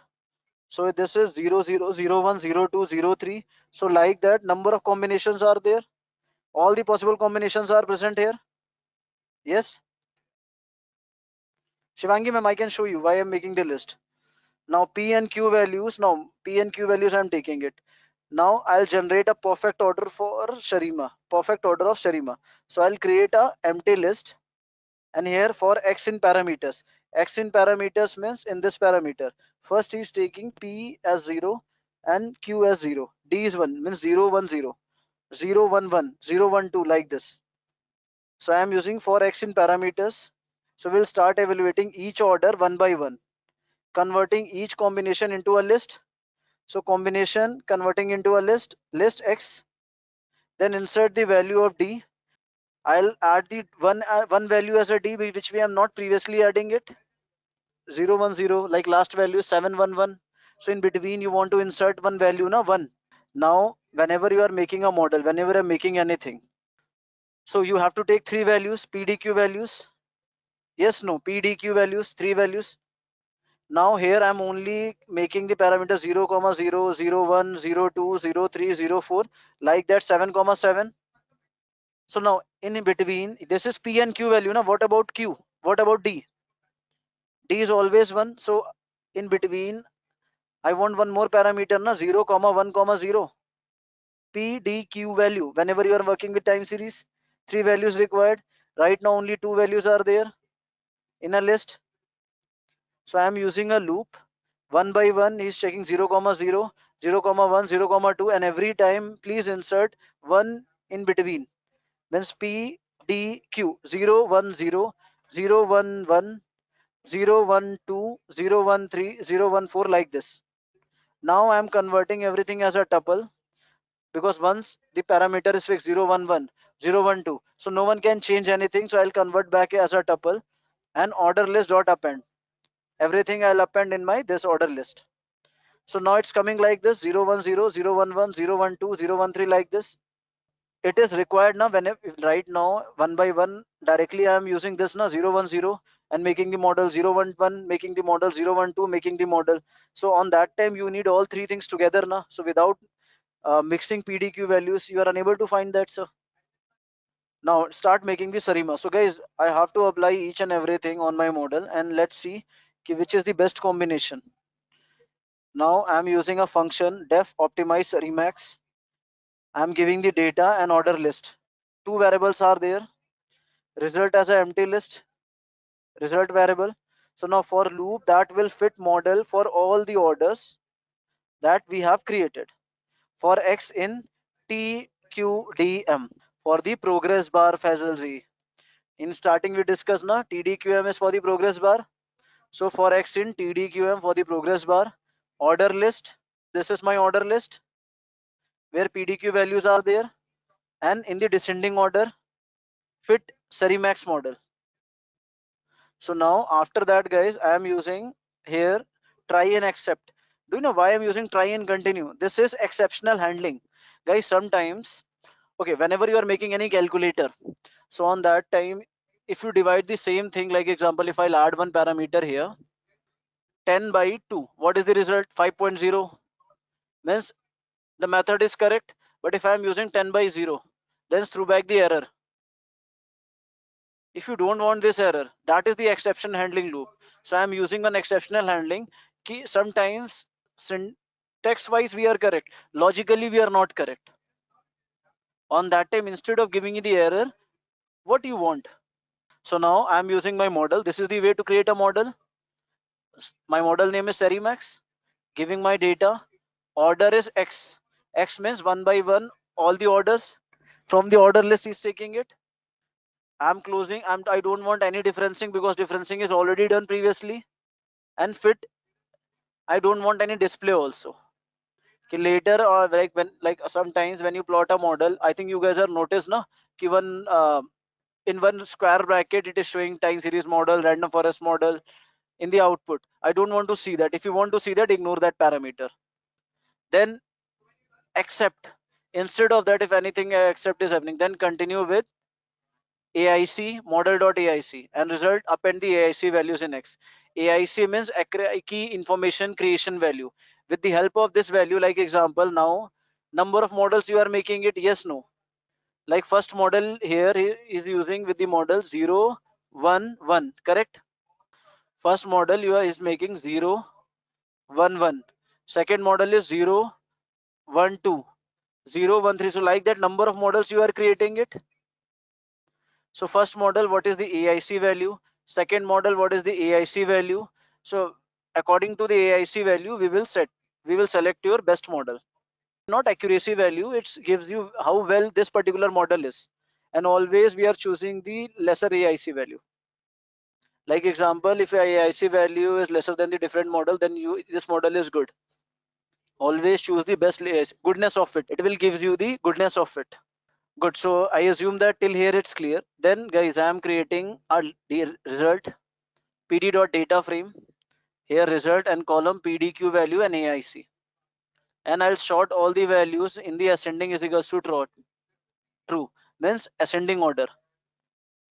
And I'll drop the index value.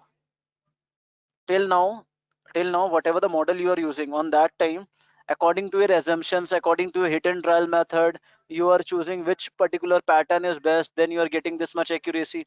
Now if you are using this function on that time in your model, whatever the best parameter, wherever the best model you is possible, you can take that model now. On that time, definitely whatever the prediction is coming, that is the best prediction. Pavni is not mandatory, it's on you. Right now I don't want to see that. That's the reason. Because so many values are there. If you drop the index value, and suddenly if you don't drop the index value, then 4 or 5 parameters are there: index, AIC, p value, d value, q value. So on that time I don't want any confusion between that. And one more thing, always remember, in the machine learning, in the AI, we never work with hit and trial in the real time. Until and unless we are not sure, you can't use that. Right now you are using everything in the offline platform, everything, but in the real time when you are working in the clouds. On that time, whatever you are doing, that is chargeable. Now I'm using result.df optimize Serimax. Here I'm giving my column name and the order list. So he will upload all the warning, he will check each and everything. See, so let me execute this. Is done. Let me execute this. I'm using the model.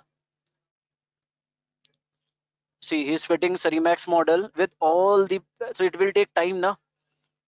In all the order list, if you implement, it will take time, guys.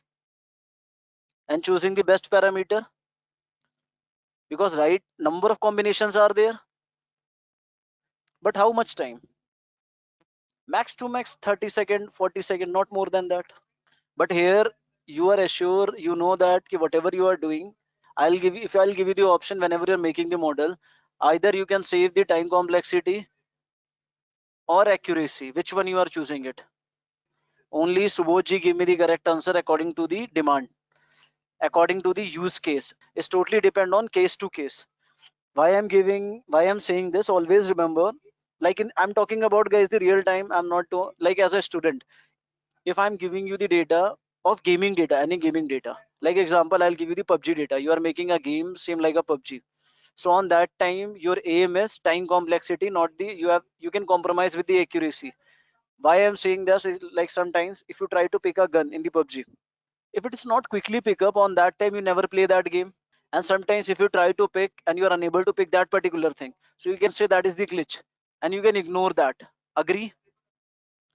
Right now? Or if I'll give you the example, like if you are working with any any mobile company, so on that time, if you are making a face recognition system in your phone, right now if you are making a face recognition system, so on that time, do you really think anyone can means anyone can hold a phone in front of face for 10 second, 20 second, 30 second waiting to unlock the phone? Any one of you can do that? No. So on that time, our aim is the time complexity. Time complexity is very important on that case. But whenever you are working with the financial things, whenever you are working with the medical thing, on that time our aim is accuracy instead of time complexity. Like whenever you guys are booking the flight tickets, train tickets, anything, on that time, guys, when after paying the amount, one window is coming, and I think if I'm correctly pronunciate, so on that time is mentioned redirecting to this page. Wait for 30 seconds, do not refresh, do not close, and everyone patiently wait. Yes. Why? Because on that time your aim is the accuracy, not the time. Instead of 30 seconds, if it is saying 60 seconds or 120 seconds, everyone will wait.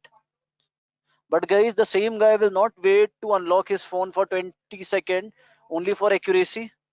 Do you know why chat GPT, why any AI tool is more popular right now? Because it will give you the quick resolution. Sometimes resolution is not correct, right? Sometimes resolution is not correct, guys. But we are using it. Why? Because quick resolution, quick response. When the chat GPT was introduced, on that time chat GPT accuracy is 35 to 40%. But it will give you the quick response. We train the chat GPT. Now chat GPT accuracy is somewhere around 70%.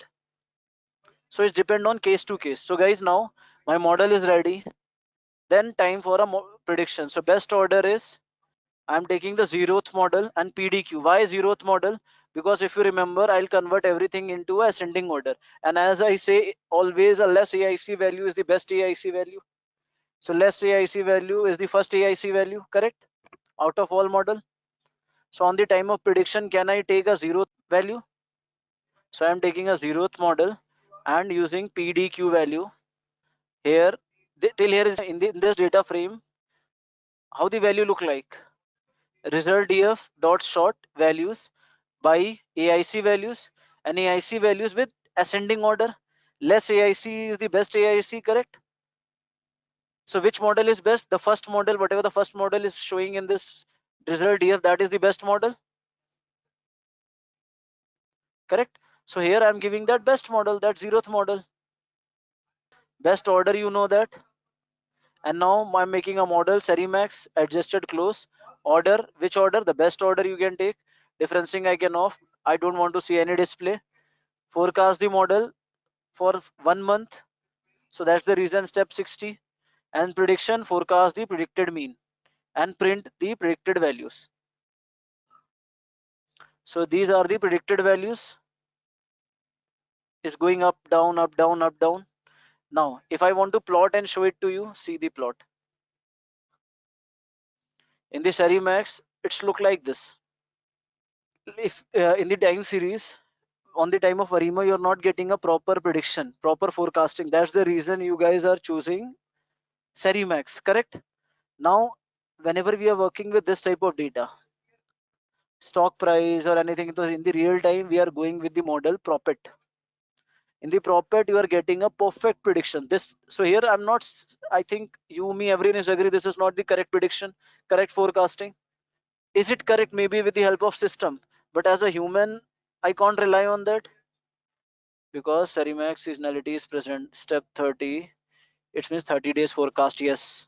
So is the prediction involves Saturday Sunday? No, it's not involving. Seasonality is there, so we are choosing Serimax. Yes.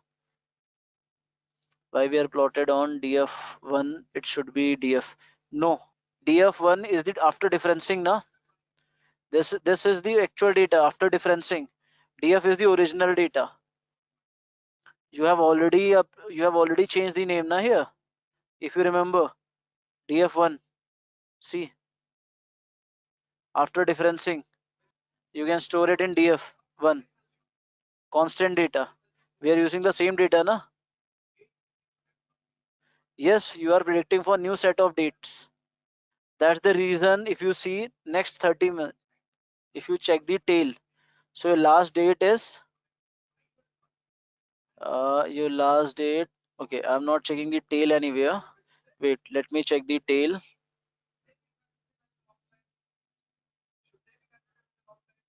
Last date is 4/2/2022. So after 30 days, dates are present in the forecasting. Whatever the forecasting is coming, that is after that date. Now coming on Arima, I will try to apply Arima also in this data.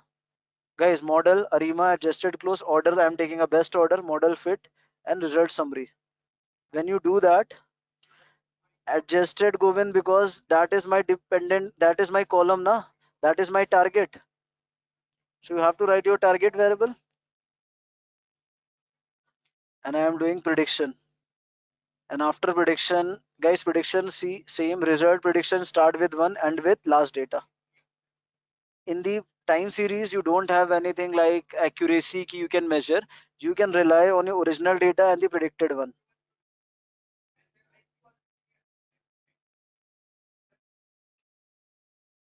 See, now red and blue.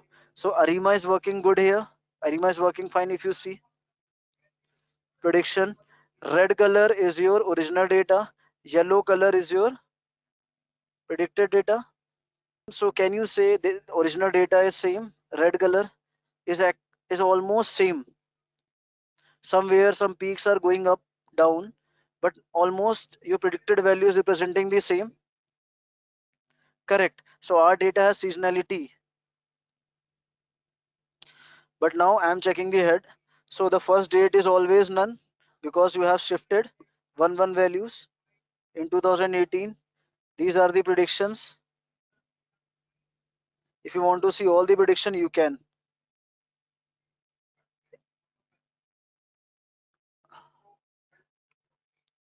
See 4/2/2022.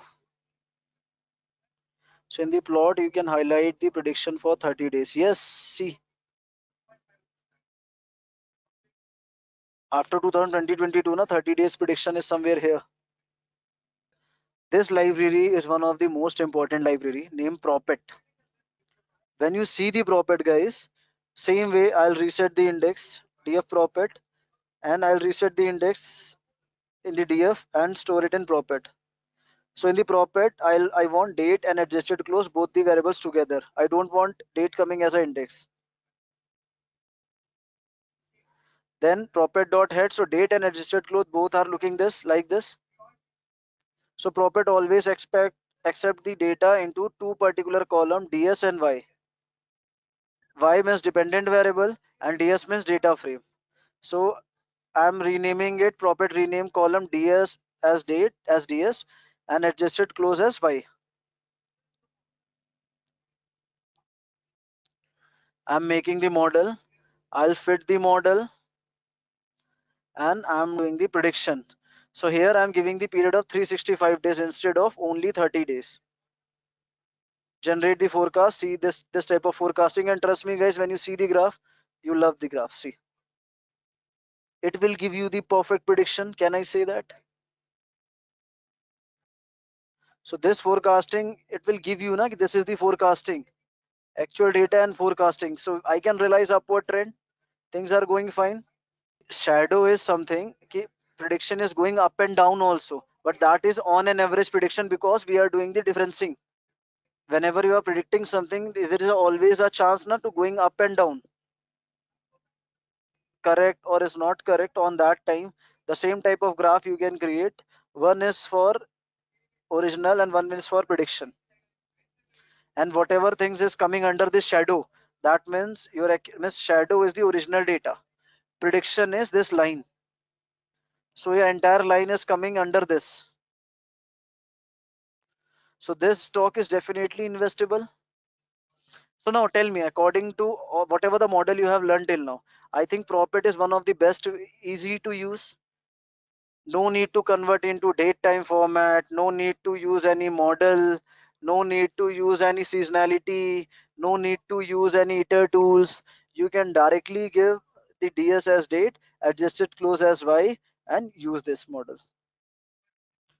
So in starting, if you remember, I'll convince all of you that we are using Prophet in the real time. That is the reason. Easy to use, user friendly. Required, like as you say, no need to use Sarima. I never say you don't, no need to use Sarima. I'd never say no need to use Arima. I always say it's totally depend on case to case. If you see this data set, so what is the conclusion? You can find it out from here. Okay, this data is always a upward trend, correct? If you invest it here, then definitely you are making the money. If you see this stock, can you invest in this stock or not? This is showing you 365, means entire year. So in a year, maybe it will go down, but after some time, after a certain time, it will definitely going up and you are making the profit. If you see this trend, so like if I'm giving you any data set of, I'm giving the last 5 years of Tata Motors data to you, like example. So you have seen some ups and down going on, but till date, means like from when the Tata Motors started until now, stocks going upward. Every year some limited profit he will make, like 26%, 27% or 30%. if you're aware about the market. If you want to give 30 values, here you can change the period 30. You can see your future. If you want to see, here I can directly visualize it instead of plotting each and everything. I know all of you want to see the data in numbers, trend, each and everything in detail. It will give it to you. Weekly upper, how much weekly upper is going, yearly lower, multiplicative term, each and everything in detail. If you want to see the future values, means predicted value, you can see that one as well. So when you see this graph, this is the new data of how much days, 365 days. That means complete 1 year data. Yes. So when you see this graph, this outer band shows the actual up and downs happening, and this blue line shows you the forecasting. So that is the range where forecasting is happening. Now that we've explored a real-world case study on time series forecasting using stock price prediction, you have a basic idea about how data-driven insights can help make smarter decisions. But what if you could hear directly from an industry expert about the latest trends, challenges, and career opportunities in data science? Well, that's exactly what we have for you next. In our upcoming data science podcast, we have a thorough discussion with one of the lead data engineers working in Accenture. He will be giving a lot of insights about how a fresher can actually start a career in data science. So let's dive in. Hello, everyone. So we have Mr. Akash with us for this podcast conversation, which is going to be a very detailed conversation about data science as a career stream. But before we get started, I'd like to welcome you, sir, for this awesome podcast, awesome conversation setting. So first of all, I'd like to get started by knowing about how your career journey has been in the field of data science. Like, I've gone through your LinkedIn profile. You have almost more than 10 years of experience. So give us a brief about that for first. First of all, thank you for having me here. I think my data science career started long back when I was doing engineering. So I'll try to take you to that part of my journey. So I'm a BTech in electronics and telecommunication. Oh, so if you are from electronics background, how you landed into computer science? Like, what was the catch? Yeah, there's an interesting story about it. So when I was doing BTech and I was offered an IT job, you might find it counterintuitive. I declined that. So when I was offered jobs in likes of Infosys, Wipro, I said no. I won't be doing IT. I'll be doing VLSI. Okay. That is a core field in electronics, or I'll do communication part of it, like joining likes of companies like Airtel and all. But fast forward today, you might be not literally computer science, but I'm doing data science on a daily basis. So let's try to understand this journey. So when I was writing GATE, even that time, so GATE is an examination for masters in IITs and IITs, right? So when I wrote GATE in electronics, till that time, I was thinking I'll join VLSI course, do my masters, but as it had to, or it turned out as is, that I landed up in doing industry engineering, and there was a mentor, and that's where the role of mentor becomes very important. So it was year 2013, and one of my mentors suggested me that, Akash, you should go for data science. That's going to be the field which we are talking about right now. Right.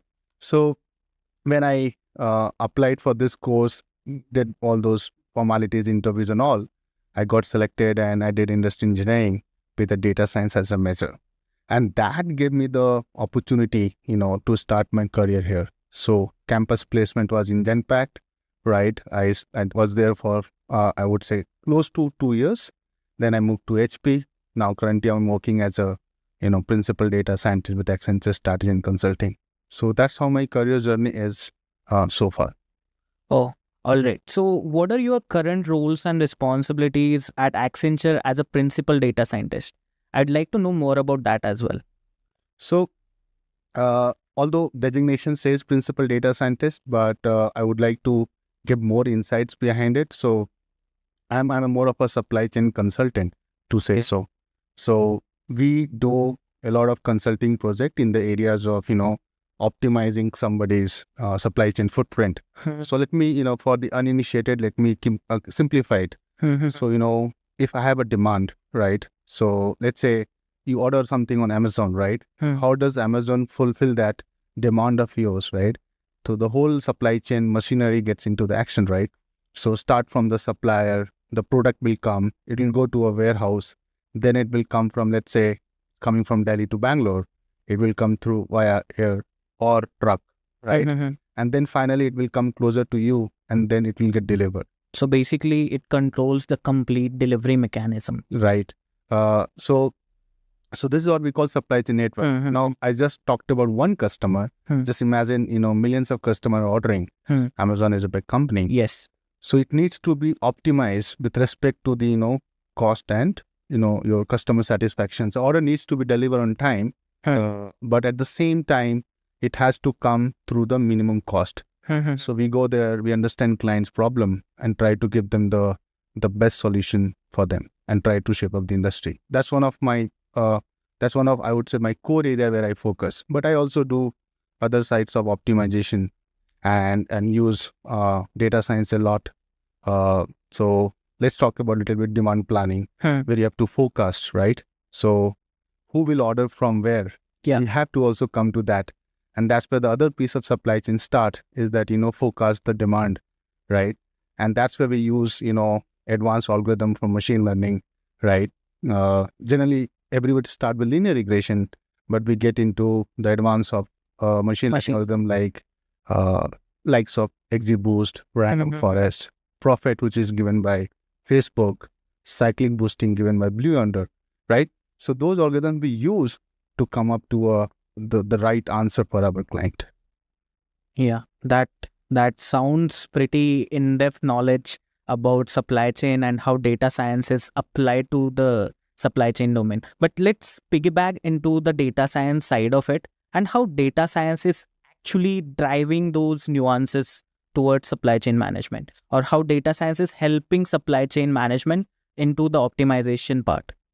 Okay. So, I would say data science is definitely touching upon a lot of supply chain areas. So I talked about a bit on the forecasting. There are other areas of supply chain where we are enabling some of the operations or the processes with data science. But it goes as simple as to even data analysis. So for example, I think everybody who's trying to be the data scientist, they must have heard the word pandas, right? Yeah, definitely. Correct. Not the Kung Fu Panda, but pandas. It's a library in Python. So any data analyst or data scientist job, start looking at the data. And trust me, data is always crap.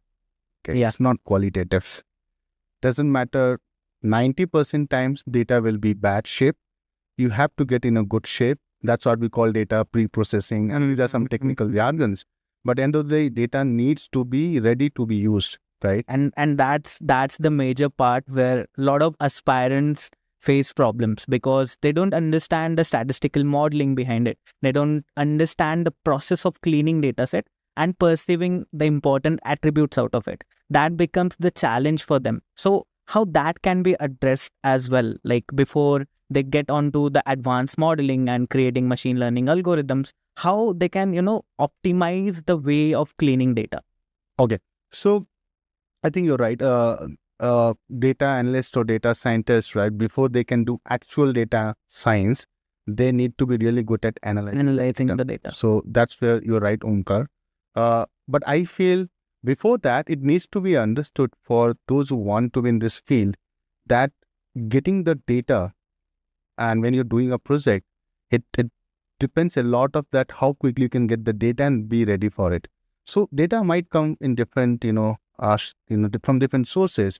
For example, data, generally people think it comes as an Excel file, but I think everybody knows Excel has some limitations. There is a limitation of 1 million rows, but given the, so much technology has, shaped up or it has got into advance. Yeah. Now we are generating so many characters, right? Data is getting generated every time. Yeah. Like I recently read this fact that we are generating millions of data bytes every day. That's hell lot of data, right? And our client, our customer would want us to analyze every bit of information.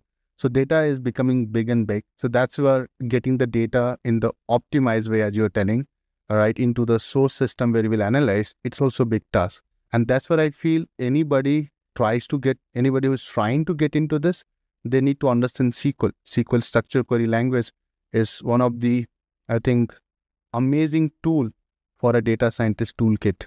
Yeah, and even it is like fundamental for NoSQL frameworks, or let's say big data tools that we are talking about. Let it be Apache Hadoop, Yeah. Apache Cassandra. It's the fundamental notion you need to know before you tap into the power of those tools, right? Exactly. And you need to also understand that where to use what. If you're getting data easily, you don't need to start getting into, Apache or, big data tools, right? Get it and get start with the data preparation part. Data nowadays coming from cloud. So I feel everybody has to have one-on-one, right? The foundation course in cloud, right? It's not that you have to become a cloud engineer, right? It's more about the working knowledge, the foundation on the cloud, so that you know that if the data is coming from AWS, which is Amazon Web Services, or Azure, you should know that what is going to be the structure of it, how you can read the data directly into your Python notebook. Those knowledge will help you, and that's what's getting more diverse. Once the data is flowing directly to your system, or you are getting it locally, right? Then the biggest task starts, and that's that, understand the data is correct or not. Then comes the second piece, data is complete or not, right? And you have to be very fast and agile in quickly understanding what is the data, what are we missing, so that you can directly communicate these things to the client, and you are always on track. Yeah, and again, like before even getting into the phase of preparing the data, understanding problem from business standpoint is very, very important. I guess you'll second me on that. So if anyone, be it let's say a beginner or let's say someone working in the IT field, but they don't have any business acumen about, let's say, supply chain or any other discipline, be it marketing, be it sales, but they want to enter into the field of data science, how important business acumen and understanding of problem statement becomes important in that case, and how they can crack that, to get into the field of data science, how they can build the business acumen. Okay, amazing question first. So, Onkar, I think that's where now everybody's scared. And you know the reason, scared of generative AI, yeah. ChatGPT will take our jobs. And that's a burning question for everybody who is a data scientist. Everyone who is trying to be the data scientist, they're thinking, is it really the good field? And that's a question I think everybody is looking out for an answer. So I'll take some time to answer it. Yeah. Please allow me to do that. Sure. So I think now, and take my word, mark my word, going further 2024 and onwards, just knowing Python is not a skill. Just knowing machine learning algorithm is not a skill. It was never as well. So if you go back, right, everybody has always seen data science, AI, machine learning, right, all these buzzwords, always a horizontal. So let's understand what I mean when I say horizontal. Horizontal means these are going to be the common to every business problem. And then we have verticals. So like I'm part of one of the verticals called supply chain, right? Someone might be working in marketing. Right? Doing a lot of campaigning, trying and doing A/B testing. Yeah. Right? Then someone will be trying this into the healthcare industry, right? Control group and test group, running statistical model. No, they're not even doing literally advanced machine learning. But the Google coming in their I/O saying that will scan the retina and they will, diagnose some of the diseases even faster and having better result than some of those machines, right? The diagnostic machines. So these are the things you need to understand that. I'll take my example because I'm in supply chain for the longest time. Supply chain, if you understand, and that is something a training cannot fulfill that. It will take some time to build the business understanding, right? If you understand, let's say I'm working in network optimization, or let's say inventory optimization. If I don't know the basics of inventory, the fundamentals, what are the key issues that keeps coming for the business, I cannot be able to use the horizontal, the tools from machine learning side, right? And likes of that to come to or to judge it or to make it better use of those tools to deliver the best for my customer. So business acumen is something you need to also explore. Where are you good at it? For the instance, right? if you take my journey, I was in HP for a very short time. It was a small stint, Yeah. right? I was there for 9 months or so. I was trying to do something in finance, internal audit. I tried, explored, I failed. I came back to supply chain. What should be the framework to someone who's trying to be in this field to assess themselves? So, for example, I am trying to be a data scientist. First, I'll also try to bring data science as a tool where I should apply the particles. So let's say I want to be in supply chain because I have done some operations in some of the courses in my BTech or MTech or wherever, MBA, right? I'll try applying data science in those areas and see that am I able to understand the business problem? Can I give a good solution? That's where a lot of data scientists, they suffer once they start their career. So for 2-3 years, they will, go and grow. But after that, they get stagnant because they're not able to tackle the business problem. They don't have a very systematic approach to answer the problem, right? And that will only come with experience. And this is something, it's like wine. With time, it will get better. It will get better. Yeah. So we just talked about how important understanding the business part of is, right? But how do you formalize in form of problem statement? For example, if I'm trying to solve one problem in form of supply chain management, but I'm not able to formalize the problem statement itself. So how that is formalized in any organization or at an organization level? So let's take a simple example. Suppose somebody is saying that, okay, I need to optimize my cost while meeting my service level targets, right? So that could be customer satisfaction for the uninitiated. Then we have to come up with the problem statements, right? And that will be more detailed one. So this is more like coming from the customer, like the headline. Yeah. Objective The chunks of it. Objective of the project is this. I need to fulfill all the and minimize the cost. Cost is everything. Yeah, boss. So how you will go? So if you are having some experience in this field, you will start with understanding the inefficiencies in the process. For that, you need what? You need data. So we look at, are they able to utilize their warehouses, right? So warehouse is, again, it's a simple term for the supply chain guys. For the other, they might be confused. So warehouse is more like, you keep your material stores and nothing like a storage room. Are you able to utilize it efficiently? How much is the utilization? Data will tell you. Then you can go and communicate to the client. So that's one way of looking at one of the pillars. Then you will think about, okay, what is moving between the warehouses and the DCs, which is distribution center, till the customer? Logistics. Yeah. It can be aeroplanes. It can be trucks. It can be as simple as a courier guy on the bike. Yeah. Are you utilizing their time as well? Are you not, moving things a lot? So suppose I have to deliver to you something, but I first deliver to the other guy and that guy delivers to you, you unnecessarily increase the cost. Yes. It's as simple as that. So these problems statement, which we are trying to understand, will come from the data. And it has to be on the line with the business overall objective. Yeah. End of the day, I need to minimize the cost while maintaining the service level, which is your customer satisfaction.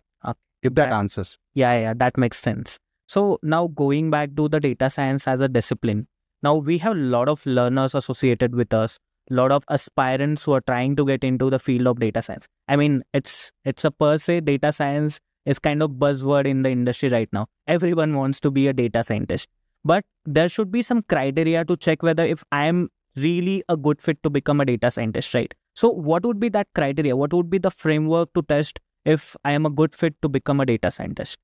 Very good question. And thanks for asking. Everybody wants to be, the ones which are trending. Yeah, definitely. I wanted to be an actor and I decided to be an astronaut because I saw this. If somebody has... Yeah, definitely. Right. Then I wanted to be a businessman because I started watching a lot about Mukesh Ambani, right? So aspirations keep on changing. Like right? As we grow, initially I'd like to become a cricketer, but years down the line... Cricketer is the common career goal for everybody. Everybody. And that was mine when I was a really kid in 8th grade or so. So end of the day, aspiration keeps changing, which is good. So suppose you want to buy a good camera, right? You go to all the different camera shops. Yeah, definitely. Then you decide to buy one. Career is also that, I would say, that detailed choice you have to make. Else Yeah. you will suffer. Why we are talking about career so seriously these days? Because it's something you'll do for another 30 years, isn't it? Am I right? Mhm. Yeah. So you start 25, 26 into job. Till 60, generally everybody's plan, but let's say till even 50 you are planning to work, it's hell 25 years, Yeah, definitely. That's right? hell a lot of time you're investing into something. So just imagine, I'll give another example here. I give you a job of a liftman. You just go and up and down. In physics, your work done is zero. Yeah, Because your definitely. displacement is zero, right? So you might be not off for this job, right? And just imagine, just multiply. 30 years you have to do it. So that's where, if you're not able to get a job of your dream, a job of your choice, give it some time. Don't jump to a job because everybody is jumping. That's what we call peer pressure. Yeah. If everybody is going into IT boom happened like that. I'm from electronics, doing software development. I'm from mechanical, automobiles. Engineer, they are doing some C and C++. Can they survive? If they don't have the interest, definitely they are the ones who are in the bottom of the bell curve, right? The tail. Mhm. They will definitely gonna get fired. So my point is that even for data scientists, now since 90% of the youngsters, right, they are looking at job as salary. Yeah, definitely. They will filter highest salary Salaries, giving okay. jobs. Yeah, yeah. Data science is hitting that search. Then they think, oh, I can be the data scientist. And then this framework which you're trying to understand is very important. Can I be the true data scientist? How can I assess that? You have to start doing little bit of, Reconciliation. I would say reconsideration of, your aspiration. You have to test it, and you can test it at home. You don't need to go and join some training program to do that. Mhm. I'll help you with the framework.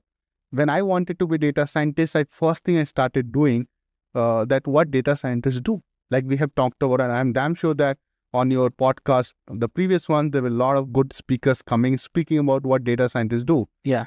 Can you take a problem now? Trust me, when I was trying to be a data scientist, nothing was there. Now we have Kaggle. Yeah. We have Intellipaat, a lot of playlists and videos to help you answer that question. In my time, nothing was there. So what I did, whatever the information we had, right, I started looking into it and try to understand what they do, right? Can I do that? Do I have the background, right? So before even, tapping into that, decade back, data science was not even a major thing. Like, people were not discussing about data science as highly as they are discussing it right now. So how you got across this career domain? I mean, that's a big query that is going inside my head right now. So that thanks goes to the mentor. So he gave me there's something called data science coming, right? So he was in US and he said that, and he was more into research in EST. He said he was in Germany, so he said go for data science, and then I started searching for the word. So you just piggybacked on his word, or like? No, I did all the homework. So I was good at maths. Okay. Right. Yeah. So that's a big motivator in Right. that case. I was good at maths. Machine learning is mostly mathematics. Right. And I was good at maths. The reason was I'll go back to my, if you allow, I'll go back to my training. So I also do a lot of training, which I would like to talk about. So when I was in BTech second year, third year, right, I started teaching mathematics for IITJ. Oh, damn. And I hope everyone knows that IITJ maths is the toughest. Difficult exam in the world. So I was doing great, and I realized that maths is something is on my side. Yeah. Coding, to be honest, now I'm doing a lot of coding, but that time I was zero in coding. Zero means zero. There was something called C, letter C by Yashwant Kanitkar. Did not open that book. Somehow I passed, right? But now I feel that two things you have to understand for data science. Maths is something you have to have a good understanding, and not the whole mathematics, to be very clear here. Linear algebra, probability and statistics, and calculus. Yeah. If you're good in these three areas of the maths, I'm not talking about trigonometry, geometry, all those stuff, right? Or even those gamma, beta functions. Yeah. If you are good in these three areas of maths, right, and just decent, you will be able to do a good job in any analytical job. Because at the end of the day, you're going to crunch the numbers, right? Yeah, You're going to crunch the numbers, right? Then comes the logical understanding, that logical aptitude. Yeah. Are you able to quickly get a problem and divide into like a decision tree? Yeah, Left, right, building center, the intuition for it. right. If you're able to do that, then comes the third thing, bring the domain. That's the most important ingredient of the data scientist recipe.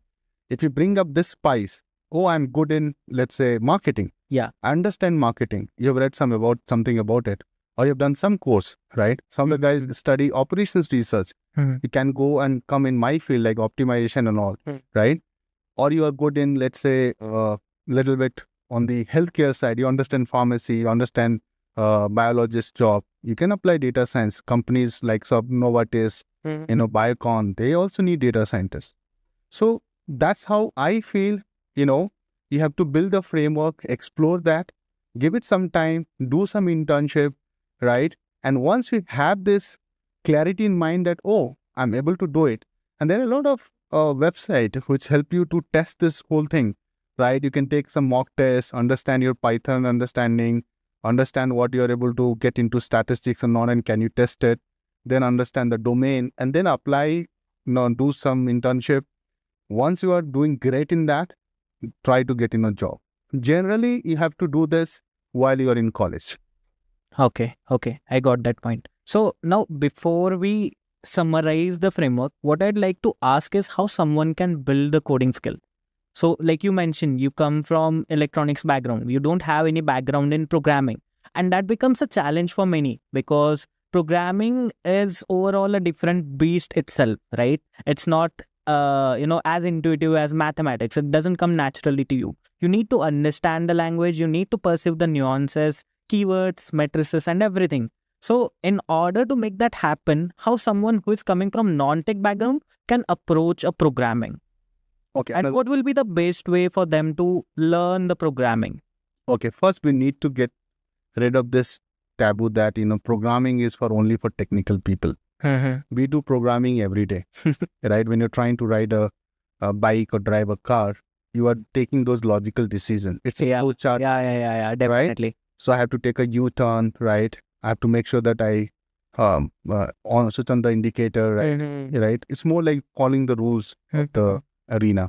If you talk about Python, because Python is the biggest programming language for data science as of now, I did R programming. It's another programming. Okay, yeah, I know. I did not know anything about Python when I joined Accenture. But R is like more close to statistical modeling. Right. But R is doing a lot of stuff, to be honest.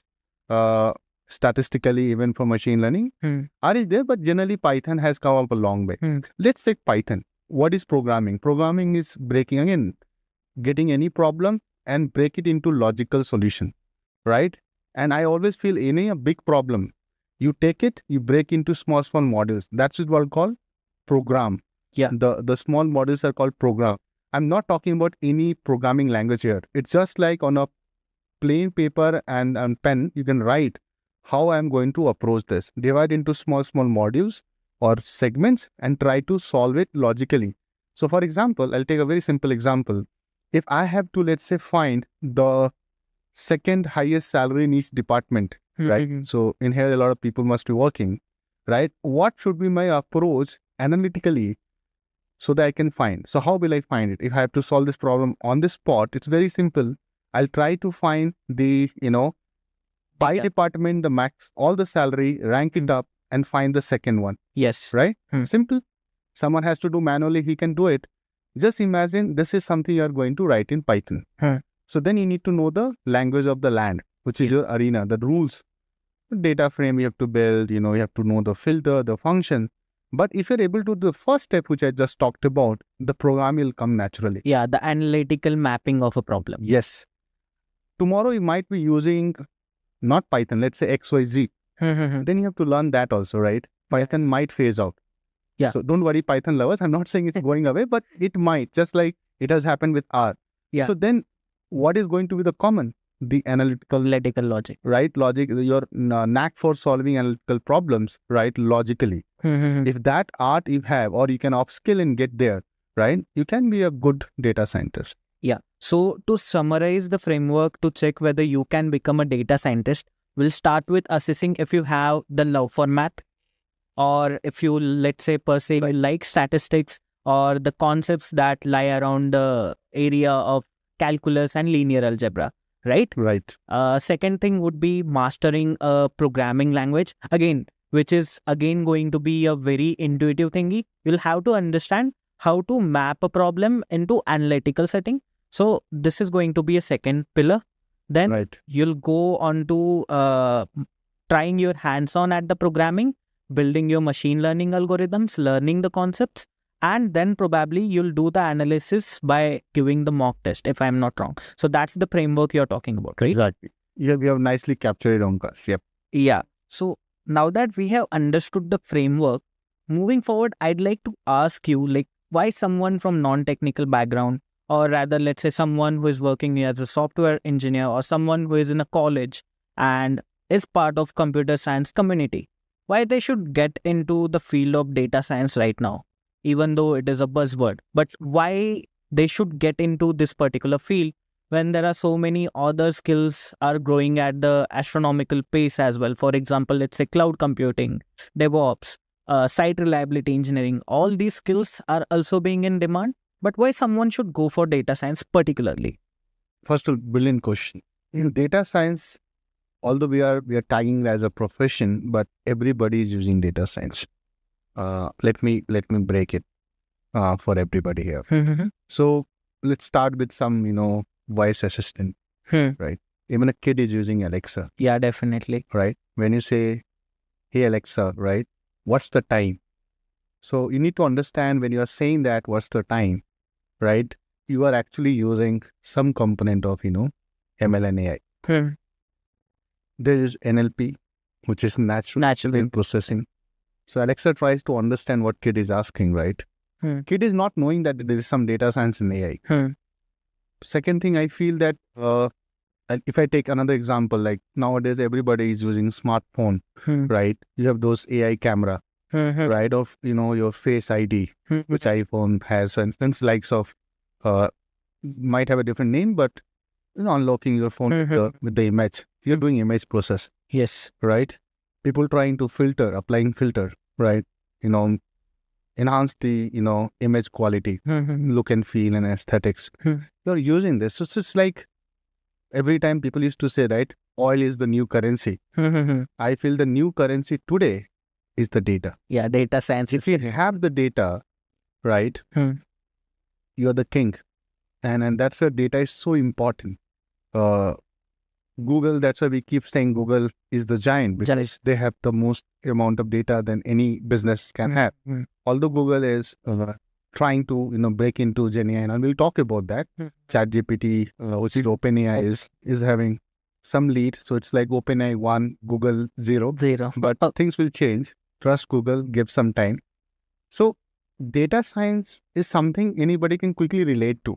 Like site engineering, definitely another career, right? For that matter, chartered accountant is another booming career, right? But not everybody can be the CA. But data science, everybody is able to analyze, oh, this is data, then we can come something. People are trying to put some videos, they understand some analytics. You get summary of your expenses, that where do you spend? Bank is giving you that. Oh, you spend a lot of money in movies. Damn, I'm watching so many movies. Right, you're spending a lot of money on food, and then you're sitting on a theater watching movies, eating popcorn, and then you realize, look at me, right? You might be thinking I'm eating a lot of popcorn and watching movies, and then on one fine day on a weighing scale, it scales up. Then you realize, oh, data is coming from everywhere, and people try to relate it with data because they're using every day. Right. So I feel anybody who has a knack of doing, again, going back to that, that they're good at maths, they are able to solve some analytical problems. They are I would say, the pure, true choices to be the data scientist. And it's very easy to get into it. Again, I would like to give some caution, quote unquote, that, data is data science and the data field is really challenging also. But yet it's very rewarding as well. So I remember that, when I started my career into data science, the pay was still better than IT. But now if you see, right, and to give you some numbers, and I was the placement coordinator in IIT Kanpur as well. Oh. So that's where I can give you some real numbers, not some, made up numbers or inflated numbers. Today, I think a good data scientist, right, they might be easily getting somewhere close to, 10 to 15 lakhs, right? But there are some tier 3 companies or 2 companies, tier 2 and 3 companies, they might give you, but even still you will get 8 to 10 lakhs in cities like Bangalore, Delhi, Mumbai. And the roadmap is really amazing, So suppose you want to go and grow yourself in data science field, sky's the limit, right? So you can be the head of data science as a more like if you see from the career aspiration side, right? And somewhere easily can go 1 CR plus, right? Oh. So it's such a huge bump up if you see. And data science is not going anywhere with the, ChatGPT coming into the picture. People are a bit worried, right? And we were interacting, right, before this, right? That we are losing job. I think you gave me some number, right? Yeah. So I read this very intriguing fact from Economic Times. They wrote in their article that in last year, 400,000 people lost their jobs. And out of those 400,000 people, 22.8% were from software engineering background. So, I mean, these many IT professionals, that too from booming segment of software development, lost their jobs. But when it comes to data science, that figure lies in like single digit. So, of course, data science is not going anywhere. And I second you on that note. But like, what would be the future dynamic for data science probably 10 or 20 years down the line? Okay. I'm no astrologer, but still I'll try to answer that question by analyzing trends analyzing trends and data, and with my experience so far. I think any data scientist who is focusing on data science along with a domain, they are irreplaceable. Okay. That business acumen we were talking about, right? That gives you an edge over the other data scientists. If you're just trying to take some data, doing some summary, charts, visualization, or some model you are building, you are going to get replaced. People are worried too much after the ChatGPT came into the picture, or likes of ChatGPT. Recently, Devin has come. Yeah. It's like a full framework for software development. But doesn't mean software developers are going to just go home. It's not like that. Any tool with every century, or with, I would say for data science every year, to be honest, every year data science field or some other fields, they will have some advancement. You need to keep flexible, be flexible, adapt to those things. And I'll get into the details and try to take advantage of that. So for example, before ChatGPT, there was a concept of AutoML. You have heard about it. AutoML, what it does, it is like low code, no code. So you're not going to write the Python codes and get your machine learning framework modeling for that, right? It is just very fast. But it doesn't mean that my team, right, or any other data science team, they're not doing any coding today. What they're trying to do, AutoML works, but can it be generalized? No way. Every business will have their unique problem. And you need a unique solutioning approach. If you're good at solutioning, that will come on the back of business understanding along with the right set of tools that AutoML cannot give you. Yeah, definitely. So same with ChatGPT. Now I'll tell you how we are using ChatGPT, how I'm using individually. So now our, production time of developing a tool or asset has declined, or I would say has reduced to a great extent. So let's say, I'll give some number hypothetically. Let's say I'm taking 3 months to make a good tool, data science based supply chain tool. Now we can do the same thing in 1 month. Does it mean that people are losing their job? No, it's just that we are now able to churn out more outcomes in less time with the help of tools like ChatGPT. How are we doing that? We are trying to take a simple approach that, let's say I want to create a code for a small module. I'll ask ChatGPT to give me a skeleton, right? And then try to use that skeleton as per our requirement. So still you need somebody who is a data scientist, who are more of a Python programmer, to take that skeleton and enrich it. So it's like, Just like Jupyter Notebook gives you some auto command, right? So suppose you're writing code, it completes it. Yeah. But does it mean that it will complete everything which you are envisaging or you're envisioning here? No. No. It has to be some skeleton, but you have to start adding it. So just like, make and shift home, right? You have like walls, you start, assembling, you are doing faster. But then somebody is making those assembly or the sub components. So just like somebody is building ChatGPT, you have to use for your data science work, but you have to be adaptable here. You have to be, learning the new technologies so that you can use in your own job, own work, and then see that how can you add value on it. So now if you're only learning Python, you might be feeling a little scared or jittery about that, oh, I might lose the job because you're only knowing Python.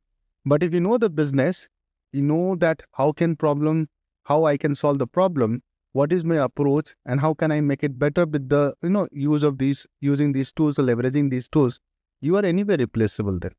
Yeah, so basically what you're saying is today organization don't want specialization, they want generalization. So basically you do have a specialization in certain domain, but you are able to scale up and generalize across other business functions as well. Is what I'm saying right? To an extent, yes. So, but my point was more on like you have to have a specialized area. So in that case, I would say business.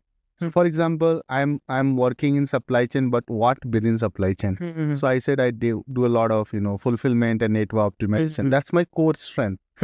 But if I am working my core strength and now data science fields keep changing and I keep learning those traits and try to keep working my core strength, still I am going to be relevant in the business. Okay. So I am not saying that you generalize your skills to everything. Like you should be good at everything, not possible even if you want. So that's why I would like to counter that.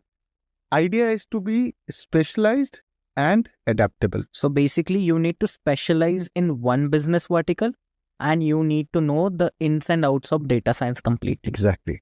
Yeah. That's how we can summarize this. Yeah, basically, right. So one more thing I'd like to talk about data science job description right now, right? So I have been observing a lot of data science job description on LinkedIn. We have been going through them because we have a placement team which help a lot of people create their resumes. A lot of our learners associated with us, we help them create resumes. Now, the trend that we are seeing over there is that right now, even for a beginner level data scientist, companies are asking for MLOps, right? And which is a new trend that we are seeing these days. And a lot of programs, let's say even at the college level, people don't teach MLOps, or even let's say fresher data scientists, they don't have hands-on knowledge about MLOps. So is MLOps a trend in data science right now, or is it like a necessary tool for data science? Okay, very good question. I think we are talking about job description. Yeah. ZDs are always misleading. And I'm telling in my own capacity. I'm not representing anybody here, just to be a disclaimer. I have always a problem with ZD. So job descriptions are like that. Something which was developed 2 years back, they might ask experience of 10 years. So you can't trust it. Okay. And there are examples on LinkedIn to say so. But coming back to the specific question, do every data scientist needs MLOps, right? No, not at all, right? MLOps itself is a job, a very specific job, right? Data scientists. So let's also understand these. Data analyst, business analyst, right? BI analyst, business intelligence analyst, right? Data scientist, ML scientist, MLOps, ML engineer, data engineer.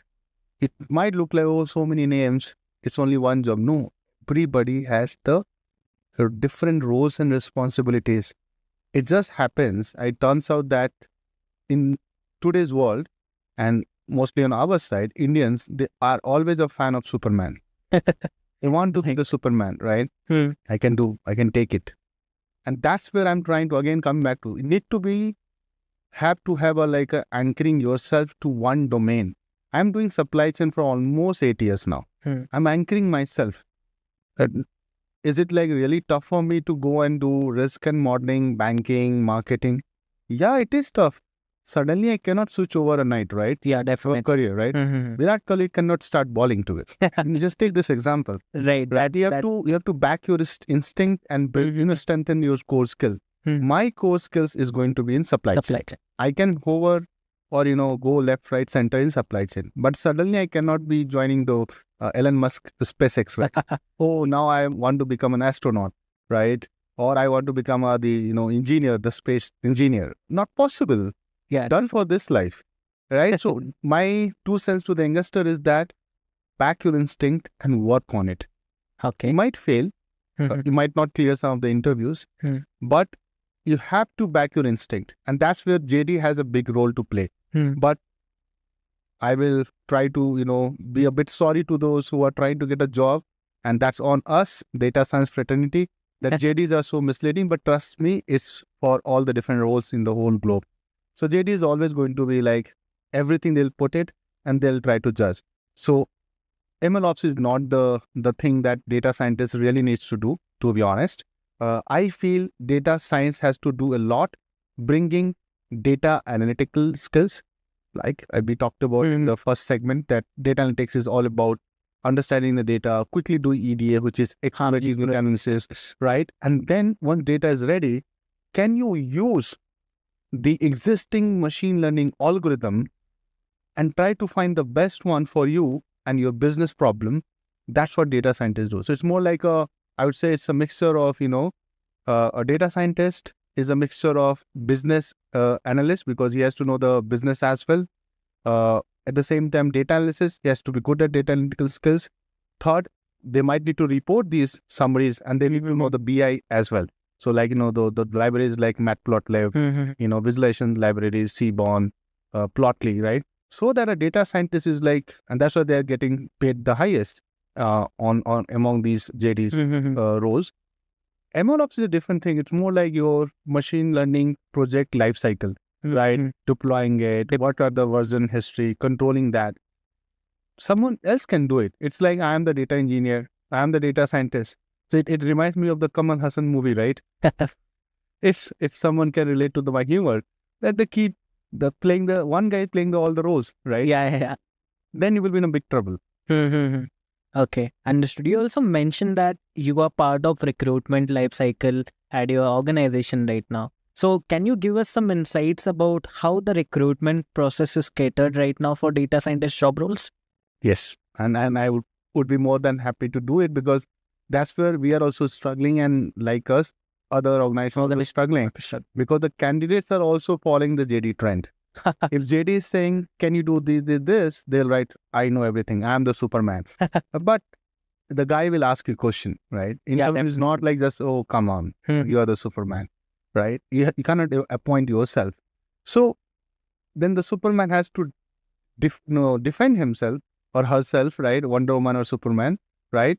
That, oh, I'm really the Superman. And generally 99% it's not the case. So what's we are struggling with, and that's where the guys who are looking out to polish the resume or CV, right? Mock interview, I'll give some bites for them as well.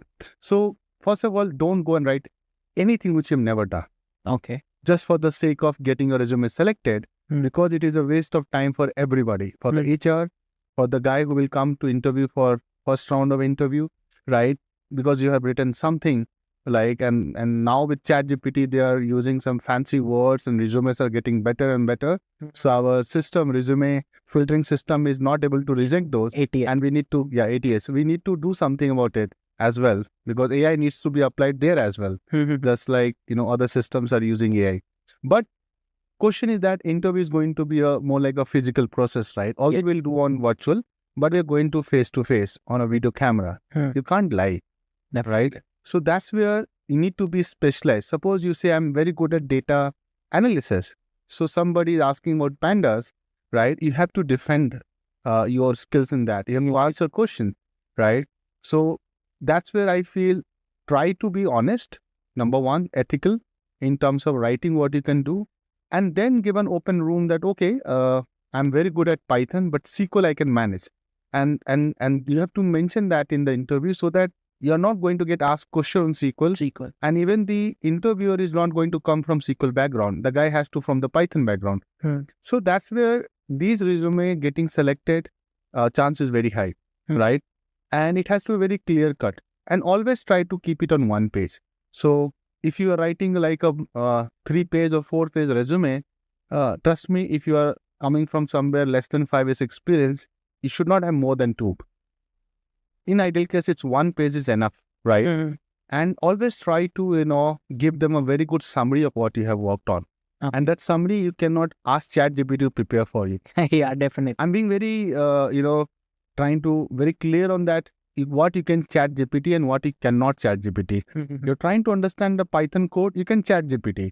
But if you're trying to make a summary for your resume, you can't ask ChatGPT. This has to come from within, right? You cannot ChatGPT your summary for your profile. Then I feel that you need to have right projects, and you have to make sure that in the first 15 minutes of your interview, generally the first round lasts somewhere close to 45 to 60 minutes.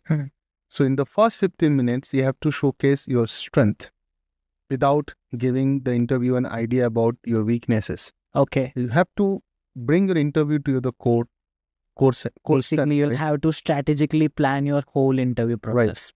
And as a matter of fact, it might happen that the interviewer will get little, left, right. It is your job that, if you can request humbly that this is one project I have done, can we start from there? Maybe start from there and try to get into conversation like we are having one. Okay. Let's not try to make a Q&A, right? In interviews are always, going Q&A. more like a conversation, not like Q&A. And then comes the technical part. And that's where I feel that don't go and say something which you have not done or which you have just copied and pasted on your GitHub profile. And we'll talk about that in a moment. You have to go and talk about something which you know thoroughly. In any interview, and especially in data scientist interview, right, we don't judge on somebody's on syntax. If somebody is doing, so my 2 cents to them, they are doing really injustice to the people who are trying to be data scientists. Because see, look at that. They're trying to learn SQL, they're trying to learn Python, R, Power BI, Tableau. You can't expect them to know every language like back of their hand. Yeah. But they should be able to clearly come out up with that, how to read a file. They can't miss that. Yeah. You have to use pandas. You have to know what are the libraries, what are the code structure, right? Syntax, you can go little here and there. That plus minus 10-20% is there. And then we have ChatGPT, Google, right? It's fine. But end of the day, you should be quickly able to understand the question, answer it. Second thing comes, which I feel today's candidates are missing a lot. They are also trying to get into so many things at once. To try to articulate your strength, right? So if you're trying to solve a case study, start with the problem, what data you have, what kind of assumptions you want to make, how will you use the data or information at hand to break it into, solution, and then explain how will you code it, right? It can be as simple as a machine learning project. I feel that some of the key projects you should have in your kitty if you're trying to be a data scientist role, it has to be something in predictive analytics, right? So applying machine learning algorithms like random forest, XGBoost, right? Interview might start with a linear regression question, but ultimately they'll go there. Yeah, obviously. Right?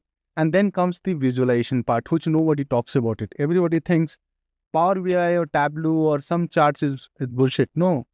End of the day, you're not going to talk to the business stakeholders by using some lines of code, right? Definitely. Or you will not say, I'll use, max depth equal to 3 for a decision tree model, right? You are going to say that, this is what we did. This is how it helps you to answer this problem. And there's a very nice book on that I would like to recommend to everybody. It's called Storytelling with Data. Okay. Right? So you need to know what charts can be used for what kind of storytelling, right? And you need to bring up those charts right at the right point, and you have to explain with the charts. You have to have the key 1 or 2 takeaways from those charts and have to, let the others talk. Because in these meetings, you'll not get more than 10 minutes, right? You cannot show 100 lines of code, or you cannot show, 20 slides. So basically, guys, what he's telling is you need to create resume according to the industry standards. don't use any GPT or AI influential tools. Make sure that you highlight your summary yourself, Right. add projects onto it, and make sure you build your portfolio over tools like GitHub itself, right? If that summarizes, or you can participate into Kaggle competitions. Yes. Yeah. Kaggle is definitely, or likes of Kaggle is definitely. And for that, I think Intellipaat does provide you. I have been told that, they have really good playlists curated for the need for the algorithms, like whatever algorithm you want to. And Kaggle is your your practice ground. There you can go and showcase your work. And some of those works you can, publish on LinkedIn using your GitHub profile. Okay. And trust me, the guys who are scouting for data scientist candidate, they give value to these things, right? But it cannot be just, you can just, poke somebody's work, copy paste on your GitHub profile, say I have done it. Then again, you are going to get caught. Yeah, that is a fair point actually. So now that sums up how one should prepare for the complete interview process. Now I'd like to ask one more question. So for example, let's say somebody is coming from a non-technical background, or let's say somebody is coming from an IT background but don't have any kind of backing in data and analytics discipline. So Right. how can they get into the field of data science with the help of professional trainings that are available in the market right now at the abundant rate?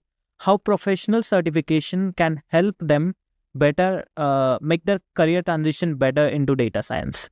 Very good question. I think those who are working professionals, right? And especially I have seen majority other IT people, right? From other fields like non-technical commerce, BSc, right? Not like engineers, to say so. They want to come into data science, right? And I feel you need to bring that at a serious note, that aspiration. Then you have to go for professional training, like Intellipaat is doing for, at a reasonable rate.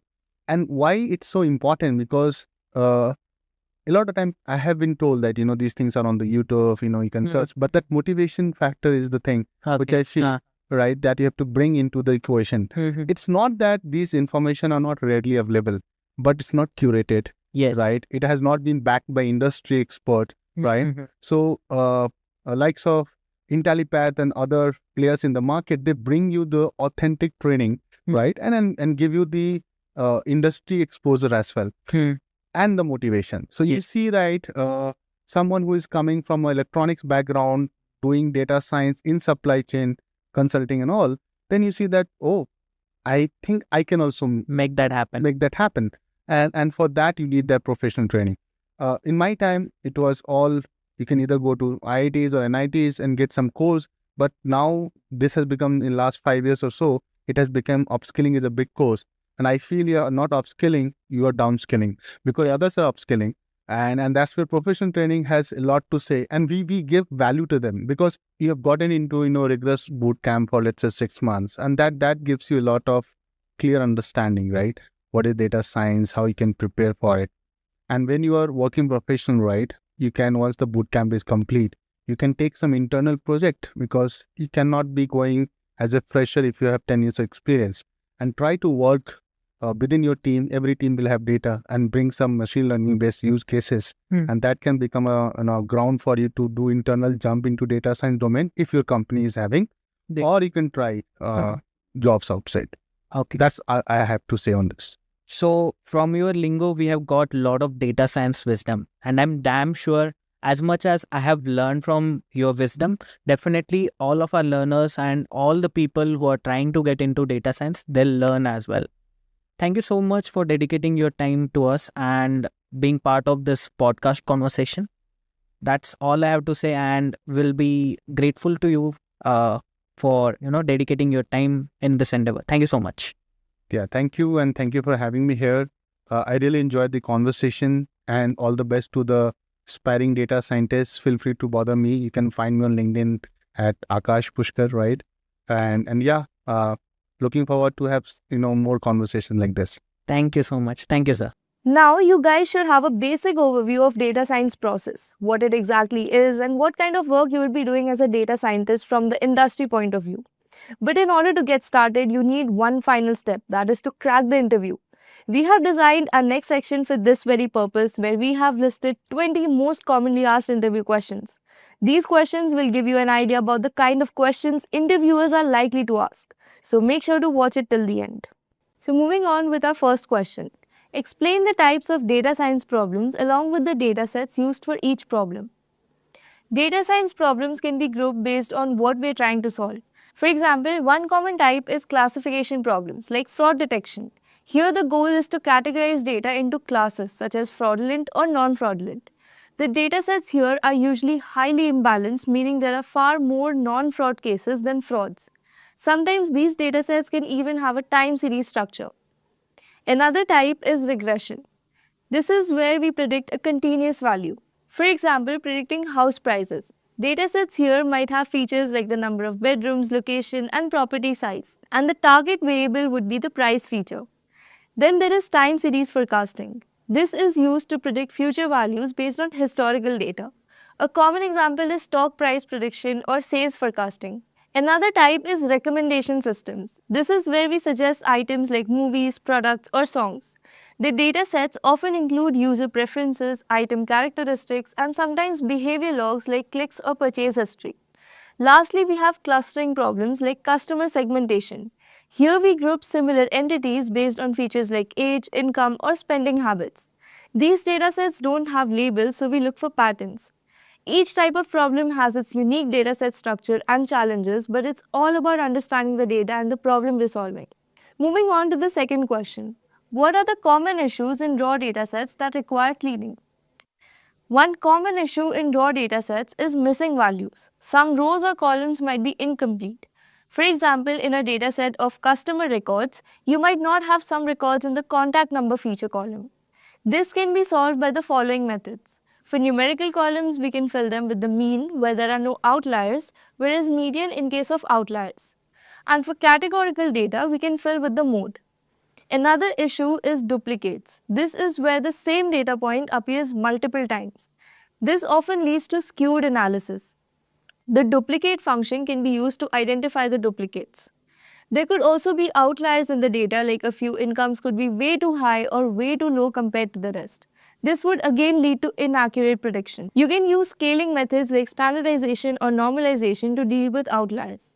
I have a separate video on standardization versus normalization. You can check it out in the description.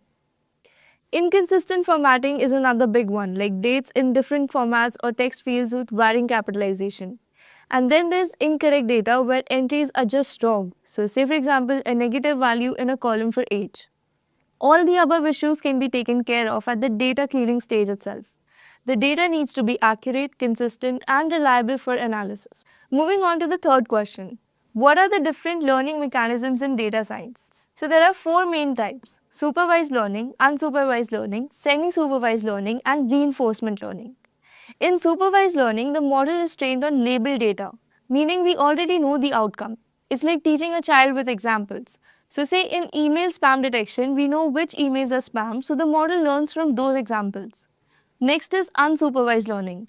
This is where we have data but no labels. The model tries to find patterns or groupings by itself. A good example is customer segmentation, where the algorithm groups customers based on their purchasing behavior without knowing what each group represents. And then there is something known as semi-supervised. This is a mix of both. There will be a small amount of labeled data and a large amount of unlabeled data. The model uses the labeled data to learn and then generalizes to the unlabeled data. It's useful when labeling data is costly. Finally, we have reinforcement learning. Here the model makes decisions and gets feedback in the form of rewards or penalties. It's commonly used in gaming or robotics, where the model has to learn to improve its actions through trial and error. Moving on to the fourth question. Why is standard deviation often preferred over variance when analyzing data? Both variance and standard deviation measure how spread out the data is. But the key difference is that variance is in squared units, while standard deviation is in the same units as the original data. Let's say we're looking at the test scores of a class of students measured on a scale from 0 to 100. If we calculate the variance, it would give us the number in the units of squared points, say something like 25,000. Now this is not easy to relate to the actual scores. However, when we calculate standard deviation, it's in the same units as the original data. In this case, just points. So if the standard deviation is 50, it's much clearer because we can directly understand it as the spread of scores around the average score. Standard deviation just makes it easier to relate to real world values. Moving on to the fifth question, what is overfitting and underfitting, and explain how you can detect if your model is overfitting or underfitting. So overfitting happens when the model learns the training data too well, even the noise and the random fluctuations. It performs great on the training set, but struggles with new unseen data because it's too specific to the training data. It's like memorizing answers to a practice test without truly understanding the material. On the other hand, underfitting happens when the model is too simple to capture the patterns in the data. It fails to perform well on both the training set and the test set. It's like studying just the basics and missing out on the important details. In order to detect underfitting or overfitting in your model, you need to look at performance metrics like accuracy or error rates and compare them between the training and the test sets. To deal with overfitting, you can either reduce the number of features or use techniques like regularization or cross-validation. Whereas for underfitting, you would want to make the model more complex. This might involve adding more features and increasing the model's capacity. Moving on to the sixth question. Explain the concept of regularization in machine learning and why is it important for improving model performance. Regularization is used to prevent overfitting by adding a penalty to the model for being too complex. Essentially, it discourages the model from relying too much on specific features or learning noise in the data. There are two types of regularization techniques. First is L1 regularization or lasso regularization. It adds a penalty based on the size of the model's coefficients, making some of them shrink to zero. This way, it automatically selects only the most important features and ignores the rest. For example, in house price prediction, if the number of garage doors has little impact, L1 regularization might set its weight to zero and exclude it from the model. The next one is L2 regularization or ridge regularization. It adds a penalty based on the square of the coefficients. This reduces their size but doesn't make them zero, so all features are kept but none dominate too much. For example, in predicting house prices, if the area feature has a large impact but the number of rooms has a smaller impact, L2 regularization will ensure that both are considered while preventing the area feature from overpowering the model. Regularization is important because it helps the model generalize better to unseen data by controlling complexity and preventing overfitting. Moving on to the seventh question.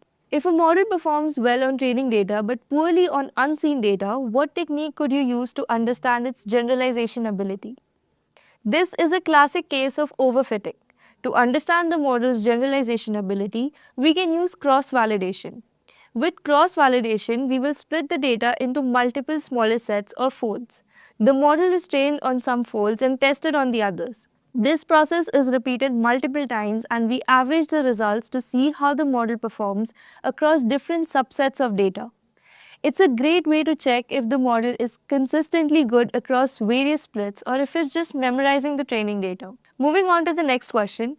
What is the role of activation functions in machine learning models like linear regression and logistic regression? Activation functions are used to introduce non-linearity into a model, which allows the model to learn complex patterns in the data. In linear regression, there's actually no activation function because the output is simply a linear combination of input features. It's used for predicting continuous values. In logistic regression, however, we use the sigmoid activation function, which squashes the output between 0 and 1, making it suitable for binary classification problems like predicting the yes or no outcomes. So the main role of activation function is to help the model make more accurate predictions by capturing complex relationships in the data. Moving on to the next question, what is the confusion matrix, and describe a situation where false positive is more important than false negative and vice versa. A confusion matrix is a tool that is used to evaluate the performance of a classification model. It shows how well the model's predictions match the actual outcomes by displaying the number of correct and incorrect predictions. It's basically a table with 4 values. One is true positive. These are the correctly predicted positive cases. Then there are true negatives. These are the correctly predicted negative cases. Third is the false positives. These are the incorrectly predicted values as positive, also known as type 1 error. Lastly, we have false negatives. They are incorrectly predicted values as negative, also known as type 2 error. From these values, we can calculate other performance metrics like accuracy, precision, recall, and F1 score, which give a clearer idea of how well our model is performing. False positives are more important than false negatives in cases like a medical test for a rare disease. A false positive that is incorrectly saying someone has a disease might lead to unnecessary tests, but it's safer because it ensures we do not miss any actual cases.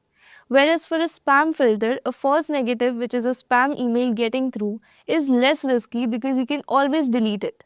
But a false positive, where important emails are marked as spam, could cause you to miss important messages. Moving on to the 10th question, why do we prefer a decision tree over a random forest? A decision tree is a simple model that splits data into branches based on features, making decisions based on these splits. It's easy to understand and visualize and works well for smaller, less complex problems where interpretability is key. A random forest, on the other hand, is a collection of multiple decision trees where each tree is trained on a random subset of the data.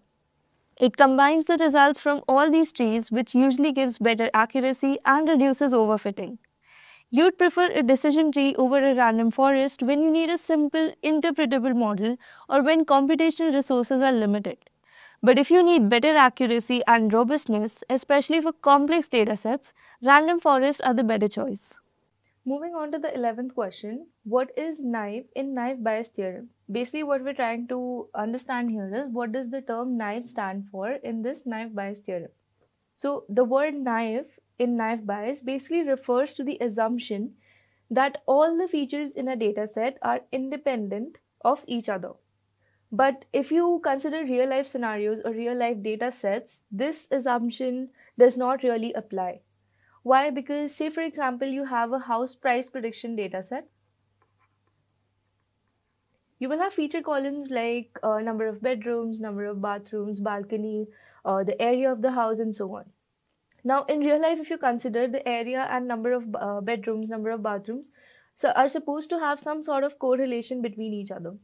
But what naive Bayes theorem does is, it is going to consider that these features are independent of each other, that is, they have zero correlation between each other. Now, this assumption will not apply in real life, but surprisingly, it works really well in many situations, especially for classification problems, right? So, naive Bayes has a major application in classification problems. Alright, so naive Bayes basically calculates the class probabilities based on feature likelihoods, assuming no dependence between them. Clear? So, this is the formula for naive Bayes theorem. This is the posterior probability of the hypothesis. This is what the naive Bayes is trying to calculate. This is the likelihood probability, which basically is the estimated value for each feature, assuming that all the features are independent. Alright, so this is the assumed value. And then we have our hypothesis probability and our evidence probability. Alright, before we move to the next question, let me take you guys to my notebook and show you guys the implementation of naive Bayes. Alright, so the implementation in Python is very easy for any naive Bayes. So basically we have 4 types of naive Bayes theorems. First one is Gaussian naive Bayes. So this works well for continuous data. So the Gaussian naive Bayes basically calculates the mean and the variance, and then it goes for the probability. Then we have multinomial naive Bayes. So this works for the discrete data set. Like it is going to count the data and then it is going to go and calculate the probability. Then we have Bernoulli naive Bayes. This works for binary or Boolean features like yes, no, true, false. Then lastly, we have categorical naive Bayes. So the name itself suggests that it works for categorical data sets. So you can easily import your naive Bayes theorem, whichever one you want to apply from sklearn.naive Bayes, and then you have to call your function and simply train it using the fit method. Alright, so once that is done, you can go ahead and predict it, and this is what your output is going to look like. Alright, so basically this is how it has classified it as 0 and 1. So that is all about the naive Bayes theorem. Moving on with our 12th question, what is imbalanced data and how do we handle them?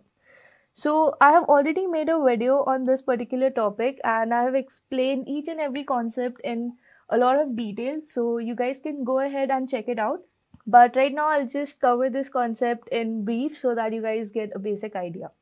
Alright, so imbalanced data basically happens when one class in a data set has a lot more samples than the other. Now what does that mean? So consider this example over here. So this is a balanced data set. Now why is this a balanced data set? So we have two classes over here, female and male. Let's call them A and B. Alright. Now class A, that is female, has 51% of samples in a data set, whereas class B, which is male, has 49% of samples in the data set. Now this is a pretty you can say balanced situation. Why? Because we have almost equal number of samples, right? 51% and 49% are not that far away. But if you consider this particular scenario, we have 98% of samples in class A, which is our normal okay, so this imbalanced data is basically for the fraud detection data set.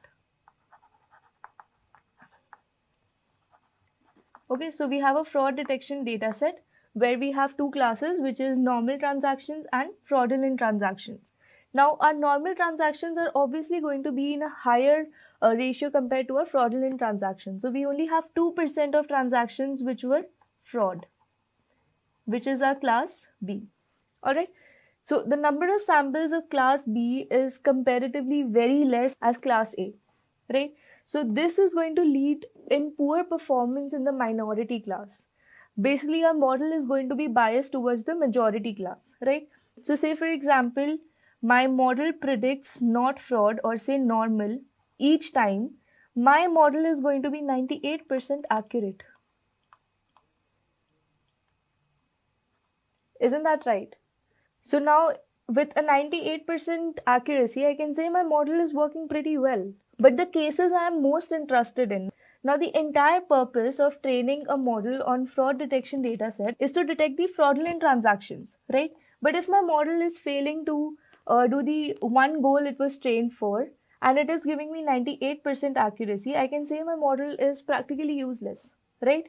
So this is why we need to handle the imbalanced data sets using techniques like undersampling, oversampling, and lastly we have SMOT, right? So in undersampling, basically we take random samples from our majority class till they are equal in size with our minority class, right? So basically we are making our data smaller. So say we had 1000 samples over here in our majority class and 100 samples over here. Our final data set is going to contain 200 samples. Right, we are randomly going to pick 100 samples from our majority class. Whereas in oversampling, if we have 1000 in our majority class and 100 in our minority class, we are going to keep duplicating these samples in our minority class until and unless they are equivalent to the size of our majority class. That is, initially we had 1100 samples, now we are going to have 2000 samples in our entire data set, right? So this is how undersampling and oversampling works. Now over here in oversampling, we are simply duplicating the data randomly in our minority class, right? We are not exactly performing some sort of calculation. Now in our next technique, which is known as SMOT or synthetic minority oversampling technique, over here instead of randomly duplicating the data, we are going to perform some sort of calculation using this particular formula. And we are going to create synthetic data points, and these data points have one rule, that is they are always going to lie between the axis of two existing data points. Alright, so this is basically what SMOT does. So these are some of the techniques that you can use to handle your imbalanced data. Moving on to the 13th question, state the scenarios when the different tests can be used and also explain the p-test. So now the different tests that we have are z-test, t-test, f-test, chi-square test. Like these are some of the tests that we'll be covering in this particular question. So the first one is z-test. Now this is used for the large samples, generally greater than 30. So whenever we have more than 30 samples, we will be using z-test.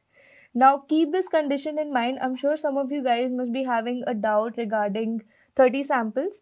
We'll be talking about this in a few minutes, but first let's cover all the tests, right? And your population standard deviation should be known. So say for example, you want to compare the average heights of two cities. So this is a scenario where you would preferably be using z-test. So this is the formula for finding the value of z-test. So you subtract your population mean from your sample mean and you divide it by your standard deviation divided by the total number of observations. Alright. Then the next one that we have is a t-test. This is used for small samples, preferably less than 30, and you don't know your population standard deviation. So say for example, you want to test a new teaching method, whether it improves your test scores in a class or it doesn't, right? So this is the formula for your t-test. So the next one that we have is an f-test. This basically compares the variances of two data sets.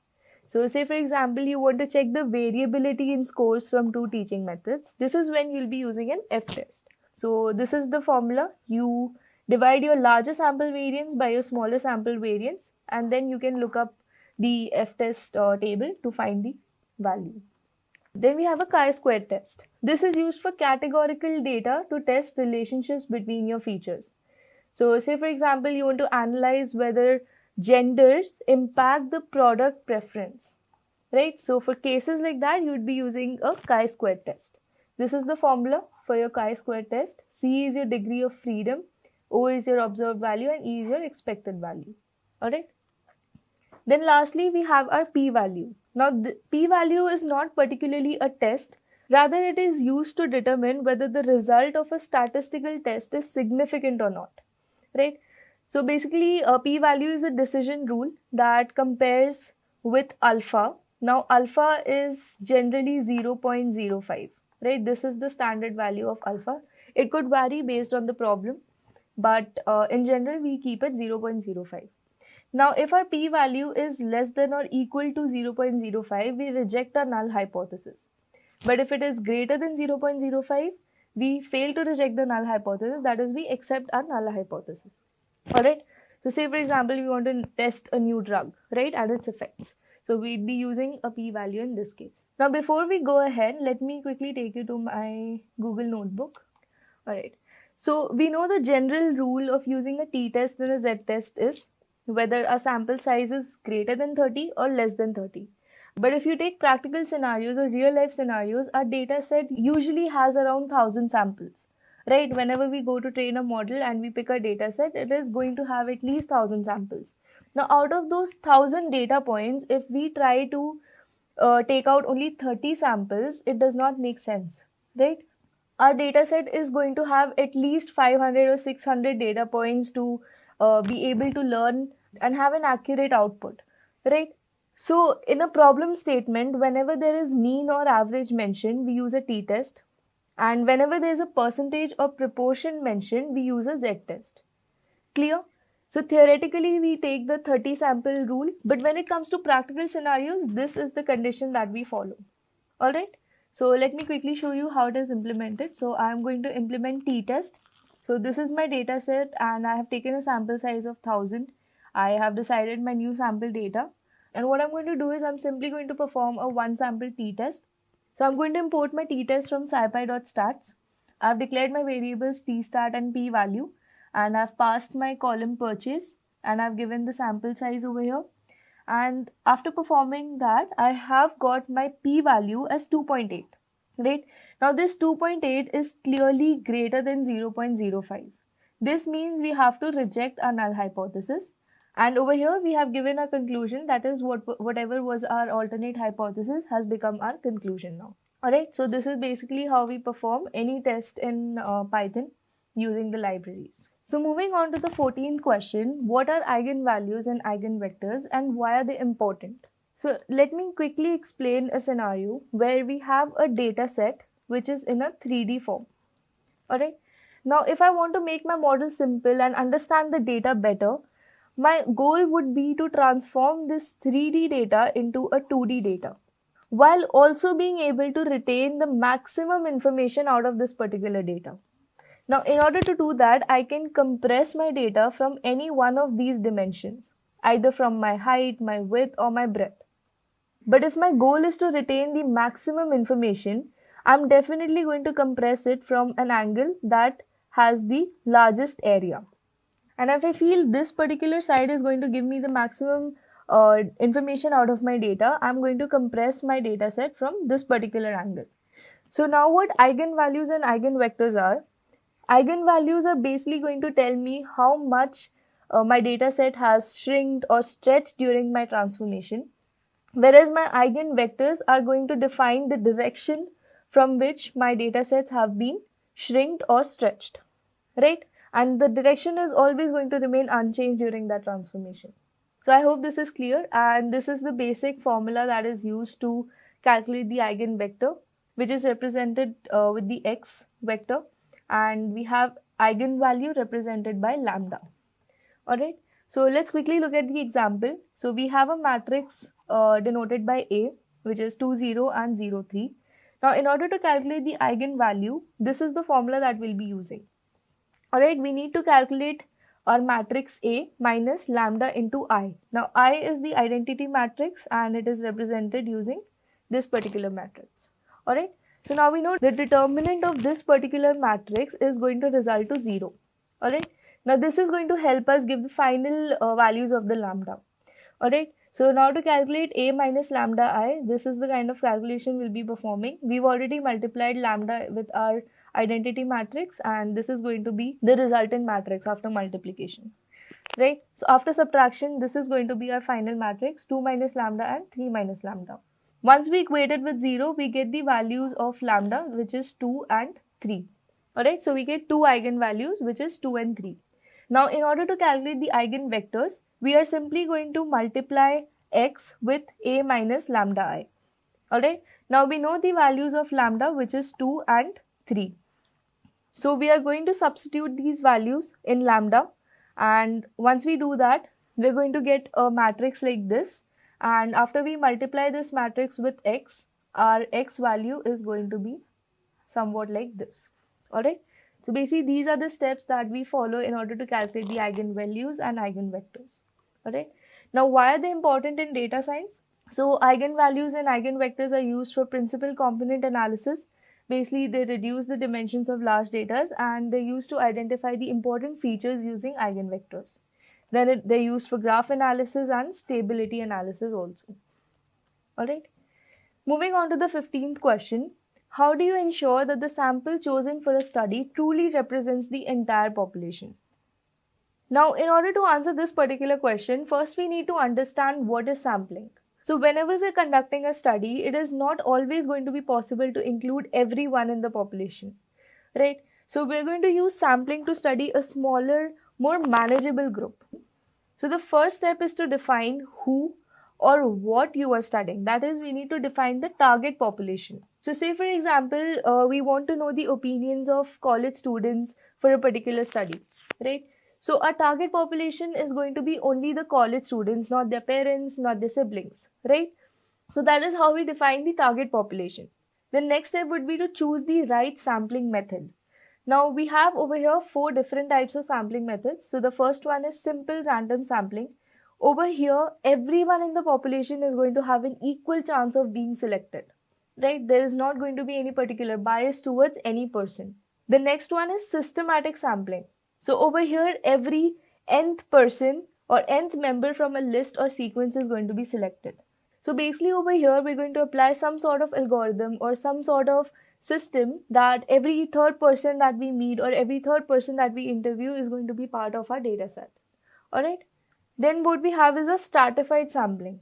Over here, we divide the population into groups, that is our strata, and take a random sample from each group. Alright.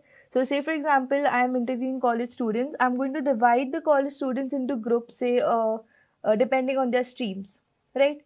So maybe I make groups of computer science and MBA and other fields like that, right? So once I have divided the college students into groups, I'm randomly going to pick a student from each group. Alright, so this is what is known as stratified sampling. Then lastly, we have cluster sampling.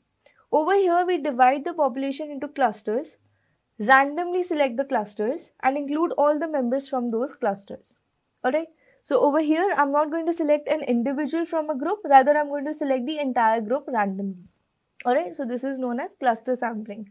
So depending on our problem statement, we need to choose the right sampling method. Then third is to ensure sample size is adequate. What this means is larger samples are better because they reduce the likelihood of errors. So say for example, if we are polling 10 people to understand a city's preference, we are going to miss the diversity of opinions, right? A sample of 1000 is going to be much more reliable and much more adequate. So this is what ensuring the right sample size means. Then lastly, we need to avoid bias. Bias occurs when certain groups are favored over the others. So say for example, we only survey people from urban areas and we ignore the rural areas. So our result is going to be completely skewed, right? Obviously, the opinions of urban people are not going to match with the ones of the rural people. So this is basically how bias enters the sample. So we need to avoid bias in order to have a sample that truly represents the entire population. Alright, moving on to the 16th question. What is a gradient and gradient descent? So gradient basically measures the slope or rate of change of a function. Alright, this is the formula for gradient. Basically we have a function and we have a gradient with respect to x and with respect to y. Basically all the independent variables of a function. So we perform differentiation and we get the final value. Alright, so gradient basically points in the direction of the steepest increase. Alright, so if in this case we had our y value as say positive and x value also positive, then this gradient would be signifying that in whatever direction we are moving so far is the direction of the steepest increase. That is, we are going in the increasing direction, right? It is leading us to the maxima. Alright, but say in case one of these value was negative instead of positive, this particular value was negative. Now this would indicate that the direction that we are heading to is the opposite of the direction of our increase. That is, we are leading to towards the minima. Alright, so basically gradient tells us how much the function is increasing or decreasing as we move in different directions. Alright, then we have gradient descent. Now this is a method to find the minimum of a function by moving in the opposite direction of the gradient. Now we already discussed gradient is going to lead us in the direction of maximum value. And now gradient descent is a method to find the minimum of a function. So obviously gradient descent is going to move in the opposite direction of the gradient. Alright, so say for example this is our function. Alright, now in order to reach the minimum point which lies over here, what we are going to do is at every point we are going to calculate the gradient. Alright, now if the gradient is telling us that this particular direction is going to lead us to the minima and this particular direction is going to lead us towards the maxima, we are obviously going to move in the direction that is leading us towards the minima, right? And we are going to check that at each particular point until and unless we reach a point which is the global minima. Alright, so basically we are trying to reach towards the bottom of a value. Now this optimize the models by minimizing error. Alright, so this is basically what gradient and gradient descent means. Okay, moving on to the next question. Define confounding variables. Now confounding variable is something that influences both the independent and the dependent variables. Alright, so confounding variables are often referred to as hidden variables, and they can make a relationship appear between an independent variable and a dependent variable even if there is none. Alright, so this is basically what confounding variables do. Now say for example you're studying the relationship between exercise and weight loss.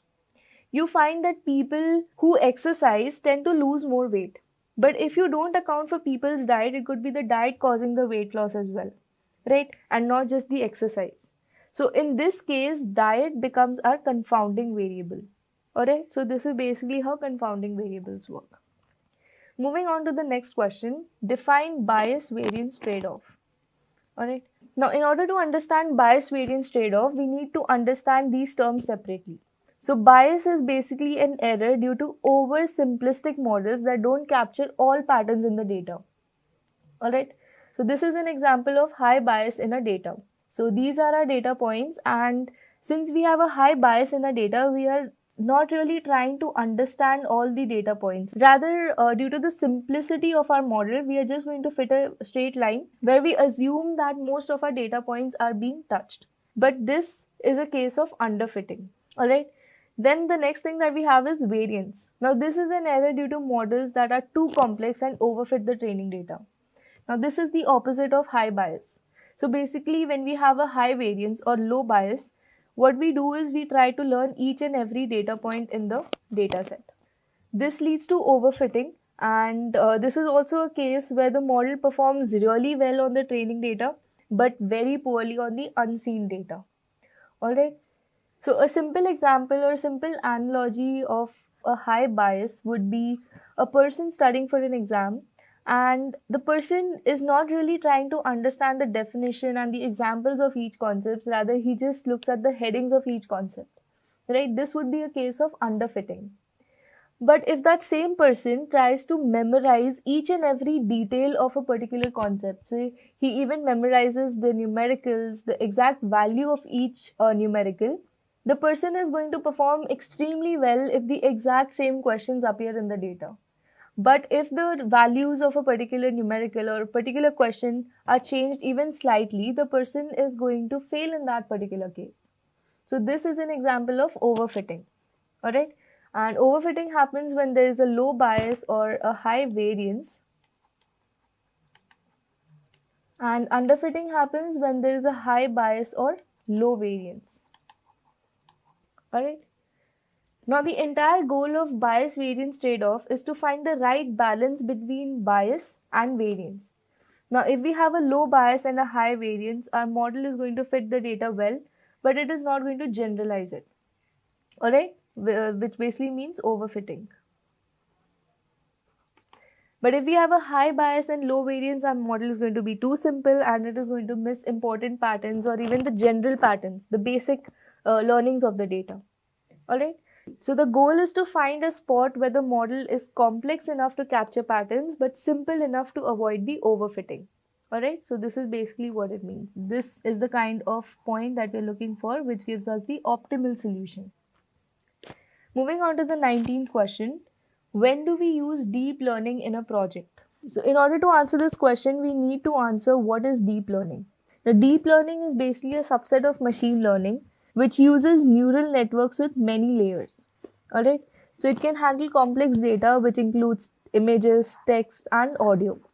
Alright, so here is an image that indicates machine learning and deep learning. So in machine learning, we have an input data, then we perform feature extraction, and then we perform classification, and then we get an output.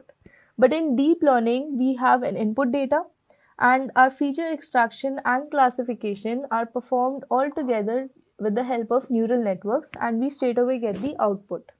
Alright. Now, when do we use deep learning in a project? So we use deep learning if we have a very complex and large data set. So when our data is large and unstructured, that is, our data includes images and videos, right? So this basically makes our data complex, and it would be better to use deep learning in such cases. Alright, so say for example, we need to analyze the medical images. Alright, so say it is a cancerous cell data set. Alright, and we need to define whether the cell contains cancer or not. So we can use deep learning and basically neural networks in cases like this. Then comes the need for feature extraction. So whenever we need to automatically learn useful features from raw data, say for example, we need to identify objects in a photo.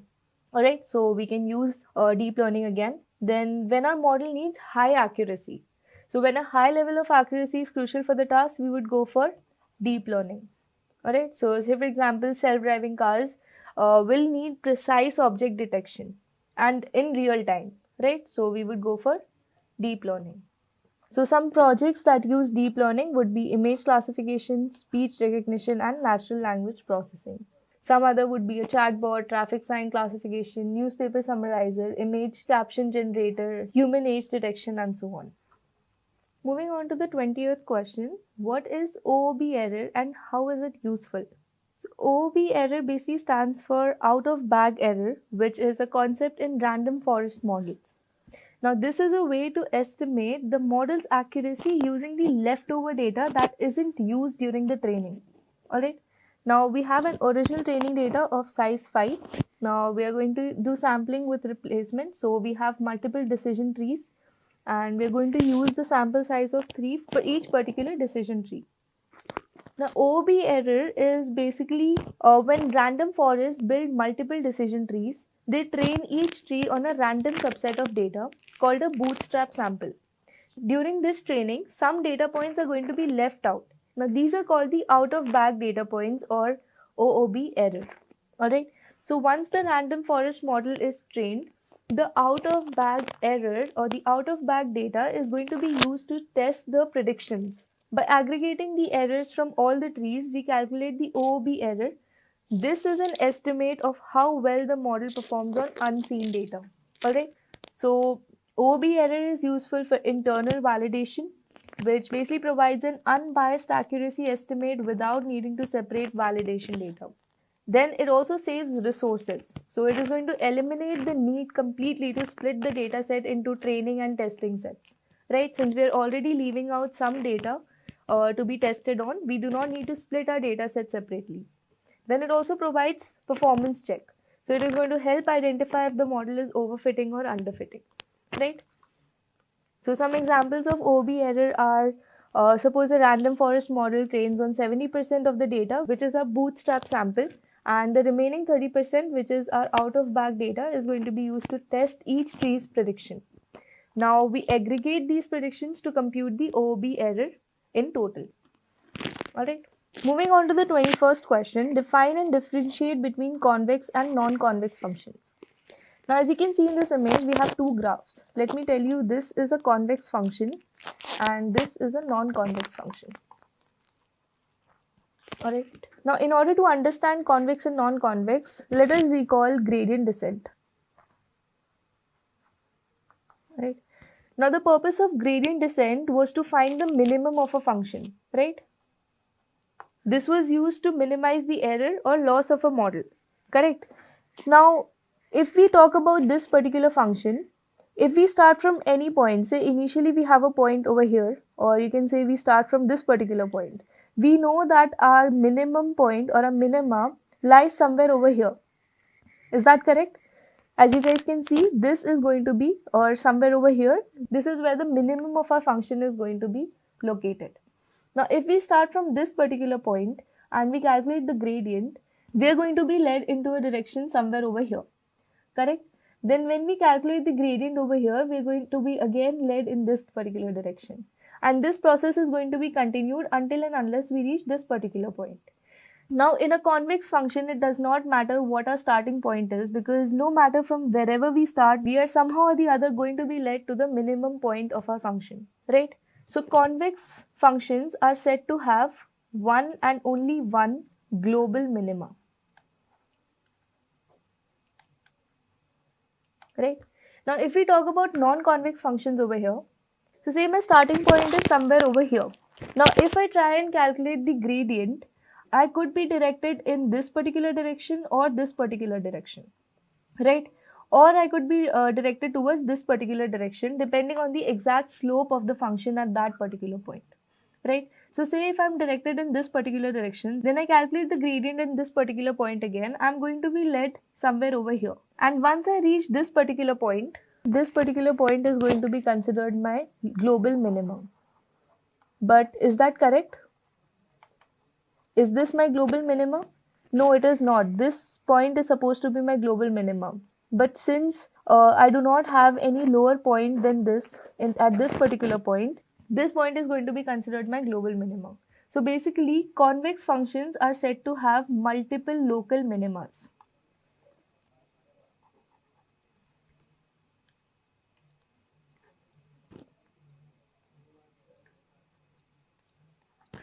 Alright. As you can see over here, this is another minima, this is another minima, this is another minima. So whether or not you reach the global minima depends completely on your starting point. Alright, so say if you start somewhere over here, there is a higher chance you reach the global minima rather than some other local minima. Alright, so these are your local minimas. Alright. So this is a basic differentiation between convex and non-convex functions. So a convex function is where the line segment between any 2 points on the curve lies above or on the curve.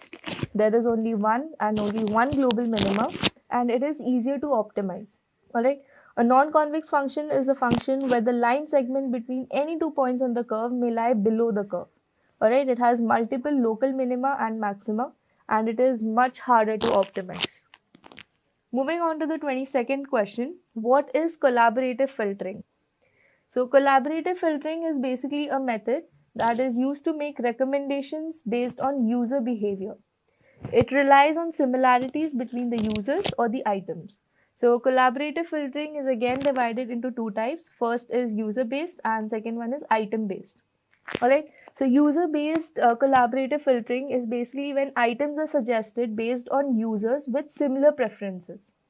Alright, and item-based collaborative filtering is basically when the items are suggested similar to what the user has liked previously. Alright, let's understand this with the help of an example. So there are two users, user 1 and user 2. So both these users have several movies in common. That is, they have both liked these movies or they have highly rated these movies. Now, if user 1 has watched a particular movie that user 2 has not, there is a high chance that this particular movie is recommended to user 2. Alright, so this is basically how user-based collaborative filtering works. Then we have item-based filtering. So basically we have three users who go shopping. So user 1 has shopped for these particular items, whereas user 2 has shopped for these particular items. Now if a third user has shopped for this particular item, this user is going to be recommended items from the similar category. Now if this is not clear, let me give you another example. So say if you buy a book about machine learning. Now what the system is going to do is, the system is going to recommend similar books in the same category to you as well. Maybe you get recommendations of deep learning as well, right? So this is how item-based filtering works. Based on your previous preferences, based on your previous likings, you will be recommended items in the future. Clear? Moving on to the 23rd question, what is a lazy learning algorithm? Now, lazy learning basically refers to algorithms that postpone generalizing from the training data until they receive a query, that is a new data point. Now, they don't process the data during training, but instead they store it for later use. Alright. So basically they delay generalization data until a query is made. Alright. So in the training phase, a lazy learning training is almost instant because the algorithm is going to store the data set without building a complex model. Whereas in the prediction phase, when a new query comes in, the algorithm is going to compare it to the stored data to make a prediction. This step is going to take time because this is going to involve looking through all the stored data. Alright. So one example of lazy learning algorithm is the k nearest neighbors algorithm. Alright. Now what k nearest neighbors does is, so say you have 5 data points about fruits. Alright, let's say these are apples. Some are apples, some are oranges. Alright, they're already classified. Alright. Now say you have a new data point, which is basically a new fruit. Now in order to classify this new fruit, what KNN is going to do is, it is going to compare it to the stored data. Right, these are your stored data points. Right, all these are your stored data points. Now KNN is going to compare the stored data point and check the k closest neighbors for the new data point. Alright, so say if most of the neighbors of this new data point are apples, KNN is going to classify it as apples, otherwise it is going to classify it as oranges. Clear? So this is how KNN works, and this is basically what lazy learning algorithm works. Alright. Moving on to the 24th question. Describe the differences between bagging and boosting algorithms. Alright. So bagging basically works by creating multiple subsets of the training data. So bagging and boosting are basically two powerful techniques in machine learning that are used to improve the performance of models. Alright. So both of these models are basically going to combine multiple models, but their approach and goals are completely different. Okay. So first let's see bagging. Now what bagging does is, it is going to create multiple subsets of the same training data, and it is going to train independently on each subset. Alright, so basically bagging works in parallel, whereas boosting trains the model sequentially, where each new model is going to focus on correcting the errors made by the previous model. Alright, so the final prediction is going to be a weighted combination of all the models. Clear? The basic difference is clear.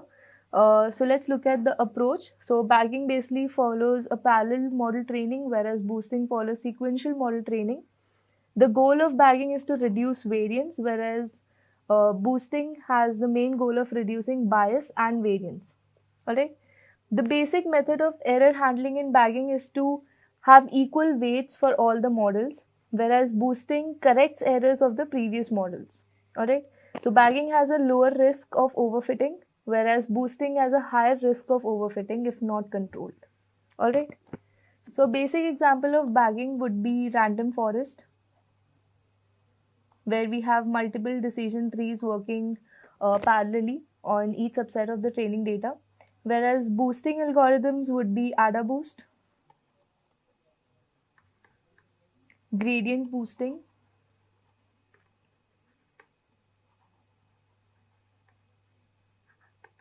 and XGBoost. Alright. Moving on to the 25th question. Explain the central limit theorem and its importance in data science. CLT or central limit theorem basically states that the sampling distribution of the sample mean approaches a normal distribution as the sample size increases. Alright. So as you can see over here, as we increase the sample size, the distribution of our data approaches a more normal curve. Alright. So this basically enables the use of statistical methods that rely only and only on normal distribution. It's going to help make inferences about the population using sample data, and it is used in hypothesis testing, confidence intervals, and many more such inferences. Alright. So a basic example would be, say you want to measure the average height of students in a school. Now the individual heights might vary a lot and may not follow a normal pattern, right? But if you repeatedly take random samples of students, calculate the average height for each sample, and then plot these averages, the graph will eventually form a normal distribution as the sample grows. Alright. So the importance of CLT in data science is mainly the foundation for statistical analysis. So stats plays a major role in data science, and CLT is a basic foundation of stats, right? Many statistical methods assume normality, and CLT is going to ensure that we can apply these methods even when the original data isn't normal. Alright. Then comes sampling and efficiency. Alright. So instead of analyzing the entire population, we can work with smaller and more manageable samples and still get reliable results. Finally, we have hypothesis testing. Alright. So CLT is used to calculate confidence intervals and perform hypothesis tests, which are essential for making data-driven decisions. Alright. So this is the importance of CLT in data science. Moving on to the 26th question. How do you decide which learning algorithm to use for a given problem? Now, choosing the right learning algorithm depends on multiple factors, such as the problem type,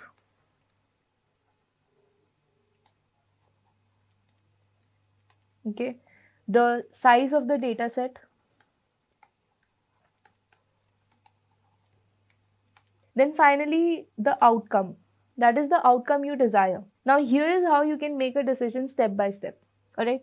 So you need to start by understanding whether you're solving a regression problem, that is you're predicting continuous values, or is it a classification problem where you have categorical data, or it could be a clustering problem where you have to group similar data. Alright.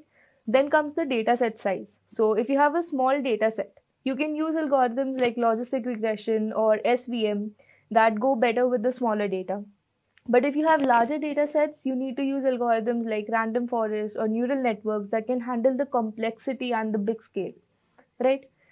Then comes your computational power. So if you have limited resources, you can use simpler models like linear regression or decision trees, right? You should not go for something complex like random forest. But if you have computational intensive tasks like image recognition, you have to go for neural networks, right? Then if you need high accuracy, that is your outcome. If you need a higher accuracy, especially if you have a complex problem, then you need to choose an algorithm like gradient boosting or deep learning, right? If your data is very noisy, you need ensemble methods like random forest that can reduce the overfitting. And if you have imbalanced data, you need to go for algorithms like SMART, that is synthetic minority oversampling technique, or you can combine it with SPM, alright? So this is basically how you choose your learning algorithm. Moving on to the 27th question. Now, this is a sort of scenario based question which have a very high chance of being asked in an interview. So, the question goes, your features have values ranging from 1 to 10,000. How would you prepare the data for machine learning? Alright. Now, in order to prepare the data with features ranging from 1 to 10,000, you'll need to scale it. Alright, so machine learning models work much better when features are on a similar scale, especially when ranges vary widely. Now, a typical example of a dataset containing values from 1 to 10,000, basically a dataset containing outliers would be, say, we are analyzing the salaries of various groups of people. Alright. Now, there would be people who would be earning in thousands, somebody would be earning in lakhs, and there would be a very few people who would be earning in crores as well. Alright. So, now the people who would be earning in crores would barely be either 4 or 5. Right. These people are basically the outliers in our data set. Now, before we go ahead and train our model, we need to take care of these outliers or these values that range widely, right? So, some of the techniques that can be used in scenarios like this would be normalization or standardization.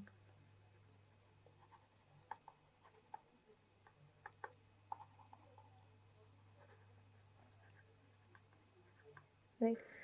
So again, I have a separate video covering these topics of normalization and standardization, their implementation, the theoretical aspects, when to use which particular concept in complete detail. So you can go ahead and check it out.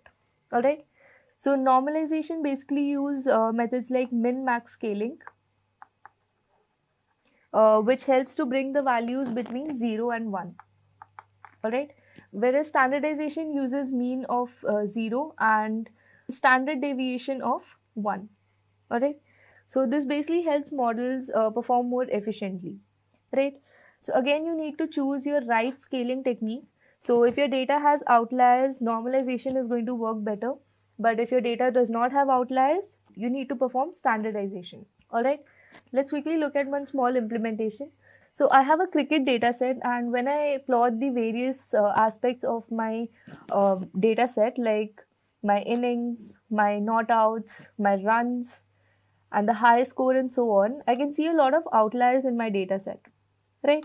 Now, to tackle this situation, what I'm going to do is I'm going to perform standard scaler. Alright, so I've imported standard scaler from sklearn.preprocessing. I've called my function, and then I've simply fit and transformed it on my data, right? So once my data set is scaled, that is, the values are arranged between the mean of 0 and standard deviation of 1. This is what my data set is going to look like. And after my data set is scaled, I can go ahead and train my model for a better accuracy. All right. Moving on to the 28th question, which is also a scenario based question. So the question goes, your data set has missing values. Now, what are the steps that you're going to take to handle them? Now, in order to deal with the missing values in a data set, you first need to understand the nature of your missing values, right? They could either be missing completely at random, or they could be missing at random, or they could be missing not at random. Now, what do these terms mean? So, missing completely at random basically means that there is no identifiable pattern. Alright. Missing at random means that the missing values are somehow correlated with other variables. Alright. And missing not at random means that they're related to the missing value itself. Alright. So, say for example, customers are not reporting low satisfaction scores. Alright. So, if a column consistently has missing values, that is, if a column has more than 50% of missing values, then the best option would be dropping the entire column itself. Alright. But if that is not the case, that is, our missing values do not exceed 50%, the other possible techniques would be ignoring the missing values. That is, we drop the particular rows or the particular columns. Now, when do we drop the rows or drop the column? Whenever we have minimal missing data, that is, our missing data is less than 30%. Alright, so if a small percentage of rows or columns have missing data, we can consider dropping them without losing the significant information. Alright, so in order to perform this step, all we have to do is, let's say our data is stored in df variable, all we have to do is call drop NA function. So this function is basically going to drop all the rows that contain the missing values. Now the next technique is imputing missing values. That is, we can replace the missing values with mean, median or mode. Alright. So whenever we have a data set that contains outliers, that is, say if we are dealing with a feature like salary, where our salary could range from 0 to even crores or even billions, millions, alright? There is no end limit to this number, right? We could be considering the richest person in India, right? We could be considering his or her salary as well. So for features like this, we would have outliers, right? And if we were to take the mean or the average of this particular feature, our average would not be justified to the lowest and the highest value in this particular feature. So in cases like this, we would impute our missing values with something known as median. This would give us a more accurate representation or the more accurate imputation of our missing values. But if this is not the case, we are dealing with a regular feature, then we can go ahead and impute our missing values with our mean itself. Alright. And if we are dealing with categorical data, say we're dealing with a feature called fruits, right? We have apple, we have orange, and then we have some missing values. This is when we will use something known as mode. That is the most repeated value in that particular feature. Alright. So if we have minimal data missing, less than 30%, we just drop the rows or columns. If we have substantial data missing, then we impute the data. If we have categorical data, we use the mode or unknown for imputation. If we have predictive missingness, we create an indicator variable for missingness. And if we have mostly the entire column missing, that is more than 50%, we drop the entire column if it is non-critical. Alright. Moving on with the 29th question. An e-commerce website runs 2 designs for its homepage. How would you determine which one performs better? Now this is a classic scenario of A/B testing. Alright. A/B testing is basically a method that compares 2 versions, A and B, it could be of a website or any other scenario, to determine which one performs better. Alright. Now how does it work? So A/B testing is basically going to split the website visitors randomly into 2 groups. So group A is going to see design 1 and group B is only going to see design 2. Alright. So after the groups have seen the 2 designs, we are then going to measure the performance of both designs using a key metric like conversion rate. That is the percentage of users making a purchase. Alright. So we are going to separately calculate the conversion rate for group 1 and group 2. So whichever conversion rate is higher, we are then going to classify as that particular website page as more efficient than the other. Alright. So you need to define the goal. You need to identify the key performance metrics such as the click-through rate, purchases and so on. Right. It could be n number of factors depending on what kind of website you are building. Then you need to split the traffic. So you need to randomly divide the users into equal groups. Right. Then you run the experiment, that is you show each group their respective design for a set duration. Alright. Then lastly you analyze the results, that is you compare the metrics, that is the conversion rates, the click-through rate or whatever other performance metric you have decided to determine the better design. Alright. So this is how you determine which one of the 2 versions you have made performs better. Alright. Moving on to the last question for this particular video. Your dataset has 50 columns, but not all are useful. How would you choose the important ones? Alright, so this is a classic example of feature selection. So feature selection basically involves removing the irrelevant or redundant data, which is the main objective of our question over here. Right, out of the 50 columns, we need to keep only the relevant ones and remove the rest. Feature selection basically helps improve the model accuracy and performance, and it also reduces the computation time, right? So say for example, out of 50 columns, only 10 are useful. This is going to reduce the data size significantly, right?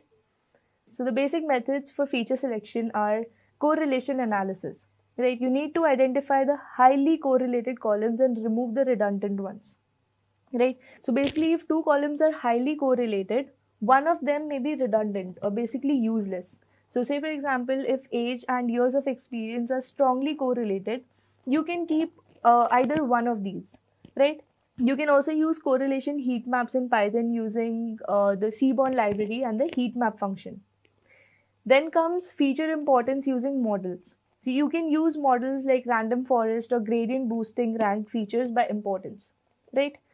So say for example, in predicting the house prices, your location feature might rank higher than paint color, all right?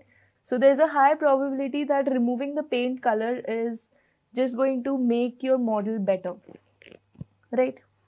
Then comes statistical methods. So you can apply methods like ANOVA or chi-square to assess the feature significance. Then finally comes dimensionality reduction. So you can use techniques like PCA, principal component analysis, which, as we discussed, use eigenvalues and eigenvectors to reduce the features while retaining the key information. I have one more announcement for you guys. For dedicated learners like yourself who want to make a difference in their career, for the first time, we at Intellipaat have decided to offer a straightforward 20% discount on our premium data science course, which is in collaboration with iHub IIT Roorkee. If you want to take control of your tech career and do something extraordinary, do visit this link in the description box given below and fill the inquiry form. Promptly, a team of course advisors will reach out to you to activate the offer. So don't miss out this opportunity.